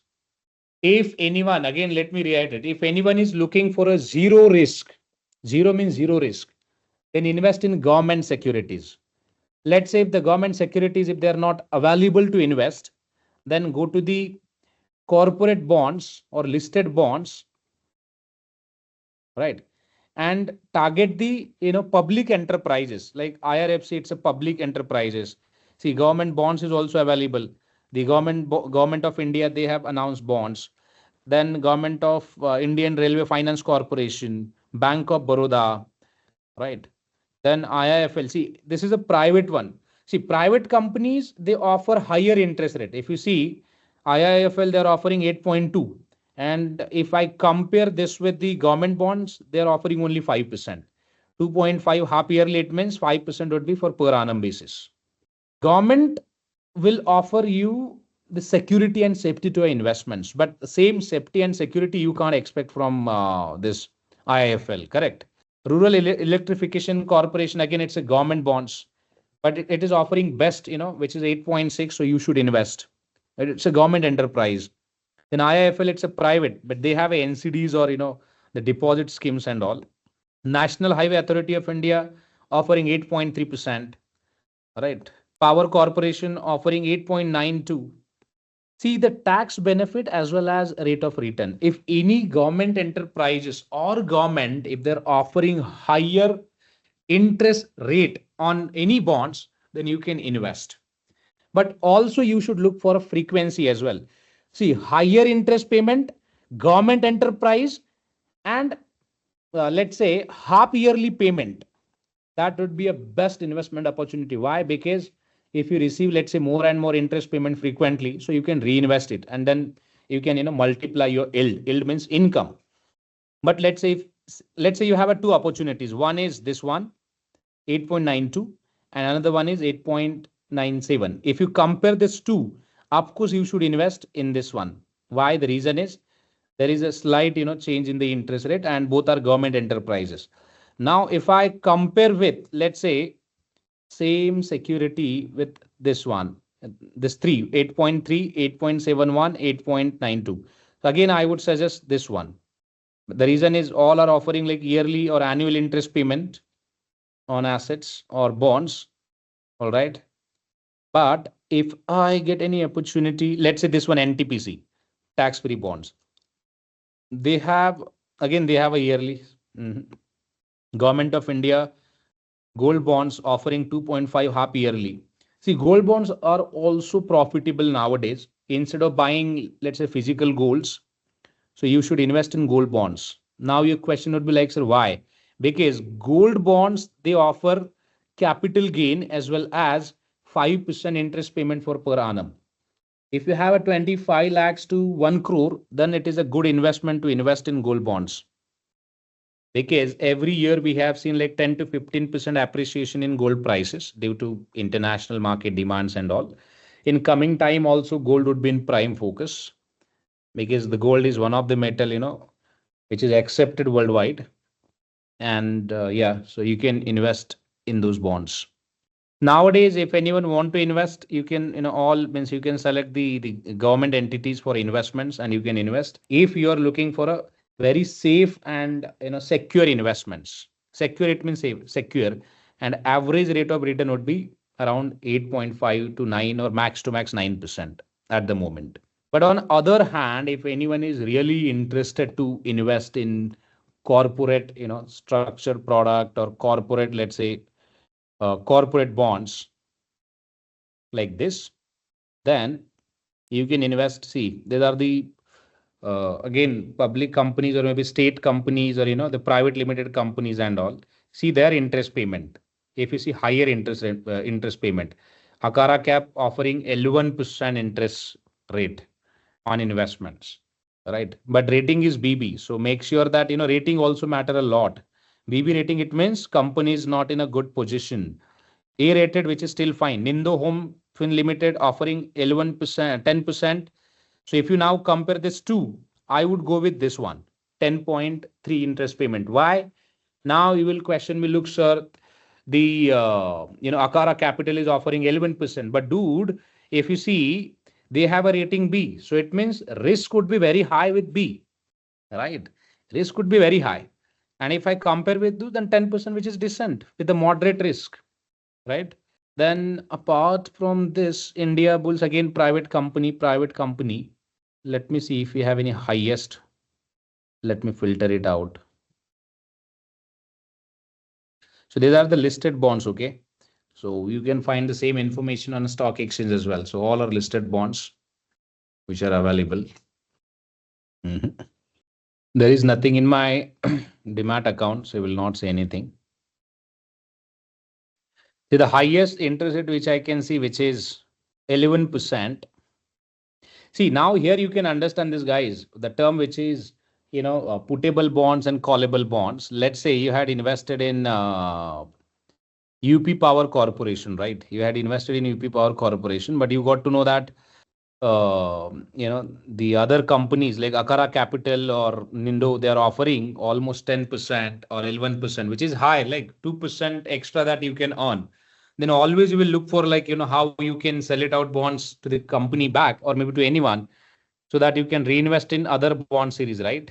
So that's how your putable bonds come into picture, where that offers more flexibility or rights to the investors to means liquidate the existing investments and invest the funds in other investments, right? And same for a callable bonds. Let's say if the other if other companies, they have issued bonds at 9.7 or maybe let's say below that, or let's say 9%, then why should I pay, let's say 11%, right? Why should I pay 11%, 2% extra interest rate? Why should I pay it?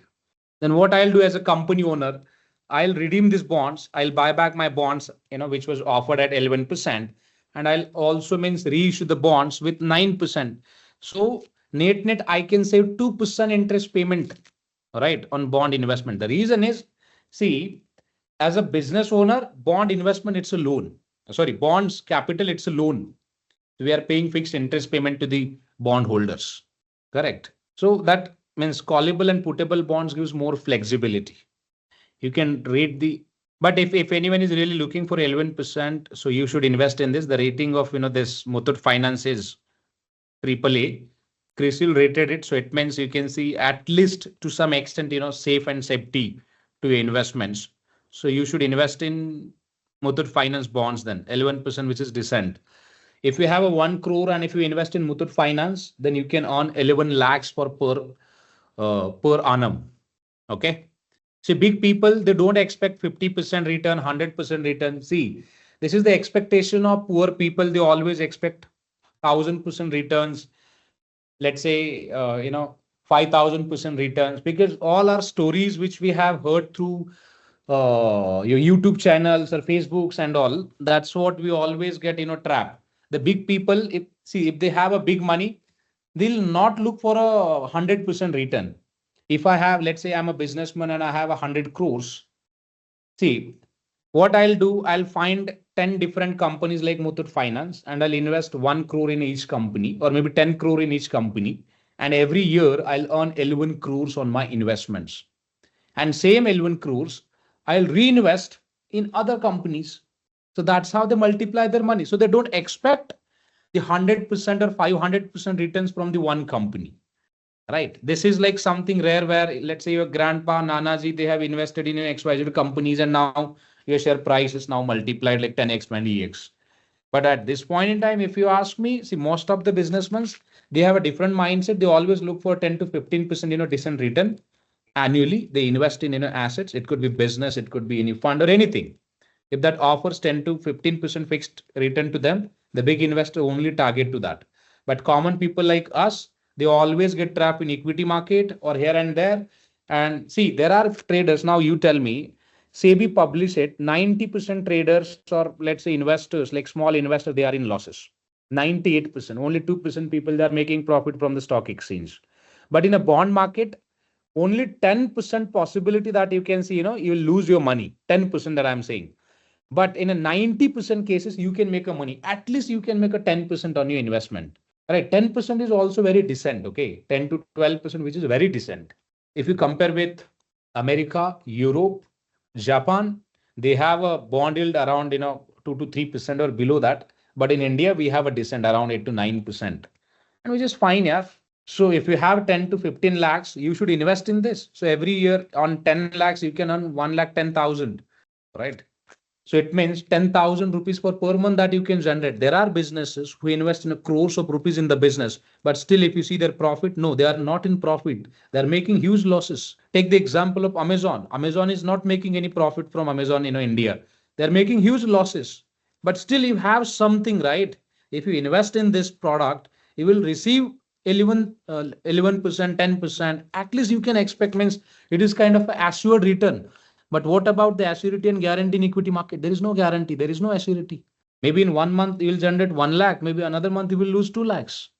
It's just a gambling, right? So big investors, they always target fixed income instruments and government securities to invest. And the people like us who want to become a rich in overnight, they always target the stock markets where they want to become a rich by earning 10x or 20x returns. Just a quick info, guys. Intellipaat offers an executive postgraduate certification in investment banking and capital markets in collaboration with IIM Ranchi. Through this course, you will master key skills like financial modeling, valuation, mergers and acquisition strategies, risk management, and even niche areas like private equity and wealth management. The program features 80 plus live sessions conducted by IIM Ranchi faculty and industry experts, real world case studies, hands on projects, and a 3-day campus immersion at IIM Ranchi. Plus, you will also get exclusive benefits like executive alumni status from IIM Ranchi and complete career support from Intellipaat. We have already helped thousands of professionals achieve successful career transitions in the finance domain, and you can check out the testimonials on our Achievers channel. The link is in the description below. And for sure, this course can set your career to new heights. So visit the course page link given below in the description and take the first step towards a rewarding career in finance. See, when we talk about asset management, so asset is the key component of your asset management business. All right. So when we say asset, it means why we want to manage assets. Why we want to manage? Maybe let's say because that we have a plan, so that we can generate revenue out of it, right? Because assets offers appreciation in value. Assets offers, let's say, income, dividend, and other benefits, right? It could be any other benefit. So basically, asset offers different, benefits, and that's what everyone want to acquire asset, right? Everyone, it means everyone. Even if I talk about, let's say, individual person, even that individual person also want to acquire an assets.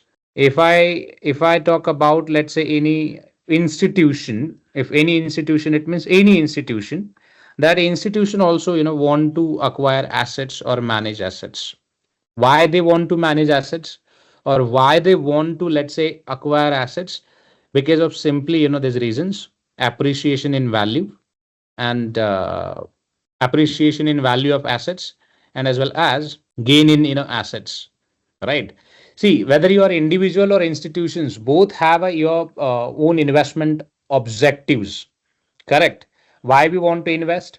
Maybe that you're looking for appreciation in value of asset, right? If I talk about, let's say, bonds offer income opportunity so that we can generate 10 to 12% interest payment on bonds investments.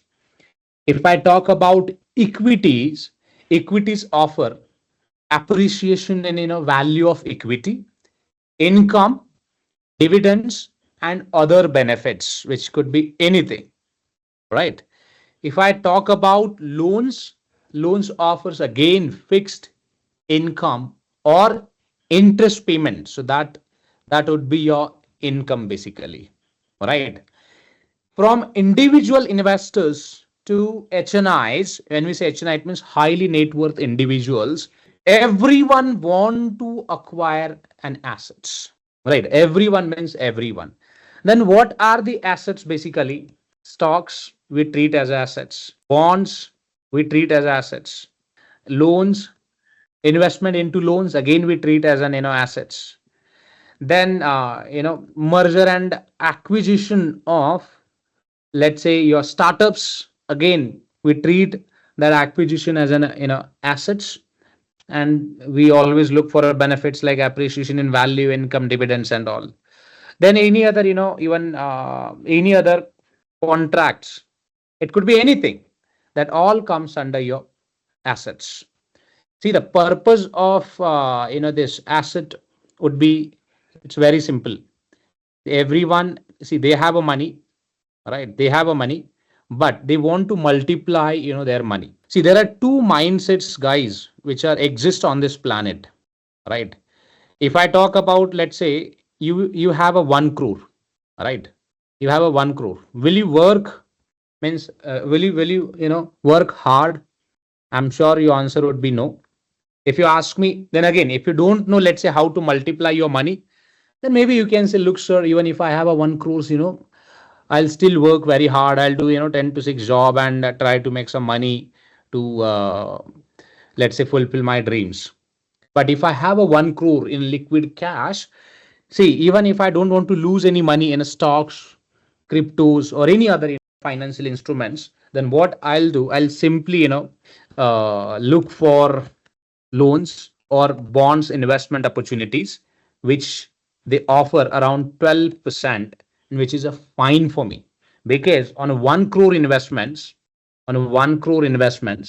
see this, how much I can generate annually, almost 12 lakhs that I can generate.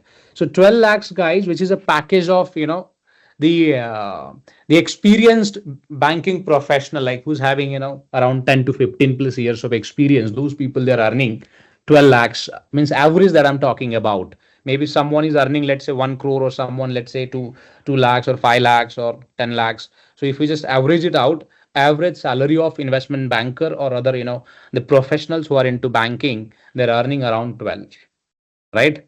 They're earning around 12.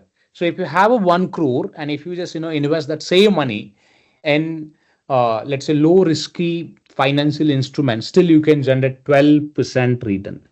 And this 12% return, which you can use for maybe your expenses, lifestyle, and also you can reinvest some money as well. Same money you can reinvest also to multiply your returns, and within just 5 to 6 years, you can add another 1 crore. See, to trust me, to earn 1 crore is just difficult process. But if you have a 1 crores, or if you, let's say, earn 1 crores, then you can easily convert that 1 crores into 10 crores. Then if you have a 10 crores, then you can easily convert your tens into 100 crores, right? Then after that, see, after 1 crore, process is very easy, but to achieve 1 crore, it's very difficult. It will take at least 10 years to reach to that benchmark, and which requires a lot of hard works, ideas, a lot of things to build portfolio like this. It's not an easy process. But if you, let's say, if you generate 1 crore, then trust me, you would see very easy process to multiply your money, right? You can earn 1 lakh rupees by just investing your 1 CR in financial instruments. You don't need to do anything at all. It's just go to the broker side, identify good assets, and invest your money. And same, let's say, interest income means this 12 lakhs. Maybe you can split into the risky investments like stocks. Every year you can invest around 5 lakhs in stocks, because 5 lakhs, I'm assuming, your other expenses, right? From a same bond investments, you have invested your 1 CR in bonds, you are generating 12 lakhs per annum, and out of 12 lakhs, you are investing 5 lakhs around in equity investments, and around 6 to 7 lakhs, which is enough for your family expenses, 50,000 family expenses, which you can, means you can live a decent life along with your parents, mom, dad, and your kids. Did you get this? So it means, see, this is how, see, everyone looks for a same. Even if I talk about, let's say, institutions, see, when we say institutions, so there are, different institutions, guys. So individual and institutions, both will have a same financial set of objectives, individuals and institutions. So now if I talk about institutions, there are different institutions, let's say mutual fund, again, which is a institutional, or organization or a trust, I would say, where they raised money from the common people like us and they invest money in financial instruments, right? Why mutual funds? We'll discuss that as well. You can also see like hedge funds. Again, hedge funds also raise funds from the investors and raise that funds. Invest that funds in a variety of different financial instruments. You may see private equity funds as well. Private equity funds. Again, private equity funds raised investments from the people and invest money into the different asset classes. Then you may see SPVs as well, special purpose vehicle entities. Special purpose vehicle entities. So when we say special purpose, your special purpose could be fundraising, investing, or maybe to convert your bad assets into, let's say, tranches to create or generate more liquidity. So basically, it's a CSP is basically used for converting your bad debts into liquid form, or maybe let's say if you want to raise any capital from any different financial instruments, still you can use SPVs to raise the funding through your securitization process. All right. Apart from that, see, governments, they also raise funding from the common people. Then private companies, they also raised funds from the common people. Public companies, they also raise funds from the common people. And finally, let's say insurance companies, they also raised funds from the common people. See, ultimately, who is investing into their businesses? Who is investing? Only common people. Common people like us, because we participate in IPO, we participate in secondary market, we participate in bonds events, we participate in derivatives, and we are the people only. We also run the startups or own the startups or own the companies. So it means this is a model kind of, I would say, it's a public model. So in both, to both the sides, you can see public only, common people only. Maybe from buyer side, maybe from seller side, you can see them only. So ultimately, all, let's say, if I talk about mutual funds, it's an institutions where raise funds from common people to invest in stocks, bonds, and money market. Mutual funds intention would be to raise funds from common people to invest in stocks, bonds, and money market. Now your question would be, look, sir, why should I invest in mutual fund? So you should invest in a mutual fund if you don't have a total full gyan of capital market. Answer is very simple. There are people, even they don't know the basics of, let's say, this financial market, like equities, bonds, debentures, the rules of markets, or how they can generate, let's say, income from different securities. They don't have even basic idea about it. Now you tell me how they can make money. Let me tell you about myself. In 2014, I lost around 2 lakhs in the stock market. In during 2015 to again 2018, I lost around 4 lakhs. Right. Again, when I lost that money, I took a loan from my couple of friends as well, with the promise that I'll repay them with the 12% interest rate, and I took a loan from them to invest in stock market, because I got influenced by the influencer. Like, if you invest in stock market, and if you get a penny stocks, your assets will be 10x, 20x. Even I had invested in one of the penny stocks. I was holding around 10,000 quantities of TTML. But see, purchase price was 1 and sold price was only 14. But that stock, it was reached to the 283. So I missed that target. So my point here is, I wasn't aware about it, how stocks works, how, let's say, price works, how the market fundamentals are, what we need to follow during trading, during investing, during, let's say, scalping, during maybe, let's say, buyout, directly buyout, and large stake of a business and hold, during merger and acquisition. I wasn't aware about it. So it means I had no idea, and where I had invested around 4 to 5 lakhs in the market. Trust me, I lost everything and I was under debt of around 7 to 8 lakhs by 2019 ends. 2020, when pandemic started again, I picked up another idea, which was a business. I wanted to do a business now, but I believe early it's 2020 or maybe end of 2019 started one startup, and again I lost money and everything, right? And my debt was around 10 lakhs somewhere, because 3 lakhs almost that I spend on startup, and again I lost that as well. See, the point here is, at that time, let's say if I would have invested my money, same 7 lakhs, through mutual funds, right? Same mutual funds. Trust me, I could have saved my time, my interest payment, right? Then my again efforts, and also if you see in terms of returns, most of the investment instruments or even mutual funds, means most of it, means I'm talking about 50% mutual funds, they have generated around 40% return, 30 to 40% return for per annum, right? Even if it was the loan amount, still I would have generated at least 12 to 15% returns for per annum without any risk.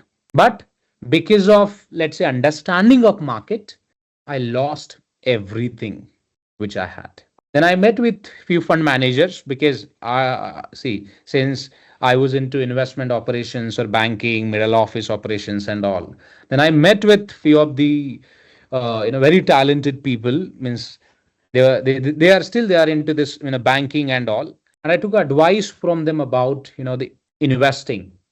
Then after, see, I got enough understanding about market behavior, trend, price trend, and the news or the inside details and everything.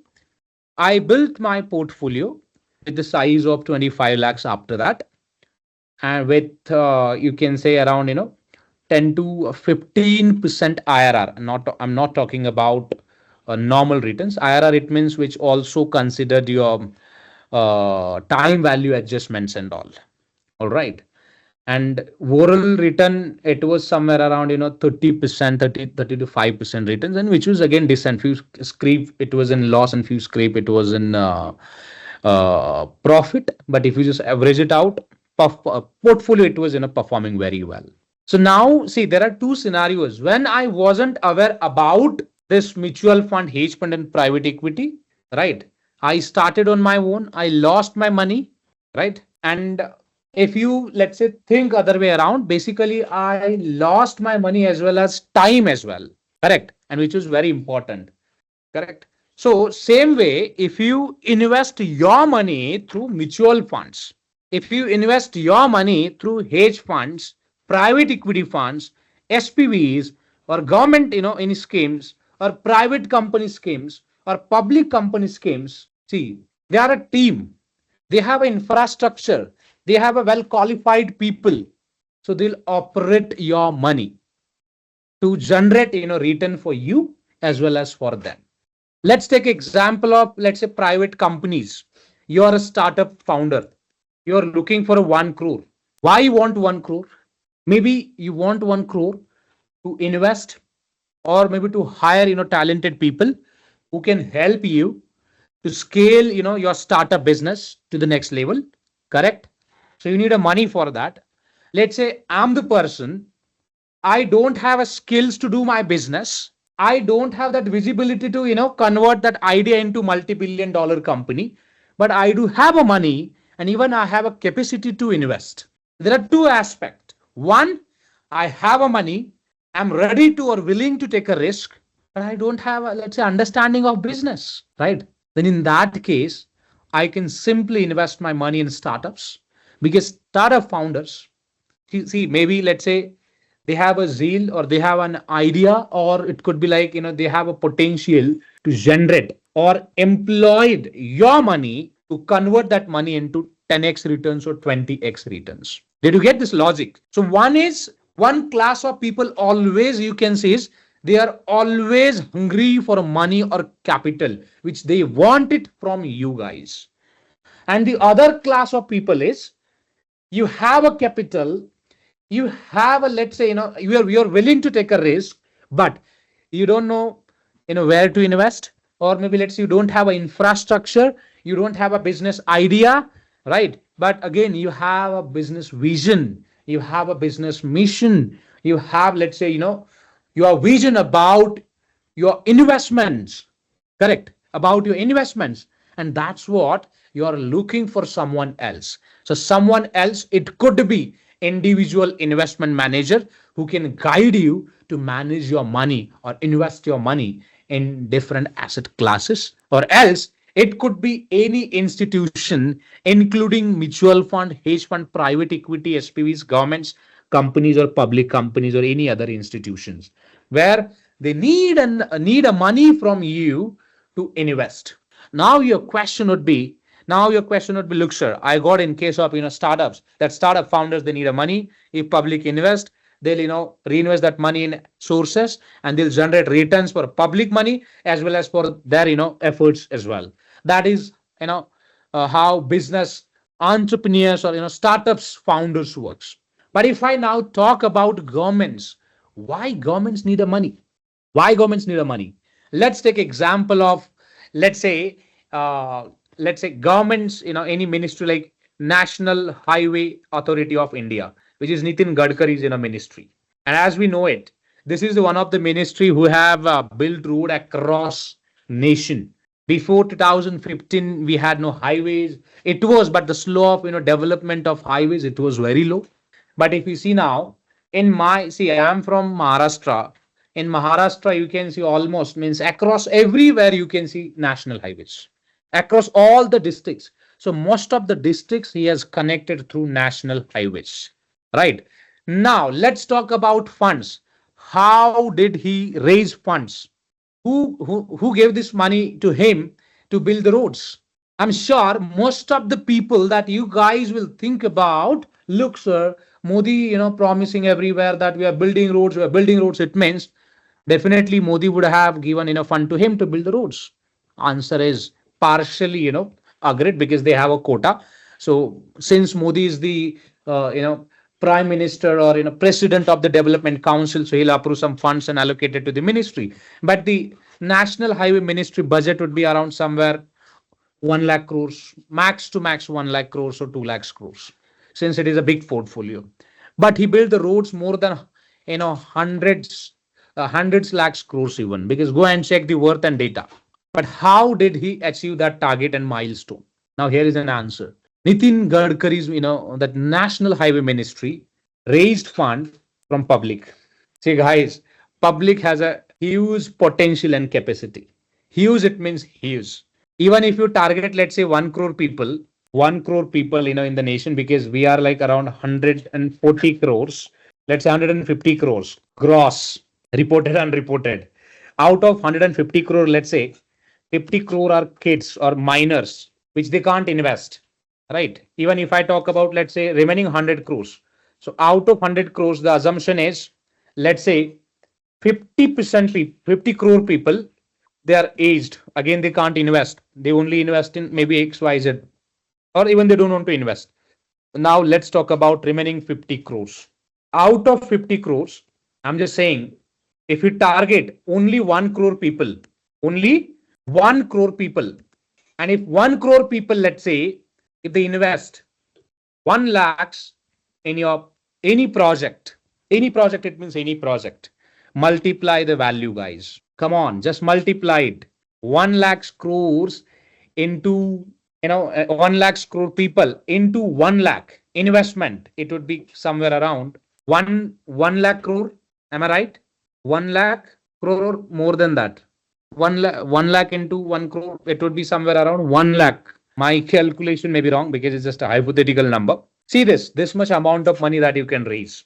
And if you have a 1 lakh crores, and if you reinvest that 1 lakh crores, if you reinvest that money anywhere, see how much, if you have, let's say, if you have a solid idea or any assets, then you can generate more and more money. See, same ministry offers 10% interest payment or coupon on investments. Coupon is nothing but again interest payment. So they are ready to give you almost 10,000 crores return back to the public if you invest 1 lakh crores in their business. And that's how even business must also apply the same logic. We criticize to the Adani, we criticize to the Ambani, we criticize to the Birla or other business families. See, the fault is not in the business idea. They know it how to capitalize the assets and raise funds from the public, because they are not forcing you to invest in their stocks. Did Adani force you to invest in their stocks? Did Ambani force you to invest in their stocks?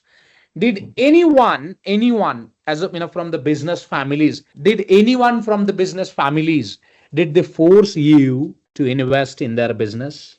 Then how they are selling their securities? See, guys, the model is very simple. Public has a money, but they don't have a resources. That's what I said. For example, let's say, why will invest in Reliance Group? Why will invest in Reliance Group? If you ask me why will invest, let's say, let's take an hypothetical situation. I want to do business, right? My capital is 10 lakhs. I want to do business in, let's say, petrochemical. If I invest, let's say, money, this 10 lakhs in petrochemical, again, this 10 lakh is nothing, correct? So we need at least 5 crores to set up units, or to, let's say, import, the raw oil or other chemicals, alkanes or alkynes. There are a number of components which is needed. We need a processing units. We need hundreds of, the labor force, then hundreds of different licenses from different ministries. So how will you manage that? First question, ask this yourself, right? Again, at the end, you will say, look, sir, this seems more complicated. So how can I do? So it means this petrochemical business is not for me. So within, let's say, 1 hour, he will say, I don't want to continue with this because my capacity is only 10 lakhs. How can I arrange another, 5 crores or maybe 10 crores to establish factory or, other things, distributions, marketing, processing, labor cost, market, research, regulatory licenses. How can I do it?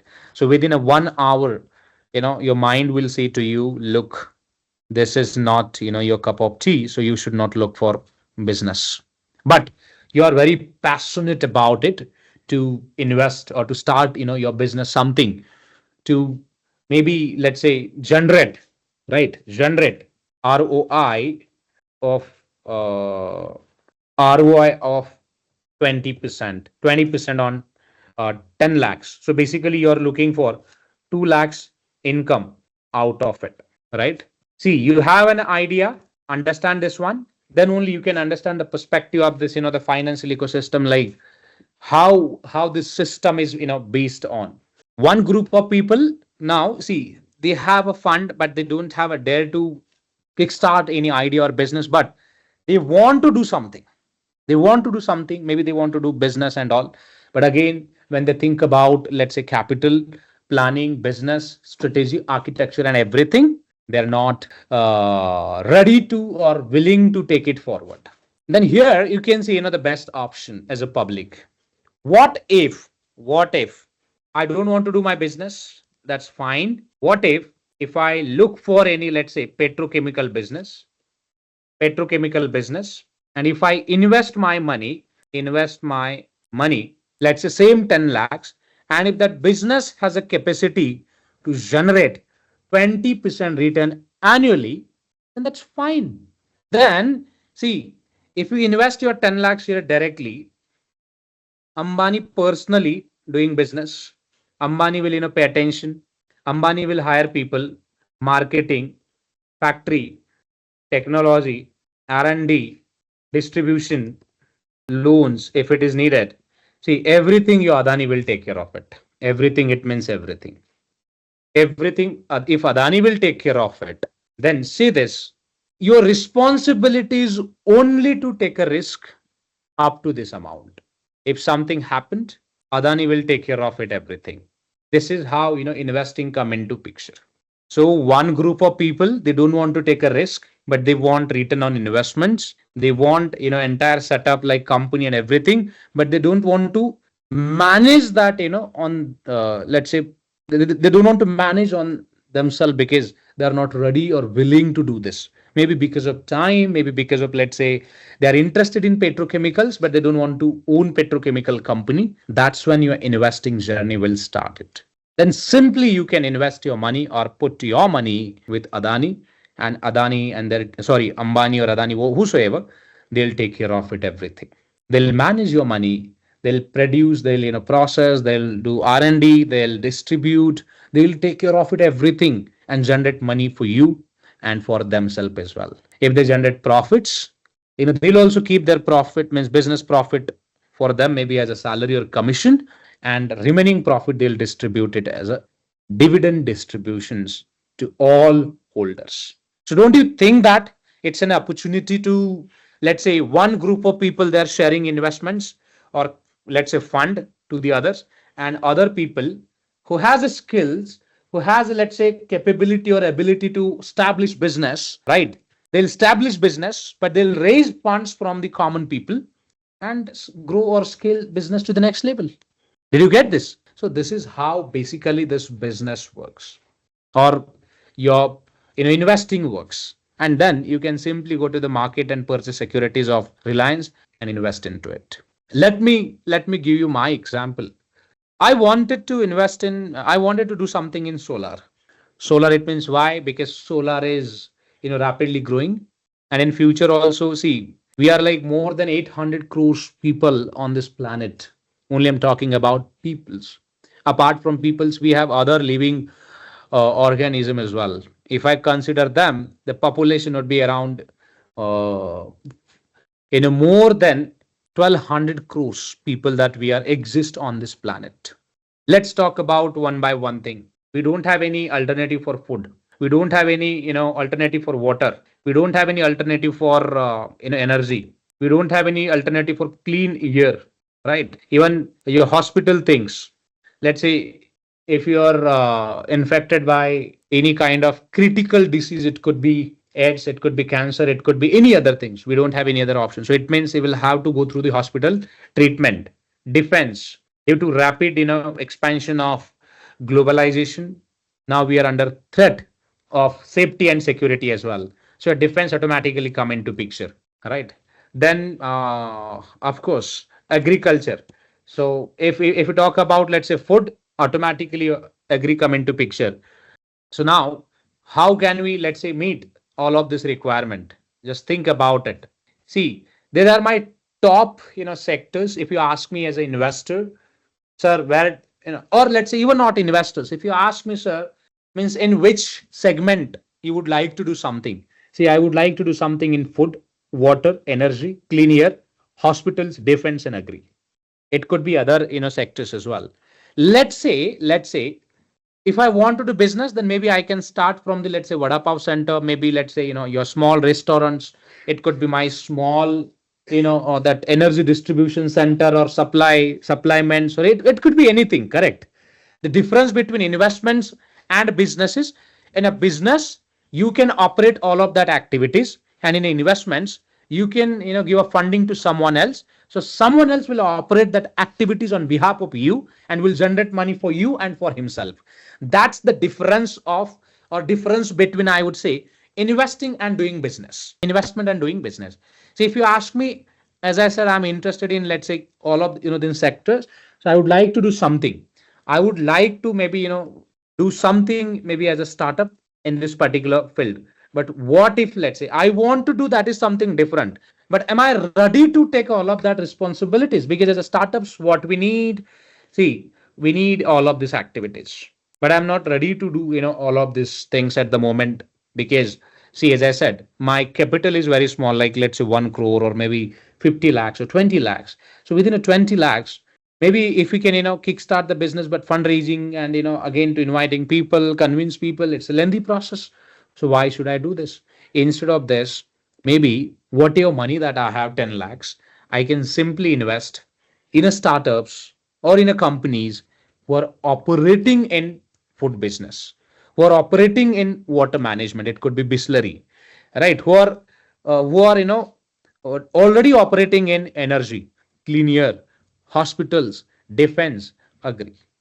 So when they, let's say, in agriculture, when they, let's say, start doing, business, automatically my money will grow, right? Automatically my money will grow. So this is how you can define investment approach and, let's say, businessman or entrepreneurship approach. Now let's come back to the main point, right? See, as I said, we have a two different class of peoples. One is investors, another one is businessmen. How businessmen raise fundings. Even if I talk about, let's say, businesses, governments, or any other, institute, how businessmen or businesses raise funding. So now if I talk about, let's say, how they raise it, they simply, sell securities or their resources. Why, sir? Because they are a team, they have, skills, and so on and so forth. They have everything, but they need a funding. Now let's talk about investors. How investor can, make money? How investor can make money? By investing funds in the businesses. So buying securities is nothing but buying securities. It means basically buying business percentage. It could be 1%, 0.001%, right? So and so forth. So basically, as investors, investor want to buy a stake in the business. Why? Because see, as a alone, I cannot buy the company of 1,000 crores or company of, let's say, I cannot build company of 1 lakh crores. But if I invite you guys to come and join my club and contribute, let's say, money, then we can build empire of, 1,000 crores or 1 lakh crores. Then it's very simple. So the approach is very simple. So investors, they buy stake in the business through investing. As I said, maybe they can, invest in loans, invest in bonds, invest in, stocks, invest in, any coins, contracts, deposit, money market instruments, or etc. So investors, they simply purchase it and invest it. Now, see, every time businesses or business owners and even governments, they don't educate to, educate to the people or educate to the anyone to invest, in this instruments or that instrument. Since you would see, let's say, lakhs of or crores of instruments, or, the companies are exist on this planet and they are selling their securities. So as an investor, see, for me, what matter most is we need a solid businesses. We need a, let's say, solid ideas. We need, let's say, fundamentally strong businesses to invest. Am I right? But as an individual investor, now you tell me, how can I assess the information of top 100 companies and their research? If I start, doing research of all of, those companies, it will take at least 1 or 2 years to get the detailed information of such a businesses. So it would be very difficult then in that case. Would be very difficult. It means would be very difficult. So how can I manage it? If I talk about, let's say, Reliance Group, right? If you want to understand the Reliance Group in details, then you should know first, let's say, basic of accounting, like how to read P&L, how to read balance sheets, fund flow statement, their business model, idea, revenue streams, then multiple revenue streams, then bank date, cash outflow of bank date, then equity percentage of a money group, or their, the parents companies, funds, then revenue history or profit history of that same, company. What if, let's say, under one Ambani, let's say, name, there are hundreds of other entities. It could be A, it could be B, it could be C, and that C again has invested in multiple, let's say, labels. How we can, read all of that complex reports? Now you tell me. See, my point, here was, if you're a cognizant investor, cognizant, it means, let's say, well versed with detailed research of companies, their balance sheets, businesses, and fundamentals, then you don't need to invest your money through anyone. Then you can manage your money on your own. Even if you invest money through mutual funds, still you can see the risk of, your capital is like, you can lose your 100% capital also. Even if you manage your money by own, still you can see a risk of losing capital of up to 100%. In both the cases, the risk is 100%. Now your question would be, look, sir, if you see the risk of, let's say, the investment is like 100% in any mutual funds, then why should I invest my money through mutual funds? See, mutual funds, they work in between mutual funds, hedge funds, private equity funds, and SPVs. Because again, they are like team of professional people experienced into funds, into fund management or investing part, I would say. They have a technology which is needed for research. They have an infrastructure, maybe catering the requirement of different people along with their, in different investment objectives. And they have connects across businesses. So it means they're holding the information of different, the databases or companies where easily they can deploy funds, maybe 1 crore, 2 crore, 3 crore, 10 crores, 20 crores, 1000 crores. They can easily deploy the funds. So this is how you can see the intervention of funds into the business. So basically, if you are, let's say, the difference between like why we need a mutual fund, now I'll decode that. First, try to understand this one. See, as a team, always you can expect better result or outcome in terms of research, in terms of identifying potential opportunities, or in terms of, let's say, generating return on investment. But as a team itself, you may see different threats as well. It could be, let's say, lack of skill set, cooperation, right? Then the information breach, or lots of other the risk which you would see, which will be involved in the that transaction as well. But again, if someone is offering technology, infrastructure, and let's say they have connects across businesses, then you can save your time as an investor. Am I right? You can save your time. Now your question would be, look, sir, why these guys will offer something in free of cost? No one offer anything in free of cost. Mutual funds, hedge funds, everyone, they charge fees. Mutual fund charge fees, management fees, or expense like up to 2% annually. Hedge funds and PE funds, they charge management fees up to 2% and incentive fees up to 20%. It's like a profit share which they charge to the investor. So why investor? Because if you want to manage your money on your own, you can manage. If you want to manage money on your own, it means it's a direct investment. So you don't you don't want anybody's intervention, or you don't want, let's say, anybody in your this particular transactions. You are capable to handle the transaction, research, and everything. Then you can simply or directly purchase securities from the market. You can purchase any securities, any means any securities or whatever securities that you want, you can purchase it, right? But if I talk about, let's say, intermediate form, then as I said, we can't do the research of each and every company thoroughly. But as a team, mutual fund company, your hedge fund company, private equity company, they can do it because they have a team, they have a technology, they have everything which is needed to do the research of the business. So they can easily manage your money. And in return of management of money, they'll ask you to pay 2% management fees, 2% incentive fees, 20% incentive fees, or any other different expenses. They'll directly ask investors to pay it. So it means if you invest your money through mutual funds, through hedge funds, or through private equity funds, investors will have to pay extra cost. That's the difference.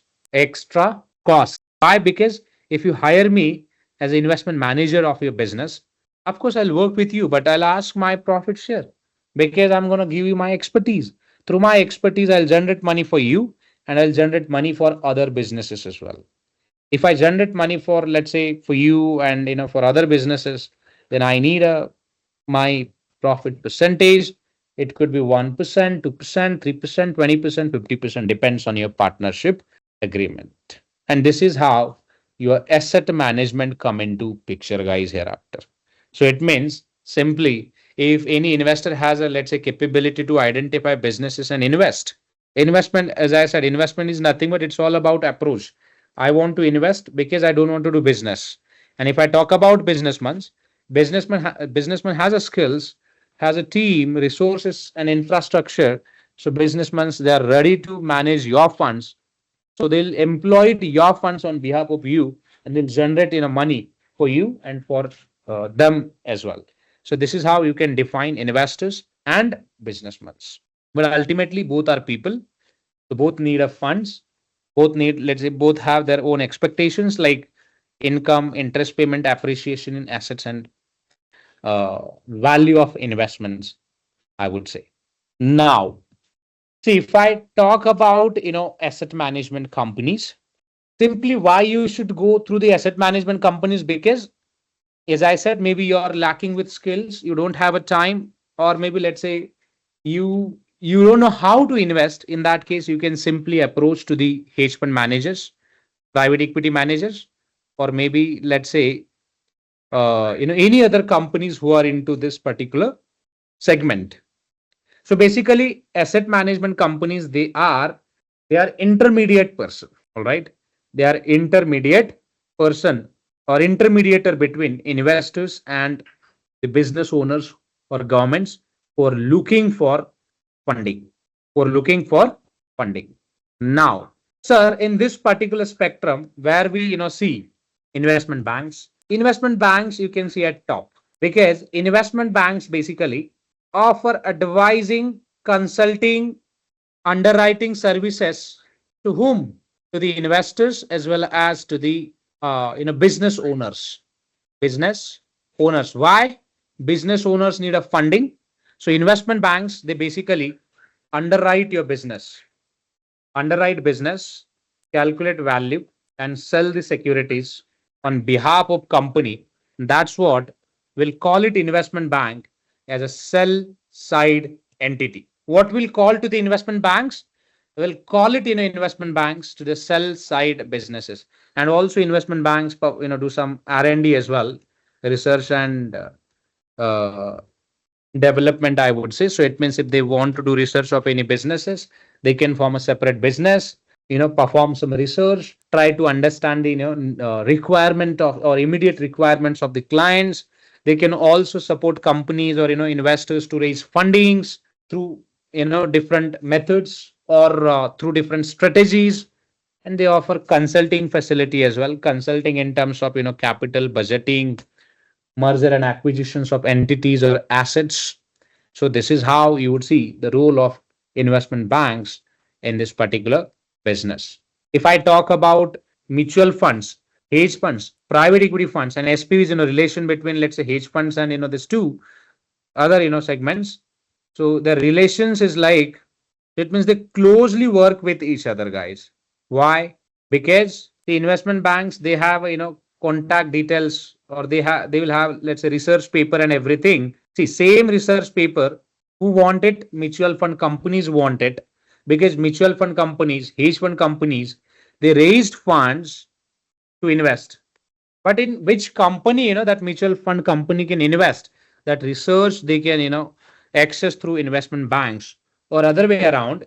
Investment banks actually hold the security information of businesses. The reason is businesses only hire investment banks to underwrite or calculate the value of their stocks as per the market circumstances or conditions. So it means investment banks and hedge funds, they work in a collaboration, because investment banks fulfill the security requirement of fund businesses, and fund businesses can meet the funding requirement of investment banks clients. It could be, let's say, TCS, Infosys, Adani, Ambani, or other businesses. So this is how actually the model that works in this particular segment. So basically, all these companies will call it as AMCs, asset management companies, because they manage the assets. They own the assets on behalf of their clients. Clients, it means investors, and invest that money into the different financial instruments and generate returns for themselves and even for investors also. Now your question would be like, sir, how investment banks then generate money? See, investment banks, they have a different ways to generate money. So nowadays the investment banks, they have multiple functions, or I would say rules and responsibilities. It could be research, it could be underwriting, it could be holding securities for some time, it could be consulting and advising to the businesses and governments. So this is how you can see the role of investment banks into this particular picture. One more important thing that you should know it as an investment banker, banker, professional, or let's say, since you have enrolled to this course, so you should know it. Investment banks, they work at sell side. So it means sell side companies like business owners, they actually hire investment banks to do the underwriting of their business and also to support to get the potential buyers of for their securities. And potential buyers, it could be retail investors, or maybe let's say HNI, or AMCs like hedge fund, mutual funds and private equity funds. So basically investment banks, it's like a breeze between businesses, investors, as well as to the mutual fund and hedge fund businesses as well. So basically mutual fund businesses, they are like sell side entities. They are sell side entities, and even investors also, they are sell side entities. Sorry, my bad. Buy side entities. Sorry for this. Now your question would be like, sir, look, why buy side entities and who are the sell side entities? See, businesses, governments, and any other entities who are selling securities. They come at sell side businesses, and who is buying securities by investing funds, they come at buy side securities. Buy side securities. So we'll talk about now buy side companies. And one more category that I would like to add here is to HNI. HNI, it means highly net worth individual investors. Okay. So we'll call it them as HNI investors.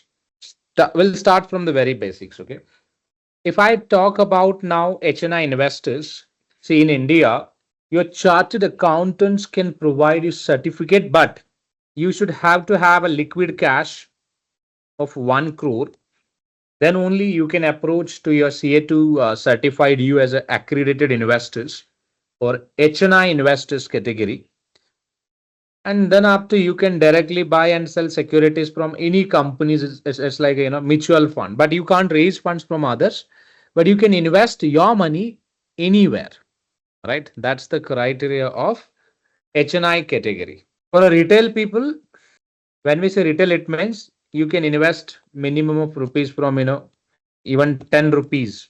If your broker allowed to add, you can add 10 rupees and purchase any penny stocks, like 1 rupees value stocks or 2 rupees value stocks, you can purchase it. Correct. But yeah, for HNI category, so we have a special provision, and your CA must do the audit of all your financials and provide you the certificate on the basis of that, because that certificate is needed while opening broking account, bank account, or even any investments account with any firm. That certificate is must. All right. See, retail people are allowed to invest in mutual fund and other financial instruments, stocks, bonds, money market instruments, preference equity, and other securities.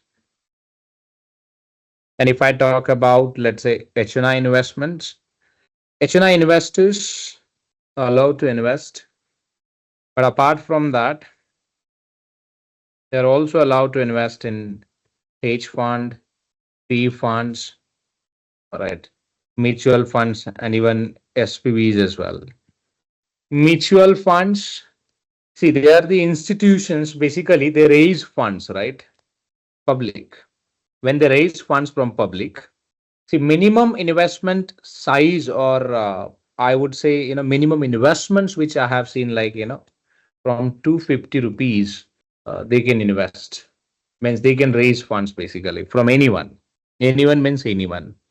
And in terms of investments, fund manager manage funds, raise funds from the common people, and manage that funds, take investment decisions, invest funds anywhere in any asset classes which is approved or authorized by the mutual fund or that particular scheme, and they can easily manage it out. Mutual fund has a types. One is open ended and close ended.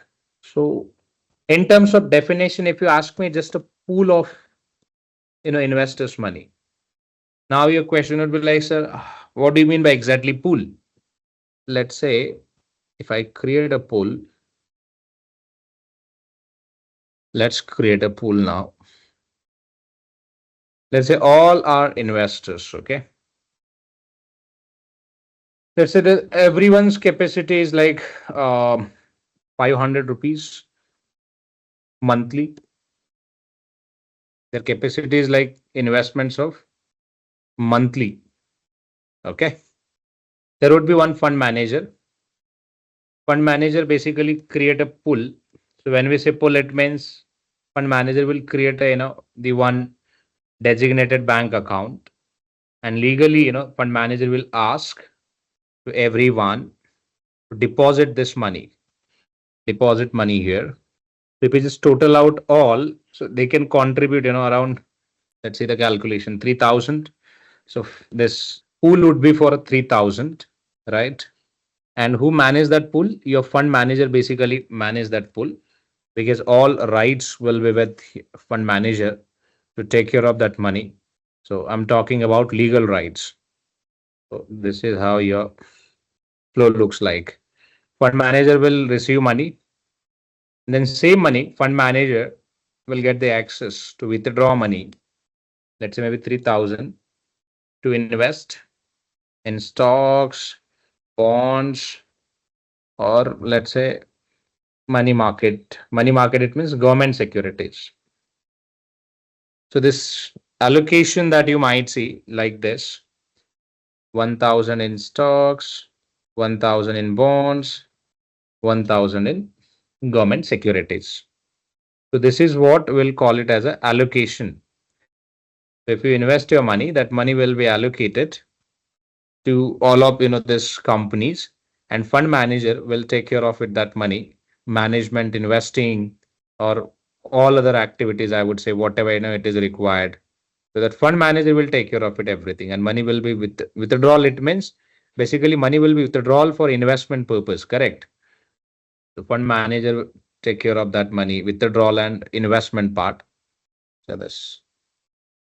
Now your question would be like, sir, look, if they invest all of this money, so how we can measure their ownership in this particular fund? See, if they come at same time, then you might convert this into units. Let's say the unit price, because in the mutual funds we allocate units, correct? So unit price, let's say 10 rupees, right? So the calculation would be total investments value divided by units, whatever units that you have. So investments and units allocated. So you can, if you are investor, go and check on the sides. You can see the same thing basically. So units will be allocated to you with the price, and to every investors, then you can allocate equal units on the basis of their capital or contribution, I would say. Since it is a pool, so it is mandated to record everything. So fund will out and they'll receive the ownership as a this units, and units will have a value. So investors can redeem units at any point in time. They don't have any restrictions. In an open end funds, they can invest at any point in time. But in a close end funds, let's say close end funds has an expiry of 2026 December. So until 2006 December, we can't redeem that investments. All right. So in a close end funds, fund will closed for 5 years, for 2 years, for 3 years, and then it will not allow investors to invest again in that same fund. So it would be like a risky fund business, risky for investors as well, because the investors won't be able to, I would say, redeem their investments and withdraw money back.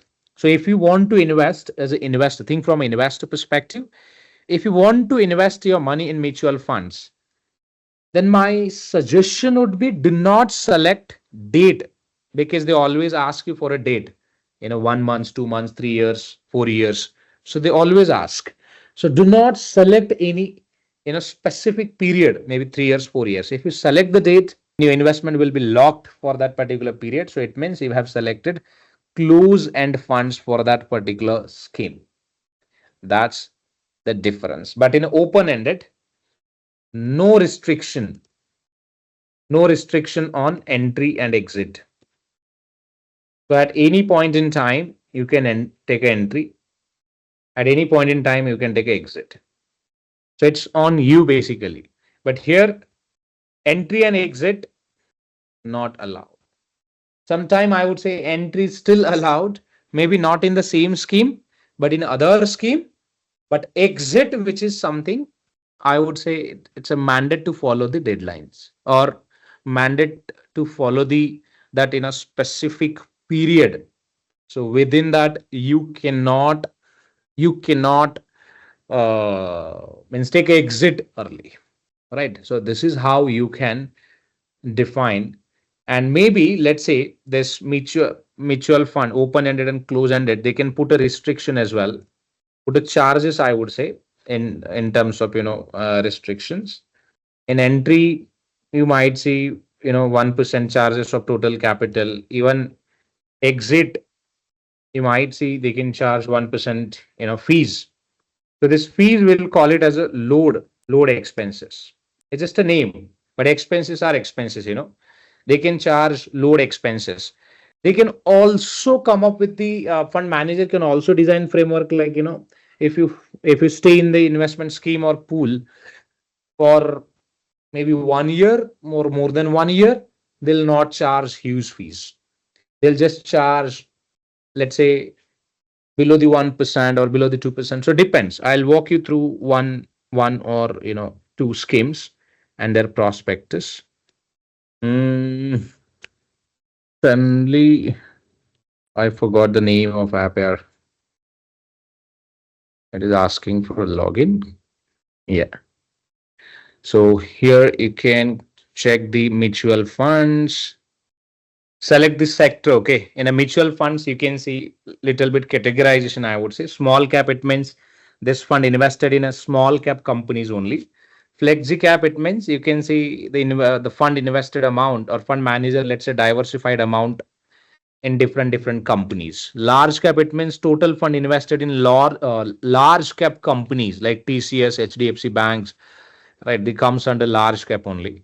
ELSS, it means equity linked saving schemes. So this is something the fund will be invested in equities as well as the deposits, or even government securities. So it means you cannot see 100% risk. So but yeah, up to 50% you might see risk. And if I talk about core money market bonds, it means, so here if you see in their subject line only, see money market bonds are lowest risk which you can see, and in terms of liquidity, it means highest liquidity will have with the money market in funds.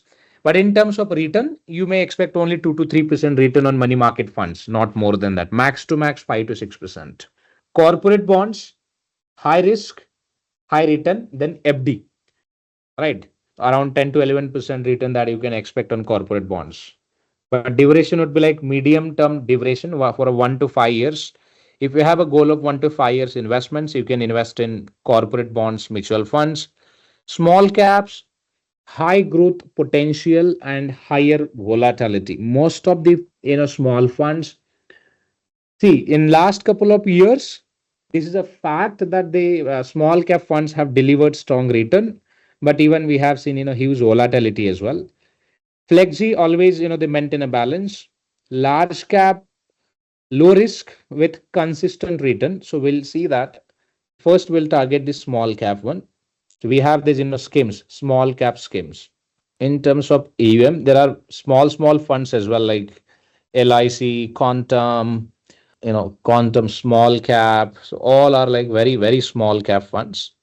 So you can target them if you want to invest in any of the securities. If you want to check the higher size AUM, it means the asset which is under management. So when we say AUM, so as per our example, let's say stock investment price is this, but current market price, it could be different. Let's say current market price of 1000 investment is 1500. Bonds accrued interest is 100. Government securities also accrued interest is 100. Now, if you see the total AUM, total value of investment, if you ask me to calculate, AUM, asset under management.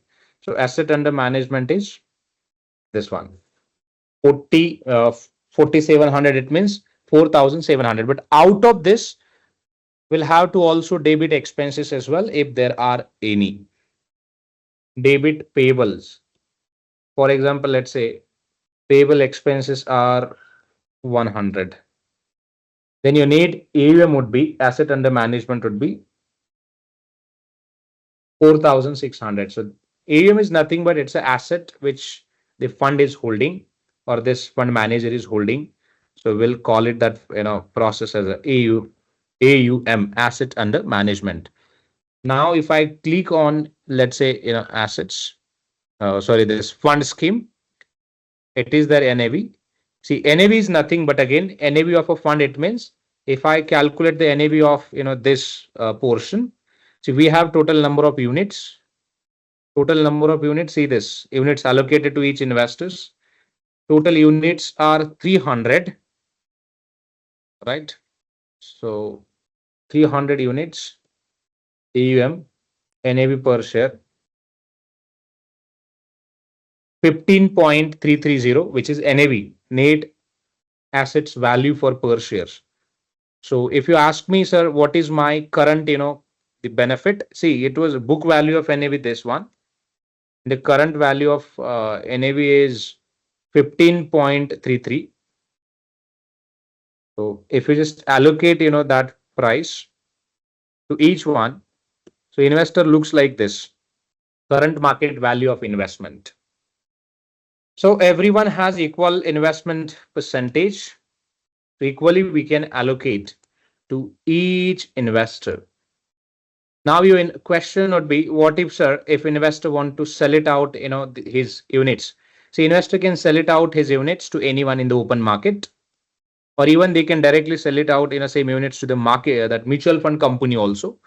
So mutual fund company would be responsible for buying back your units. And that's what you should select open-ended. When you select open-ended, so you can sell it out, your security, that units, this allocated 50 units to anyone, or even you can sell it out same units to the company also. So it means in terms of, units sell procedure, you can see low risk. But if you select, the closed-end ones, it would be difficult for you to sell it out your investments, and that would be very tough, right?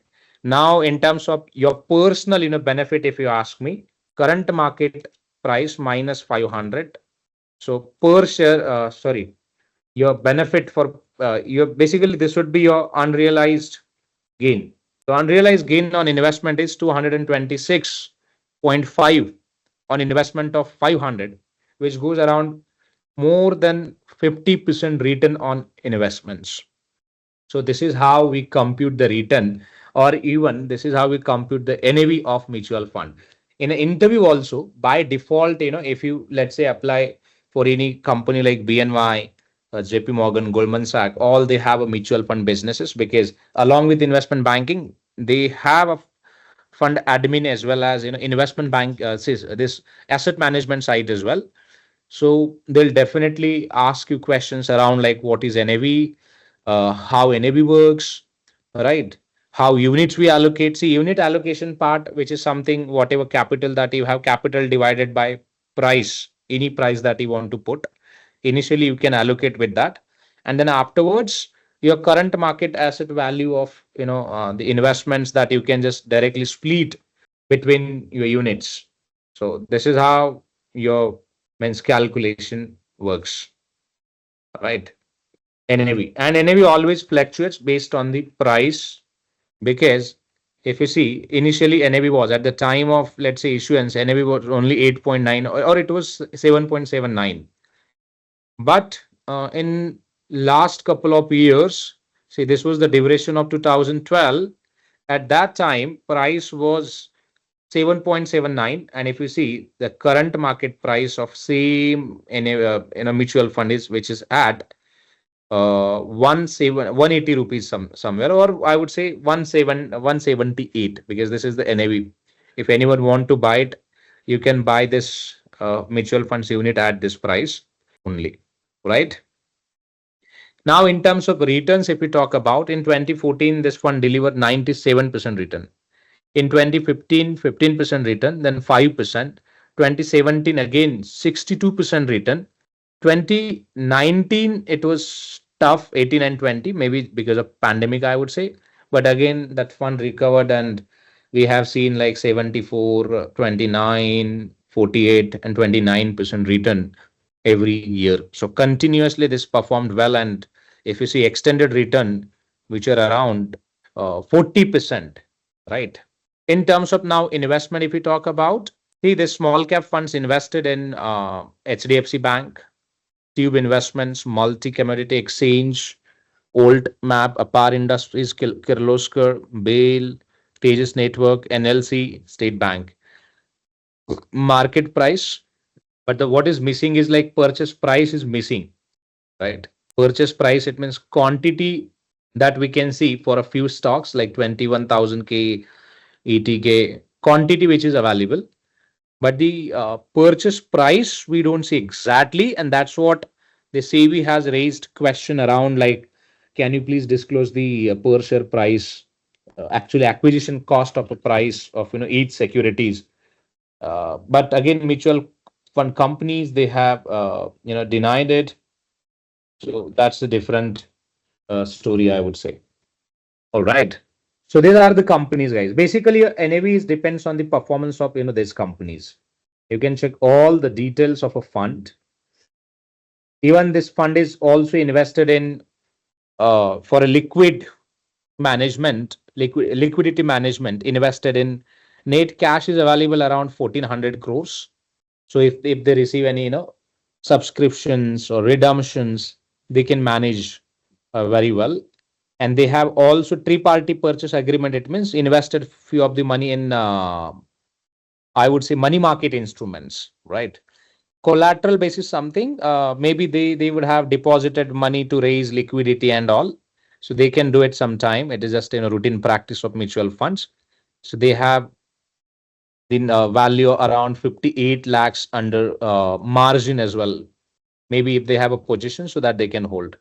If you see minimum investments that you can do in mutual fund is 100, so which is affordable, but you will have to pay 1.42% cost for per annum. It means on 100 rupees, you will have to pay 1.42. So this fees directly goes to the mutual fund manager.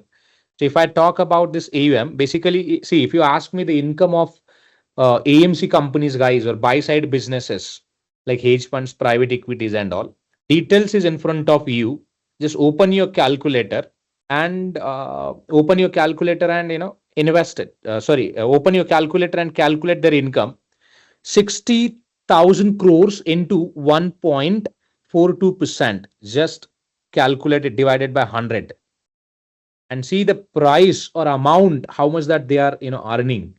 If you see their, tenure, Samir Raj, the total experience is only 7 years. Kinjal Desai, experience is only 6 years.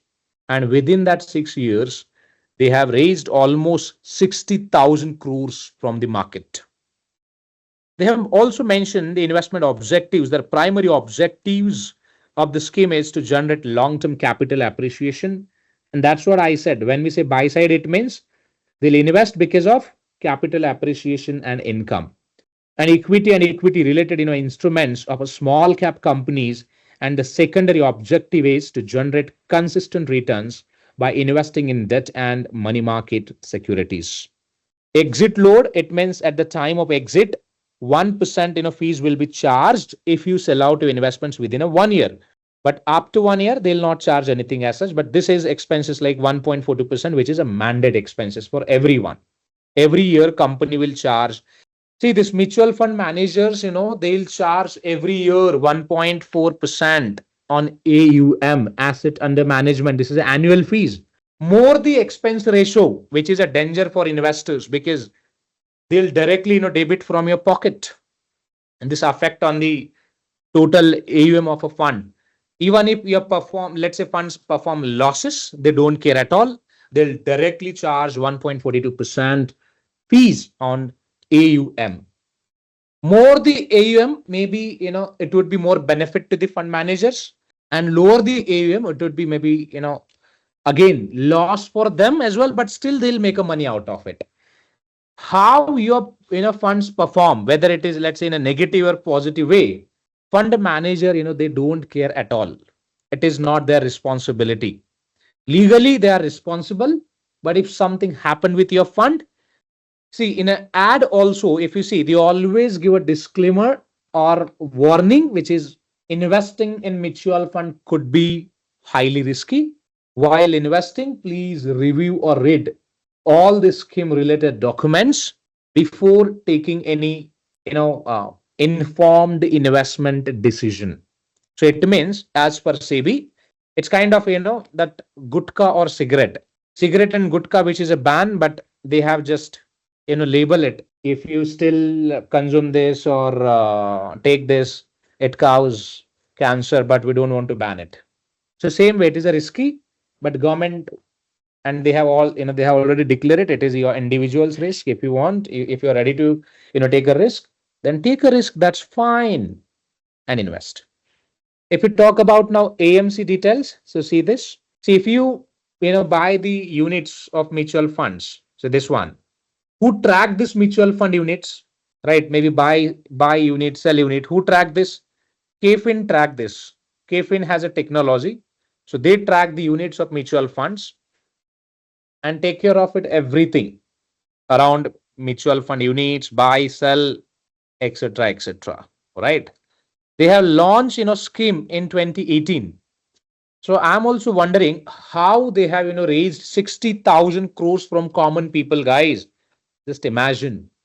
Within just 6 years of time span, they have raised 60,000 crores from the common people. And that's what I said. The businessmen and governments are also, the smart people on this planet. They know it, the potential of common people. And smart people, they can easily make a fool to anyone. See how much profit that individual person is making. Maybe let's say if I would have invested 10,000, max to max, I would have, achieved 40,000, rupees.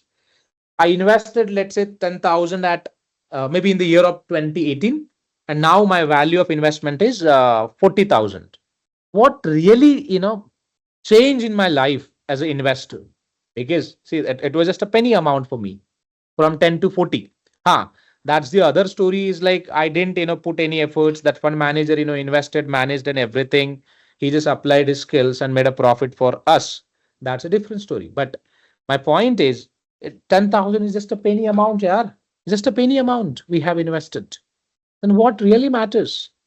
But other way around, if you think about, this fund manager now, because 1.42%, this Samir Ranch and Kinjal Desai, they'll get it. Maybe they can, or maybe let's say this their AMC like Nippon Life India Asset Management Company, that 1.42% fees will receive to the Nippon. So now if I go to the Nippon site, show you something. Where is the PAT? PAT, it means profit after tax. Consolidated one, which represent the accurate. Okay. Profit and loss statement. Go. See this. Revenue from operations, 1,600 crores. How much? 1,600 crores. And let's talk about now profit. consolidated profit and loss after MI and associates, means whatever that they have, perform the audit and all. Just wanted to clarify it. So if I see the profit, which is 1100 crore, even if, let's say, if you lose your entire money in stock market, they'll still make profit out of it. But definitely you would see impact on their profit in a way. If I take you through the March 20, it means it was a pandemic time, market crashed, but still, see, investors, they lost their wealth and money, but this company made a profit of 400 crores. And that's what, if you start your mutual fund business in India, it's a very easy to make fool to the people. You can raise money as much as you can and invest money anywhere. Of course, you'll have to follow some rules and regulations, but this is how you can, link. So this 2% fees, it becomes like, 1500 crores. And see the profit percentage, guys. It's a huge. All right. So this is how this business works. I hope you got this. All right. So again, come back to this one, details and all. So they mention everything and run their, scheme basically. All right.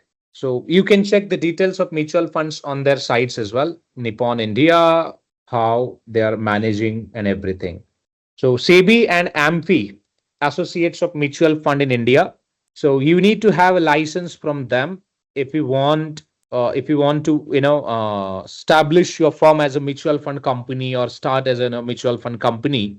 You can start. You need to have around 25 crores as a deposit, which is required with SEBI. Then the same deposit which is required for a brokers or banks, custodians, SEBI and everyone. So which is needed. And then you can establish, if you have a 20 crores, then you can start your mutual fund business. So recently, see, the one more news is, Ambani got the license. Means Friday only I saw the news that Ambani got the license to invest in mutual funds. So it means now Ambani can also, raise funds from the common people for in mutual fund business and make a huge profit out of it. All right. Whatever NAV that we produce, guys, it is mandated to publish that NAV here. You can download the NAV of any funds if you want. Select the mutual funds. Let's say Nippon India mutual funds. Select the type, which open-ended, close-ended. These are the type which I already, spoke about. Select the date, which date NAV that you're looking for. Maybe let's say we're looking for NAV of Friday's NAV, it will produce on Monday. So we'll check the NAV for Thursday. Click on go. See, all their schemes NAVs are available here. They have a lots of schemes. Which schemes that you are looking for, you can check. So basically this AMFI control the NAV and everything, and for all Indian funds, which is a mandate to produce NAV and publish on this site. So if you see, they have a list of schemes under different schemes, FlexiCap fund, direct, regular, direct. So they have hundreds of schemes that they are managing, more than 100 plus schemes which you can see, and you can track the investments through this. See this. This is the NAV price on October 3rd. The NAV was 99.1570. So your CB will perform the audit of this data from their end by referring the data which is posted on AMFI. So it is a mandate for every fund to publish the data on AMFI side. All right. So this is how your mutual fund works. Now let's come to the from investing perspective. Now, if you ask me personally, sir, which mutual fund is best and what to check, what not to check. See, guys, this is something based on your personal investment goals. Let's say your age is 70 plus or even 60 plus. What matter, most to you? Because you need a liquid, cash, maybe to fulfill your hospital bills, functions, right? And at the age of 50, 55, 60, we can't work, right? So it means we need a regular income plus low risk. So if you have a 60 to 70 lakhs, you can, or even 1 crore as your pension corps. So why don't you invest in Why don't you invest in, FDs, maybe RDs, or even you can directly invest in a you can invest in money market mutual funds. You can invest in money market mutual funds. Whereas, if you compare money market mutual funds with other investment vehicles, of course, money market would be more safer than others. Your money will be safe and you can generate consistent return. But let's say your age, which is at 25, 18, let's say maybe 17, or in between, I would say 18 to 30. See, in that age, you can take a higher risk. Then you should look for a small cap. Why, sir, small cap? See, 40% CAGR, it means you just compare it. The NAV was 8, and at this point, the NAV, which is at 182. So huge return that you could have generated. Simple. So did you get this? So it means this fund already multiplied the invested value by maybe 100 times, I would say. Not 100 times, my bad. 10 or 17 times, right? So you can say like 17x return already this fund has generated. It's a good.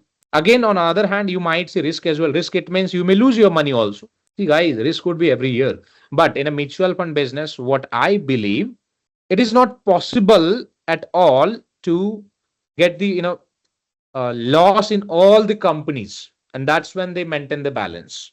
Maybe let's say total companies details, which you can see more than 50 plus in companies they have invested. Correct. More than 50 plus companies they have invested, and it is a very difficult to say that all companies will bankrupt and will lose all the money. But again, market is full of uncertainties. We can't say anything, but it will not happen easily. Correct. So that's why you should invest in mutual funds. But as I said, if you are at a teenage, you can directly invest in small cap funds. You can generate more and more money.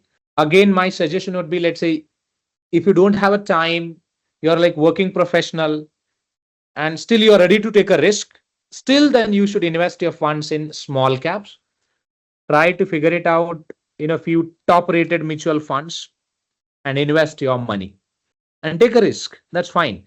But if your age, let's say 30 to 35, or even let's say 40, see, at that age, you will have lots of responsibilities on your shoulder. So you can't behave like, reckless behavior means, look, I can take it. But if you're financially sound, if you have, let's say, multiple income sources, in that case, you can still look for a small cap. Then otherwise, I would suggest you should look for a large cap. Risk would be moderate, and you can still generate 10 to 15% return annually, which is fine. But apart from that, if you have 100 rupees, then you can 50 invest in small cap, and you can invest in a 15 large cap, or maybe let's say 30 you can invest in small cap, 30 you can invest in medium or large cap, and again 30 you can invest in large or medium cap, and then 10 you can invest in bank deposit, or maybe let's say liquid funds. This is how you can also diversify your fund. See, in one of my accounts, because I have multiple accounts of broking and all, so I'll just walk you through. This is my portfolio. It looks like. See, I'm earning around 4 to 5 lakhs from different sources. This is just for educational purpose again. So do not refer for same in your investment journey. You can take a personal advice from anyone if you want. I have invested in a small cap. I have invested in again in a PSU banks, mutual fund. I have invested in a technology based funds. I have invested in again commodity based. But if you see, most of the funds, there are small cap funds, right? Extended IRR 30%, 33%, which is a very good 30%. It means still, if I sell my investments, I'll receive around 30 more than 30,000. 24,000, and in just 3 to 4 months, I believe. I started this, in one of my session, I was just teaching to my investors and students like how you can pick up the schemes and invest. I have just invested it, right? So this is how you can also look for, correct? And apart from this, the one of the investments which I have again, Payable. This looks bullshit. Anyways, recently I have invested. See, mutual funds, companies, they also schedule their new offerings. If you want to generate quick return through mutual funds, and let's say if you are not able to get the lot in, that stocks IPOs, then you should also look for initial public offering as well. Here also you can make a profit like 10%, 20%, 30% in just 1 month or 2 months in the mutual funds also. Because I do invest. So see, I have recently invested in this particular schemes as well. So I have invested around 40,000 in this particular stocks. So let's see, means how this perform. Why I have invested? Because market also corrected for a defense stocks. So I thought like let's take opportunity to invest 40,000 in this particular scheme, and I have invested. So I'll track this investments for at least for next 2 to 3 months or 4 months, and I'm sure at least NAV would be at 15 rupees or 14 to 15 rupees. So it means within a 6 months we'll have a 50% returns. So this is how you can see your investment goals. What are your investment goals and everything. See, you can also track, guys, the superstars investors details. Superstars, it means the big investors.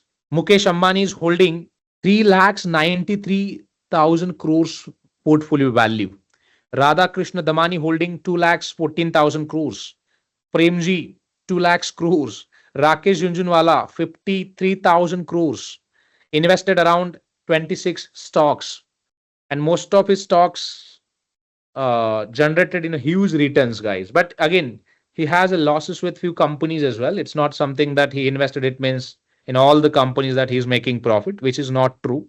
Then Akash Bansali, Mukul Agrawal, Ashish Dhawan, Ashish Kacholia. But I would say, if you want to, again, if you don't want to invest in mutual funds, and even if you don't have a, let's say, knowledge like how to invest in the stock markets, simply, you should follow the big bulls like Rakesh Junjunwala or Radha Krishna Damani, because if they have invested, it means you might see, they would have maybe done some sort of research, and on the basis of that only they have taken investment decisions. So now if I talk about Rakesh Junjunwala, and he's not there, but his wife is managing this. See, in 15 portfolios negative, his net worth was 1,500 crores. That's what I said, guys. If you have your 1 crores, then in next 10 crores you can build a portfolio of 1,000 crores even. The compounding has a potential, but you should have to have a 1 crores in your pocket. From 2015 to 2021, his net worth he multiplied by 2x. So it means around 4,000 crores. And since 2021 to 2024, he built the portfolio of 42,000 crores. To see how he made the profit, right? You can also track the bulk deal as well. Bulk deal, it means which is a big deal, because big investors, they buy in a big quantity, and you can track their sales as well. See, when they'll sell it out, you definitely see the change in prices, stock prices. They have purchased in Jubilant Pharma and sold out from Billcare and Rallis India. So if I now go and check the price of Billcare, see this. In last 6 month, price dropped from 68 to 69. So when they sell it out securities, always you would see price will drop for that particular period. So you can follow the big investors also. And it depends on you how you want to take it forward, all of this conversation. But from investing perspective, it is important to follow. Investor Rekha Junjunwala buys Tata Communications shares. So recently they have purchased almost 19 lakhs shares of Tata Communications. And you can invest now in Tata Communications. But their average price, it was 370. See guys, how they made a profit. The purchase price of Tata Communication is 370, right? Now, if I go and check the Tata Communications, share price, which is at 2000, in last 5 years, the stock performed like, skyrocketed and delivered 469% returns. Just imagine that guy invested at 200 price, 370, and stock trading at 2802. If you would have followed him, right, this guy, still you would have made a profit around 400%. So this is how they actually means big investors, they do some research and then only they invest. If you don't have a time, but still if you don't want to invest in mutual funds, then you can follow the star or superstar investors, I would say. See their major holdings and invest accordingly. But also track, it is also important, track the changes as well. See, in Aptech, they haven't changed their percentage so far. Still, I can see the investments like 23%. But in, yeah, right. So sometime what happened, they just, purchase and continuously also sell it out. We don't track it, then we lose money as well. So we should track to them very well. So in NCC, if you see, they purchase, it was 13%. Now they have reduced it. So it depends on see, big investors, they don't sell entire stake. They always sell the 10, let's say, 10%, 20%, 30%. So they sell it very slowly. They don't sell entire stake in one go. They have reduced holdings from the Tata Motors. Why? Maybe recently I have seen some problems with the valuation with the Tata Motors. Tata Motors stocks price. See this. But again, this stocks also generated returns, but it was reached to the L100 and now which seems like at a downtrend. So you might see correction in this particular stock. And that's what, if you see now, same stocks, if try to compare with them, so they know it, which stocks they can hold and sell it out and how they can manage. So basically, you can follow their strategy as well. See, guys, there's if you see Rekha Junjunwala's portfolio net worth fell by 3.4% to 42,000 crores. So it means it's not something that everyone every day they can see a profit in their portfolio. In a stock market, profit and loss is just a part and parcel. But if you have a strong, let's say, stocks details or businesses details, and if you invest in them, small money also, then you can still build your wealth. It depends on you now. So yeah, this was all about mutual fund and how your mutual fund looks like. This was the example of mutual fund. And then in terms of interview, NAV calculation, which is important. So NAV calculation formula is total assets. Note down this one, minus total liabilities divided by number of units. All right. This is the formula of NAV calculation. Mutual fund is just a pool created by the professional fund managers so that they can raise funds from the investors and invest money in stocks, bonds, or other financial instruments. Fund manager receive their salary and AMC receive AMC fees around 1%, 2% depends. AMFI, which is All India Mutual Fund something. Sorry, asset management. Let me see the stand that full form of AMFI. Association of Mutual Fund in India. So they track the NAV and everything, all the details, and it is mandated to the Indian mutual funds to publish the reports on their sites.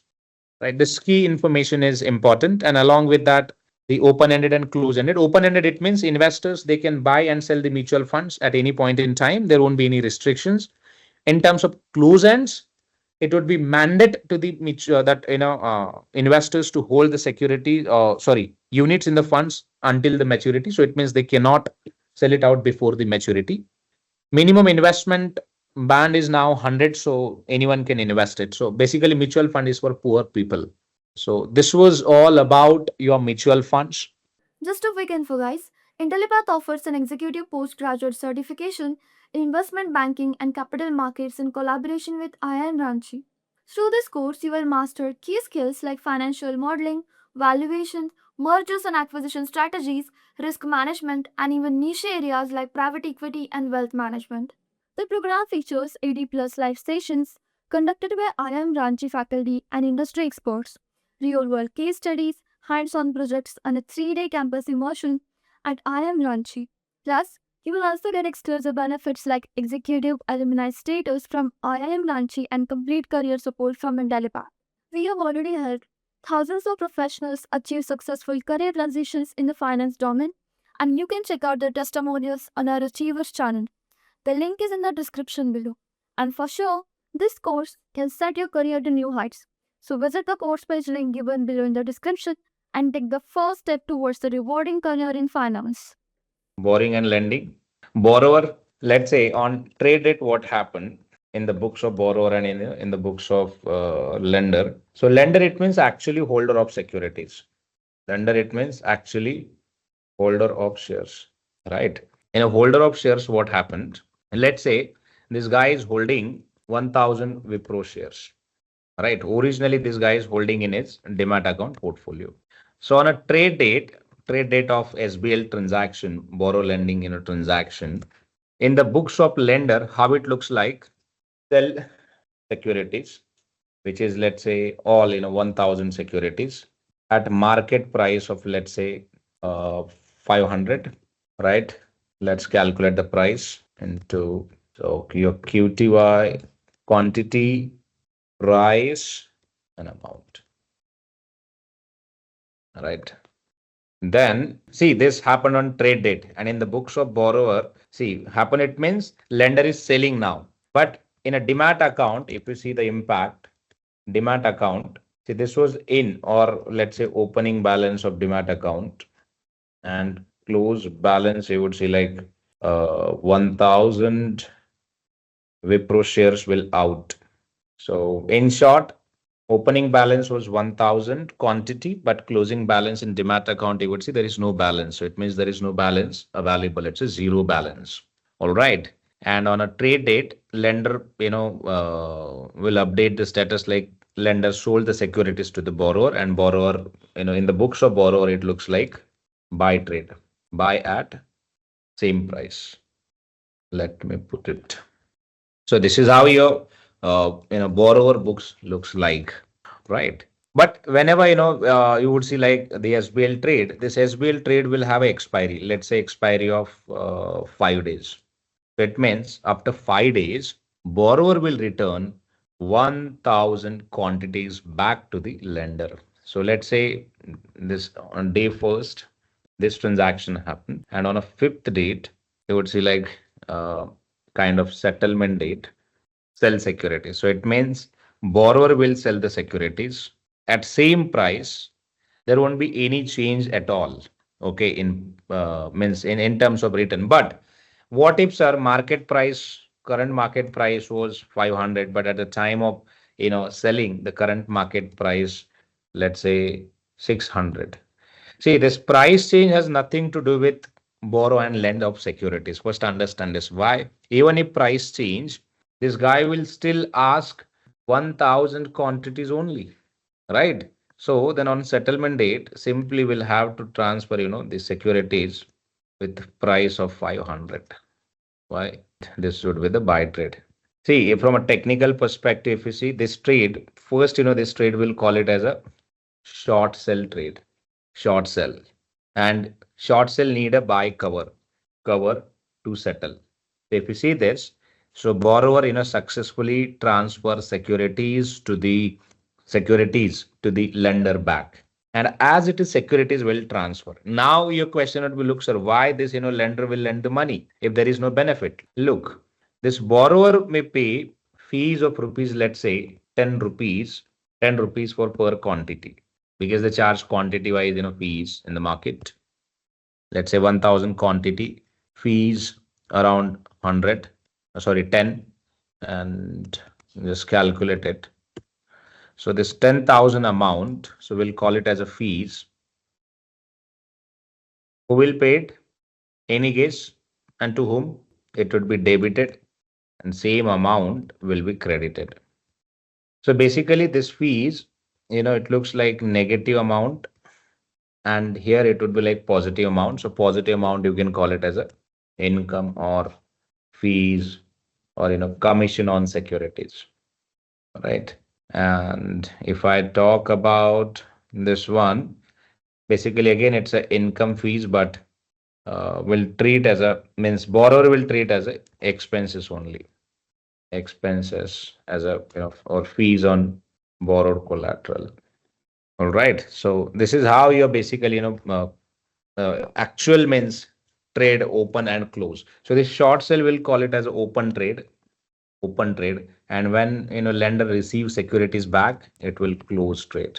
In the books of borrower, the terminology would be this buy trade. This buy trade will call it as you know short cover, short cover. So this buy trade is like short cover, right? Because eventually whatever securities has received to the borrower, they're not from the borrower actually, right?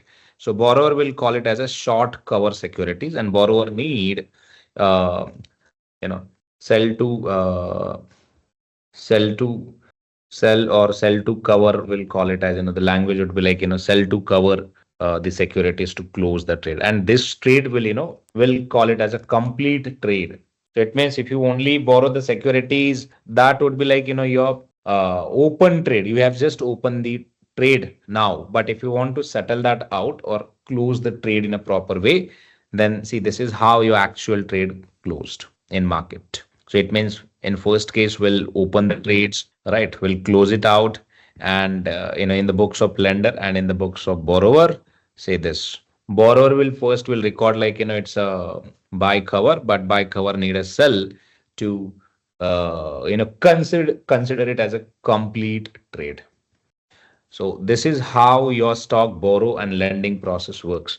Now let's talk about some key other aspect, like sort of why someone will borrow securities or someone will lend security. See, one thing that we got to know, why someone will this lend securities, because that person will receive income. See, if you need a side income apart from capital gain, apart from let's say dividends or interest payment, you can lend your securities, right? So as I said, in a properties, what happened when you rent out that property to someone else, still that capital gain or depreciation or the price change benefit always received to the original owner, right? Because tenant is only responsible for access that space, then leave it again in same space for maybe 1 year, 2 year, whatever the agreement is signed for, and hand over that property as it is back to the original owner. Correct? But if you see the actual benefit of the lender receive only fees or commission. Right. So now let's talk about this borrower. Why borrower will borrow the securities? See, let's take a hypothetical situation. In a Wipro stock, that borrower got to know current stock price, which is at 540, my bad, current market price. So borrower got to know that this price may go down or drop in near, let's say term like maybe in 1 week or in a 2 week, price may go down. What if let's say price changes from contract price like 540 and current market price, let's say after 1 week, which is at 500. So it means in this case, if you try to compute the income of the borrower, see, again it's a hypothetical guys situation, because in reality you might see lots of ifs and buts, right? When you actually try to execute in this way, let's say this is a sell price minus this one, because this was a sell price for a borrower, because see, if it is lender sold the security to the borrower, so borrower wanted that securities for what? To sell it out in market, right? In open market, and that's what borrower did it. It's an assumption. Right. And again, when the security price, which was at 500, then borrower will again buy it back securities from the open market. Borrower will buy the securities from the open market and hand over that securities to the lender. Correct? But if you see the benefit of this, the borrower, if this happened, right? If this happened, so it means sell price, which is at 540, then current market price of securities, which is at 500. So net benefit of this borrower is 44 per shares, and total quantities, if you see, which we have in this particular contract, which are 1000 quantities, correct? So total profit, if you see, which is a gross profit 40,000. Out of this 40,000, fees will be debited. Why? The biggest fees that borrower will have to pay to the lender. So this fees will receive to the lender of securities, and this profit will receive to the borrower because borrower took a risk, executed trades in the market, managed very well, and generated profit for borrower. So this is how you actually, SBL calculation works. And if you ask me now, sir, what is the net profit of borrower? See, borrower made a profit of 30,000. See this, right? In the books of now, see, in the books of borrower, you can report it out this as an income, and in the books of lender, only 10,000 you can report it out. See, lender has nothing to do with market pricing, as I said, because the contract only was signed for quantities. For example, let's say, again, if I give you another example, if you ask me to rent out my iPhone to you for 1 month, I'll rent it out, but I'll charge, let's say, 10,000 for per month. So it means you can access my iPhone for 1 month, and you can return that iPhone back to me as it is with iPhone plus committed fees like 10,000. See what the now your question would be, what if, sir, if I sell it out this iPhone to someone else in the market? So you can sell it out, but on my contract expiry date, I need my iPhone back. I need my iPhone back. Now your question would be, look, sir, on maturity, you have a fees to pay to me, but you don't have this iPhone available to you, available with you. In that case, I can penalize you because I'm the original owner. So I can penalize you huge penalty. Huge, it means huge. So this is how it's actually works, means in this way. And in a stock market also, what if let's take again a hypothetical situation. On settlement date, this guy, like borrower, is short on quantities. Only 500 quantities are available to return. Only 500 quantities are available to return.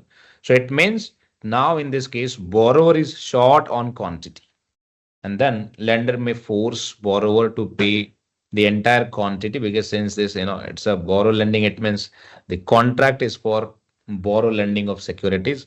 So lender can file legal case against borrower in the court, and then borrower will have to pay that dues amount or penalties and everything. That's how things are like critical. It's not something that you just decided to borrow and lend it out as per your comfort. No, there are some certain regulations, rules that you need to follow, because those are like very critical. All right, let's say another question would be, what if, sir, this particular the Wipro company, during the this 5 days period, right, during the 5 days period, on third day, stock received dividend, total quantities which are 1010 rupees dividend received for per equities. Now who will receive this dividend?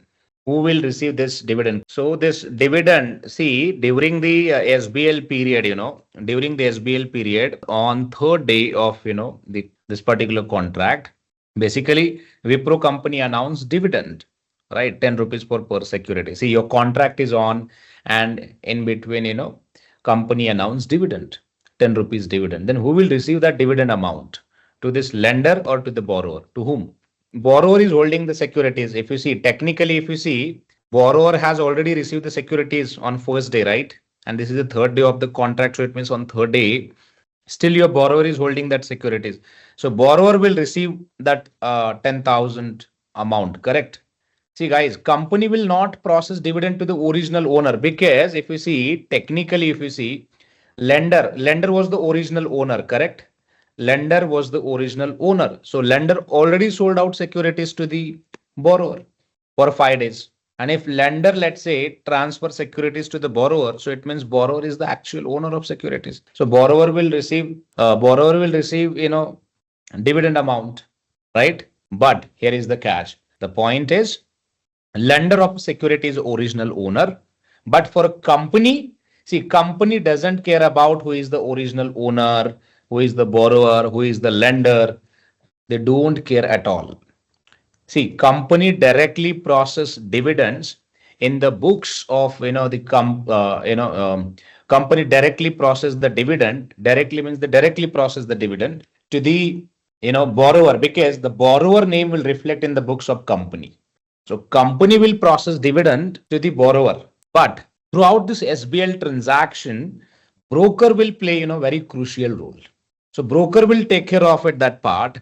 Broker will reach out to the borrower and ask borrower to reverse that dividends amount. So it means company will directly credit this amount to the borrower, because as per the company's, let's say, ex-date rule or recorded rule, the actual or original owner of securities is the borrower, for a company that I'm talking about. But as per the SBL agreement, security master lending agreement, that borrower and lender they signed. So as per the agreement, lender is the original owner of a security. So it means lender always claim dividend. Lender always claim dividend. And then broker reach out to the borrower and ask for the payment. So it means broker will ensure the settlement of this payment to the lender. So on X date, lender will not receive the dividend. Basically, borrower will receive the dividend, but after the X date, broker will execute this in a process like manually, reach out to the borrower, ask borrower to repay the money back, and then through that borrower's account, money will be like debited and transfer it out to the this lender, and lender will receive this amount. See guys, one more term that you can understand it here. See, this dividend portion, will call it as a manufacturer dividend. Manufacturer dividend. Why? Because the dividend actually generated through SBL process, security borrowing and lending process. Sometime in the interview process, you may see question around like, hey, do you know about manufactured dividend, or what is that, the manufactured dividend, or what is the term called like, the manufactured dividend. So you may see sort of questions around it. So when we say manufactured dividend, it means you should explain in a way, look, due to the SBL, what happened, lender, who is the actual owner of securities. So lender, let's say, who have transferred these securities to the borrower. All right. So it means as per the company's book, so actual owner would be like borrower. So company will process dividend to the borrower only. But this SBL transaction actually execute, through the brokers. So it means broker will reach out to the borrower and provide, the security lending agreement copy to the borrower and ask borrower to refund or repay the dividend amount, whatever that they have received. And same dividend amount will transfer or settle to the lender account, and then lender will confirm that payment. So it means lender can also file claims with the broker stating that, look, I'm claiming the ownership of this securities because I'm actually the owner of this particular securities, but I have just lent it out, and everything defines in lending agreement. So you can see this. So I would expect the dividend payment. So this is how your actual cycle works of your stock, borrow, and lending process. All right. So now let's talk about theory part. So if we say, let's say, why security lending in investment banks, broker, or market makers borrow securities for a number of purposes, such as to ensure that trade settlement can occur, to support market making, and other trading operations such as hedging or short selling, basically, and by supporting price creation and promoting high settlement success. Securities lending contributes significantly to the market liquidity by ensuring the smooth operations of the financial market. Some investors may utilize security lending as a mean of generating extra revenue in terms of lending from their investment portfolios, because if there is a demand for a borrowing, so you can simply borrow and make passive income out of it. But again, what I would suggest, we should not, if you are basically promoters, promoters of company, they participate in stock borrowing and lending because for them, like stock borrowing and lending, because they hold the securities for a longer term, like 1 year, 2 year, 10 years, 20 years, so they can participate. But as a common man, if you ask me to participate in stock borrowing and lending, would be very difficult. Why? Let's take a hypothetical case. Let's say stock price which is at 500, right? And at that time, if you lend the securities to someone, and what if, let's say, price stocks, let's say, uh, fall from the 500 to 100. So eventually, as a original lender, you would be in a loss of around 400 for per shares. Max to max, you will just gain 10 rupees or 20 rupees for per shares as a fees. Correct. So if your security would have with you, then definitely you can quickly call to the broker and sell it out security in market. But if your security is under obligation, then you can't do anything. So to lend security to someone, it's a critical, I would say, or we should not do this as a means in a normal investor. But if you're a promoter of the business, and if SEBI allow you to lend the securities to generate some passive income or side income, you can do it. All right. Securities lending who participate in SBL: banks, market makers, hedge funds, traders, mutual funds, broker dealers, all the participants in this security lending.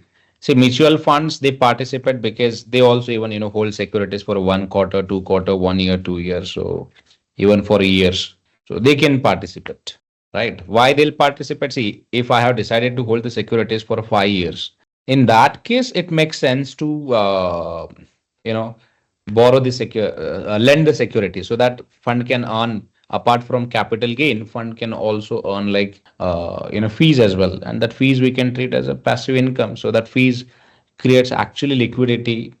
All right. So this is how your basically SBL come into picture. Now, if I talk about the flow, securities that will treat as a collateral. Collateral moves from lender to borrower, borrower to lender, lender receives fees. All right. Then who pays the fees? Of course, borrower pays the fees. Why they have said interest pays to the borrower? I don't know. Why lender will pay the interest? This seems like securities lending cover securities as equities, fixed income. That all securities basically come into picture. We need to correct this flow. Then trading process in SBL: when a security is lent, the borrower acquires the security title. Read this. Right. By becoming the owner of the security, the borrower gains the benefit of owning it. All coupons and dividends payments, as well as any additional privilege like voting rights, will go to the borrower. And there's dividends or coupons must typically be returned to the lender in the form of manufactured dividend, as the term goes. But this term basically, the dividends and coupon payment, it sometime, depends. See, as per legal law, it should receive to the original owner. But in the agreement, if it is mentioned that dividends, coupons, it will receive to the borrower only, then borrower also may claim that as well, right? Manufactured dividend refers to a payment made to the transfer, dividend and interest payment from the borrower to the lender of those securities. All right. Triplicate SBL, Company A, Company B, and Company C are receiving custodial services from the custodian Adani. This again, it's an example like 1,000 shares are needed by Company A, and Adani stock is held by Company C, because the custodian knows both the counterparty and becomes the guarantor in the situation. There is no market risk. Both parties will be charged fees by the custodian. All right. So Company A, Company B, Company C, so they can sign, means A company and C company, they can sign SBL contract and borrow the securities if they need for a time being. And custodian help to all counterparties, because custodian that hold the information of securities. So collateral management in SBL: collateral, it means assets.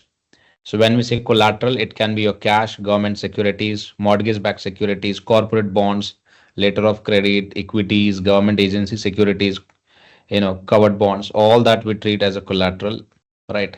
Then fees and rebate rate, SBL fees paid by the borrower to the lender vary according to the nature of the securities. See that fees will call it as a rebate as well. If in a SBL means whatever fees that borrower pays to the lender, that fees will call it as a fees or rebate fees. Other factor include credit worthiness of a borrower, duration of the loans, and type of collateral used will also affect the fees.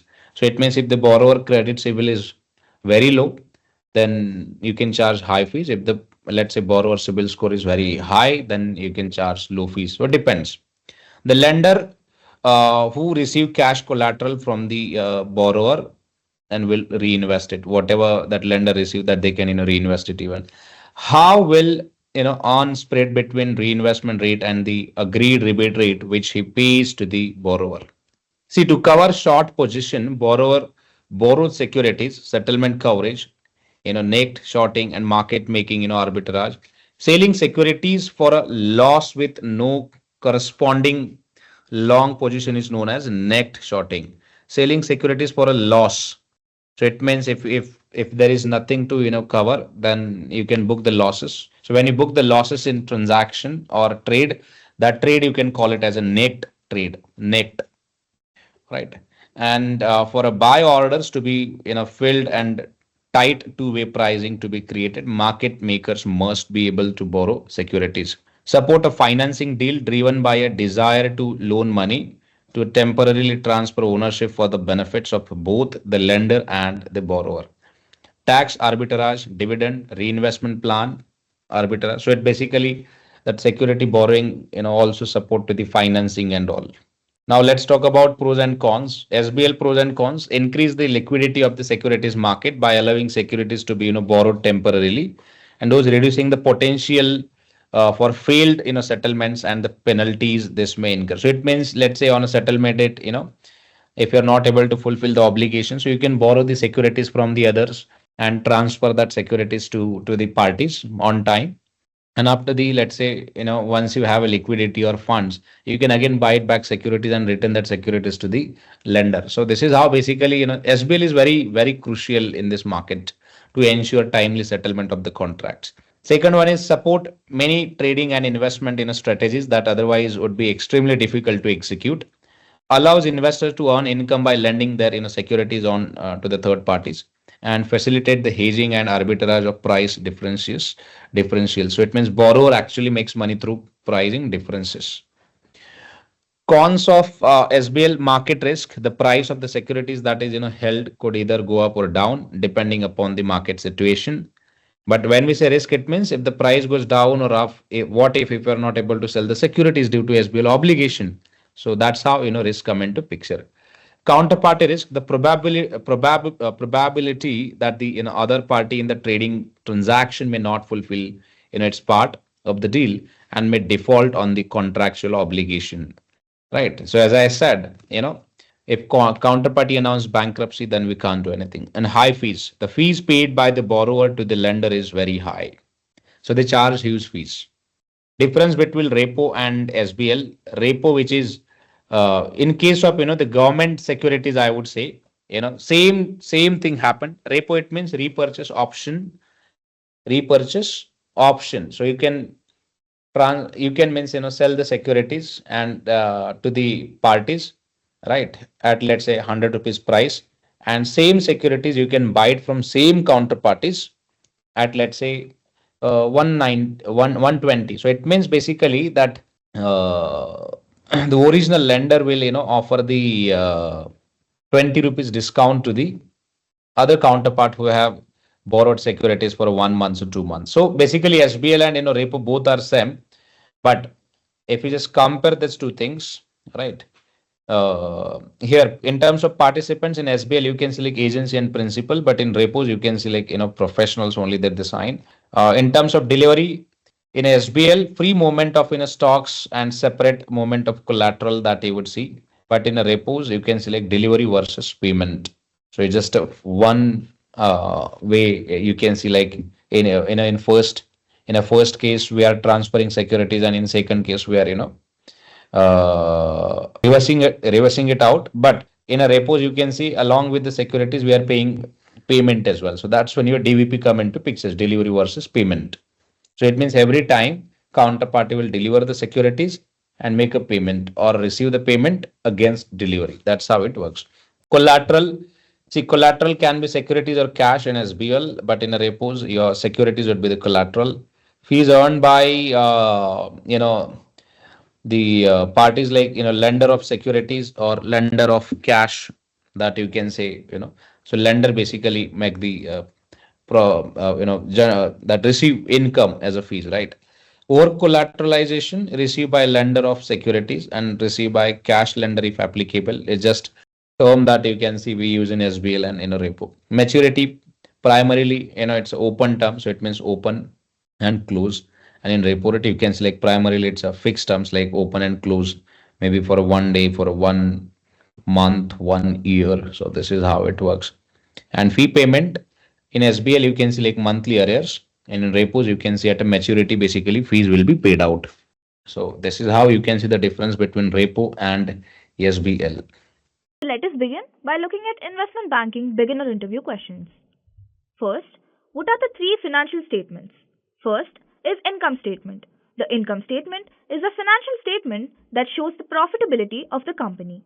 It begins with the revenue line and works its way down to net income after various expenses are deducted. The income statement is for a set period of time, such as a quarter or a year. Second is balance sheet. The balance sheet does not cover the entire period, but rather provides a snapshot of the company at a specific point in time, such as the end of the quarter or the year. The total number of assets and liabilities must always equal the total amount of equity and liabilities. Third is cash flow statement. A cash flow statement is a magnified version of the balance sheet's cash account that accounts for the entire period, reconciling the cash balance at the beginning and the end of the period. Next question is, what is the difference between enterprise value and equity value?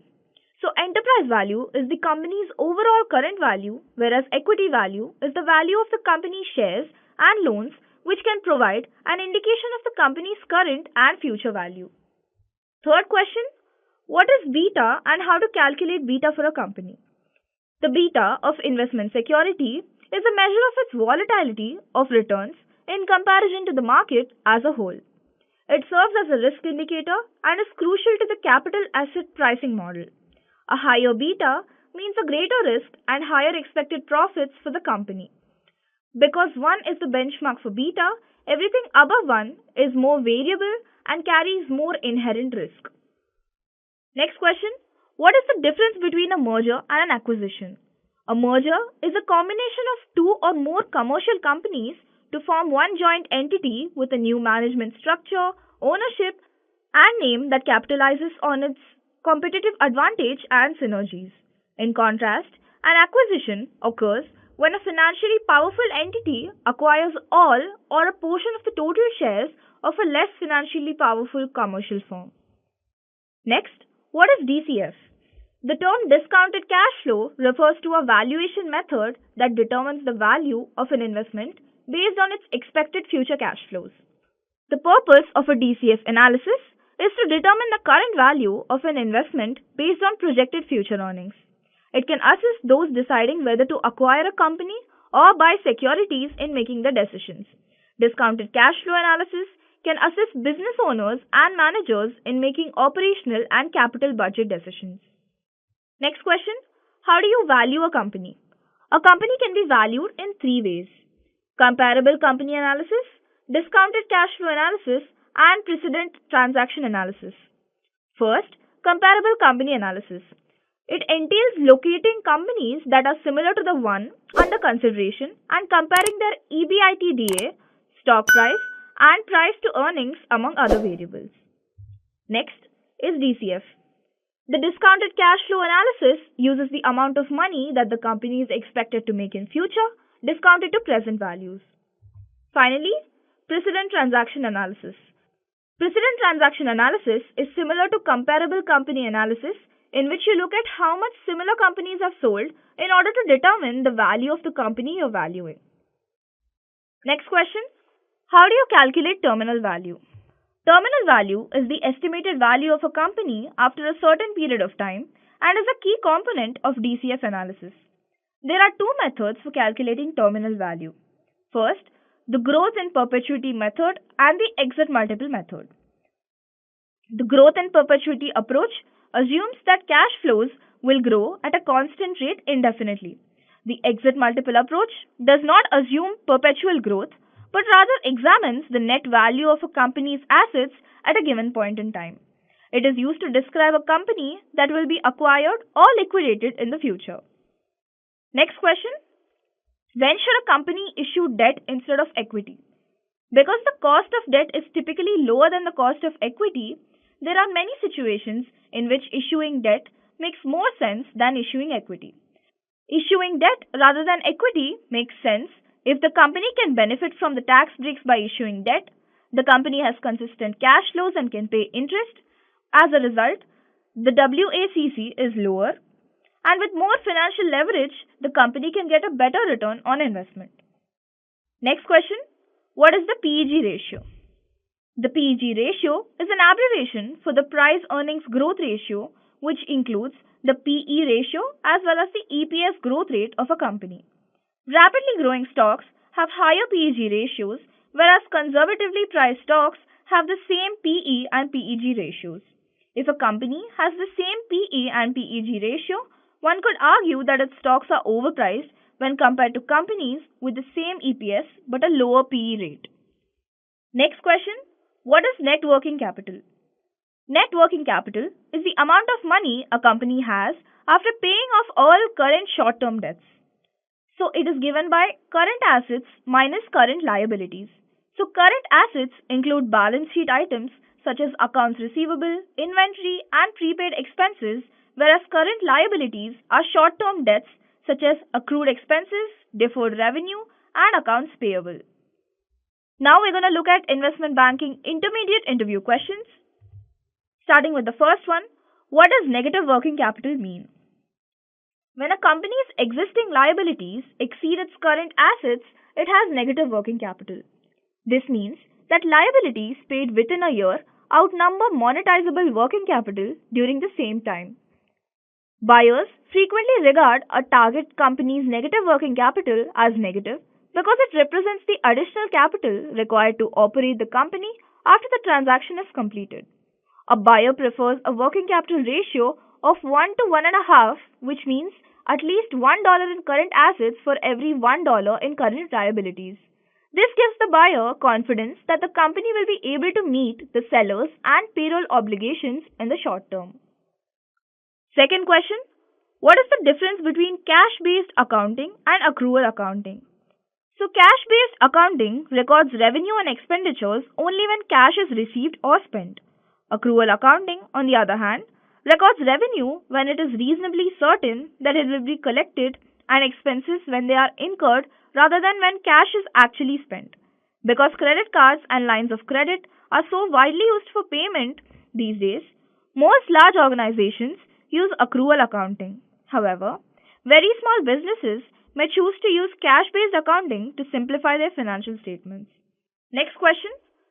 Two companies are identical except one has debt and the other does not, which will have a greater WACC.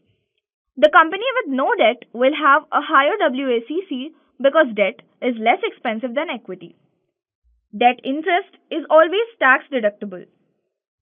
Debt is ranked above equity in a company's capital structure, which means that debt holders would be paid first in the event of bankruptcy or liquidation. Contrary to popular belief, debt interest rates are typically lower than equity cost of equity figures, which are typically higher than 10%.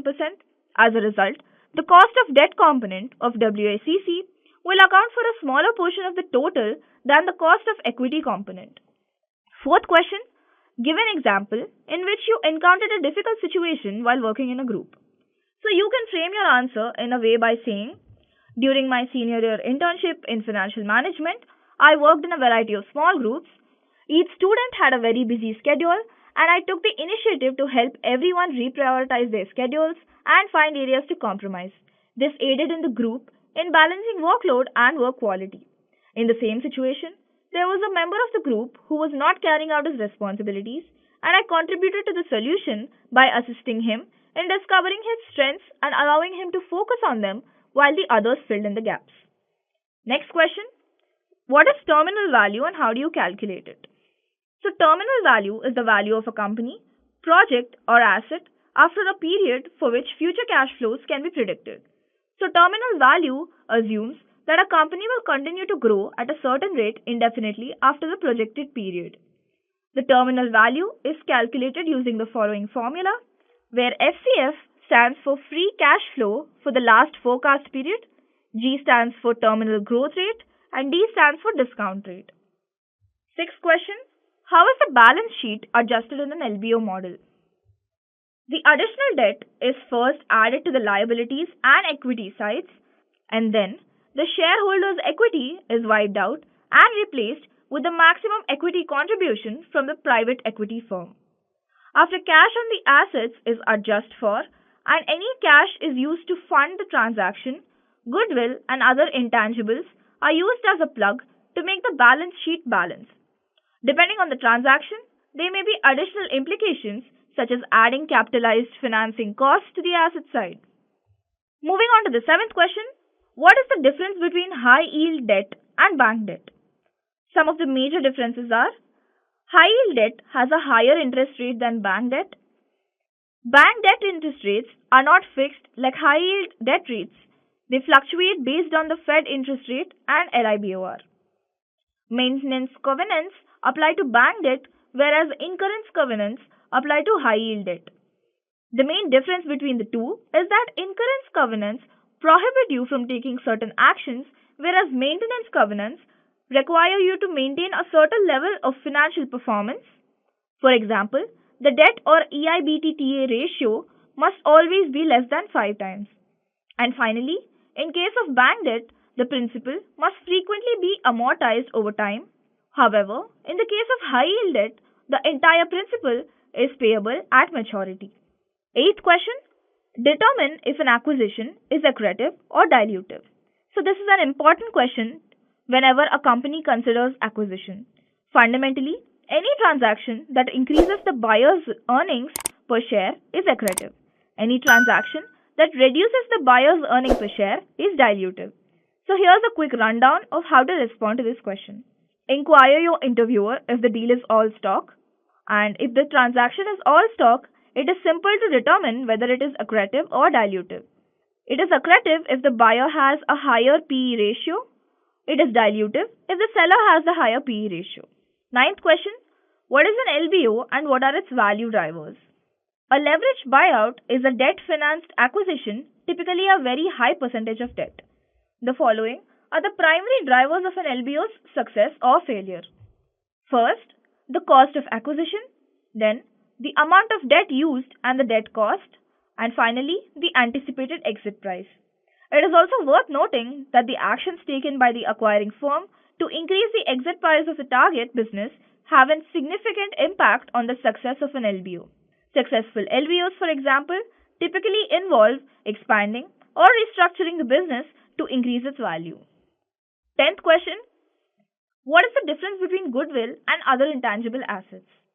When a company is purchased, a goodwill premium is paid over the fair value of assets.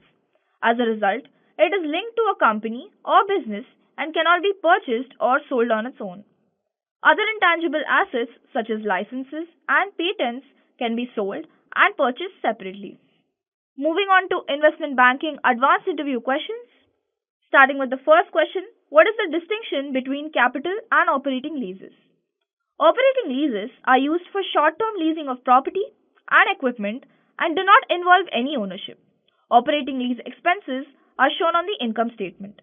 Capital leases are used for long-term items to provide the lessee with ownership rights. They depreciate, require interest payments, and are classified as debt.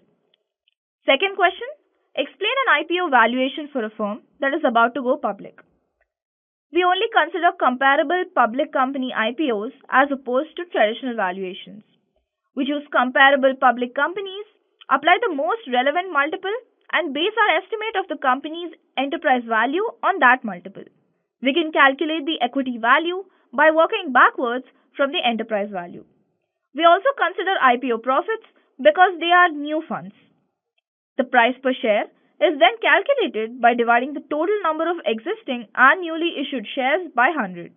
This is what it means when people say an IPO is valued at. Third question, tell me about major items in shareholders' equity. The first is common stock. The most common type of stock in which most people invest is called common stock, which represents a portion of a company's ownership. Second is retained earnings, the amount of net income that the company has saved up over time. Third is treasury stock. The monetary value of the corporation's shares are purchased. Finally, additional paid-in capital. This accounts for the number of new shares issued as a result of employees exercising their stock options as well as the amount of stock-based compensation granted. It also considers how much additional money a company receives from an IPO or other equity issuance. Next question, in a DCF, why would we use the mid-year convention? This is because a company's maximum cash flow does not always occur at the end of a fiscal year, but can occur evenly throughout the year. We would use the discount period numbers of 1 for the first year, 2 for the second year, 3 for the third, and so on if there was no mid-year norm. Instead, with the mid-year convention, we use 0.5 for the first year, 1.5 for the second, 2.5 for the third, and so on. Next question, what are your strengths? If you are asked this question, this is one of your best chances to demonstrate why you would make an excellent banker. Your analytical, quantitative skills, communication skills, the ability to learn quickly, detailed orientedness, and ability to work extremely hard are likely to be highlighted. You should be prepared to back up what you say about your strengths with 1 or 2 concrete examples from previous jobs or school. Next question. Explain the use of revolver in an LBO model. A revolving credit line is used when you need more money to make your mandatory debt repayments than you have available. The revolver, like credit cards, begins undrawn, which means you don't borrow money and don't accumulate debt unless you need it. Before calculating mandatory and optional debt repayments, add any required revolver borrowing to your running total of cash flow available for debt repayment. You assume that any revolver borrowing from previous years is paid off first with surplus cash flow before any term loans in the actual loan repayments. Seventh question. Why are deferred tax liabilities and deferred tax assets created in the merger and acquisition transactions? These are generated as a result of the writing up and writing down of assets in a transaction, which include both tangible and intangible assets. An asset write-down generates a deferred tax asset, while an asset write-up generates a deferred tax liability. Because of the frequent differences between an asset's fair market value and its book value, which appears on the balance sheet, the asset must be written down and written up. A write-up of an asset results in a deferred tax obligation because the new item will have a higher depreciation expense, which means you will pay less in taxes initially but will have to pay them back later, resulting in the liability. For an asset, write down and a deferred tax asset, the inverse is true. Eighth question, how do you approach problem solving in a complex financial scenario? You could answer this question by saying, when faced with a complex financial scenario, I follow a structured approach to problem solving.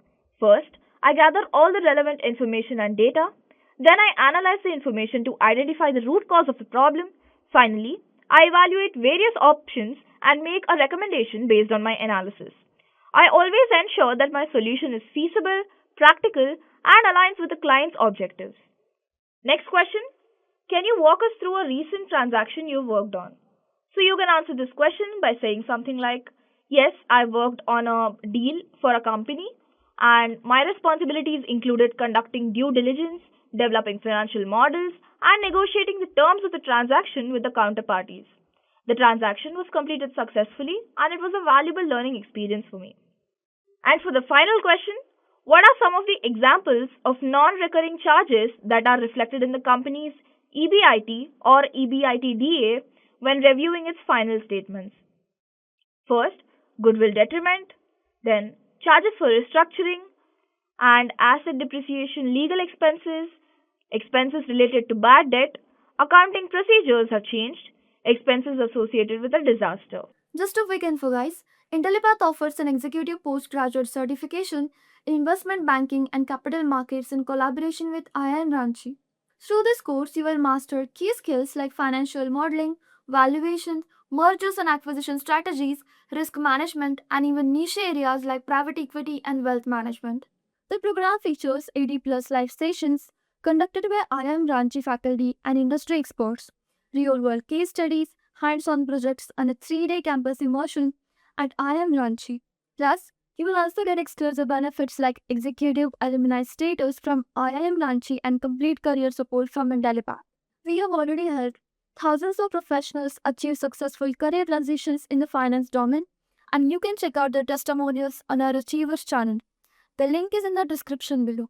And for sure, this course can set your career to new heights. So visit the course page link given below in the description and take the first step towards the rewarding career in finance.